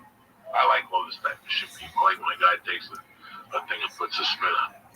What's up, Lisa? Are you ready for another mushroom cap? Because I said it's Monday night. It's the 17th of October. You got a thing going on the 18th. Not anymore. I got nothing going on the 18th. Oh my goodness. Might as well. Let's do it. Did we finish all the albums? Oh, yeah, we have what? 1.5 300. gummy, whatever. 300. Maybe 50. That's not. We split that much on cookies. 350. We're gonna get a nice sleep though. We'll sleep. You wake up, you think you got fucking 2 massages and shit. It was a lot of fun. When I went back to the room, I was very, I felt like I had done something. That's what I felt like. I had learned a different concept of comedy that I had never learned before. I had never known, and I never really thought about it because I never thought I would shoot. You know what I'm saying? Like I never went there with my head. Yeah. I kept it simple, but I gotta be honest with you. I feel the same way every Saturday night after I do 5 fucking shows. Really? Yeah, I'm done. I'm fucking done, man. Especially if I fuck around in the daytime and work out and stuff and think I'm Tarzan on Saturday and do the elliptical for 30, 40 minutes and I go on that fucking stage and do 2 shows. I'm not saying everything hurts. My whole body is electric. Sometimes I only got 4 hours, so I know the shower will fucking wake me up. I don't want to do that. But this week, that shower was one of the best showers I had. 2 weeks in a row, I had a great shower. Last week in Columbus, Ohio, I went in the shower for so long, the fungi nail peeled the level. You know what I'm saying? Fucking fungi nail. Like a big ass dip size burrito. It was the only week I didn't bring my tools with me. It's fucking soft like that. You have tools? Oh, I have this whole kit. I have the comb. I got the comb. I got the fucking little eyebrow cutter. I got a scissor for your nose hair. But then on the other side, you got like a fucking, you got a needle to mend the fucking, like a sub button. I got one of those in there. That needle works for everything. What does everything mean? Everything, hash, grown hair. That can work on stitches, anything. Anything goes with that. And then I got a toenail cutter that's fucking huge. I can cut a gorilla's fucking toenail with it. Right? I got that. And then next to it is like a chisel. So you pick up the nail and you go in there deep and you chisel that fungi out. It looks like fucking. It looks like fungus and blue cheese put together. When it gets wet, you cut the nail in holes. It's tremendously. It's a shout out to Buffalo. What's the matter, lady? You look a little dizzy. I'll get a little mom in my mouth. What's up, lady? Ingesting all this information. Oh my god. Want to eat another mushroom cap? Not really, to be honest, but I will. Alright, let's do it. What the fuck? It's Monday night. This is 17th of October. There ain't nothing going on. Okay. I was supposed to have something 11th and was not gonna happen. So I'm just gonna fucking do my thing. Yeah. I don't bother nobody, you know what I'm saying? Right. You look good, Lee. We had a nice time this weekend. Oh my God. You learned a lot. And that's all that Congratulations to you matters. both. Yeah. That's You know, nice man, to Joey. like I said, nah, you too, Lee. Like I said, man, it's a pleasure to see your growth, you know. I was always happy about all your success. You know, you see all these guys that you all came up with, and everybody rates success differently. You know what I'm saying? Listen, man, I don't want to sit in the fucking outside and let people, you know us, man, we're stoned 82 hours of the day. The last thing we want is human contact. You know what I'm saying? I don't want fucking TMZ ever to question me about something. I don't ever want to be one of those guys, man. I just want to be a dirty Man, comedian. I get that shit so I much, just bro. want a dirty comedian. That's it. I don't want nobody to even know I exist. I would never want to be in Amy Schumer's shoes, God forbid. I would never want to be in Louis C. Everybody gets so critical of you. Oh, I You know. can't be a comedian anymore when you get to that Yeah, part of comedy. man, because you It's can't too rough. develop it anymore. It's too rough. No, it's too rough because look at people get offended about anything. Oh, everything. So it's too rough to even go there. So you don't want to be in that particular spotlight. If you're going to be in that spotlight, you have to have 3 writers that write, you know, material that's that's great. policy friendly. I'd rather shoot myself in the fucking head. Next topic. What else, cocksucker? Talk to me. You smoking weed? What's going on? You doing jumping jacks over there, Lisa? Ready for another mushroom? I found some acid hidden under one of the albums and shit. A half a piece. Can you Oh imagine? my god. We could break our own record tonight, Lee. Oh, leave me out of We got this, we got these man. green Oh stars. my too. god. Alright, Lee. I'll take a green The star. sofa is a safety safe, okay? Lee knows all Lee, about that okay, fucking sofa. if you feel anything weird, okay, Lee, go to the safety safe, Lee knows okay, all Lee? about the sofa. Lee is Just write it out, okay? Lee's Maybe my for man like dog. 3 hours. Lee knows all about the Then you sofa. want to take a shower and take a big old shit. I'm telling you, Lee That's knows, how it goes. Lee knows all about the sofa. Lee has Yeah. been on that sofa a couple times. He's a soldier. Leave my little Lee alone. I love it. He goes, when does Yom Kippur finish? It's over. It's over. That's it. Is When's it? the next big Jewish holiday? Hanukkah, maybe? I don't know. Maybe there's something in between that people need. So that people know. Well, we always gotta get one more. Well, we got Halloween. Right? You got Halloween. What are you gonna be for Halloween? I'm going to be in Nashville. Nashville. Yeah. You're not doing comedy that night in Nashville. No. What are you gonna do for Halloween? Fuck that. I'm going to hand out real size candy bars. So everybody comes to the house. What do you mean real size candy bars? Well, you know those fun size candy bars? Yeah. There's nothing fun about them. Unless you just get started and they're done. Fuck that. I give whole candy bars. I go to Sam's and get fucking cases of them. You know, man, you might have Sit a out point there there. and fucking just boom, here you go, here you go. Because when you open up a real candy bar, you know where you stand. Right? When you, Like, I appreciate children. You know, don't toilet paper in my house. You know what I mean? I'm your man. Okay, we're down. Okay, you know you pay the neighborhood. It saves the white picket fence from getting fucked up. Okay, you know what I mean? Just pay it forward a little bit. Okay, the mom will come up. I had them 3. Which one you like, Reese? Okay, well Snickers is bomb test. Oh, you want the Milky Way? This is all caramel. Okay, that's all I got. I'm sorry. All right, but I mean, I go through probably $300 worth of candy. But it just, I mean, kids just light up, and I get toys and stuff. yeah, this now I'm gonna name, but I buy the plain size ones. But you're right. When you have the little fucking things, what happens is, like me this week with the Butterfingers. I just wanted the Butterfinger. Next thing I was eating 22 of them, which meant I ate 3 of those life-size ones. If I would have just stayed a life-size one, I know where I stand. All right, that's it. I'm good to go. You know me. I'm in control of a fucking savage. I can say fuck it. That's it. I had a few of those Butterfingers too. I saw those. You were tearing shit up this weekend. I was not. Tearing shit up, which I'm proud of you. I'm proud. Listen, you know me, dog. I ain't no Slim Jim McGill. I don't give a fuck. I want you to be healthy. But don't sit there. Look me in the fucking eyeball and go, I don't know who ate these 2 pizzas. I didn't know people. 2 pizzas disappeared. It was 3 of us, 2 pizzas. I was on stage for 2 hours. I I come back. He's sitting there with a big grin on his face, happy as fuck. No, they were veggie pizzas. There was no veggie pizza. They were all veggie No, please, I'll strangle you.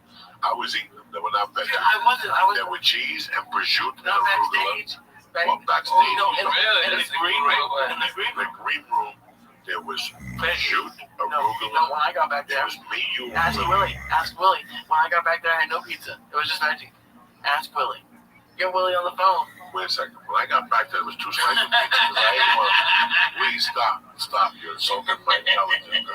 Get Willie on the phone. I was in the state, folks. He's saying the back room. There's no back room. There was no nothing. There was one fucking room. I Nobody ate could 3 come. slices in the main room. I did. I ate 3 slices. That was later. Yes. Yeah, no. Somebody ate the ones in the green room. Not me. When I left, there was a pizza and a fucking half. I was sitting at the There was table. none. I just saw Willie. No, I wasn't winking You were Ralphie or Cahoots. No. I wasn't there. I was in Portland. Yeah, but Ralphie, There was a whole pizza that was Willie's, and there was a pizza. I took 2 little. Ali, You don't know okay, fucking. I gotta be You honest don't know with you. fucking pan pizzas. Yeah. There was 2 little strings saying come back. 2 little slices when I left. I took both of them. He ate one. I watched him. And he ate a piece of chicken nugget. And he was eating it. He's saying what vegetables? The jambalaya vegetables. there are no veggie. No. Stop with the fucking vegetables. So next thing you know, I come back and there's no pizza. And he's sitting there with a grin on his face, high as fuck he was. And I go, what's going on? And then he goes back to the hotel room. Next thing he's talking about chicken cutlet parmesan. His wife just got sick eating shit on the road. Bad food. And all of a sudden he's out there ordering to go food. Yeah, because At the hotel at 2 in the fucking morning. we're talking about 2 different nights now. Are we talking about Saturday or Friday? Where'd you go Friday night? Friday night was the chicken parm. And what it come with, lady? French fries? Just no pasta. Pasta? Yeah. You ate pasta at 3 in the morning? Just a little bit of that. I ate like most of it. I promise. He always eats a little bit. Yeah. And what was it Saturday? The reason why I didn't was because they didn't include cheese, so I couldn't eat most of the pasta. And Saturday was because I had like 2 slices and it's fucking edible. Listen to it. So Ralphie, they bought New Wave, bought 10 pies. yeah, a ton of pizza. They're so cool. All those Their pizzas. caterings are always good. Yeah. Now, Lee was sitting right there. I ate 3 slices. I had 3 slices plus the 15 slices inside. No, But that's like a pound of Dude, pizza, I was right? talking to the photographer. Ask him. That's the whole time you were licking your fingers. No, it and was making not. one taste. You what? Ladies and gentlemen of the court, I'm watching like, oh, I was not even. he's sitting there. Listen, anyone who I was just wanted to pizza. take 2 slices. Lee was like me in the 80s with cocaine. If cocaine landed right here, I'd be sitting next to it, making believe it wasn't there. Like, oh, is that cocaine? That's not mine. You know what I'm saying? Like, Lee was sitting there. At one time, Lee had 3 fucking boxes of pizza that he was sitting there like Sinatra, mingling with the boxes of pizza. You yell at me all the time for eating garbage pizza. I'm finally surrounded by good pizza. I ate that, and then I on the way want to take some home. home. I want to take some home, and you say no. No, I didn't say no. You did too say No, no. I did not. I go, Lee, you're embarrassing me to eat the pizza here. Well, no. Then You always want to have a slice of Sports Center or something. Then he goes back to the hotel room. He orders like Staminka pizza. No, it was good. I went to the front desk. Oh, so it was good pizza because it was the front fucking. Well, at least maybe they would recommend a decent What one. was the brand? I don't remember. Yeah, I know. It was like 2 in the morning. 4 years. I got like the smallest one. It was so depressing. 4 years of It was like 8 inches. It was like 8 inches of what? Fucking dead. I'm just pepper. You were farting on the plane the next day. What are you? No, You it wasn't. wanted on the way there. We had a skinny dude between us who almost jumped out of the plane because you were farting, and then I had to post that retaliation. And he's not admitting to it. At least I admit to it. I love farting on planes. You didn't fart on the way there. That was all I paid off. You were half a fag. God, Later, you sat like a half a fag. so I funny. blew this guy out the first time. My back was bothering me. So I bent over this way to fart to give it pressure. Yeah. But it blew out of my back. Give out. Yeah. It blew out. I heard it. I felt the back of the knee flapping like a kite. And I sit back, and within 2 minutes, I see he's look at me, make him believe like he's doing sign language, and he's nailing that fart because the filter of the plane is on the least feet. That's why you never take a window seat because everything that comes goes right there to the window. If I sneeze, it goes to the window. If I blow my nose, it goes to the window. If I fart, Amen to that. so Lee gets the first dose of the fart. This guy gets a second dose, like that hurricane last week was supposed to come back. Oh, yeah, it's This fart comes back. This fart goes deep and it breaks. It's like a wave, right?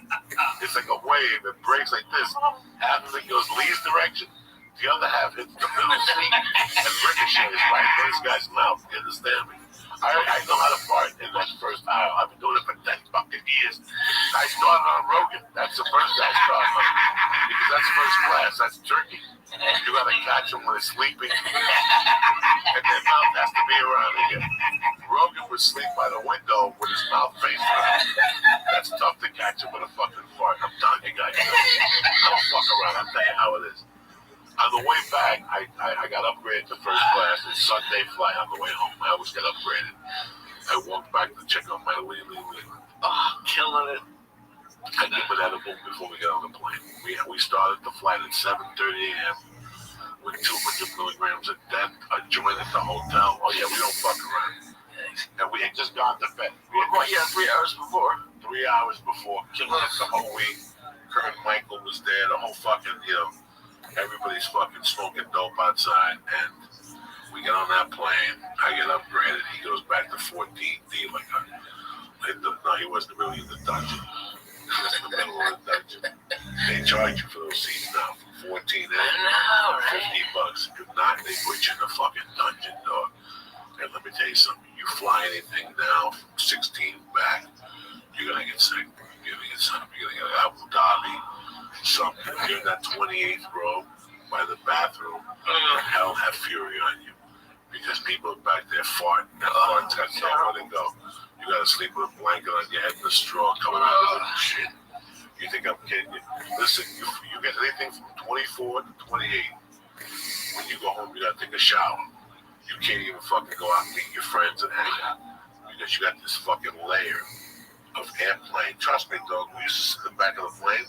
Those are the cheapest seats. Those are the ones that, when you go on there late and they give you a cheap seat for $189. I just got my tickets for Boston. I'm sitting in like 21 and 24. There's nothing. There's nothing unless I want to get like $100 a ticket, which isn't gonna happen. So I'm sitting in the back. Are you on Virgin? No, JetBlue. Oh, look at you. You're sitting in the back on both flights. Yeah. What is I mean, don't you have to go out to Long Beach? No. No, that's awesome. Why would you go to Long Beach? We're up here. I thought that was down in Long Beach, huh? They have it there, but no. Oh, okay. But anyways, on the checking on me, it was funny. You what? When you were checking on me. Oh yeah, I went back there. I'm bored in first class. I went back there to check out my little nephew Lee. He's sitting back there with a smile on his face like he just hit the lottery. He's got his shoes off. No, I don't. No, I Yes, do not. he does. No, I do not. Shoes off. I have my shoes on. First of all, I taught him how to fly. Like, Yeah, you understand, when we get through security, he's a fucking movie. yeah. He gets stuck as usual because he don't know just to keep going. Just keep on. Right? Because I got the pre-check. This fucking guy's walking around like he hit the lottery. I go, Lee, speed up. Plus, he has 19 bags. I'm right on that one bag. He's gonna say, like, he's gonna have the search. He's got the computer and the games in there, and God knows what other shit he's got. God knows what other shit he's got that don't belong. I got two things on my thing. I got two things in my travel bag. I got a sleep apnea machine and a computer. Yeah, you're the one that draws the attention. No, I don't. I don't take none of them out. Stupid. Well, I don't think I I'm never gonna take nothing. I never give them nothing to take. I haven't taken that computer out in 20 years. They always say, if you have a computer or a laptop, take it out. I haven't taken it out at all. That's how I run. I don't take nothing out. Leave it in there, shut your pie hole. Take your sneakers off. Take your fucking belt off. Take the tickets out of your pocket. Take your cell phone and put it in your right shoe. And take your wallet and put it in your fucking left shoe. So they can't rob you, cocksucker. Instead, you get shaken down, your shit thrown away over there out in the open. You understand me? So guys like you with the Suge Knight shirt on, look at him out. You got the Suge Knight shirt on today. Yeah, I like it. Smooth. You have to fucking do this shit to nobody robs you, because those TSA guys will rob you. Really? Oh my God, your wallet will go missing. And you have to run the tape. They'll get rid of the tape. It's a conspiracy. It's like the Trump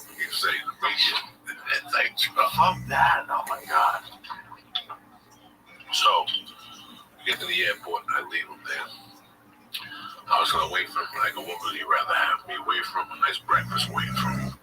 He fucking goes through security. It takes him an hour. They search him. They bring the fucking bug, the dog. They brought the donkey. Everybody to sniff him. I go to that fucking macaroni grill. I get him a nice sausage platter with eggs and potatoes and sausages. He gets out of security, gets over that boom. He's got it waiting for him with a fucking Diet Coke. Yeah, perfect. Like a fucking doctor that we are. I gave him 6 minutes to eat because we gotta get on the fucking plane first. This motherfucker don't work. I got a superstition. I gotta get on there first and get off that motherfucker first. So I tried to sneak him in, but I couldn't do it. But he went to the back. It was cool. It was a good little flight. It was a good little fucking trip, man.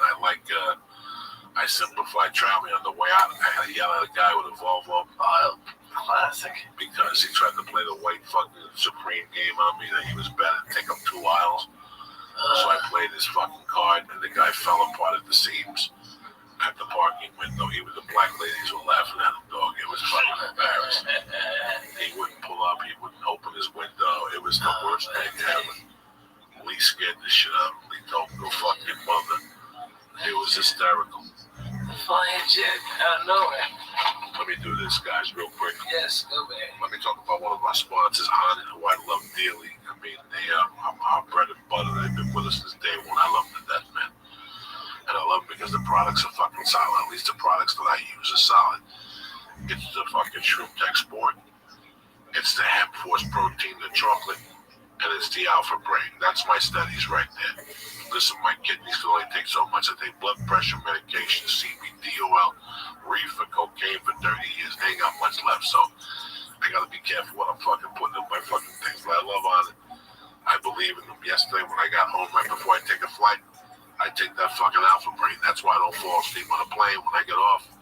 I sleep 2-3 hours. I got no jet lag. It's Alpha Brain. But do me a favor. Go to Honor.com right now and look at the great selection of supplements they have. If there's anything you like, go to the cart. Put it in there, press in CHURCH and get 10% off your first order delivered to your door, okay? If you like what you get, go on the Stay On It program. They deliver it to your door on the first of every month. You don't have to dick, all right? Go to Honor.com and press in church and get 10% off your first order. Number 2, I want to introduce you to a new product that we're putting on the podcast that I fucking love. When I left, they said they were going to send it to me, and when I got back, they sent it to me, and I asked my wife, what do you think? And she loved it. I mean, so far, so good.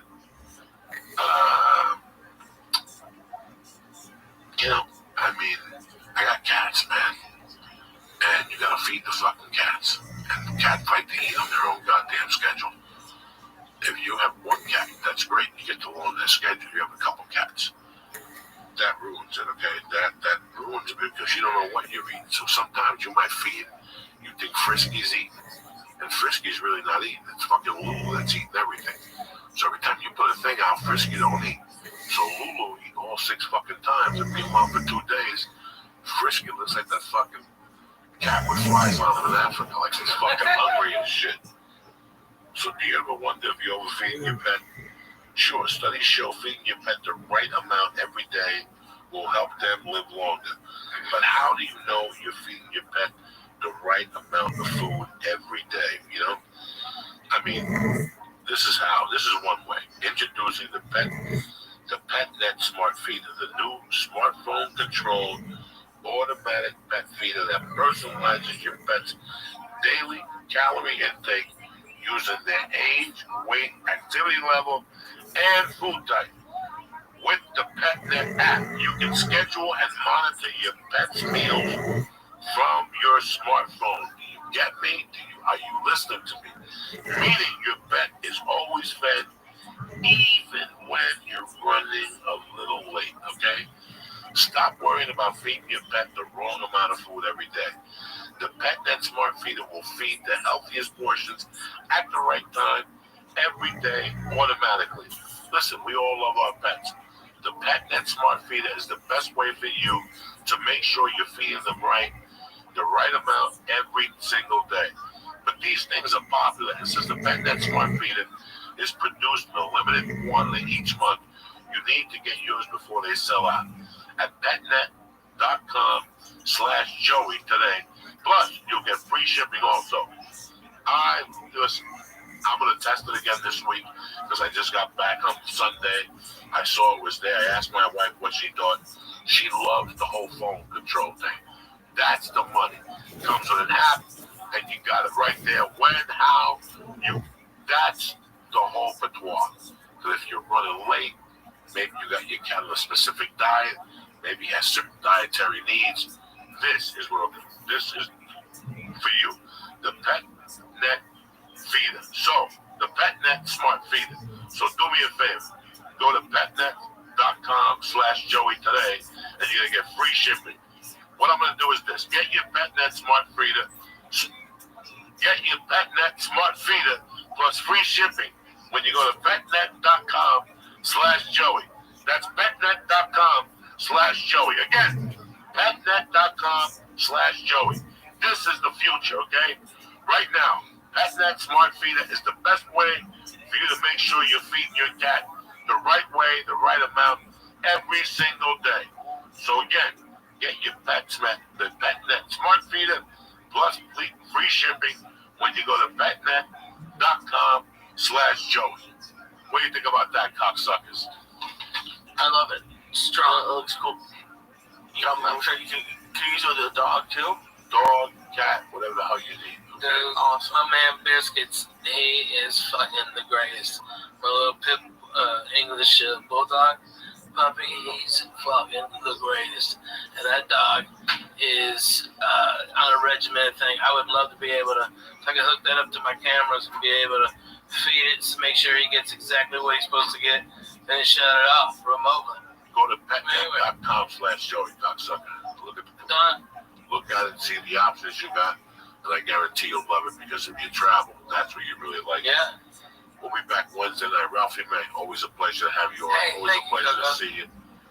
You make me happy when the skies are sad. Nobody knows how much I love you. You don't get to hang out with any friends. It's special. You are my love. Makes me happy. That's our great. You'll never know, dear, how much I love you. Please don't take your sunshine away.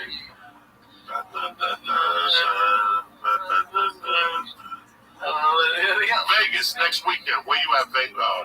Oxnard this Friday, Saturday, Thursday. Yeah, Thursday, Friday, Saturday, and Sunday, and man, and then off for a week. Thank God. I mean, I've been on eight state run so far. Look at you, like atrocities and Come on, exactly. It's easy when you got a bus. How much I love you. Get that music, cocksucker. Tuesday, I'm at the Improv, for helping Native Americans get propane to keep people alive in North Dakota. I swear to God, it's a great cause. They're nice people. All right, they don't deserve that shit. I remember we used to have fucking holes in the walls that weren't the windows. You know, it was fucking times. Nobody knows, baby, how much I love you. Take your sunshine away. Hit it, Lisa. Come on, Lee. Fuck yeah. Jam it, Lee.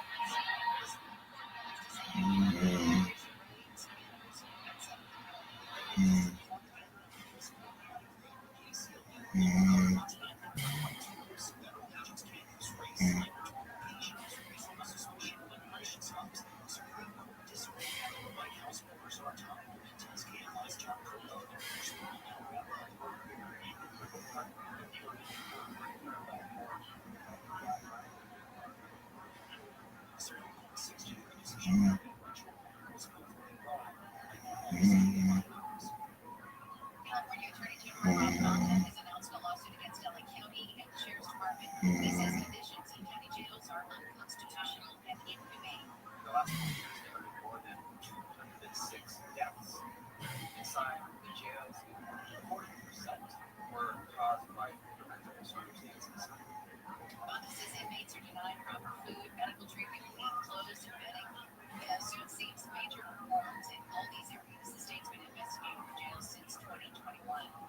Actor Raymond Cruz, who played meth trafficker Tuco Salamanca in Breaking Bad and Better Call Saul, has been arrested and is held in Silver Lake.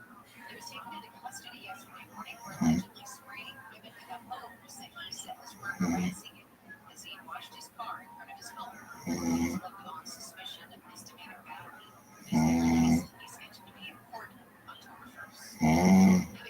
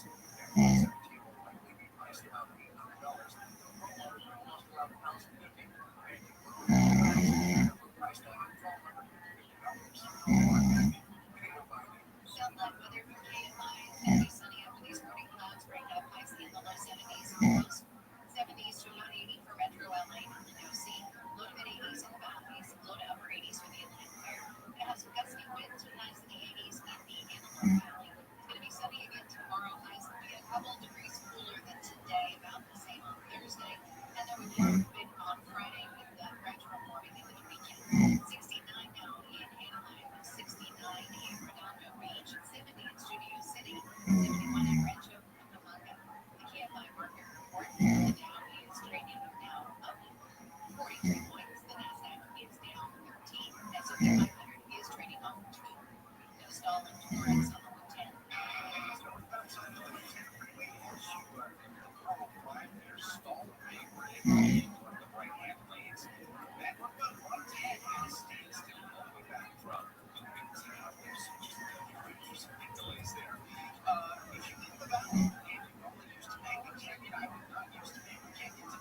Southbound, right there, Grand Views down to the northbound. As they use utility work there, it's going to be that way until 5 o'clock this afternoon. And traffic getting backed up back through today came from before Highway Trail for that area. This is just basically slow as you can cruise through there. So get ready for delays on that southbound side. Sherman Oaks, or southbound past Burbank Boulevard, right shoulder, it's a little bit slow back from Washington Boulevard on that stretch of freeway. From outside of the 13, it's ugly getting just towards the 10 freeway, just a whole lot of leftover slowing. Looks like we've got some problems in the San Valley 10 freeway eastbound Baltimore on that freeway. Make sure you crash. Westbound is actually slow by just 30 towards the C-Zone 5. It's Southern California's most accurate traffic reports at the Pulse Runner. Hour 2025 on Arlington Music Festival presented by Capital One. September 19th and 20th at T-Mobile Arena, Las Vegas. Streaming live only on Hulu. Tickets still available at AirAccess.com. Get yours while you still can. The iHeartRadio Music Festival. Tech that is different. Can your gear keep up with the beat? Lenovo PCs are built for creators, dreamers, and fans who don't hit pause. Visit Lenovo.com for the latest in AI PCs and game-changing tech. The free iHeartRadio app is #1 for music, radio, and podcasts all in one. Discover a new podcast from our library of hundreds of thousands of titles. Here's an iHeartRadio podcast preview. Creator of Friend Sessions contemplating the adults. Now, I know you like to do your own mystery solving, but this is a serious investigation. I need to figure this out. Sorry, lost curiosity. Lying to me, or you can get first into me. Join Nancy Miles as she tries to solve a big case in her small town. About an hour ago, I discovered that Riley Stevens has gone missing. You are going to find Riley before the sheriff and he watched us.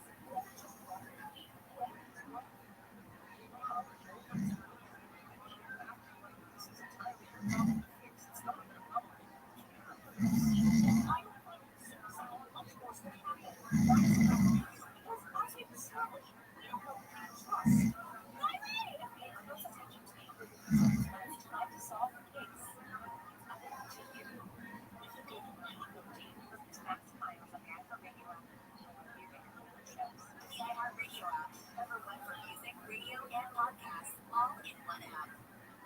Okay, Forrest, kids are coming to Forrest. Let's hug it up so we can use it a good one. Sparrow, have you practiced the most popular bird songs for years? I hate you. I like it. Remember, once the temperatures are refreshing 52 degrees, I love it.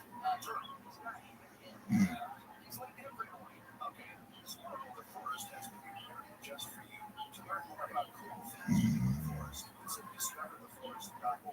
Brought to you by the U.S. Forest Service and the Ad Council. iHeart is America's #1 podcast network. Free iHeart app to support podcasts like this. When was the last time you took a chat? I was traveling and a new girl sat down next to me. That was enough for me.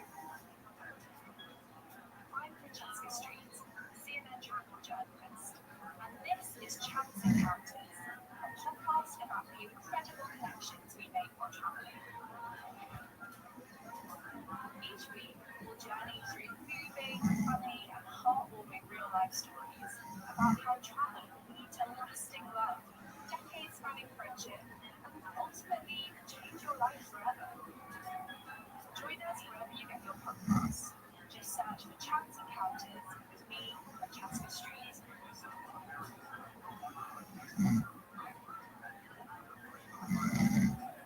iHeart is America's #1 podcast network.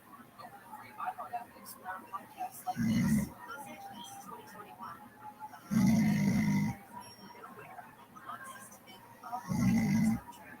Let's not forget that David Flow was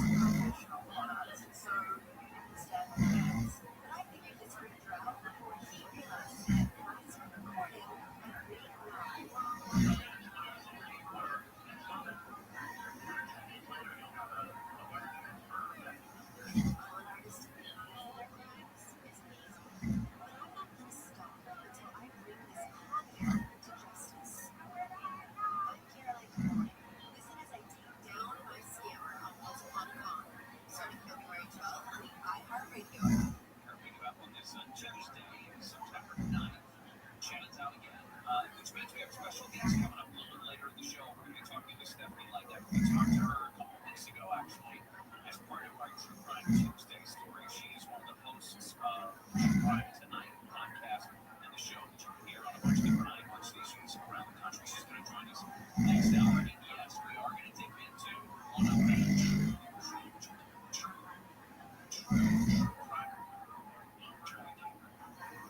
this week and later. We're going to talk to her about one of the true crime stories that is making the rounds over the last couple of years. There was a story out of somewhere in the upper Midwest, Michigan, thank you. It is now a Netflix documentary called Unknown Number. Wife and I watched it last night. I watched it last night. I'll watch it over the weekend. And collectively, easy to say, our minds were blown. It was unbelievable. And I will warn you now, if you haven't seen it, we really can't talk about it late in the show without spoiling it. I mean, we have to spoil it in order to fully talk about it. So if you have not yet seen it, you're going to want to go back and check out the podcast that we do see so that you can be as mind blown as we are. Again, Unknown Number on Netflix. And Stephanie Lynn is going to join us and talk about it and a bunch of other things coming up next hour. Some stories that are going on. We will talk in a few minutes about the Department of Homeland Security and Operation Midway Place. They say this is the Homeland Security operation that's going to take place in and around Chicago and Illinois. Also, a Russian bomb exploded today in a crowd of pictures in eastern Ukraine. At least 23 people killed, 18 injured. This explosion occurred in the center of this little town near a church, a cemetery, and a school. And this bomb apparently targeted a state postal vehicle that was delivering cash payments to retirees. That will be coming up. But I want to start with the headline generator of the day, which is this attack by Israel, who already claimed responsibility on a Qatari building. Now, Qatar, the country of, has condemned this attack. Israel says it was targeting senior members of the Hamas leadership.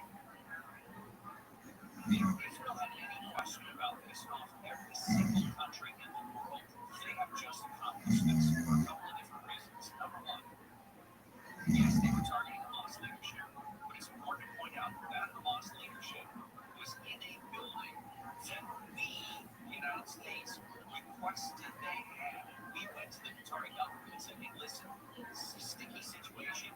Can you host some Hamas leaders in Qatar so that there can be on-site negotiations?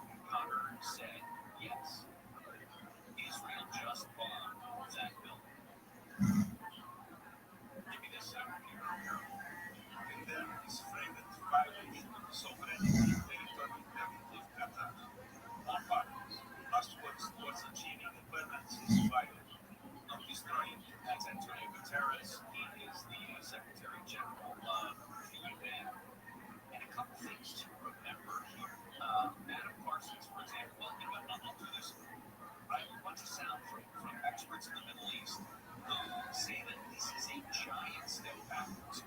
Although Israel targeted and likely killed 6 or 7 or 8 of the highest ranking members of Hamas, those were the negotiating team.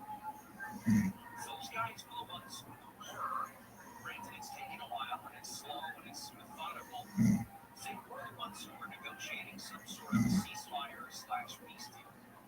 And now they're in their confetti shoot. So think about what this means going forward, if anything, for the potential for peace. Israel, by the way, is also telling everybody, get out of Gaza City. They're going to do this the hard way. And we'll talk about all of this when we come back. Gary and Shannon will continue. Amy King is live in the KFI 24-hour newsroom. Here's the latest. Crews have started to clear brush from the Sepulveda Basin, where LA Fire says there have been more than 250 fires in the first 240 days of the year. A man from Inglewood has been charged with murdering 2 men he met throughout an online dating app. Charged with trying to kill another. And a review of how $100 million raised for victims of the January wildfires was spent is found. The funds were not misused. Those stories and more coming up at the bottom of the hour. From the ODU.com Weather Center, ODU, the only business software you need in sunny and short areas of low clouds clear out, highs in the 70s to mid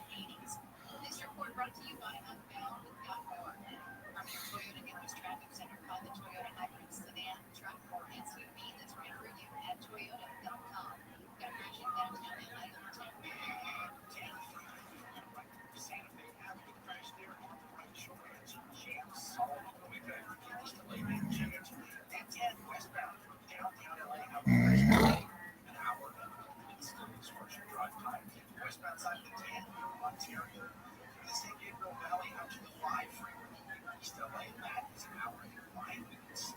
We had a crash clearing in Corona. It's 91 westbound 15. Still kind of slow road there on the 91 west from Corona out to Anaheim Hills on the 30-minute drive through the 35-minute drive through. The Chargers still slow on the 405 southbound. Well, the 118 down to West LA, that's 53 minutes because of the crash. Southbound 405 dashboard lane with some points for staggered traffic reports. iHeartStop Radio goes commercial free every weekend. Enjoy the greatest 70s and 80s soft rock all weekend. All commercial free. High tide, low tide, no tide. Radio works anywhere. Open the free iHeartRadio app, search Yacht Rock, make it a preset now. Everyone, it's Bill Gordon here. Welcome to my new show. Without getting sick.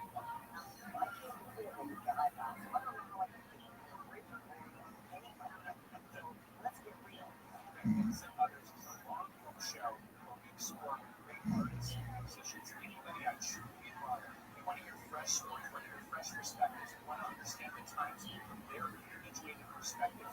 Most creative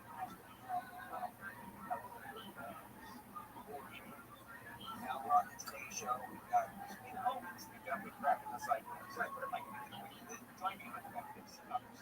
Very curious, one of a kind exploration of history.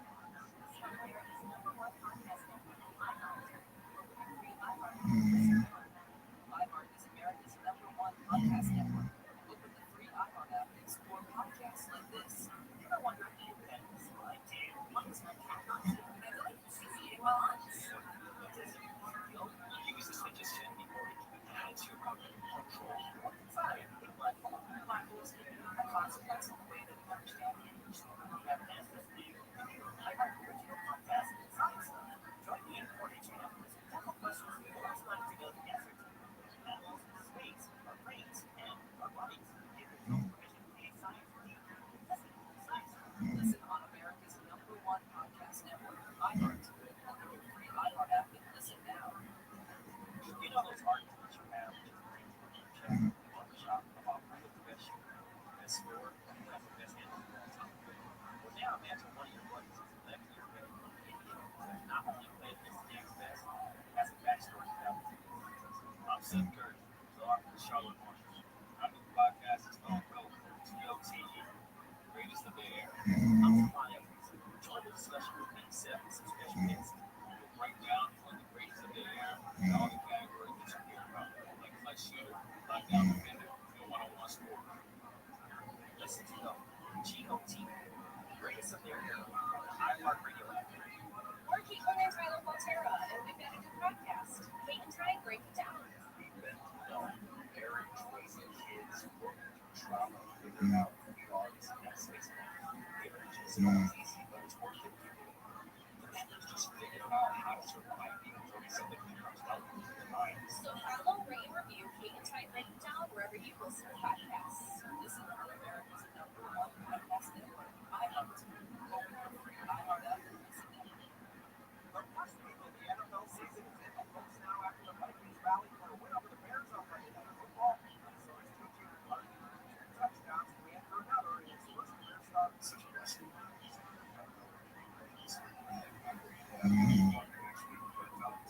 But Vikings are now 5 of the Packers for top of the NFC North and 2. Meantime, the Bears officially announced plans to move from the Cardinals field goal to Stadium in suburban Arlington Heights.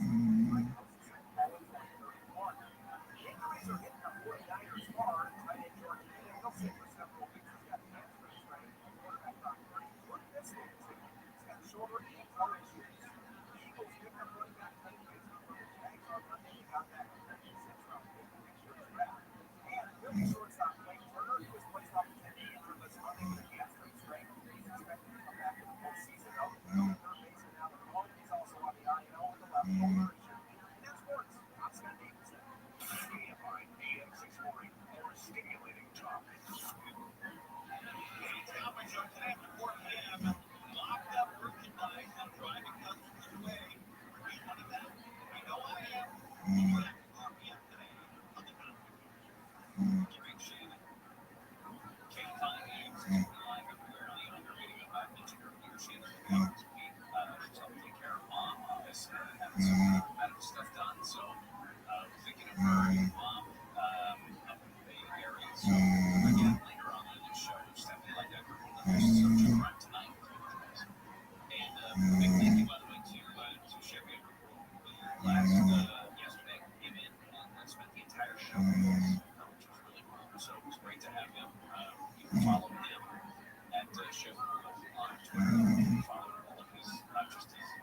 cooking tips and all that stuff, the fun stuff he does with his wife. He's got a show. He's got a bunch of restaurants. He was an absolute blast.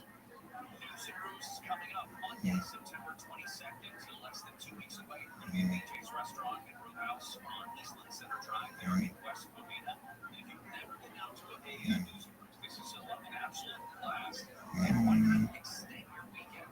You can always take Monday off, but look, if you have to, you can take Monday morning off and go to the office after lunch. Just take out a BJ during the event. But again, News and Brews, Monday, September 22nd, BJ's in West Covina. Now, we're telling you about this attack. Israel's targeted senior members of Hamas's leadership today in the Gulf nation of Qatar. Qatar had been hosting negotiations to try to end the war in Gaza. Now, an unidentified senior official from Hamas said the attack happened while the team was discussing the American proposal for a ceasefire in Gaza. Israeli officials confirmed as much. Qatar was thought to be sort of neutral ground in this, in part because it's one of the Arab countries that does maintain contact, official diplomatic contact with the Israeli government. And senior Israeli government officials have been to Qatar many times to try to talk to Qatari leaders about trying to secure the release of hostages. So Israelis have been there before as well. Israeli officials, however, have promised they will hunt down and kill Hamas leaders wherever they may be, because they want all of the leaders involved in the planning of the attack of the October 7th, 2023 attacks, that's almost 2 years ago. And specifically, the defense minister targeted the chief Hamas negotiator, guy named Khalil al-Hayab. He is believed to have been in the building when it was attacked today. But obviously, it's going to be some time before we can suss all of that out. Paul Adams was reporting for the BBC this morning. Around 6 or 7 people strike the group. Sometimes it's not a spokesman, it's also going to be involved in negotiations. If it is true that all of these individuals were in this strike, then what Israel has done basically is to eliminate all of the senior class members of the negotiating directly from the offices of the entire government. Johnson begs the question, how do negotiations go now? Given that the last 2 years of all Israeli hostages in Gaza. Brett McGurk is a former National Security Council coordinator and picks up where that guy leaves off. Where do these negotiations now go now, considering there are still hostages being held by Hamas? I feel that I've seen Hamas at their representative in so many ways. I've seen them doing so much way I have no concerns with them. The concerns I feel Hamas how to react to this is that they said there are very few options. One of the options is they control the lives of fake hostages for the concern. And, I'm trying to think of how this ends up. You see the hostages coming home. I don't negotiate 2 ceasefire deals with hostages coming out because of main point. They're trying to get hostages in these times in Gaza in horrific conditions. And I really feel this makes it much harder, if not impossible, to get them on. And then finally, they add a couple of spicy changes to the top of this mess of the donut. Next week is the UN General Assembly here in the United States. So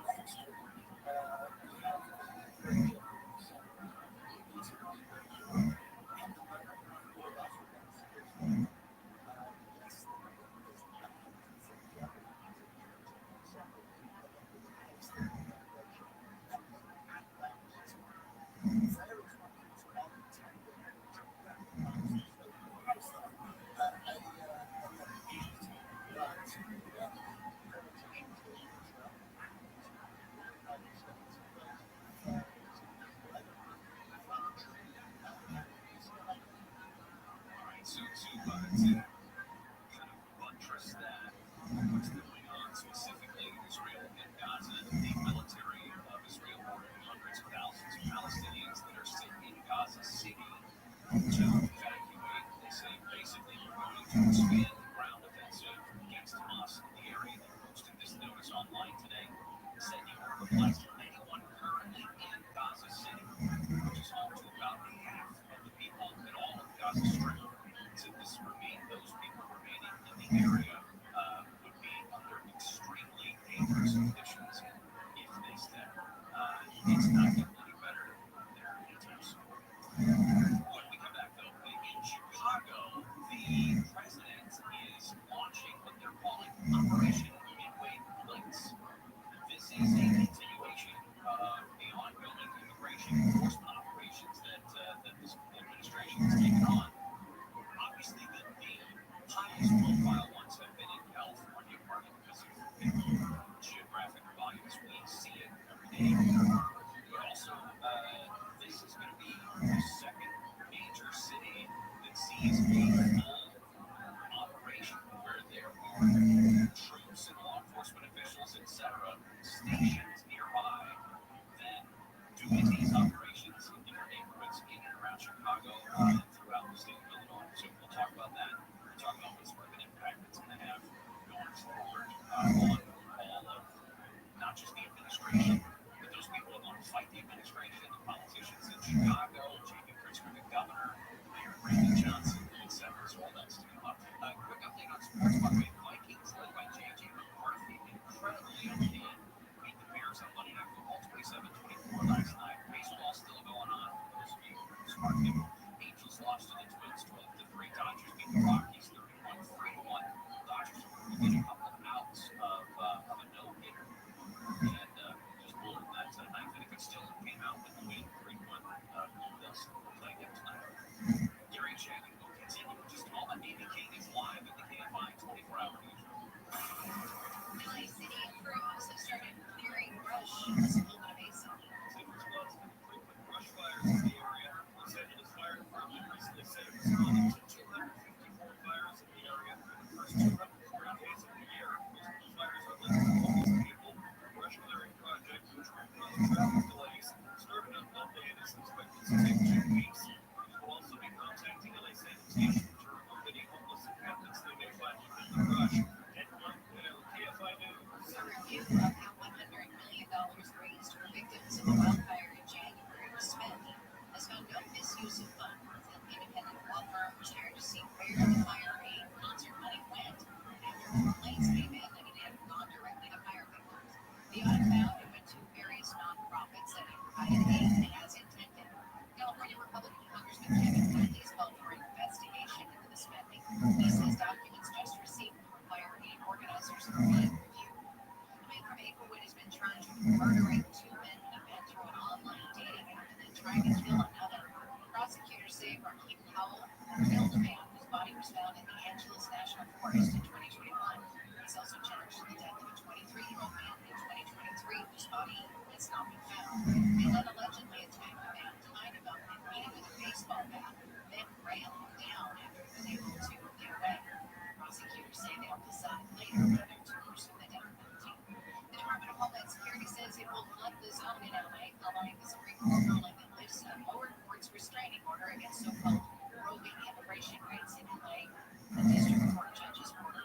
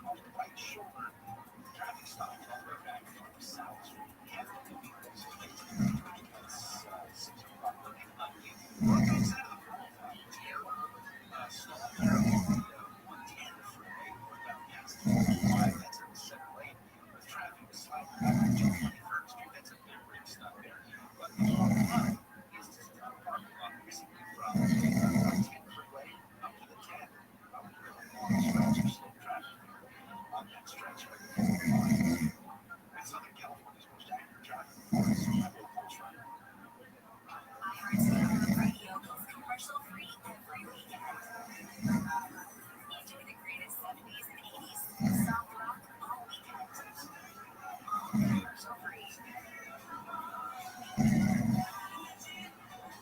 High tide, low tide, no tide. Yacht Rock Radio works anywhere. Open the free iHeartRadio app, search Yacht Rock, and get a free set now. iHeartRadio Earth is here with movies that explore a healthier planet. This spring, you can share your own observations about nature with scientists. Play a critical role in scientific discovery by adding to their data collection. Discover more about citizen science programs such as monitoring weather, observing plants and animals, and more. Brought to you by iHeartRadio Earth and the National Environmental Education Foundation. To find more tips for smarter, sustainable living, or to take action in your own community, go to iHeartRadio.com/earth.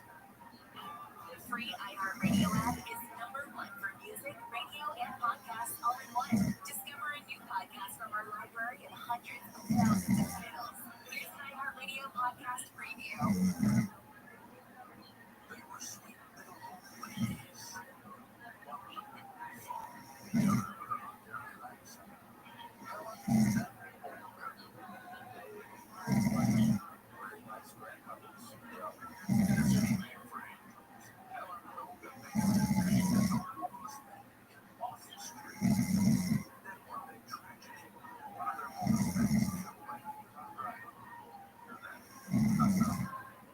So sad.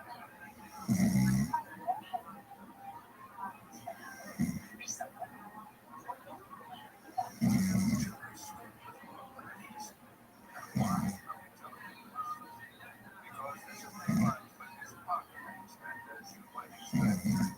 This is a story about murder. I've never seen anything quite like this. And we're not alone. Because something else.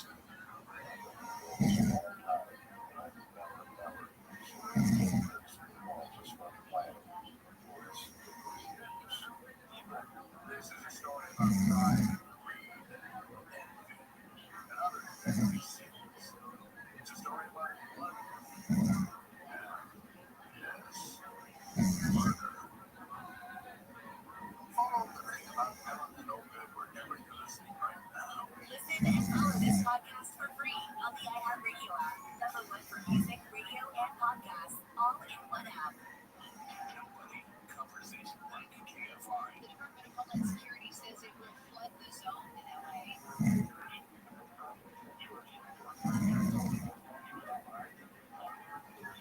Delta Fire says it has responded to more than 250 fires in the first 240 days of the year.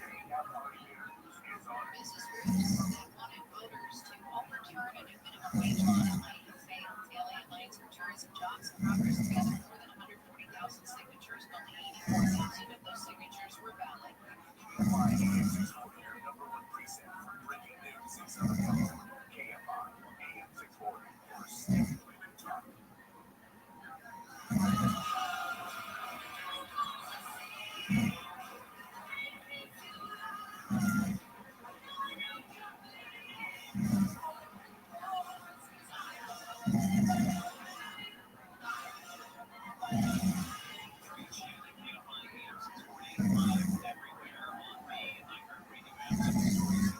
Following top of the hour Apple is hoping to excite customers. They're going to unveil some new iPhone models.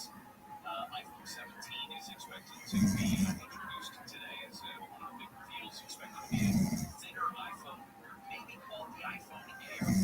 They're expected to announce iPhone 17 models as well as some upgrades for the watch, the iPad, the AirPods, etc.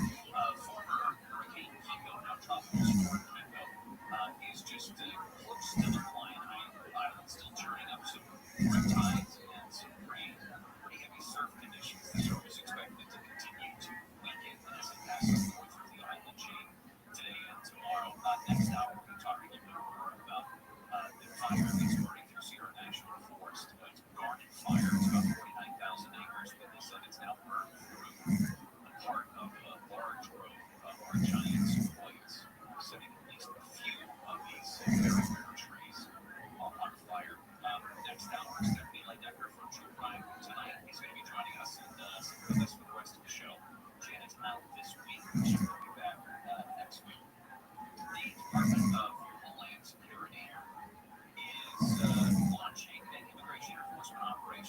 Chicago, part of the Trump administration's effort to target sanctuary cities, they said. Tom Holman is, of course, the border star they talk about. They said other cities that could potentially be targeted.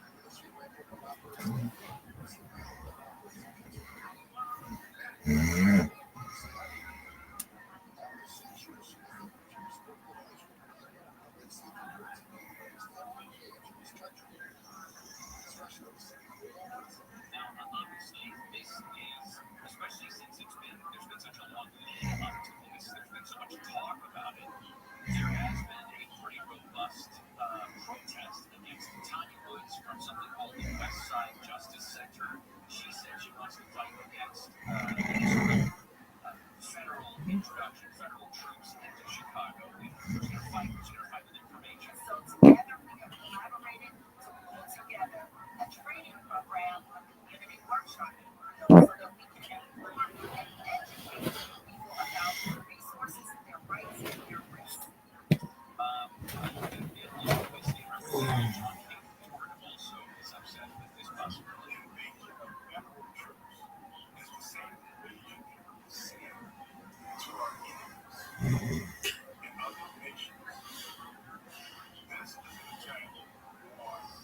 So there's a conflation here, it seems, between what we saw in Los Angeles with the National Guard coming in to protect immigration and customs enforcement and other federal troops, and what's going on in Chicago. President Trump has threatened to put National Guard troops in Chicago, but that's not what this is. This Operation Midway Blitz is what they're calling it, is a more robust immigration enforcement operation, at least without the National Guard yet.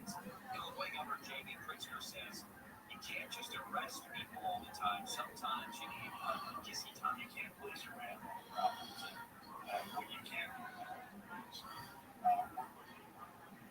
understand both of them are having the situation they're in. There is some crossover here, like I said, the immigration enforcement operations and just a crackdown on crime like we've seen in Washington, D.C. That's what Trump has been talking about doing in Chicago. Got to point out, DHS actually came up with this name, this Operation Midway Blitz. They say it was in honor of an Illinois woman. 20-year-old Catherine Abraham died in January after a hit-and-run accident involving a guy who was here illegally from Guatemala. The spokesperson said, "You come to our country illegally, you break our laws, we will hunt you down, we will arrest you, we will deport you, and you will never return." Of course, again, there's the two issues here. And there is some crossover, but there are two distinct issues. The Immigration and Customs Enforcement, Department of Homeland Security, immigration operation, and the ramping up of those operations. And the National Guard, whether or not there are American boots on the ground in a major city like there are currently in D.C. And I mean, in terms of keeping them separate in our minds, it probably doesn't mean much in terms of trying to determine whether this is a good idea. Plenty of people are going to have their opinions on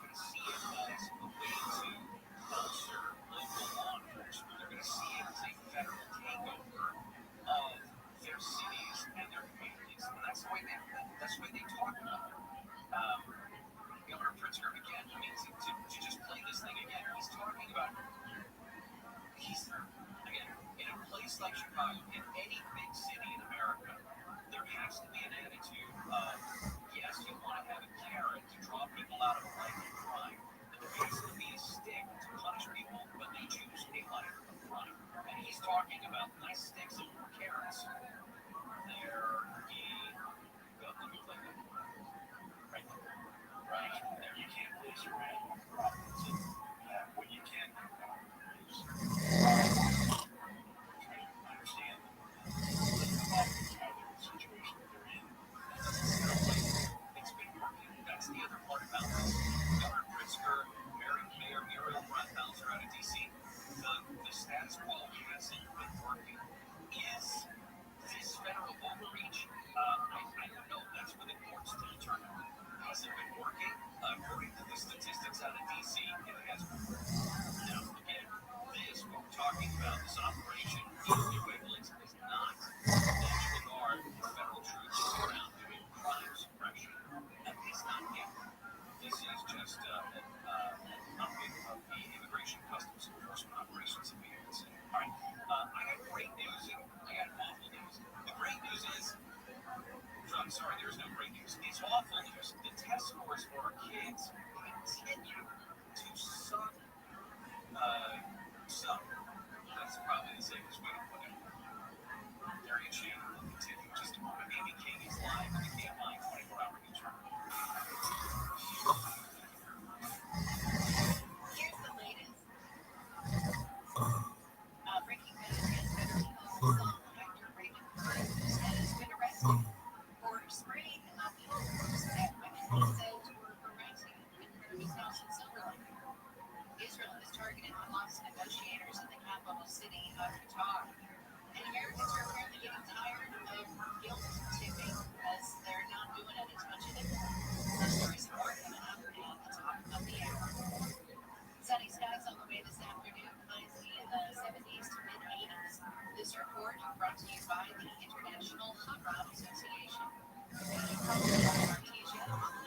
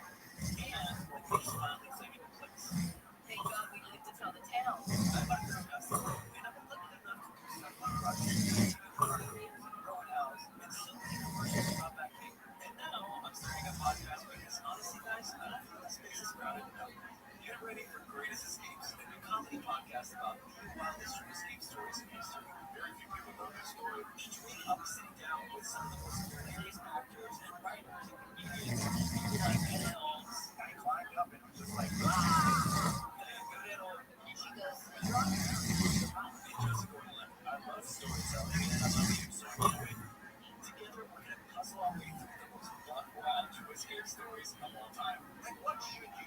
Maybe write a musical. Hide under the desk. Tie a rope around the fish's neck and use it to like water ski across the road. So good luck for Jay with us for some of the greatest escapes in history.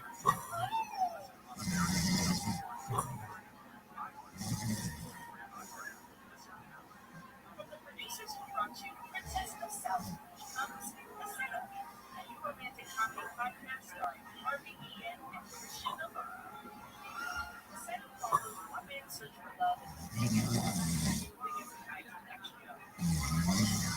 They make up and this is swinging in audio. The neighbor started feeling like so bad that it was closing up. Meanwhile, the loneliness and curator, his true love, art, his biggest fear, everything.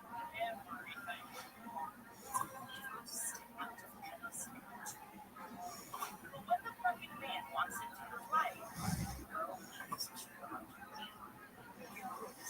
I don't think so. He actually is too good to be true. This is a call. To pull off this heist, they'll have to get close. Instead of drinking nervously, cautious. Jump into them together. When you're dating a con man, how do you know if it's true love or just another job? Listen to The Setup. It's on America's #1 podcast network, iHeart. Open free iHeart app and listen now. Last month, staffing of the Ukrainian refugee on the Charlotte Light Rail train.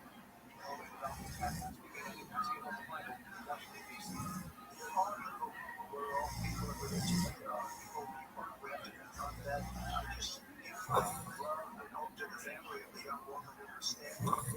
Shares the most important way to leadership with the staff, young man, and city leaders.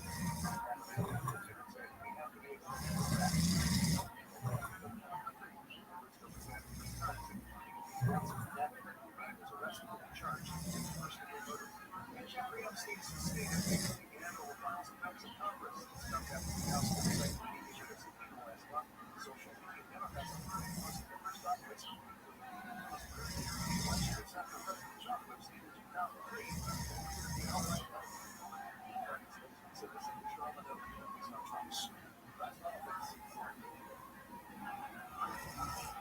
Taking your kids to the first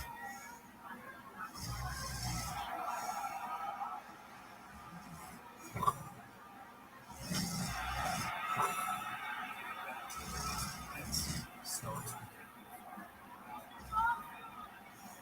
with the latest info about COVID-19 vaccines at getvaccineanswers.org. It's up to you. Brought to you by iHeartRadio and the Ad Council. History of cinema. Few films have been successful as an outcome. Francis Ford Coppola and traffic substitutes and not just for movies about the mafia, but movies in general. Although, he used to the people who needed Godfather's prospects for success were all in fact, before its release,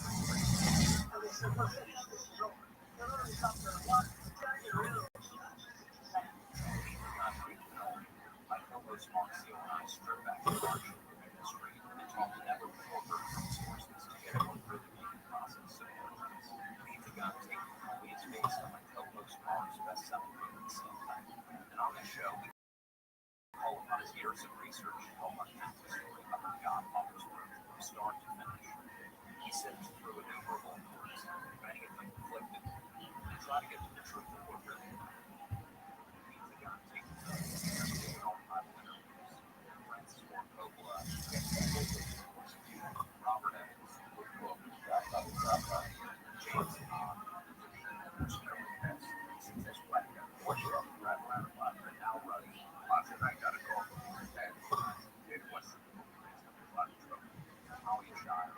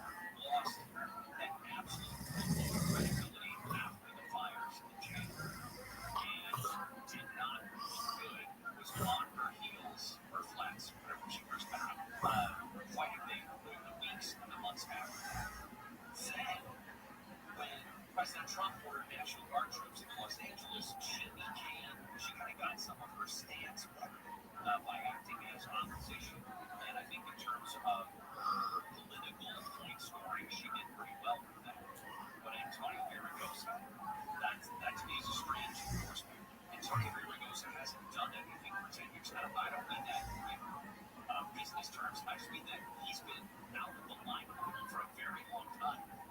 We interviewed him last week, but it wasn't a great interview. He didn't do a great job and didn't seem to have a good grasp on any sort of idea who he was talking to when it comes to, making himself a viable candidate for people who otherwise wouldn't vote. He didn't do anything to reach across there. So that is supposedly going to happen today. Mayor Bass endorsing Antonio Mendoza. New test scores came out basically from what we refer to as our nation's report when it comes to school scores. Student Scores National Assessment of Educational Progress. It shows that 8th grader science scores have fallen 4 points. Since 2019, 12th graders' math and reading scores have fallen 3 points in that same period. Now, falling test scores are nothing new. That's not a giant surprise. What is a surprise is that they're not more than new, in my opinion. This is the first real test that we've seen of those kids who were in elementary and junior high school during COVID. And we know that the younger the kids were, the more they were going to suffer when we kept them out of school for so long. My daughter was a senior in high school in 2020, so she lost the second half of her senior year, which meant she lost all of fun, she lost all of the classes, she lost all of prom, she lost all of graduation. All of those things were taken away from her and hundreds of thousands of kids across the country. But it was the younger kids that were going to suffer the most. Reading scores dipped for 12 graders, like I said, except among the highest achieving students. Since 2019, that was the last time they administered the test. The first 12th grade reading assessment back in 1992, you compare those, today's average score, 10 points low. So like I said, it's not that declining test scores are not the new problem. It's that they didn't go down as much as I expected them to. Scores for the lowest performing students are at historic lows. Continued declines that began more than a decade ago, probably accelerated by what we did with COVID in terms of shutting down some of these schools.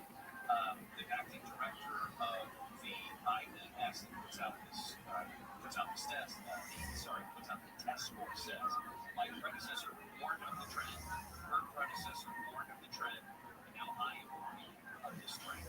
And listen, I will say in conjunction with what we're talking about on that number, with this influence that phones are having, phones and this media at a moment's notice, it is hurting our kids. There are proven studies that show it is hurting our kids, and one of the things that we can do as responsible parents, hopefully, is start to put some limits on this sort of thing, drive kids back into doing things like playing outside, which may not seem like it translates to much of an ability to get back into reading and things like that, but an exhausting, it's like I'm not saying I'm going to compare, I'm going to compare our children to dogs. An exhausted dog is a happy dog, right? A very well-behaved dog in many cases. And the more tired your kids get because they're outside playing, or they're participating in sports, or they're making a lot better off physiologically than like righteousness. All right, coming back. We're going to welcome into the show Ryan tonight, and we're going to get started with a bunch of different stories that are going on around the world. And late in the show, we're going to talk more about Unknown Number, that new Netflix documentary. Gary and Shannon will continue right at those.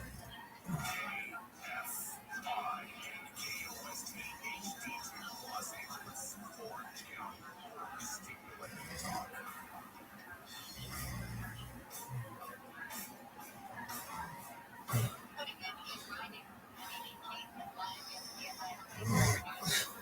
Governor Newsom will deliver his State of the State speech today. He's expected to hand the mitt over to the legislature.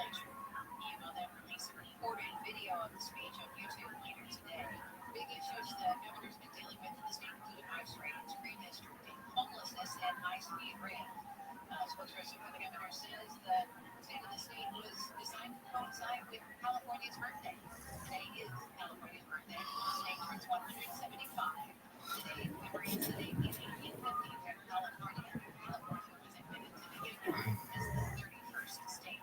LA Mayor Bass has Clarissa Borgnine and Antonio Villaraigosa. You were talking about somebody who knows the legislature, who knows the legislative process, who knows how to build relationships, who knows our city. Bass says she and former LA Mayor Villaraigosa have known each other their entire adult lives. Villaraigosa says he's honored to have Bass's support. It's not just about friendship, it's about a common vision for this city and this state. A vision where we're a vision where calls and God's name. He also spoke this morning against the Trump administration's immigration raids and tariffs. An attempt to have voters overturn a new minimum wage in LA has failed. The only alliance for tourism, jobs, and progress gathered more than 140,000 signatures over the referendum on the ballot. Tell the business interest and purposes there to be our tell voters this year's offices. Thousands of those signatures were valid. Thousands showed that and qualified for the vote. The majority's candidates suspended during the process now goes into effect in order to increase the hourly wage of homes in 2028. Otherwise, and lawmakers. A pastor in Orange County has been convicted of sexually assaulting 3 young girls he met through churches in Riverside, Royal Road, and Santa Ana. Police say at one church, Carlos Perez Valdez lured an 8-year-old girl into a van during the service and sexually assaulted her, and that the abuse continued for more than 3 years. Another girl said Valdez began molesting her when she was 9 and he was a deacon at a church. Better call Saul actor Raymond Cruz. Better call his lawyer, the man who played meth trafficker Salamanca in Breaking Bad. And Better Call Saul was arrested yesterday for allegedly spraying women with a garden hose while he washed his car in front of his home in Salt Lake. He says they were harassing him. He was booked on suspicion of misdemeanor battery. It's released and his speech will be back in court October 1st. Guitar says a member of the Guitar Security Services was killed in an Israeli attack and others were wounded following an explosion within the capital city. Israeli defense forces releasing a statement saying that they have targeted the senior leadership of Hamas, which of course they describe as a terrorist organization, along with the United States, Europe, and many others as well. ABC's Ian Quinn in Jerusalem says Hamas's leadership has been based in Qatar for many years, and it's where the negotiating teams for a ceasefire between Israel and Hamas have been based. Democrats on the House Oversight Committee released a letter in a birthday book for Jeffrey Epstein they say was signed by President Trump. ABC's Lionel sexually suggested note was written 22 years ago before Epstein was charged. Trump says it was not written by him. So-called birthday book was compiled by Epstein's publicist, Glenn Maxwell, who served 20 years in prison for sex trafficking. Glenn Maxwell spoke about the book to President Attorney General Tom Lynch and said she didn't remember that Trump contributed a message to the book. The so-called birthday book also includes a letter from former President Clinton in the Friends category alone.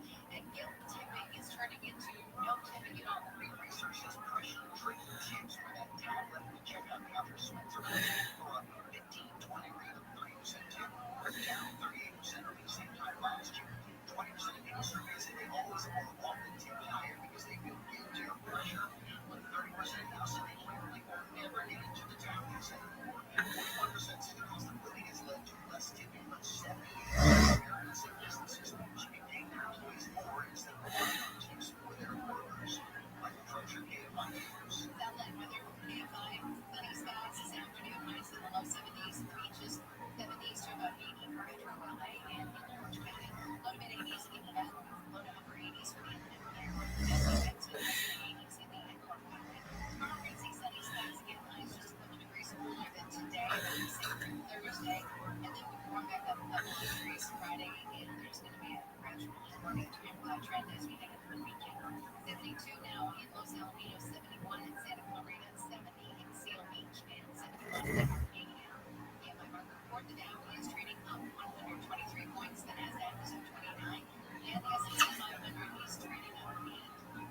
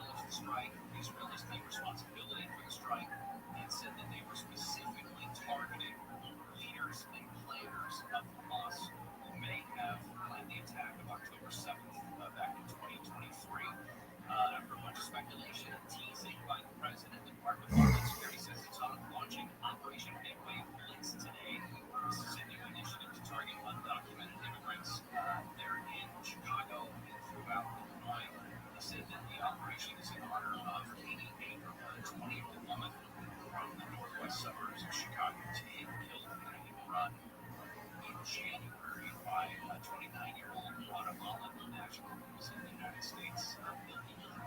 Um, There's also a very strange story that I'm sure we'll get to here in this hour. This decomposing body found in the trunk of a Tesla, registered to a New York-born singer who happens to be on tour right now.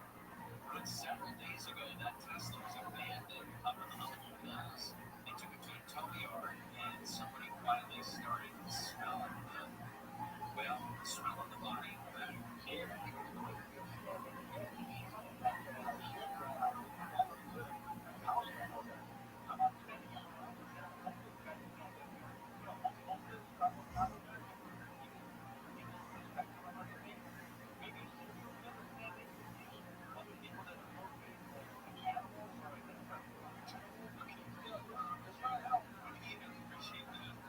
But today, instead of Sheila, since she's out, and instead of a chef, who's got somebody who identifies as an animal, at least at this point, I don't think that's going to be an issue. Stephanie Lightner is back on the show. Thank you for joining us today. Listen, we had you on a couple of weeks ago. We talked true crime stuff. We're talking specifically about Idaho Burger and the Idaho Burgers, University of Idaho Burgers, and got such a great response. Wanted to have you back, so thanks for taking time. Yeah, thank you for having me. I feel like I'm prayer. My conscience are able to spend it and keep you alive. Hopefully, I keep up. Well, you did mention off here that you're a Long Island girl at heart, so we'll keep his finger on the dumb button if anything. Exactly. One of those True Crime Tonight, which is a show that airs several nights a week on iHeart stations around the country. Also, this week back, there's some podcasts that you can check out. And you guys talk about all kinds of stuff. But before we get to current day, let's talk about you, Long Island. That's where you're from. That's where we're from. Long Island, New York, born and raised, Station High School. And yeah, I was always a New Yorker, and then got my way through Miami to Los Angeles, which I recently moved out of, but I always loved California in my life. And you have done all kinds of stuff right now. You're listed as the founder and CEO of QT Studios. That's your company. That's correct. What do you guys do? We're a production company, also based in Los Angeles, and we make true crime podcasts like the Idaho Massacre, which is airing right now on iHeart. Lincoln Massacre, Murder 101, basically open investigation pieces, and then we also do documentaries. One is streaming now on Peacock, the Idaho Student Murders, which is based on the case we just talked about, and also here in Unscripted. So taking some of these cases, always trying to be victim forward and tell some of these tales that I think I'm really important to share. The true crime genre is, I guess you could say it's having a moment, but it's been having moments for a long time. True crime stories have been popular in the media for decades. Why? It's so true. The recent stat says that 87% of all Americans watch and absorb true crime content. We do mostly open investigation stuff, and it's not because we want to talk about murder or boring things.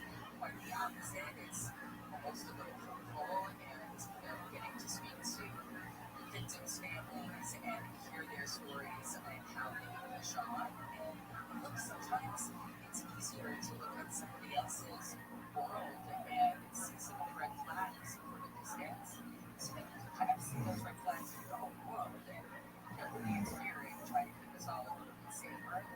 But there does seem to be this air quotes genre. I happen to just watch a lot of true crime and find it so interesting. And sometimes it just takes a second set of eyes to look into a case to see some obvious things that can be potentially overlooked in the past. I'm also been fascinated also by the gender difference. And it's kind of stereotypical, yes, women have this whatever psychological reason they do to protect themselves, like you said, to look for those red flags that they would see in either relationships or in their community or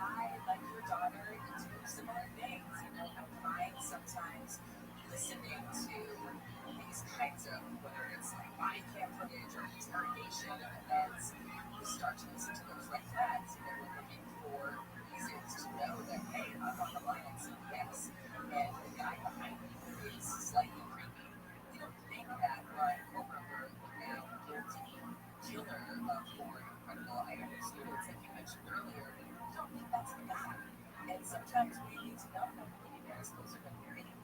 And also, it's a little comforting, I feel like, sometimes to sort of see justice happen. And, some of the cases that we work on in our investigation, the goal is to find justice. And I think that is kind of the itch we're all scratching. I know prior to that, I used to work in reality TV shows, bachelors, that kind of thing. And I think the love audience and the true crime audience, which, yeah, admittedly is a lot of SMEs, kind of also scratches the same itch. We're kind of watching love and watching grief, from a distance to be able to kind of maybe manage that in our own worlds a little bit more. That's what I think. There are a lot of studies that would suggest we're all just crazy and, why are we watching movies all day? But, as I talk to you, there are autopsies in front of me and case files and, it's random. Autopsy is fun stuff. Yeah, it is so true. This is public information, but again, this is just entirely about murder, and they have the fortitude to still come sit down for an interview and share the darkest moments of their world, and they can push on. It's really into perspective very quickly, right? And I find that oddly inspiring. Well, glad you made it today. Buckle up. Dial in, When we come back, a little bit of fire information, not just the Garden fire, but also the latest on Palisades fire, the investigation into where some of that was. Gary and Shannon will continue. Stephanie Lineker has joined us, and Amy King is live. Amy King, live 24-hour newsroom. Here's the latest. City crews have begun clearing brush from the Sepulveda Basin, where Helen Meyer says it's responded to more than 250 fires in the first 240 days of the year. A body has been found in a bag in a Tesla in a tow yard in Iowa. And explosions have been heard in the capital of Qatar as Israel targets the leadership of Hamas. Those stories and more coming up at the bottom of the hour. Sunny skies on the way, highs in the low 70s at the coast, mid 70s to mid 80s inland.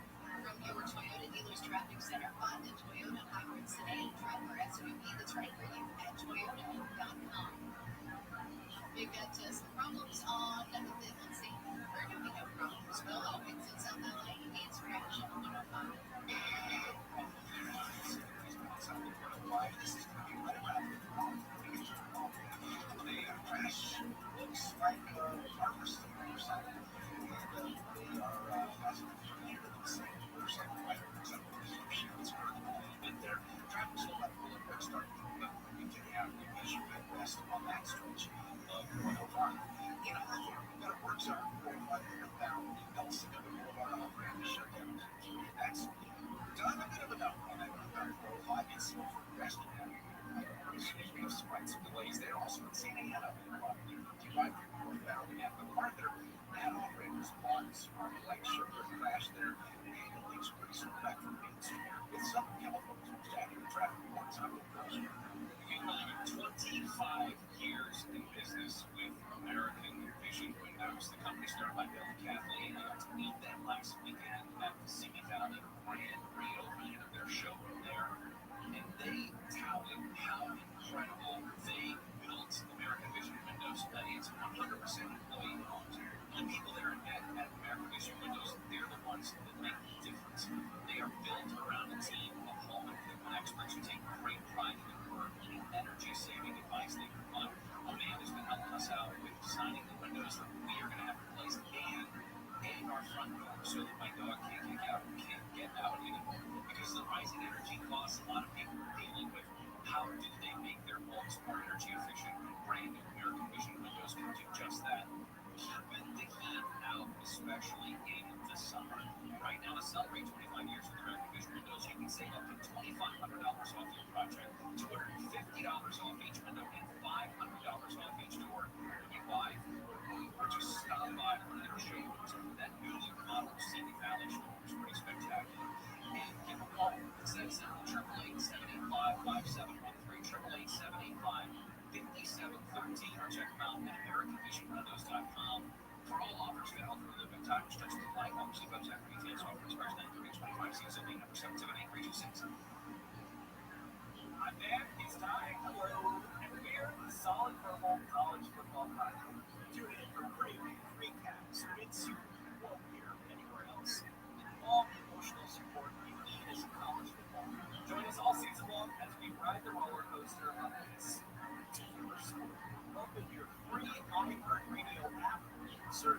solid purple college football podcast. We don't just love college football time. We live it. Hey everybody, it's me, Kate. Here to talk to you about the podcast on Casuals, starting January 21st. It's a sports podcast for people who don't necessarily consider themselves as listeners of sports podcasts. It's just regular people laughing about sports, not screaming. I mean, they might scream, but it's going to be about something very simple, not about something serious. We're just not going to take it seriously. Is this making sense? I was kind of getting the vibe. Tuesdays and Thursdays, and Friday, I think that follow up. It's unforgivable. You know, it's unforgivable. Like that was a bad decision. It's not going to get a notification. Wow. But if you click it now, you'll never miss an episode. And that's ideal. This is going to be, oh, it's going to be good.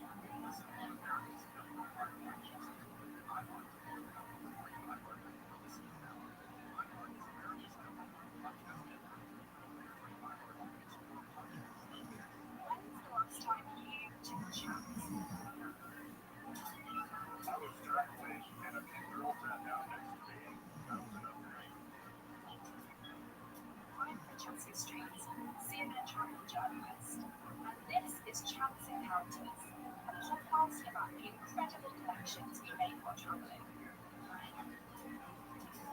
Each week, we journey through moving, funny, and heartwarming real-life stories about how travel leads to lasting love, decades-running friendship, and ultimately change your life forever. Join us wherever you get your podcasts. Just search for Chance Encounters with me, Francesca Street.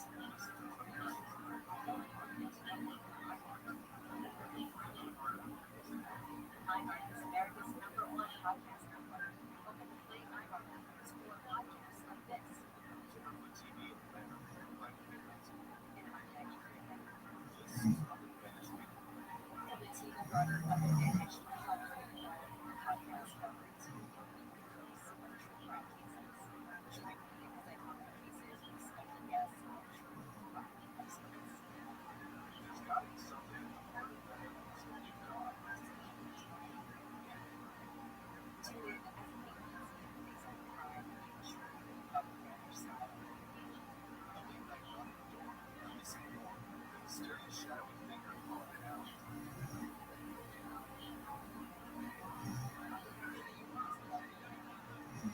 Listen on America's #1 podcast network, iHeart.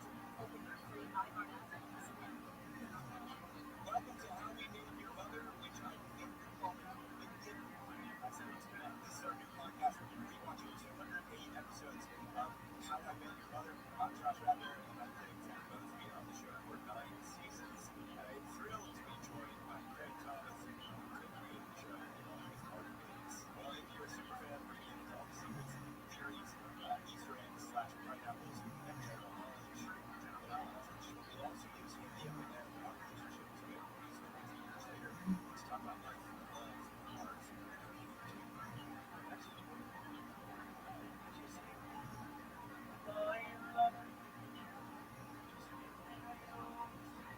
Listen on America's #1 podcast network, iHeart. Open your free iHeart app and listen now. AM 640.